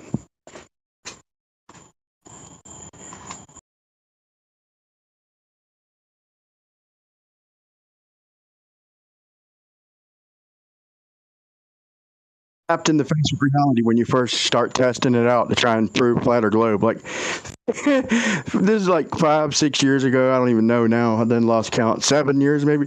Like when I first heard about this shit, dude, I grabbed my string line, my instrument, dude. I went out to the coastline like for a couple weeks straight, dude. I was maybe not a couple weeks, but like days. I recorded a lot of it, but so I'm thinking I'm just gonna run 100, 200 foot string lines and just overlap them. Got all these ideas, and you get out there and you're like, damn, this shit ain't that easy. Like this construction line ain't gonna pull that far, period, without sagging. And then if you put something in the middle, then you'd literally have to do like 30 foot at a time, and they could still say that it's sagging in the middle. They could still make the claim. So then at the end of it, I just wound up using the auto level itself and just tracking on down the coast. And I thought I, proved it pretty much. We talked to George Numchucks and Blue and all them. They told me that every time I set up my auto level, that I changed angles just a little bit. So they saying I'm going around the globe basically, doing straight lines. So I'm shooting, and I'm like, okay, maybe, conceptually I can, it's hard for me to accept, but if I'm going to be perfectly honest, okay, maybe. Okay, but having said that, that's when I asked him, so how do I do a straight line then? Like if I wanted to lay out a 2 mile straight line, if you're telling me that all these horizontals I'm laying out are following the curve of Earth, then how would you lay out a straight line? What's your strategically? How would you do it? Never got a good answer. I think Blue is the only one to really ever answer it and said just mark it at the end. He said just do a 2 mile shot. Well, I asked him, I think 3 miles. He said just get a shot 3 miles and mark it at the end. But dude, then that's dumb on, not really dumb. He just wasn't thinking, I don't think, but on multiple levels, that just doesn't make sense. If we had a 3 mile straight line, we wouldn't need auto level to prove anything.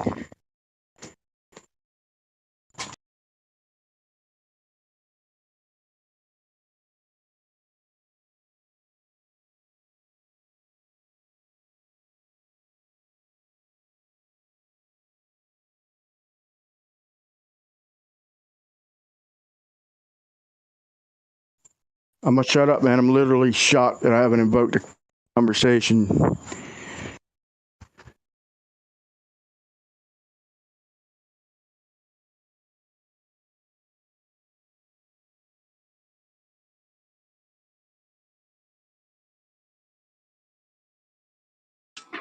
Yeah, I just see people are redoing that laser test with the color blue.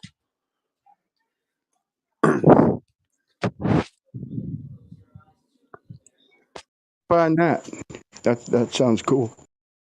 Do you know what I'm talking about?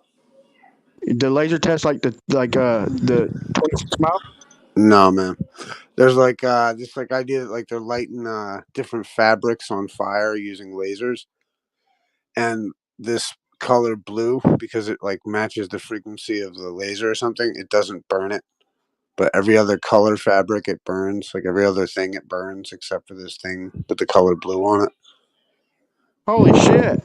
So like initially, like, kind of there was one video of like of an experiment of somebody doing it, and then other people are doing these other laser tests with the color.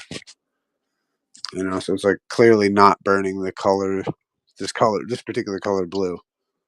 So it's not a particle. What's that? Can't get particles. Oh, I mean, they're gonna argue that particles move in the frequency, fucking whatever. Regardless of that,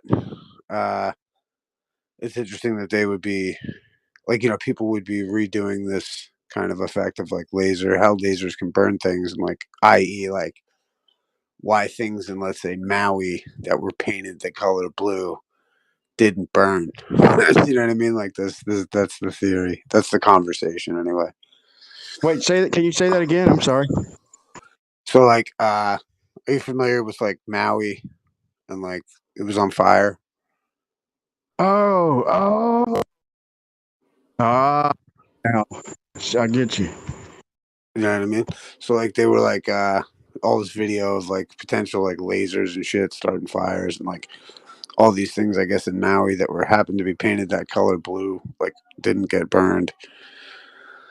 And like The idea being that like certain people knew to use this color potentially, and then they're trying to institute like these smart cities in Maui right now, actually. And but it's interesting that this laser test, like it's interesting because people have been doing it again and again, and it works. Dude, I'll try to post a link to it. It's like interesting because it's Yeah, repeatable, huh? What's that? That's awesome.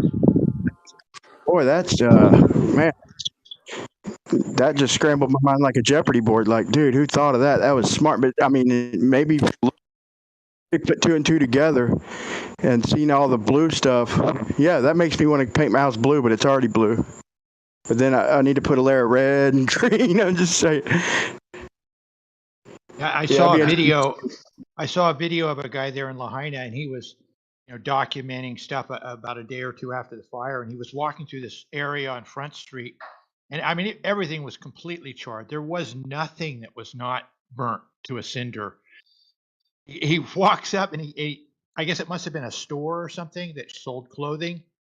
Pulls out, it's like 4 blue T-shirts. The only thing in the whole place wasn't burnt were like 4 blue T-shirts. It was really weird.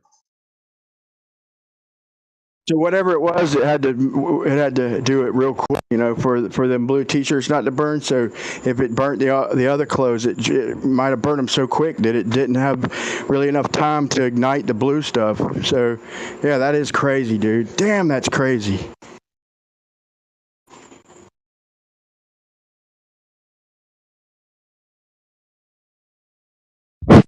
Like proof? I'll put a link in the chat. Well, it's evidence, man. It's just evidence. See if that pulls it up for you. Yeah. But yeah, because it's like there's another clip where somebody uses a razor or a laser and the blue fabric lit, but it was like the only clip that was circulating. And now someone else has done this clip. Just interesting. I've yet to see it like with my own eyes, if you will, but it makes sense.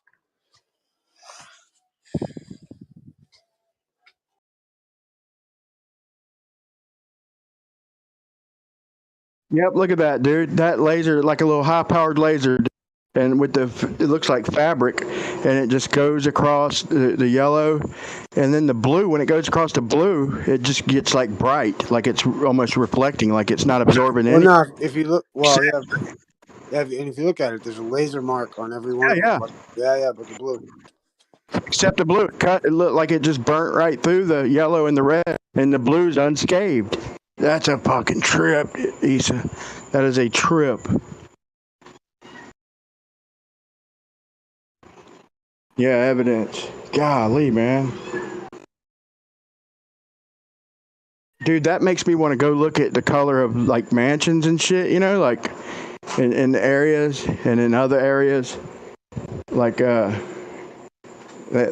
gets my brain thinking. Like that's thought provoking big time, dude. That's crazy.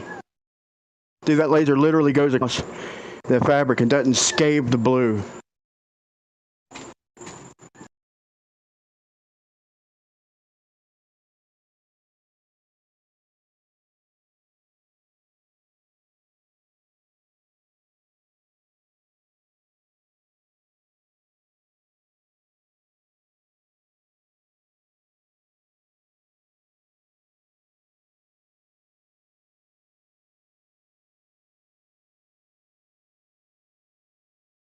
I bet Bill Gates and man, Elon Musk, yeah, boy, I bet they all got blue houses, man.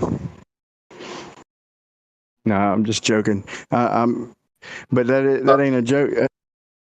How Yeah, about is there any evidence for airplanes flying over these areas that got burnt? Like, how the hell did they, deploy these weapons? Where did they come from? Which angle? Where were they? What altitude? Like, that's what we needed to find out. Is like, is there any evidence for them actually being there, or how powerful is this thing? How far away is too far away? The video I seen, dude, it looked like a pretty diverged beam. It was like right next to a tank, and it was like, but it looked like a home, like a heat and oil tank or something for a house. If I remember right, this is a few weeks ago, but it's a quick video, and it like somebody's recording it, or either it was their camera on their house or something, and it shows a beam, and the beam looked like it was about 5 or 6 foot, man. It's just I think it was a blue glow, if I'm not mistaken. Once again, I'll try and find it, and it sparks, like it looks like it sparks a wire, and then the tank blows up, man. I'm not sure where it even was, but it looked like, it didn't look like CGI. I'll tell you that. It would look like a real video off of a house camera, and a real something exploding that just got lit up. It looked like about a 6 foot beam, so it could be coming from pretty high. That's just a guess. If it was high energy, I would expect they'd have at least a 5 or 10 foot range. I would think. That once again is a guess. I need to find that video real quick.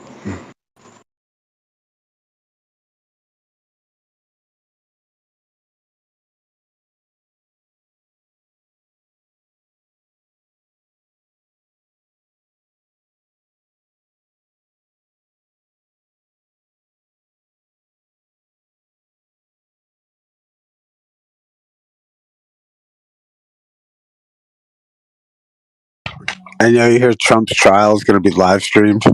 It's going to be pretty crazy.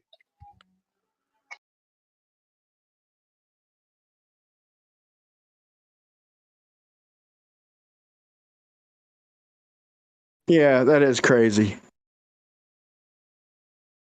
It's cool because maybe like all the people are going to hear the arguments from like what's actual, like the actual election fraud, because it gives the opportunity for discovery. It's like a pretty interesting way to roll it all out. True. That's a good point.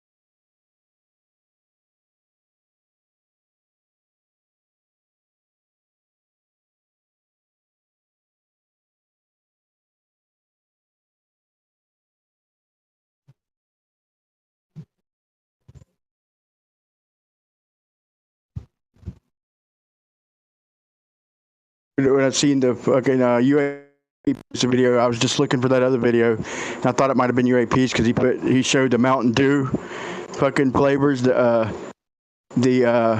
Baja Blast and the Maui fucking what you call it, like. I'm like, what, dude? Like, man, some coincidences are just too much to be coincidences. Fucking, they already had the Baja Blue out or whatever. Then they come out with the Maui, what you call it? Like, you need to look at the next flavor of fucking Mountain Dew and figure out whether you need to move or not.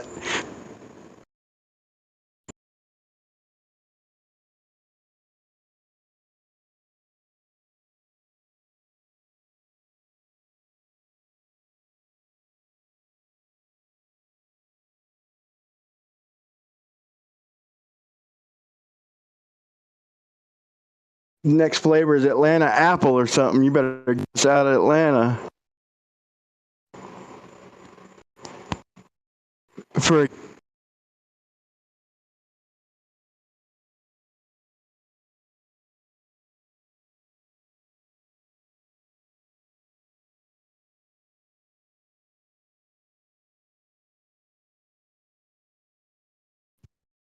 Nougat cherry. Get out of Chattanooga.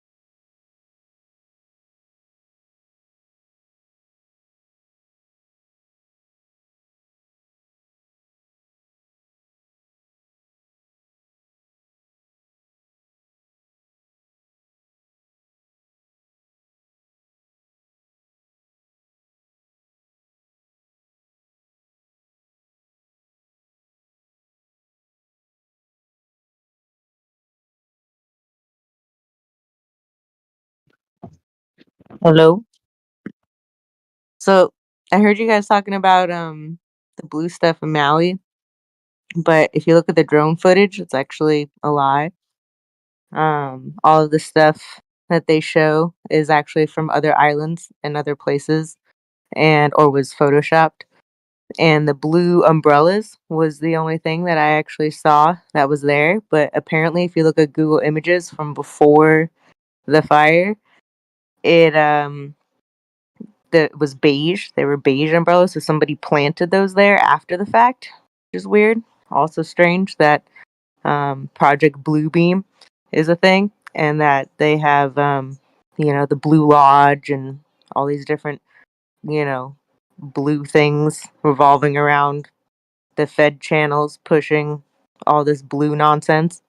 And then apparently that laser video where it's showing the guy going through the lasers, when it gets to blue, he just takes his finger off of the trigger. Like people have been recreating that, showing how it's actually No, I see like not another one. true. I just posted another. Yeah. Was it the guy that Talking that about your painted finger that off had the button. No, it's more setup.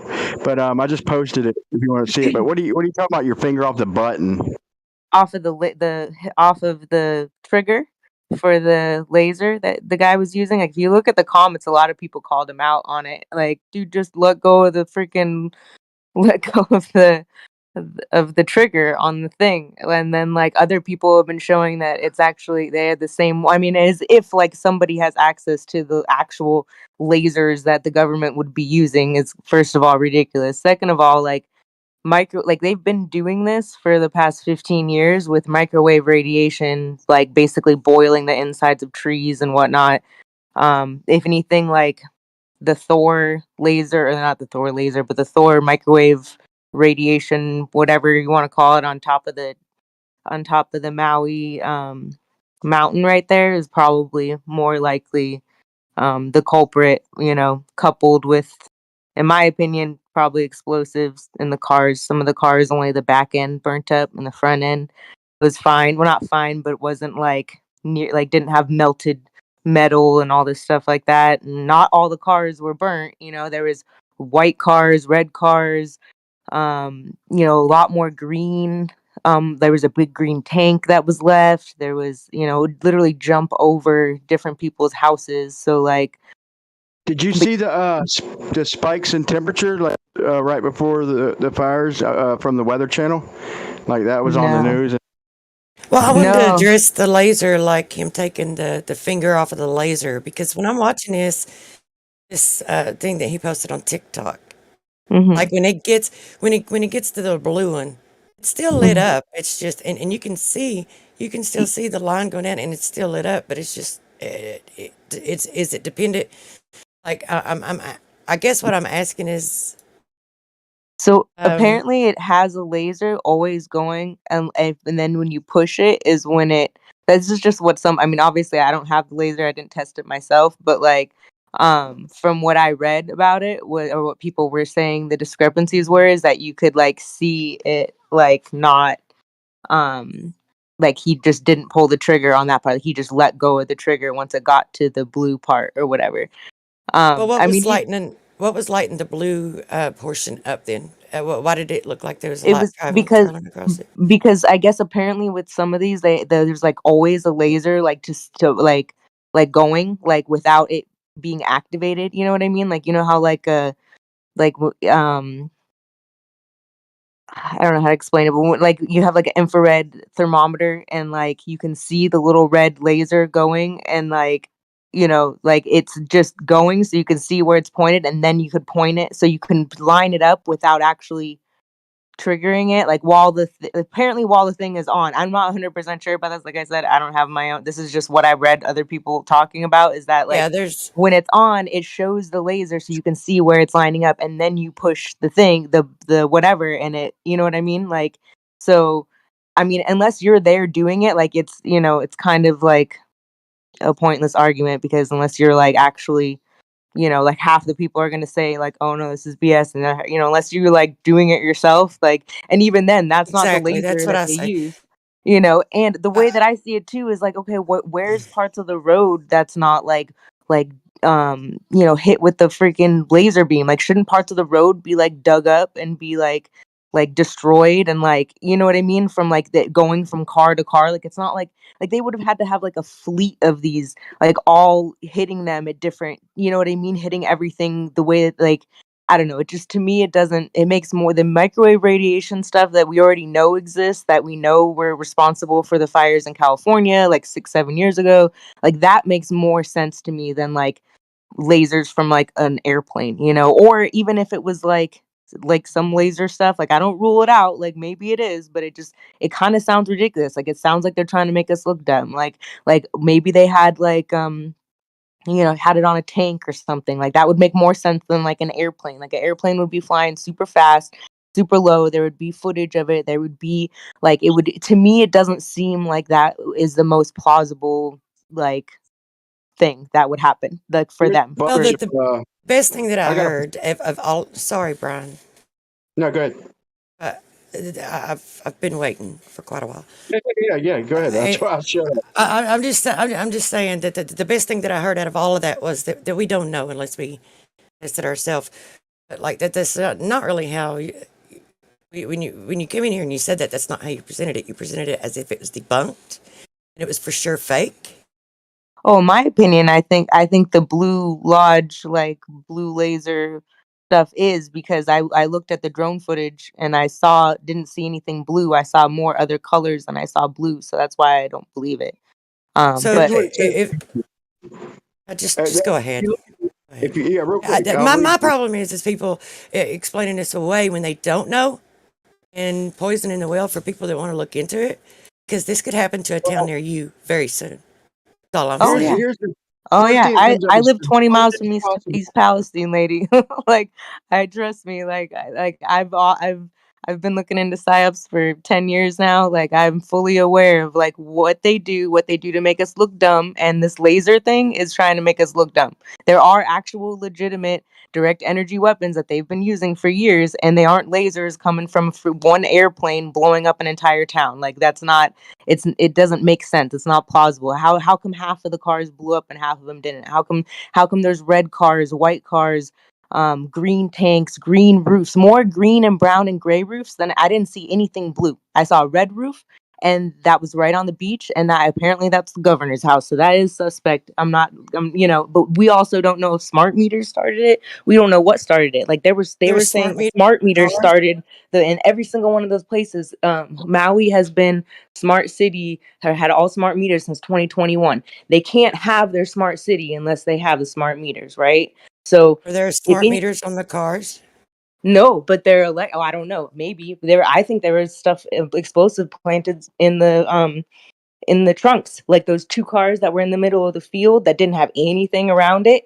The front wheel was perfectly fine, but the back wheels and the back stuff was all blown out. Like, it looked like it was coming from the trunk. Like, and why are there 2 cars sitting in the middle of the field there? Like, they're wait, hold on, let me just finish this one part. So basically, the 2 cars sitting in the middle of the field, like, we should be looking at the Google images from before the fire to see if those cars were there or not. That would be like a smoking gun that those were planted there, because it looks like a nice neighborhood. Like, it's not by anybody's house. Like, why are these 2 random cars in a nice neighborhood parked in the middle of a field? Like, it's so is it more plausible that did you see how many cars were melted? Yeah, I did. I watched the drone footage. I counted every single one of the structures that was down, because I don't believe the numbers. Cars? Did you count? Did you go through and count stuff? Did you look at the drone footage? I've seen a lot of footage. Trust me, I've seen quite a bit. That's all I've been looking at since it's happened. Yeah. Let me ask you, do you think, like, have you seen all the cars? Do you think there was a bomb in all the trunks of those vehicles? Not all of them, because not all of them. That's more plausible than Not directed all of them energy. burned. That's my point. Go through and See, watch the drone footage. Look at how many aren't You're just burned. here to push a narrative. Go ahead and push your narrative. What's my narrative, lady? I haven't been on Discord in 2 years. Like, this is my first. I just literally tuned in for a second, heard you guys talking about Maui, and was like, oh, this is interesting. Yeah, let's talk about let me, come in and since I've been doing heavy research on it, like, clearly I'm like counting because I don't believe the numbers that they're giving. So I'm sitting sitting there counting the structures and the cars and seeing how they're all. But tell me, what's my narrative since you know me so well? How can you compare with the Google images when Google images are like every 6 months? They're not like every 24 hours. Yeah, but if there's yeah, all I'm saying is I don't know, like maybe there's something in the way back machine. Like I've been looking at like so many different aspects of this. This is just something that popped in my head 2 days ago when I saw the first time I saw the two cars in the field. I was like, oh, I wonder if there's a way, because like there was a way to get a picture of the umbrellas that were beige right before. And so maybe there's an image of it. I know it's right by the high school right there. So, you know, if there's an image from even if it's 6 months before, like if there's not two cars abandoned, if there are two cars abandoned sitting there, then I'm wrong. Like, cool, whatever. But like, I don't know. I'm just saying that, like, to me, it seems like they were planted and there was something planted in the trunk, considering half of the car burned and half of the car didn't. And Let me there say was this. supposedly a cat in the front of the and under the front Wow. whatever it's called, like like it looked like a wig. It didn't even look like an actual cat. Like so a cat is kind of like the passports in 9/11. Like a passport survives. Are you joking me? So like what, a cat Yeah, kinda. cat hair doesn't burn, but like, you know, Let like me what, like just real quick. if it was radiation, if it was microwave radiation, that cat would have burned, melted from like the inside out, basically. Like you see the trees from California from 6-7 years ago that I forget the guy's name, but he cut the trees in half, and the outside of the tree is perfectly fine. The inside of the tree was black. Like, have you guys seen that? Any of the footage from the fires? This looks I've seen the inside of a tree on fire, but from what I just looked up, just for 10 minutes looking, the first Wikipedia ad says the color doesn't matter, okay? But I looked down at some old shit, and it says that, you know, for lasers, the color and material does play a factor. But then they all say, any of the older ones say that black, whatever you're cutting through, if it's black, like it was even advice for one dude who was trying to burn shit with a laser. He said he had like a 500 mil, like, which I don't know if that's true, but he was asking advice how to cut, and they're like, just, you know, whatever you're, just burn something black, because universally they're saying with lasers, this has nothing to do with the conspiracy, that black absorbs more energy. So it's not really black. crazy to think. It's not crazy to think that color could have with it. I mean, but and like she said with that video, I've seen two of them now. I'm trying to find other ones, but yeah, like Wikipedia is saying, even the one that said that the color does play a factor. It says, but once you hit a certain power, then the color is irrelevant. You know, even that one. Yeah. But I don't. I mean, I'm just. The color does play an impact if black is absorbing the most energy, so it obviously plays some role, right? Yeah, I mean, I'm not ruling out like the possibility of lasers. I'm just saying, like, everybody jumped on this, and the second that like anybody brings up other possibilities, all of a sudden they're like labeled like a shill, or like I work for like freaking the DoD or some shit, or like whatever. And like, I don't know. To me, like I don't. I've never heard of you, to be honest, man. But I you say, and you know, not lightly. I mean, I've seen one thing. Now I've heard the other. But have you ever been in here? Just is it? Yeah, like when it first started like 2 years ago, and then I went away for a little while and came back like yesterday. I'm not a big time like a hoaxer, but it is suspicious to some people in here. Like, they ain't heard of you in a while, and you just pop in and refute, you know, to And refute a have- video. Like I said, I'm I take what get you're it. saying, and I'm gonna look it up and come up with my own opinion, though. But I'm just telling you why. And that's all I'm trying to say is like I saw the blue stuff hitting, and I went and looked into it, and I thought it was bullshit. Like, that's just me, you know? Like, do your own research, like do your own stuff, do your own observations, watch the drone footage, go watch like countless hours of footage and take apart everything like I did, and and then come have a conversation with me about it. Totally.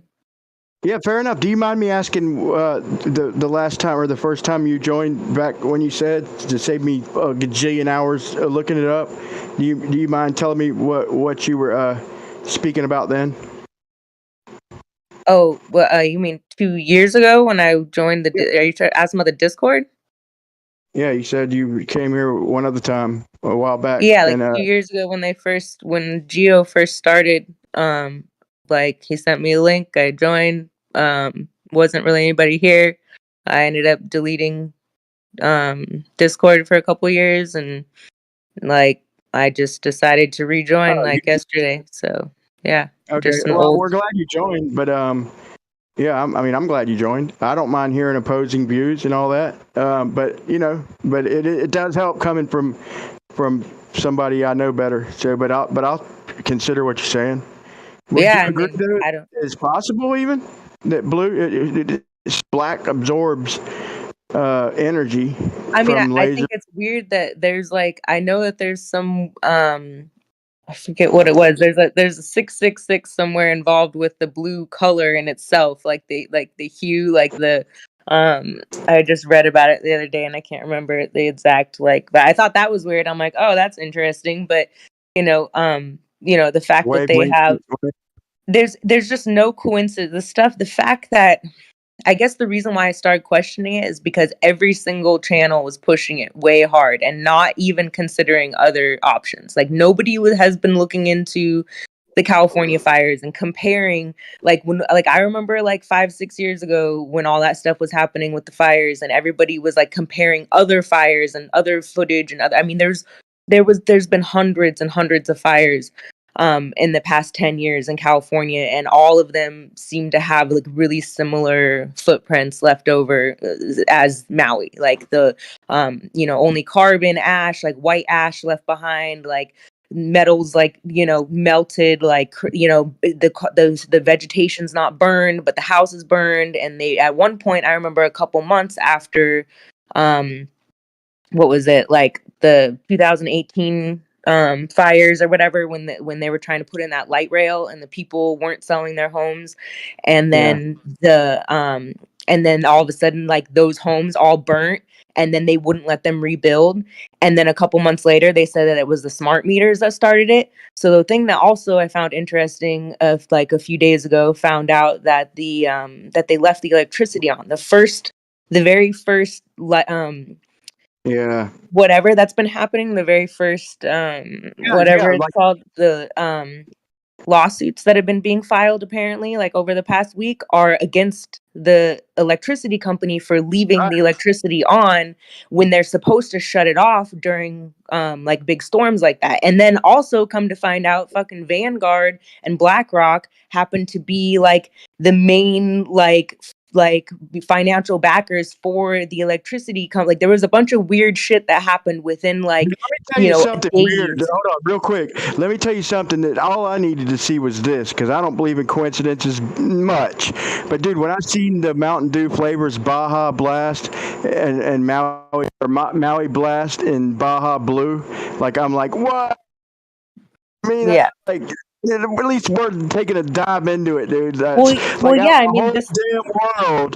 The two freaking Mountain Dew flavors you come up with, are them two. Like that was enough for red flags to go up for me. I'm just saying. Yeah, no, it is. I mean, it's totally red flags. It's totally predictive programming. Look at See, like yeah, truth look is in at your face, right?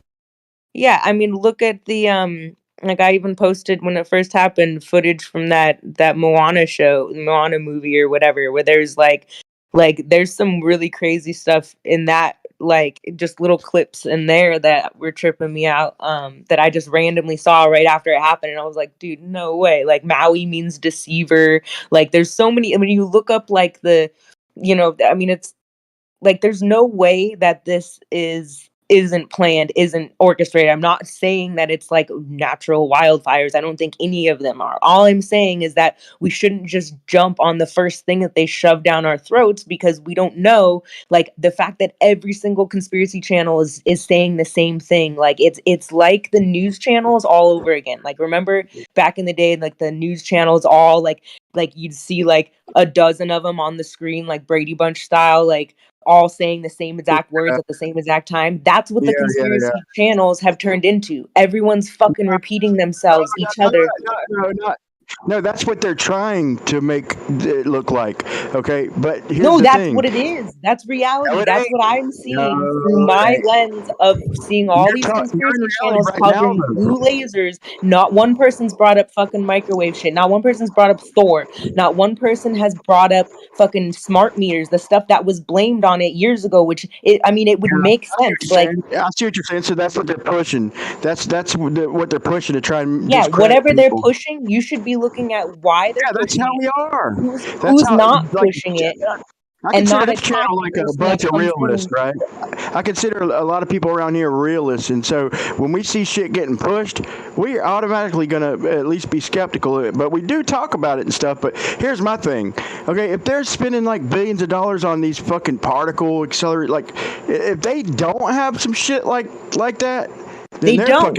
they're In pathetic, my dude. opinion, it's all Oh my lies. god, You if gotta a fucking kid from high school can burn something from across the room with a laser pointer, and you don't think the fucking military has shit like that? If they don't, I'm No, very what I think is that people like to make up stories. CERN, I think, is bullshit. I don't think that they have fucking actually had any kind of like, oh, we've discovered the God particle. Like, it's all lies. They're master deceivers. They're good storytellers. Like No, that's not what I I'm mean, trying to though. look at the evidence. I'm trying to look at like, okay, like where's the actual proof of this shit? Like, we don't know. Like, that's why like we should be questioning everything that they're telling us unless they're showing us like where's the blockade at. Like, there was no What? blockade from what I've seen. I haven't seen any blockades. Like, Yeah, but what you don't about think they have laser weapons and fucking? I I mean, didn't dude. say that. I didn't say that. Okay, I don't think it would gotcha. make Okay. sense for them to do that here. It would be too obvious for them to they would have to have a Yeah, fleet that of is them flying suspicious. I'll give over. you that. If they think about how fast an airplane flies, right? They'd have to have multiple of these to do the damage that they did. They would have had to have it would have been fucking obvious. If they're trying to Yeah, be being incognito, from if an they're airplane, trying to I be agree. stealth about it, they're gonna plant shit like they did at 9/11 or whatever. You know, maybe that didn't happen. I don't know. But I'm just saying, like, in my opinion, like planting stuff and like having like the fact that some cars blew up and some didn't, and some had looked like the back end, like they had something in the trunk that burned. You know, if you've ever seen a fire from a fucking smart car, you know, like they've been like super pushing the smart shit there. They've been all smart meters since 2021. So the fact that like they're also pushing the smart cars, which if a fucking drop of water goes on that battery, that shit blows up like retarded. Like it literally explodes like 17 times. Like, and people were reporting explosions, right? So like I'm just saying, going off of what I'm hearing, like, you know, when I'm looking at all the footage and all the different interviews and all the different crisis actors, which there are crisis actors in this. So to me, Yeah, like, look, if you're making the old meters, then you're gonna want to. I mean, you're about to lose a gajillion dollars. So if you're making analog meters, and that's what your company does, and now you got a place about to replace you, you know, well, and then the blue you want states won't to even, try your best to discredit. yeah. When you're out in the corporate world, dude, then yeah, we see through most of that bullshit, man. But if something like that really happens, like here's what I remember with the shit in California, is that a fire chief, a retired fire chief, like I listened to his personal testimony, and he had been doing it his whole life, and he was a fucking chief. And he, you know, he had problems with, and he showed with personal pictures, and that's what got me thinking and shit, you know. But yeah, to think past that, you know, that gets me thinking and shit. But to speculate past that, you know, I just considered the possibility. But then I see the Mountain Dew shit and all that, and I'm figuring, you know, they better have shit like that. If they're fucking American military, they better have shit that's top of the line. But you know, using it on our own people, yeah, I'd like to think that ain't happening, you know. But you know, I'd keep an open mind. I'd go with where the evidence leads. I think you'll find that with most people around here. You know, there ain't many auto hoaxers. We see right through that horse shit that they try to push, you know, to make real, you know, truth discerners look stupid, and Yeah. that's no secret, you know, psyops and bullshit. But Yeah. there's a couple of them around here. Yeah, I mean, where should I post this link in the live stream text one Yeah, or? yep. So this is the link where the guy shows the middle of the trees being like black and the whole out like there was no oxygen getting to the inside of the trees. They were basically microwaved. So that's why I'm trying to get a hold of Dave Hyde and some other people. I have a friend that I think she lives on a different island though, but see if anybody can go around there, even if it's even if they can't get obviously to like beyond the black wall or whatever that they have up, but at least get within like, as close as they can get and cut a tree and see what the inside of the tree looks like. Cause that'll be like the smoking gun right there if it was just like microwaved, like you'll see like it'll be like, like the video that I just showed. Like he's got a dozen different That's BitChute, examples. right? That's a BitChute video that you just posted. That's that Yeah. lady. That's the lady who wound up interviewing that retired. I didn't see it from her interview first, but I believe she went on to interview that retired fire chief. And I think he had just fucking retired. But he was trying to. I mean, that's what I look at is personal testimony with nobody having nothing to gain, but they do a good job of suppressing a lot of that. And this lady seems to do a good job of trying to get the truth out. I like her. I forgot her name, but yeah, I like her. Yeah, I'll have to Look, check her out. I want to apologize for coming in so hot, but this is an emotional. I react emotionally to this. No, that's Because cool. I understand. this is the way that they pull the wool over people's eyes. There's so many people pushing so many narratives. So would you think that maybe instead of it being two weapons, that maybe it could be aliens or something? No, I was thinking microwave weapons, microwave like that. That's what Look up the Thor. That's Look what up they Thor. are. That's what the directed energy weapons are. Yeah, microwave. No, it's not a microwave. The lasers are different than the microwave weapons. That's why I wish there was more than one narrative being pushed, and I wouldn't be They already so. have waves, like with they have repeaters and all that shit, and they got to shut them down when they're working on them. You get in between that. That's why they have to build them a certain height above the ground. They will literally fry you. Like the lasers won't. There's But one on the top of the mountain, right in It'd be Maui. easier to talk to if you didn't clip people off and maybe just make I'm not trying to be rude. I used to do it too. And I'd still do it. I have to catch myself. I'm just saying it'd be easier if you'd let people finish and maybe not go on for so long and make so many points so that if you make a point, we can address the point you make before we go on to another one. Because there is a lot here. Okay. Look up Thor. Thor. Apparently, there's one in Maui on top of a mountain, and it's a microwave weapon that could have definitely been responsible for this, but nobody's talking about it. No, that's a telescope. That's a telescope. Didn't our buddy just get time on that thing? Like that's the one that shoots the. There's a telescope there too, but there's also the orange lasers up there to excite the fucking what they call the sodium layer or some bullshit. Ain't that Thor's telescope? There is a telescope, I believe, at the same facility at the top of the mountain, because that's where they usually put telescopes, is at the tops of mountains. But from my understanding, there's a base there that has the microwave technology that it's old. It's not, it's not new. Like it's been. That's what I'm saying is that the stuff that like I don't know. I feel like if there had been at least one other channel that I've heard like mentioning anything other than blue lasers coming from an airplane, like I wouldn't be so frustrated myself, like I wish when you said that there's a bunch of other narratives out there, like I'm like, what other narratives other than the mainstream, which is that it's a wildfire, which obviously it's not a fucking wildfire.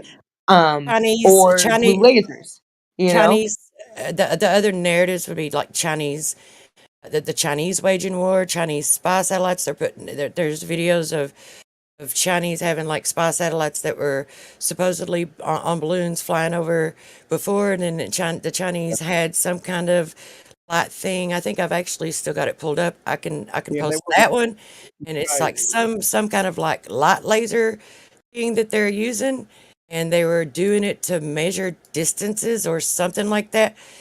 And lasers can be used for many different things, and the only thing required for it to be microwave, because it's only a wave, it's all about wavelength, ratio, frequency, which is the rate of it, intensity, like to be a microwave, it has to be within a certain range of a wavelength. If and understanding how colors work. Like we only see the color blue because it doesn't absorb that frequency. Right? It reflects it. It does not absorb it. So like there could be some just understanding how that works and understanding how we see colors and how lasers work. And I don't totally understand lasers. I need to understand it more.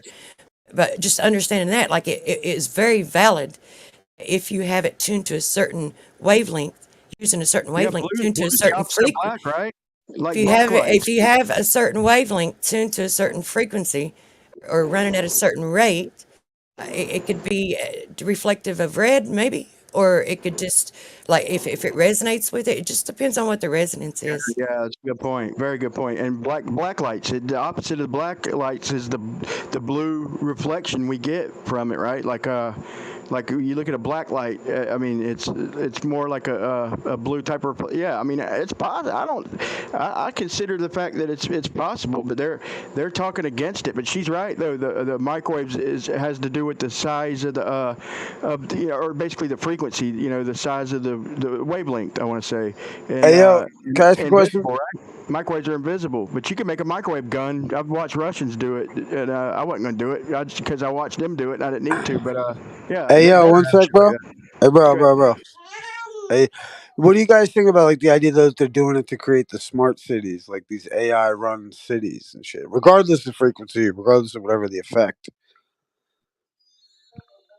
Regardless of how they're doing it, like their end game. I mean, that's exactly what they. Well, I mean, that's exactly what they want to do. I would say that would definitely be one of their things because they use them for many reasons, like very multifaceted. They don't just use one tool or one means for one purpose to get as many purposes out of it as they can. But that would be one. Could be I think natural, man. That shit could be natural. I think what could be natural.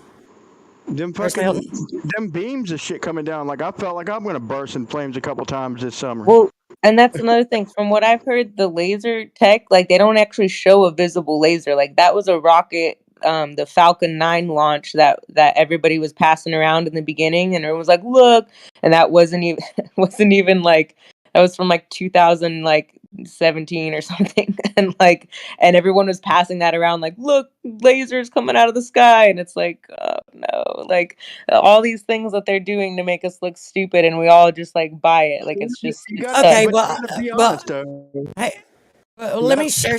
Go ahead, Brian. I'm just saying microwaves would interact more with metal than organic stuff, for the most part. Like that'd be the thing to ignite would be like metal shit and things like that. So good. Okay. Well, the reason why I believe that's what it is because okay, let me show you what I pulled out of a video. And this guy did not post this video and pointing this out. He didn't even. I don't even think he even realized he captured it because he was fleeing. He was recording and he was recording the video while he was fleeing, and then he posted the video they recorded because of the California fires and what went on in Canada and in other places, Brazil. It's like going on all over. And I don't know where you live, but it could very well happen in your town next. But this guy posted a video and recorded his account as he left, as he was fleeing. And let me find it here. And when he did, took the video and I played it slow on the slowest speed that you can play it on. And then I quickly paused it and unpaused it to see what I could catch in each frame. Yeah, well, you find that somebody had a good point. Like they banned lead paints, and like one of the blockers of wavelengths like that, like microwave shit like that. One of the only ways to block it is like gold and lead, which gold's nobody. And they made a good point. Like back when they blocked lead paint, dude, I deal with lead. I play with lead, dude. I'm not gonna say that it ain't gonna have long-term effects, but dude, I've had lead splinters. Like I literally take these batteries apart. Like I've took probably 100 of them, maybe 90 apart, dude, and it never made me sick, never nothing. I fuck with lead, melt it, constantly breathe it in.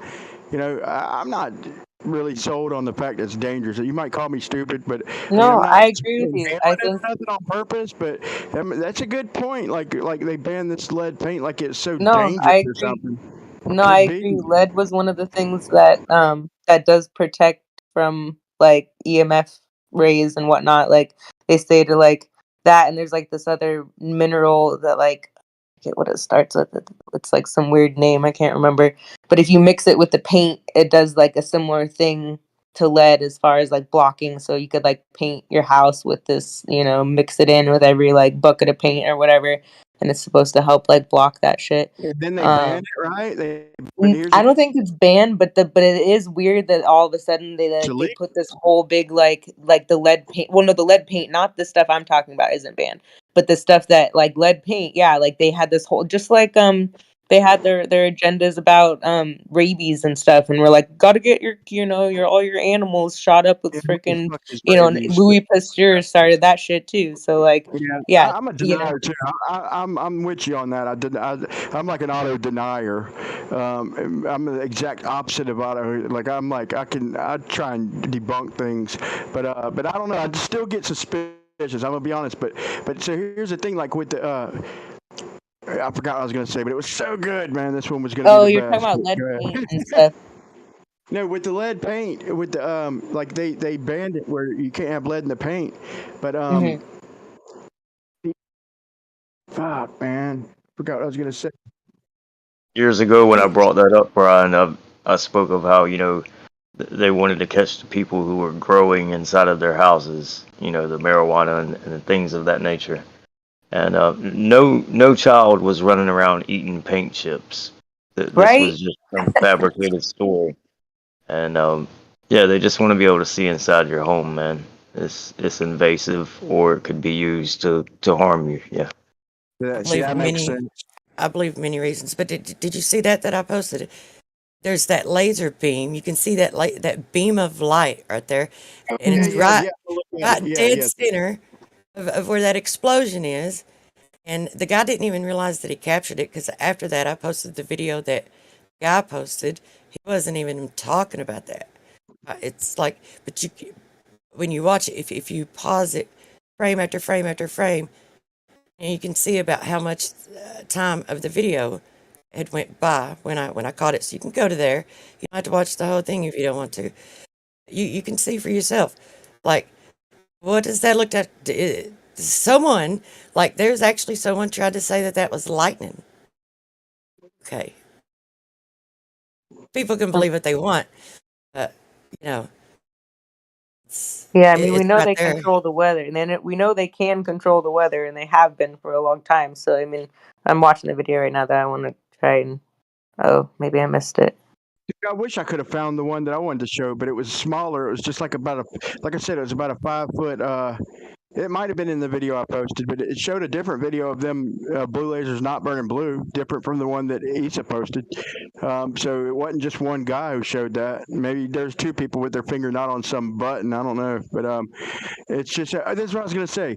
The sun, like I was saying, it could be natural. Like, dude, there's spots around here where grass will not grow. Period. And when it gets hot, it's ultra hotter in these places, and it just turns shit into sand dunes. Like, I don't think it's it was naturally sandy. It's like a hole in the fucking whatever above them. And I've done jobs at these places, and we've just agreed on it. Like, this is weird. There's no grass growing here, no matter what these people do. There's sand underneath, which originally wasn't sand and ground, but it gets so hot some summers here. Like, I've got a regular roof. I got a regular roof, and I overlaid it with the knocked out with the roll. What you call it, roof? So I've got like 2 layers, and when the sun's shining overhead, I could feel when a cloud goes over the sun through my fucking roof, which has got the wood and the tar paper and the layers. I could still feel inside. You live in Arizona? No, I live in Jacksonville, Florida, but I could still feel when a cloud goes over the sun. I could feel it inside my house. It's crazy. Not every summer, but it's usually cloudy when it gets that hot. It evaporates so much water. But some summers, like this summer, I swear to God on my life, I can feel when a cloud goes over the sun through my roof. Yeah, no, I feel you. That's I grew up in Phoenix. It's really hot there, and definitely appreciate the cloudy days for sure.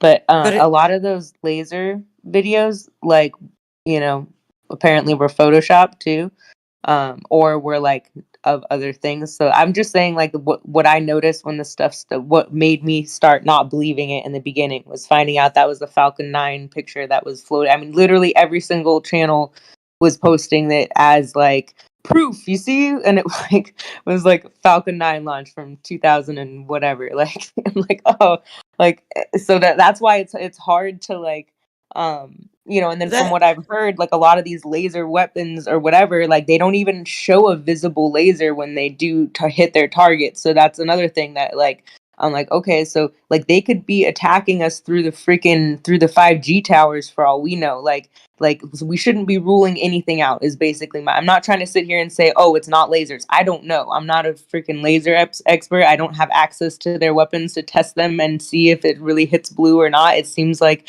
kind of a pointless argument. I'm just saying that like there are other fires that did the same exact things, that have the same exact like wreckage, that we should be like comparing and looking at. And like, you know, it doesn't seem like there's room for that. Like I've already had, you know, just on my Instagram, like had numerous people like freak out on me because I'm not like, you know, just buying into the blue stuff like hook, line, and sinker. You know, I'm like, I don't know, like go look at the footage. Like there's red cars, there's white cars, there's green stuff, there's red, you know, and I don't see these blue roofs that they're talking about. And like Oprah's house had like from what I looked, it was gray roof, and then I looked, somebody posted it, and it was all of a sudden Photoshop blue. So why would they Photoshop her roof blue if it wasn't actually blue? And it wasn't even all the same color of blue. It was like light colored blue, and then dark blue, and then royal blue, and like all you know, it's like, oh, so every different color of blue gets hit now, like.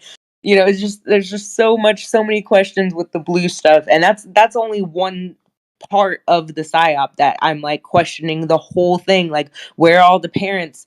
Why aren't their parents like freaking out like at the schools? And then why did the narrative change from, oh, the school sent the kids home, and then they're like, oh, and now they're saying, oh no, the kids never went to school that day, like they were left home alone. Like, well, how do you know kids were left home alone? Like, what, you know, like the whole, like none of the stories make sense. There's no grandparents or anybody that doesn't live there that's like freaking out about their kids. Like there's supposedly 800 kids, and now last I heard there was like 1,500 kids. Like the number keeps going up, and it reminds me of Sandy Hook and all these other like events that we've seen where they use the kids as like to pull on your heartstrings, and then they come in and they fucking, you know, like they just, the whole thing is just, it just seems like I'm not claiming there wasn't a fire. I'm not claiming people, you know, I'm sure like, you know, people died, but then I'm also like, maybe people didn't die. Maybe they cleared everybody out and like paid everybody off and was like, hey, you know, whatever. I don't know. It's weird to me that the Masonic Lodge didn't get burned, the governor's house didn't get burned. Like there's all these, you know, certain, you know, the hotel didn't get burned. That was like right there next to this shit. Like, you know, it's weird how the fires like jumped from like neighborhood. Like there'll be like a block of neighborhood that like when you're watching the drone footage, a whole block that's like not touched. And then there's like 4 buildings, or like it looked like little apartment buildings that were burned like in the middle of it. And that's it. And no vegetation, no nothing, like just like the California stuff, like straight up like something cooked it from the inside out. That's why if we can get somebody to cut a tree open, even if it's on the outskirts, like not inside, because I doubt anybody's going to be able to get inside now at this point, and like but cut a freaking tree down. Let's look and see if it's black and hollowed out inside, like then that's microwave weapons right there. Like there's your fucking smoking gun that you could use in court. You know what I mean? Like we have to think on a level of like what we can bring to court, what we can actually you know, like the fact that people found the footage or the pictures of the umbrellas that were beige, like clearly those blue umbrellas were planted there. Why are they planting these things? Why are they trying to push this blue shit on us? Like, what is the reason for this? Like, I don't know. I'm just asking questions, you know, maybe like it's that's what I do. misdirection. Maybe it's misdirection, and maybe they have the lasers calibrated to red. Maybe red's the color because there was a house left standing with red. Yeah. Maybe Yeah. maybe I they think can that was the change. governor's house Maybe that the they red maybe roof. maybe they can change the frequency, and it could be one town be one color, another town the next. I don't know. What Yeah. if the All I what if know the is I know Crips? it's What if the Crips hijack some technology and it's like a gang war we don't know about? All I know is I know that one laser beam that I caught in that video is not Photoshop because, and it's not CGI because no one was presenting it as such. No one was even Well, pointing it nobody out. ever presents it as such. And That's why you got to put it in the no, I'm levels. saying they haven't presented it as a laser beam. He didn't post the video and say, "Look at this laser beam that's Yeah. coming from the sky." He was just Yeah. like sharing his account of his escape, and it'll take a minute to address all the things I you say. I understand. probably won't remember all the things, but when we're talking about the Sorry. kids, like when we're talking about the kids, it's like this is one thing that I've been wanting to get to the bottom of. Like, well, what is this thing about the kids?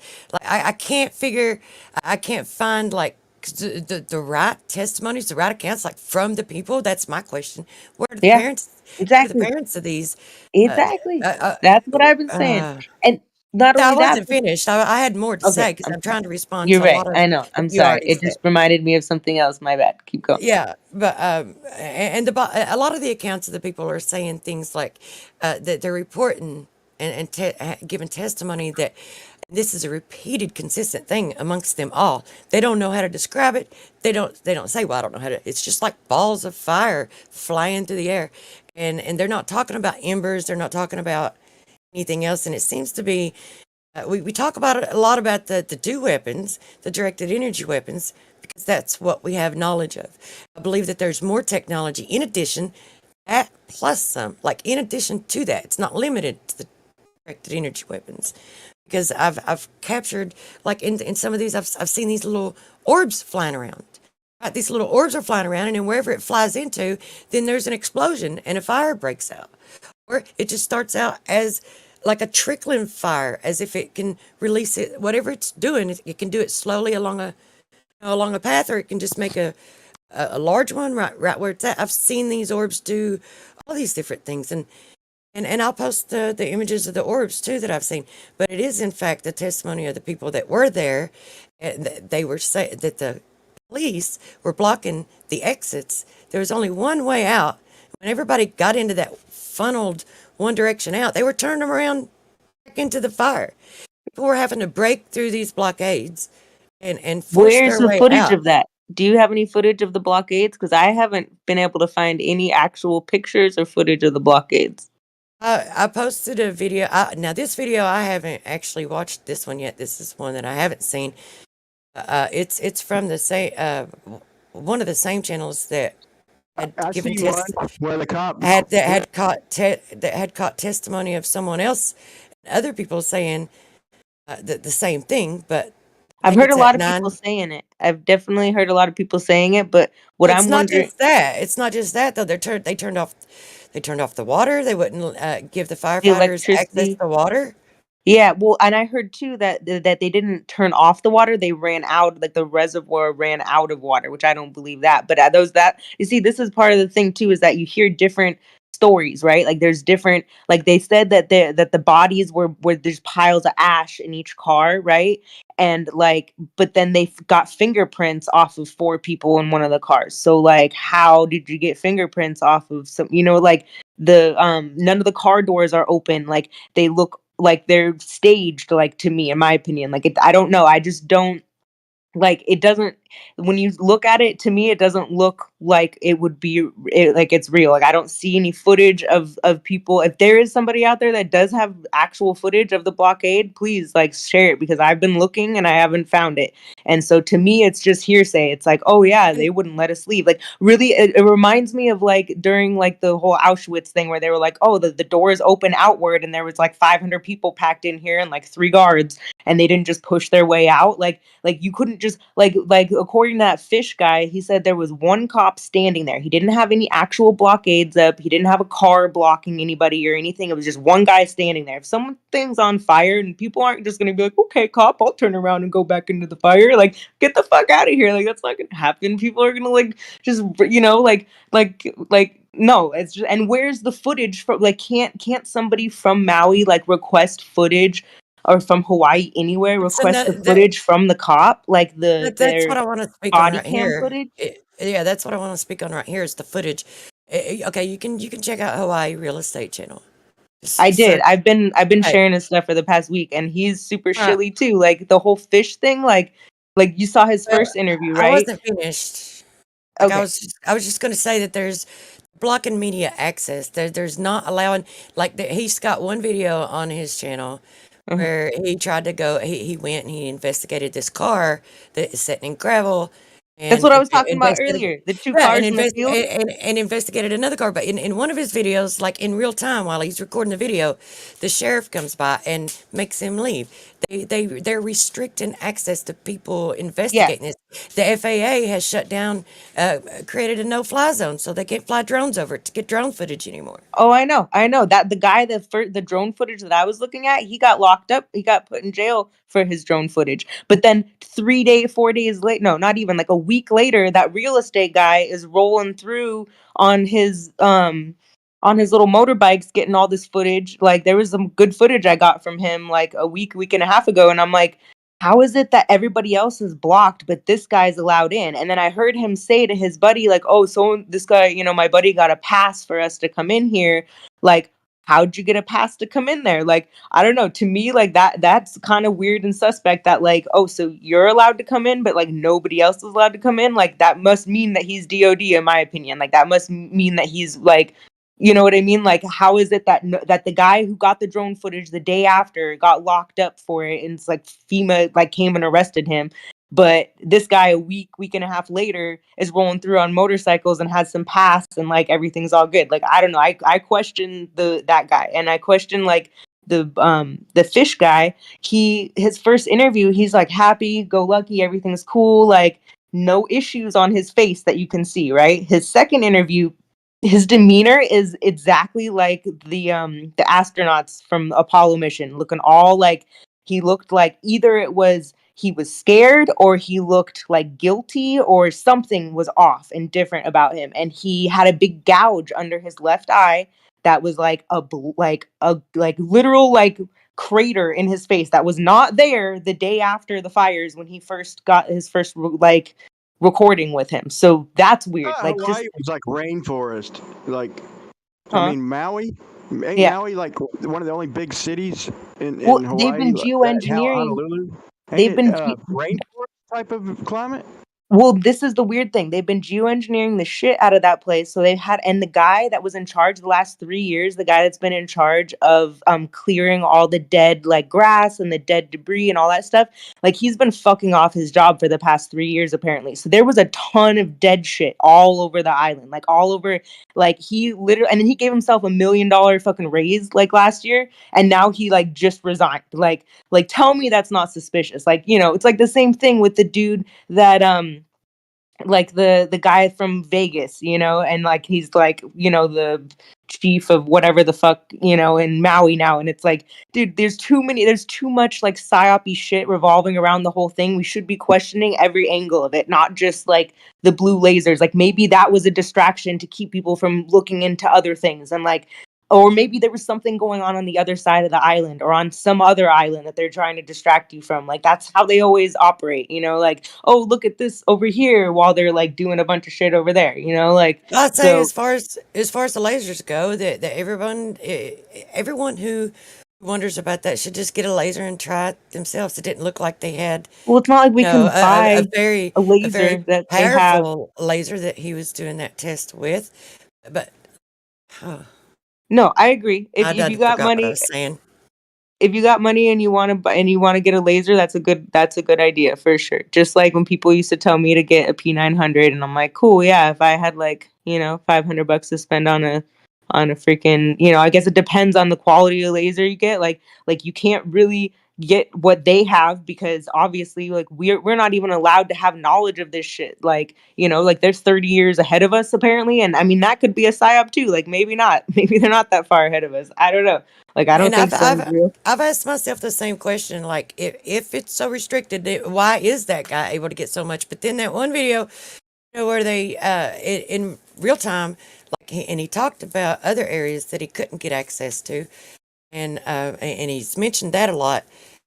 And then when he had that one area where in real time while he was making the video, they turned him around and made him leave, and they approached him like they were planning on being pretty aggressive, but since he was willing to go, and I noticed that he did mention to the guy, he goes, all right, I respect you, you're the sheriff.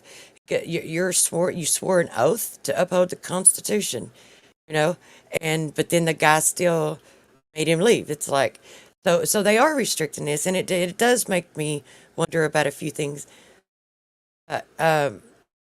That's the question, though, and I also know that in another video of his, he did say, or robots from the sky. So maybe that's the narrative. It seems to be that's the narrative that they're trying to push really hard in other areas, and they're just seeing an opportune moment further push that narrative here and to claim plausible deniability.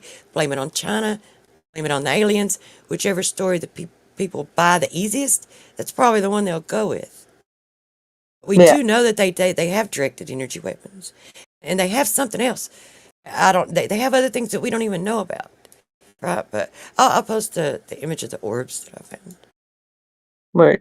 No, I agree. I mean, I'm not saying directed energy weapons don't exist. I'm not saying, like, any of that. I just get frustrated sometimes when I hear people talk about the blue stuff, and I'm like, dude, is nobody else seeing that? Like, Well, to say that it's definitely like to say that it's not a laser and that it's more than likely No, I didn't bombs and say it's trunks of not a laser. vehicles. I didn't say it's not a laser. I said I don't know. I said that that blue stuff left behind isn't true because I went through the drone footage. That's how I know it's not true. That's why I say that with such conviction, is because I've actually been like looking into it. Like I wouldn't, for the past week and a half, I wouldn't be like memeing all of the, blue lodge shit and making fun of all of it if I didn't if I wasn't sure for sure, in my opinion, like on it. If I'm on the fence about something, I'm like, oh, I don't know. Like, no, there aren't these blue houses it's bullshit. It's not true. Like, just go look for yourself. Like, that's all I'm saying. But I'm not Yeah, I saying think that it. that Yeah, I it's think it just the would be blue dependent aspect. upon the wavelength and frequency. I mean, because I've seen like that one red house. I've not grabbed a laser myself and tried, the different colors to see how that actually works in real life. I haven't done it. Maybe we should all do it. But there was a red house that was left too. Like that, there's a lot of questions about this. One thing that no one can deny. They're not natural fires. And there's definitely something going on. And then there is a one world government. It's not nation against nation when it comes up to the higher echelons of power. It's one world government. That's what they're pushing. And in Lahaina, there was also this thing in 2019, the lawsuit against Monsanto. M. Scott Veach. It's obviously not a natural fire because the natural stuff isn't burning. It's melting vehicles. You going to defend that? That's just insanity. Yeah. Just insanity. Because there's people who's lost their lives, and to Well, we think, don't know if they lost their lives. That's the thing, is that they claim that, Sandy Hook, a bunch of kids lost their lives. They pull on your heartstrings. Like, we need, like, in my opinion, we should be looking at this like, okay, so they're claiming all of this. Like, why are they contradicting their stories so much? Why is it yeah, one second? well, I mean, like the Challenger hoax. All those people, you can still find images of people that look exactly like them or whatever. But that's not like, these are accounts of people that were there. These are the testimony of, like, you can literally see. There's no question that there was a fire. There's no question that this stuff is melted, and the people there like are given accounts of people dying. Like they see people die right before their eyes. Well, yeah, like the couple, or the family that then the night the what's the news channel, I forget, one of the big ones, like the national news, interviewed this family that wasn't even from there, that was claiming that they were driving in their shuttle through all the flames. Like, okay, so people aren't able to leave the area, but yet there's a shuttle going to the airport driving through the fires, and they can hear people screaming. This is according to I can post the clip of it. pretty ridiculous.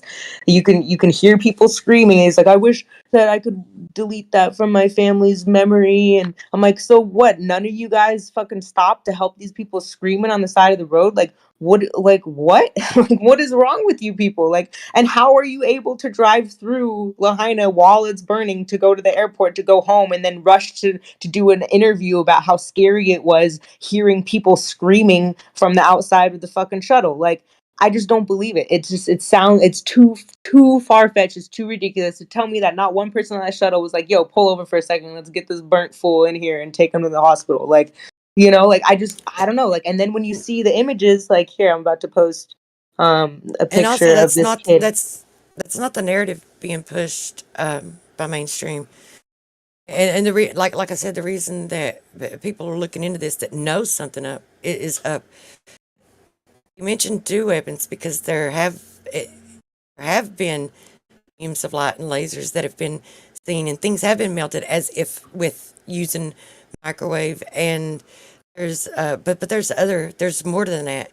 It's just because that is the only technology that they're aware of could do that kind of damage, right? But there's other technologies that they have in addition to that. But the mainstream isn't pushing that, and they're giving all No. these other explanations that Well, China aliens. the fact that they're not even like they're having this big old long interview on the national news with people that don't even live there. We're literally there on vacation, left and went home to their home that's still standing, and they're not Hawaiian, they're not anything. Like, why are they only interviewing white people? Where are all the natives like speak? You know what I mean? That's to say that there aren't natives speaking out, because there are on different platforms, just not on the nightly news. Like, so to me, like the fact that like that they're putting this family out there, and the family's like, yeah, it was so scary, and all these people are screaming, and we just like drove right by them, and like, but how is everybody else getting forced to go into the fire, but you're able to just drive right through, no problem? Like, I don't know. Like I said, none of the stories like add up to me. They don't make sense, and it just screams like this was obviously staged, but on multiple levels. Like the aftermath, the people, like there was one lady that looked like a total tweaker meth head that was like, oh, it was like Star Wars. She was like, she didn't seem like she was upset. She was like, oh yeah, I lost my cat. Like, she wasn't even upset about her cat dying. She was just like, oh, whatever. And then this other dude's like, the next guy right after her starts going on about how he's like a pillar in the community, and like, like, I don't know, like, it just like, it literally seemed like they took a couple of crackheads off the street and were like, here's $20 to like just ramble on about some shit for a few minutes. Like, it's so bad. Like, even the chick that was interviewing him was just like, okay. Like, I don't know, I should post it because it's kind of funny.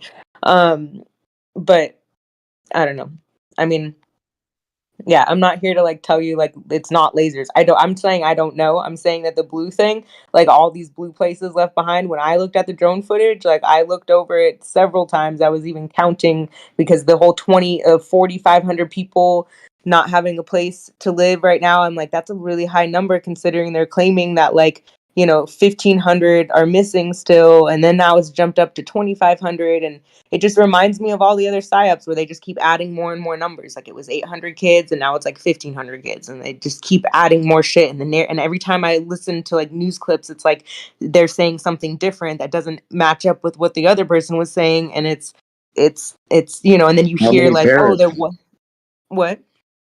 How many parents versus kids? So Yeah, like, there's exactly. no, yeah. Yeah, where are the parents? Even if it was 10 kids, there should be at least one parent like, I went to pick my kid up from school and they told me they sent him home without telling me. Like, what how There how should can be, you even do that? yeah, Like, there should be two parents for each kid at least for most kids, and then a lot of yeah, the, yeah, like you said, a percentage would be just one parent. But yeah, yeah, we're 1,400 people at saying they're. exactly. Thank you. That's what I'm saying. Like, what is going on here? Why are like more people not questioning this? It's kind of scary that like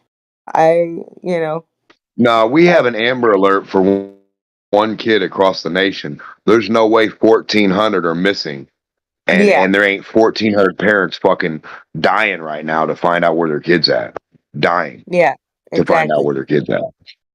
Exactly. Exactly.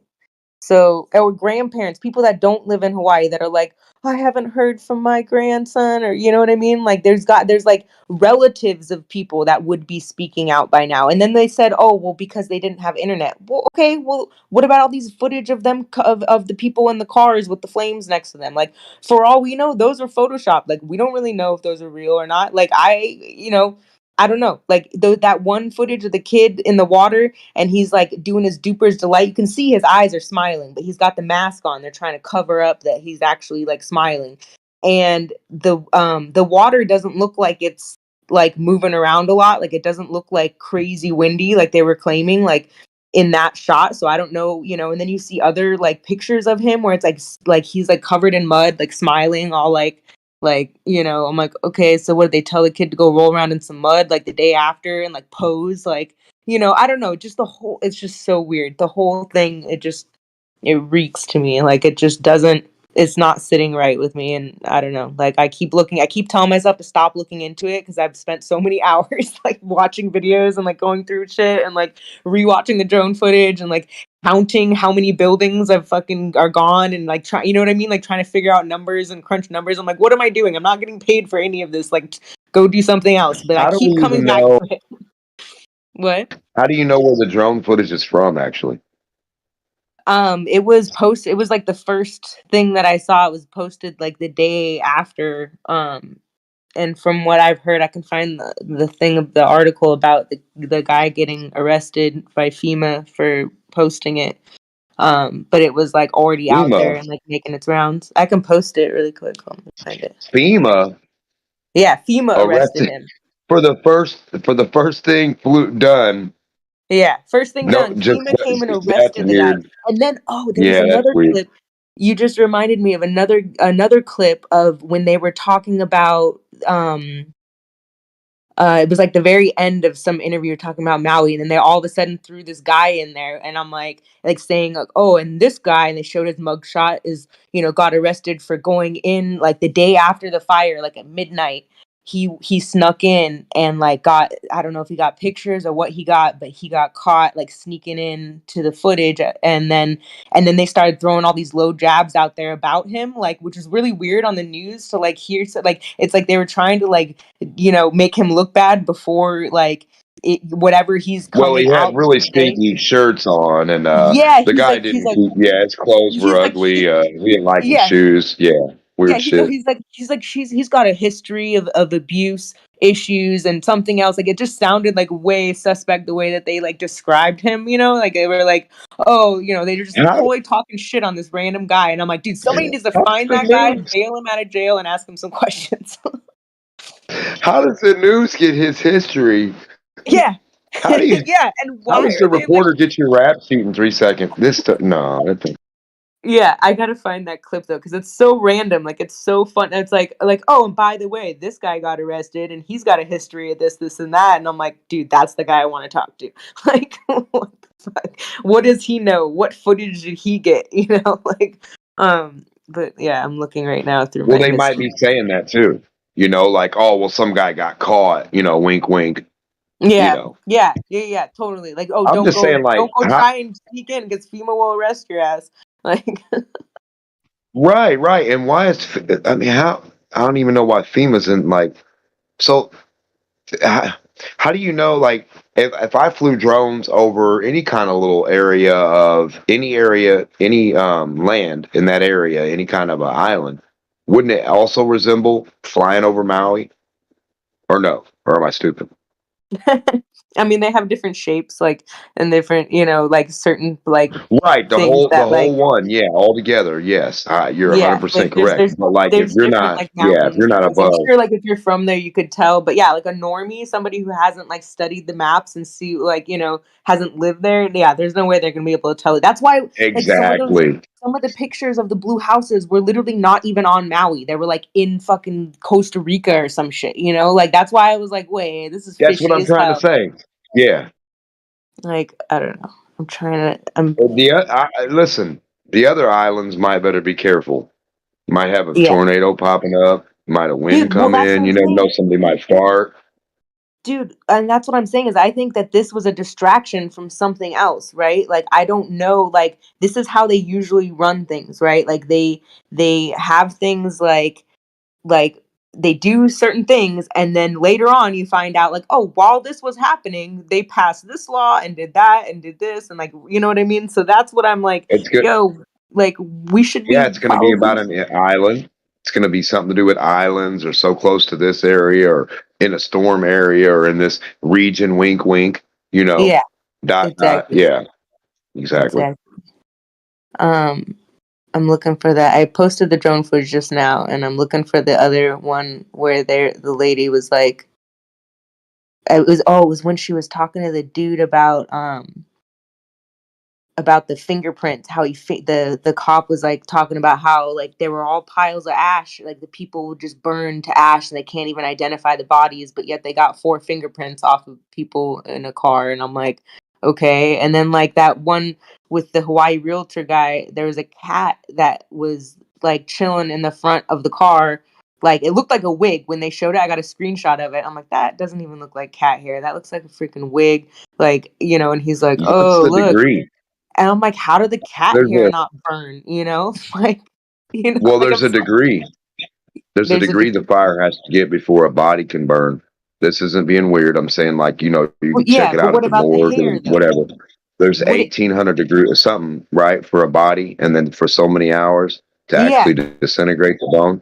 yeah, And same for the metal, same for the yeah, tires, the rubber, the hoses. These are heat tested materials that last in a car for up to 1,000,000 miles, 500,000 miles, and stuff like that. And then like they disintegrated.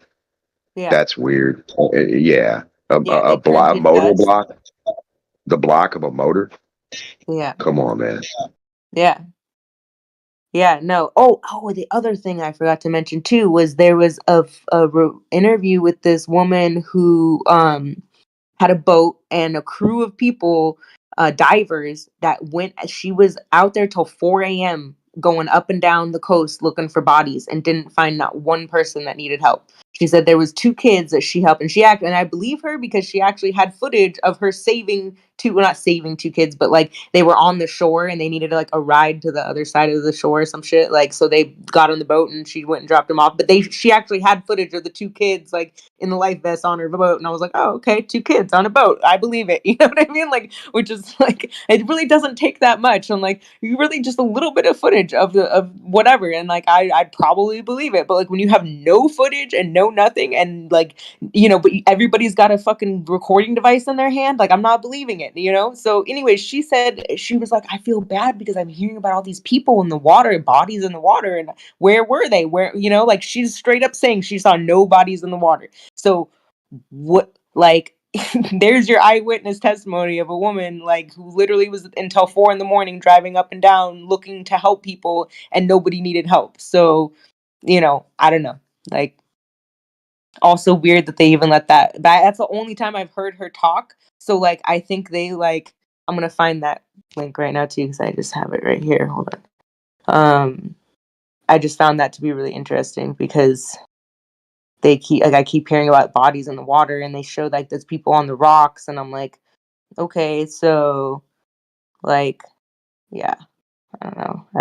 I think we should question all the things and like if I'm an asshole then I'm an asshole, but some of the like if you look up like the cars, the aftermath of like the cars that burned, the electric cars that have burned, they look pretty similar. There's melted like those lithium batteries burn like freaking crazy and explode and like you know, here's electric car exploded nearly 16 times, like blah blah blah. Like it's definitely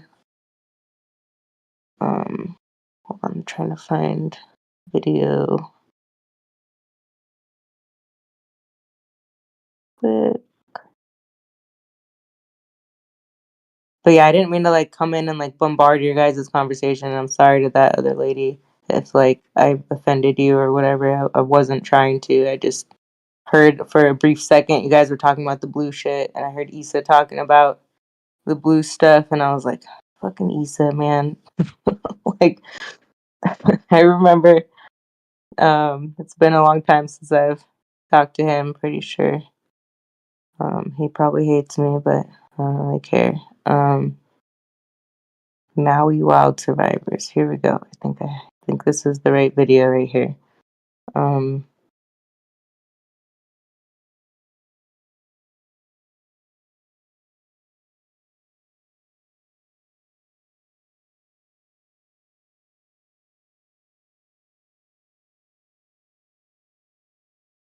Yeah, it's like halfway through on this video I'm about to post.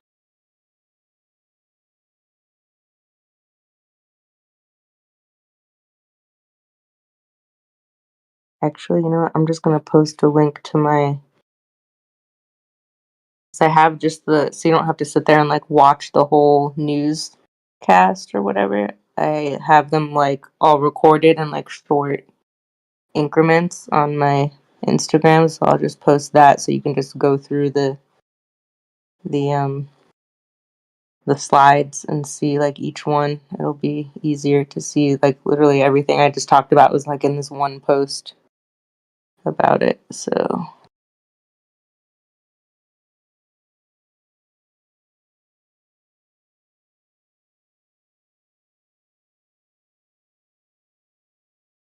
oh, also another thing was weird.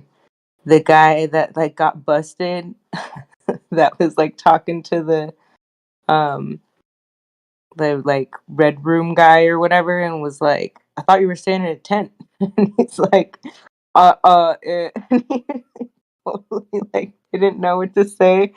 And it was like and then later on was like, oh, I had to get a new hotel room, I had to get this. It's like, so he was right. Like he was like, I'm not using any resources. And then he was like, I had to get a new rental car and a new hotel room because I was so scared because this guy like called me out for not staying in a tent, and it was just really funny. And he's like, oh, I also broke. He's like patting himself on the back. I also broke the East Palestine story and blah blah blah blah blah. And I'm just like, God, you're so douchey. Like, I just can't like I don't know. I know he's supposed to be like on our side or whatever, but I don't think there are sides. I think it's like, you know, the feds and everybody else. Is pretty much how I feel about it.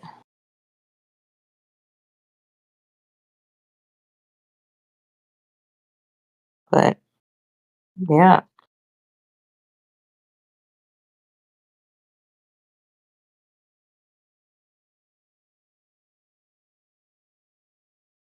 Oh, okay. I just saw that truth prevails comment word. I was like, did I scare her off? What happened? I'm sorry.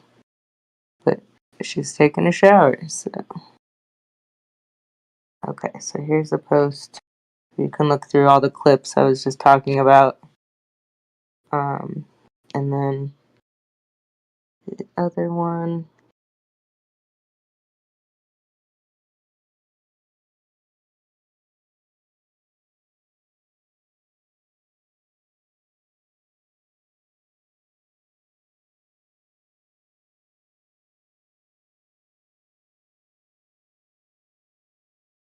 I make everybody leave. It's all quiet now. My bad.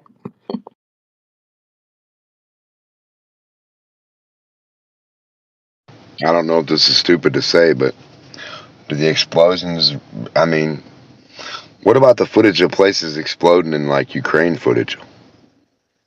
I wonder if any of that shit matched. Did you see the ladies picking up boulders like they were freaking nothing?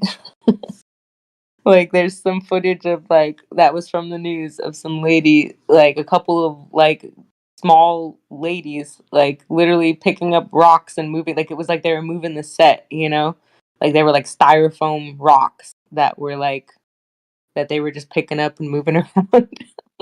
What is happening? Like if it's real, you wouldn't need to stage fake styrofoam rocks around to make it look like an explosion or whatever, right? Like, I mean, I like I said, I question all of the things. Like, I can't help but to think like, okay, if it was real, then they would just show real footage, right? Why would they need to set stuff up at all? Like, you know, if it was real, the stories would match up. They wouldn't be contradicting themselves, and there wouldn't be a need to, you know, to cover shit up. But I don't really think the Ukraine thing is I mean, and then you see like the footage of people like at poolside at like, you know, partying it up, like, oh yeah, they're like, they look like they're having more fun than we're having over here, like, you know, I guess they got all this dough rolling in, so they can just party. I just would think that if it was like this war torn country, that there wouldn't be like fucking pool parties going on, you know? Not at all. And then, what about the Starlink call? Like, people keep bringing that up. Some wink wink guy with a Starlink. So, oh, I got the satellite new technology Starlink. Yeah. I'm the only one that can get through. I'm You the know only what's guy that can get through out of anyone. you Starlink. know yeah, no, it's funny that you bring that up. I forgot about that real estate Hawaii guy brought up he's got like a Starlink. Like one of the first things I heard him say was like something about how he's like he I think he threw out something Starlink, or maybe it was some other, I don't know. I just like remember thinking like, "Oh yeah, okay." Like I immediately like discredit him just a little bit like right off the bat because he was like trying to like name drop like Elon Musk shit. Like he's got it. Like he's like bragging about it, you know? And I was just like, okay, word. No, I'm definitely gonna be questioning this guy now. Um forget what the other thing was I was gonna post now. Damn it. Oh, the smart meter part. Here we go. This guy and all the smart meters and how they like lit people's houses on fire, and like and rose, and their bills went up. Like this one guy had his like the same for the past 30 years. It's been like, you know, his garage, his like workspace has always had like the same bill, and like all of a sudden it's like, you know, it was like $20 for like 30 years or something because it was just his garage. And then like now all of a sudden it's like $150, like it's like jumped up like significantly like every month since the smart meter got put in. And like you know, if like that's the thing, if we don't agree to the smart meters, then they don't have their smart cities, and they can't just shut off your power whenever the fuck they feel like it. And like, you know, I mean, I know it'll be hard at first, like you might have to get a generator, you might have to be like, you know what, like I'm gonna figure some other shit out, you know, like, but in the long run, like if it means that they can't just like with the push of a button light your house on fire, or like turn off your air conditioning when it's like 115 out, or you know, whatever they feel like doing, then you know, in my opinion, it's worth it to fight the smart meter thing, you know? Just saying. Like they can try to push the smart shit all they want, but if people aren't complying and aren't, you know, like that's another thing I wanted to look into, see if like that chick, Oprah, and all these rich people's houses that didn't burn, if they're off grid or not, because that would be an interesting thing to find out. Like one of the guys said that his house was off grid and it didn't burn. Um, and I don't know. I mean, there could be something there with that also.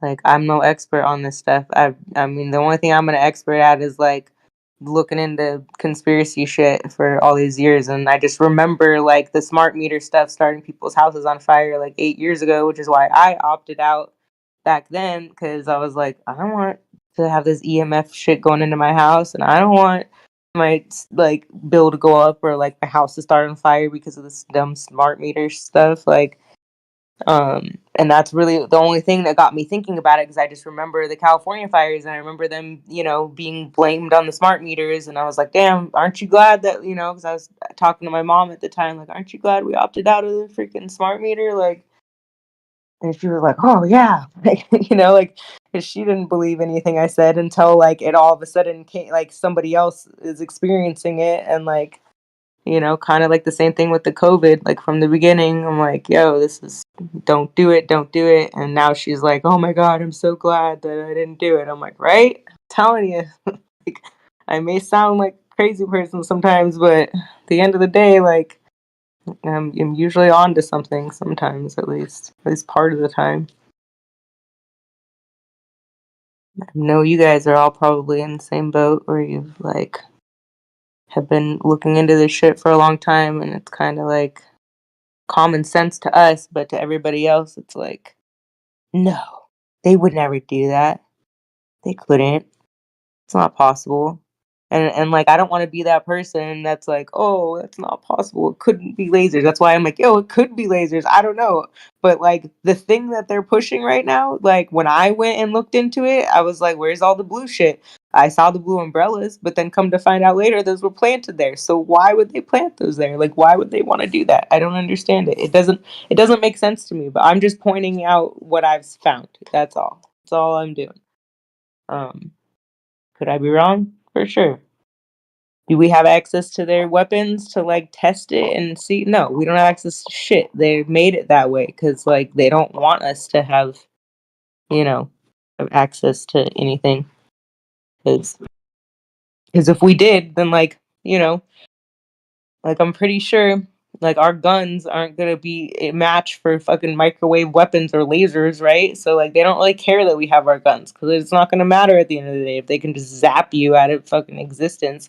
But I also don't think that that's the thing. Like I don't think that they I think that they believe like in karma in a way. Like I think that there's something to the whole like you kill yourself. You don't like I'm like now starting to get out of the whole realm of like they're killing us cuz most of the time we're doing it to ourselves. We're taking the pills. We're taking the vaccines. We're fucking signing the waivers. Well, yeah, exactly. We use their money, their everything, there's every fucking thing for that. Yeah.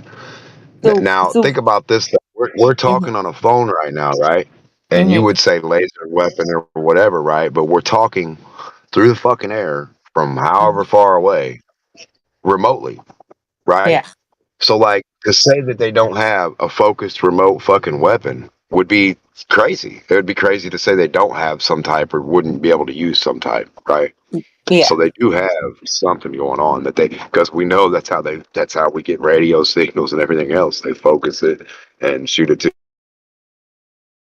Through the ionosphere, whatever the hell. Like, yeah, I mean, we all are familiar with like Tesla and the ether and like, like the fact that there's energy in the air itself, like they could just be harnessing like energy from the air and like not, like, I mean, shit, I got the electroculture gardening going on in my yard and, like, I think it works pretty good. I saw this guy the other day with like a zinc pole, like all the copper going through to like a zinc like post on the other side of his garden, so it made like a complete circuit or whatever. And I'm like, damn, that's dope. I need to do that. I need to get like a big zinc freaking post to put it in the other side of my garden.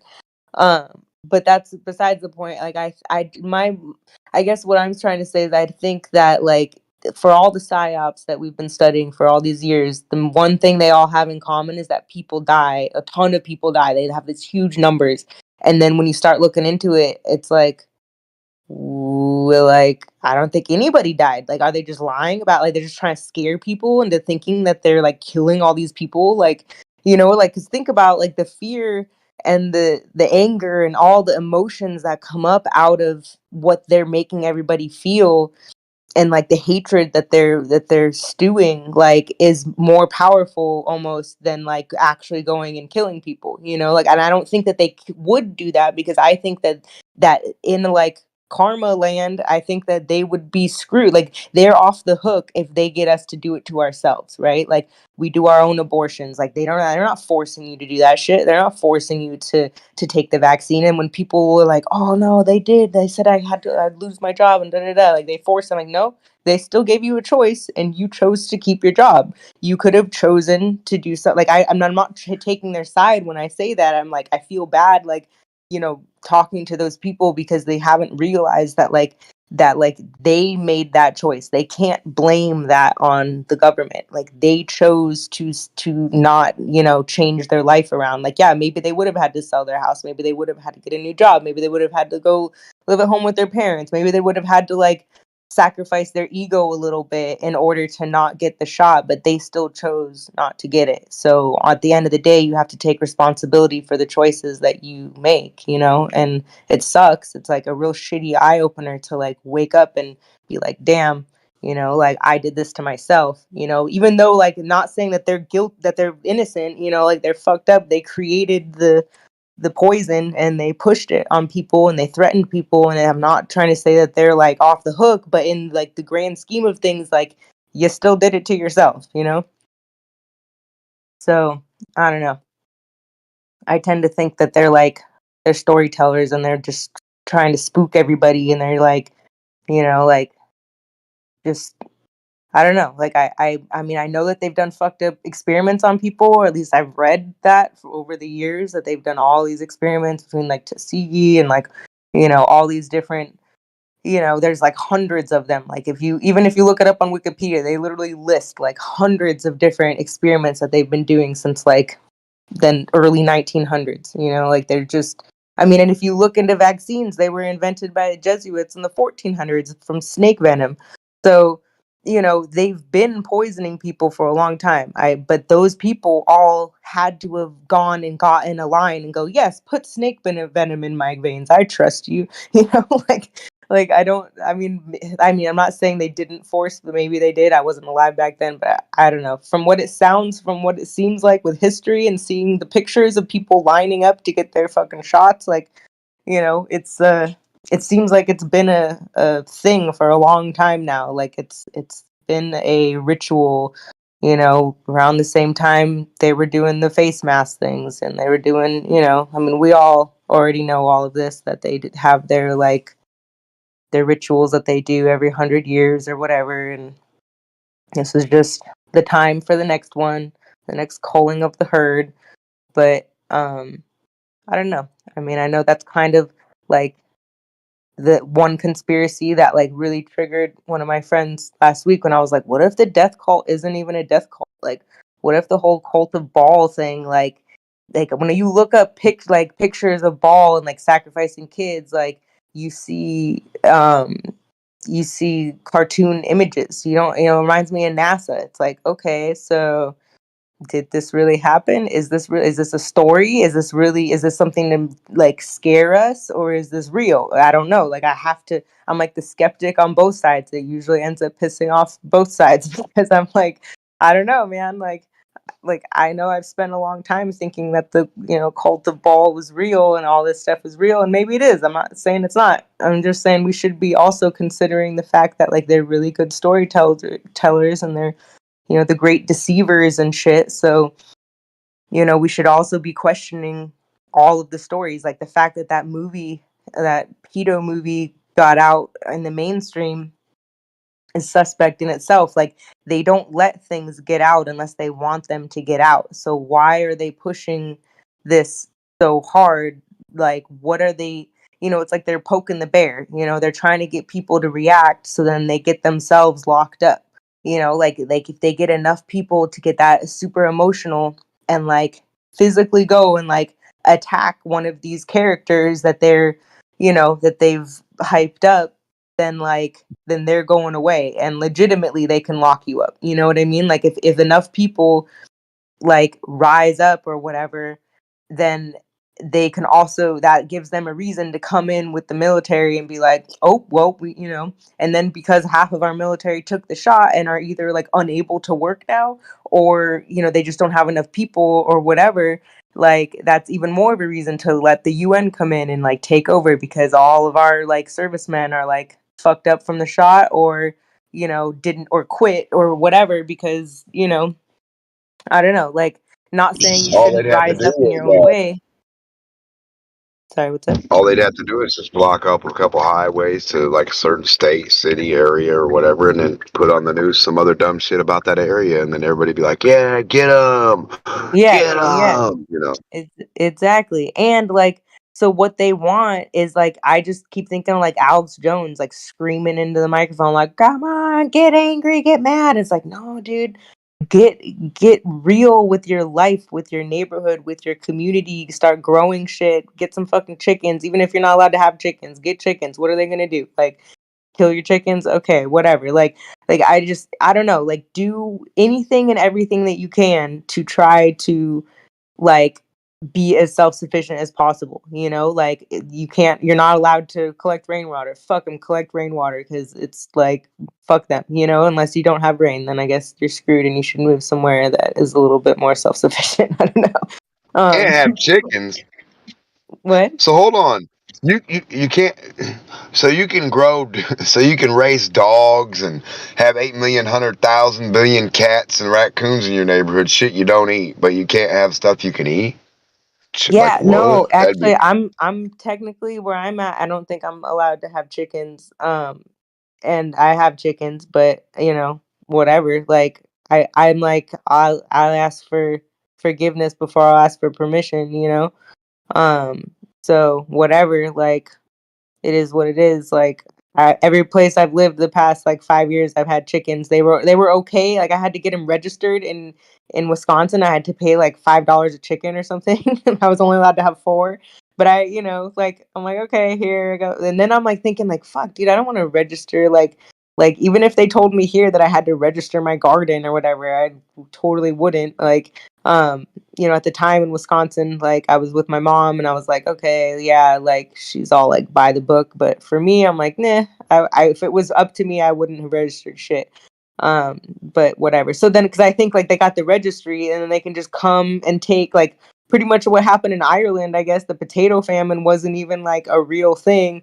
Like, they grew food, they had all this stuff. It's just that the English came in and took it all. So it's not that the earth wasn't providing um food, it was that the food was taken from them and put somewhere else, and then they were only given potatoes. So, like, that's just what I heard. I don't know, I'm just saying, like, there's others. Like, that's what I like to listen to, all the sides of the story. Like, I heard that and was like, oh, that makes sense, actually. Like, more so than like, oh, earth just didn't produce shit for a couple seasons or something. Like, oh yeah, fucking right. Like, like, and maybe because actually my friend Ed says that at that time that was when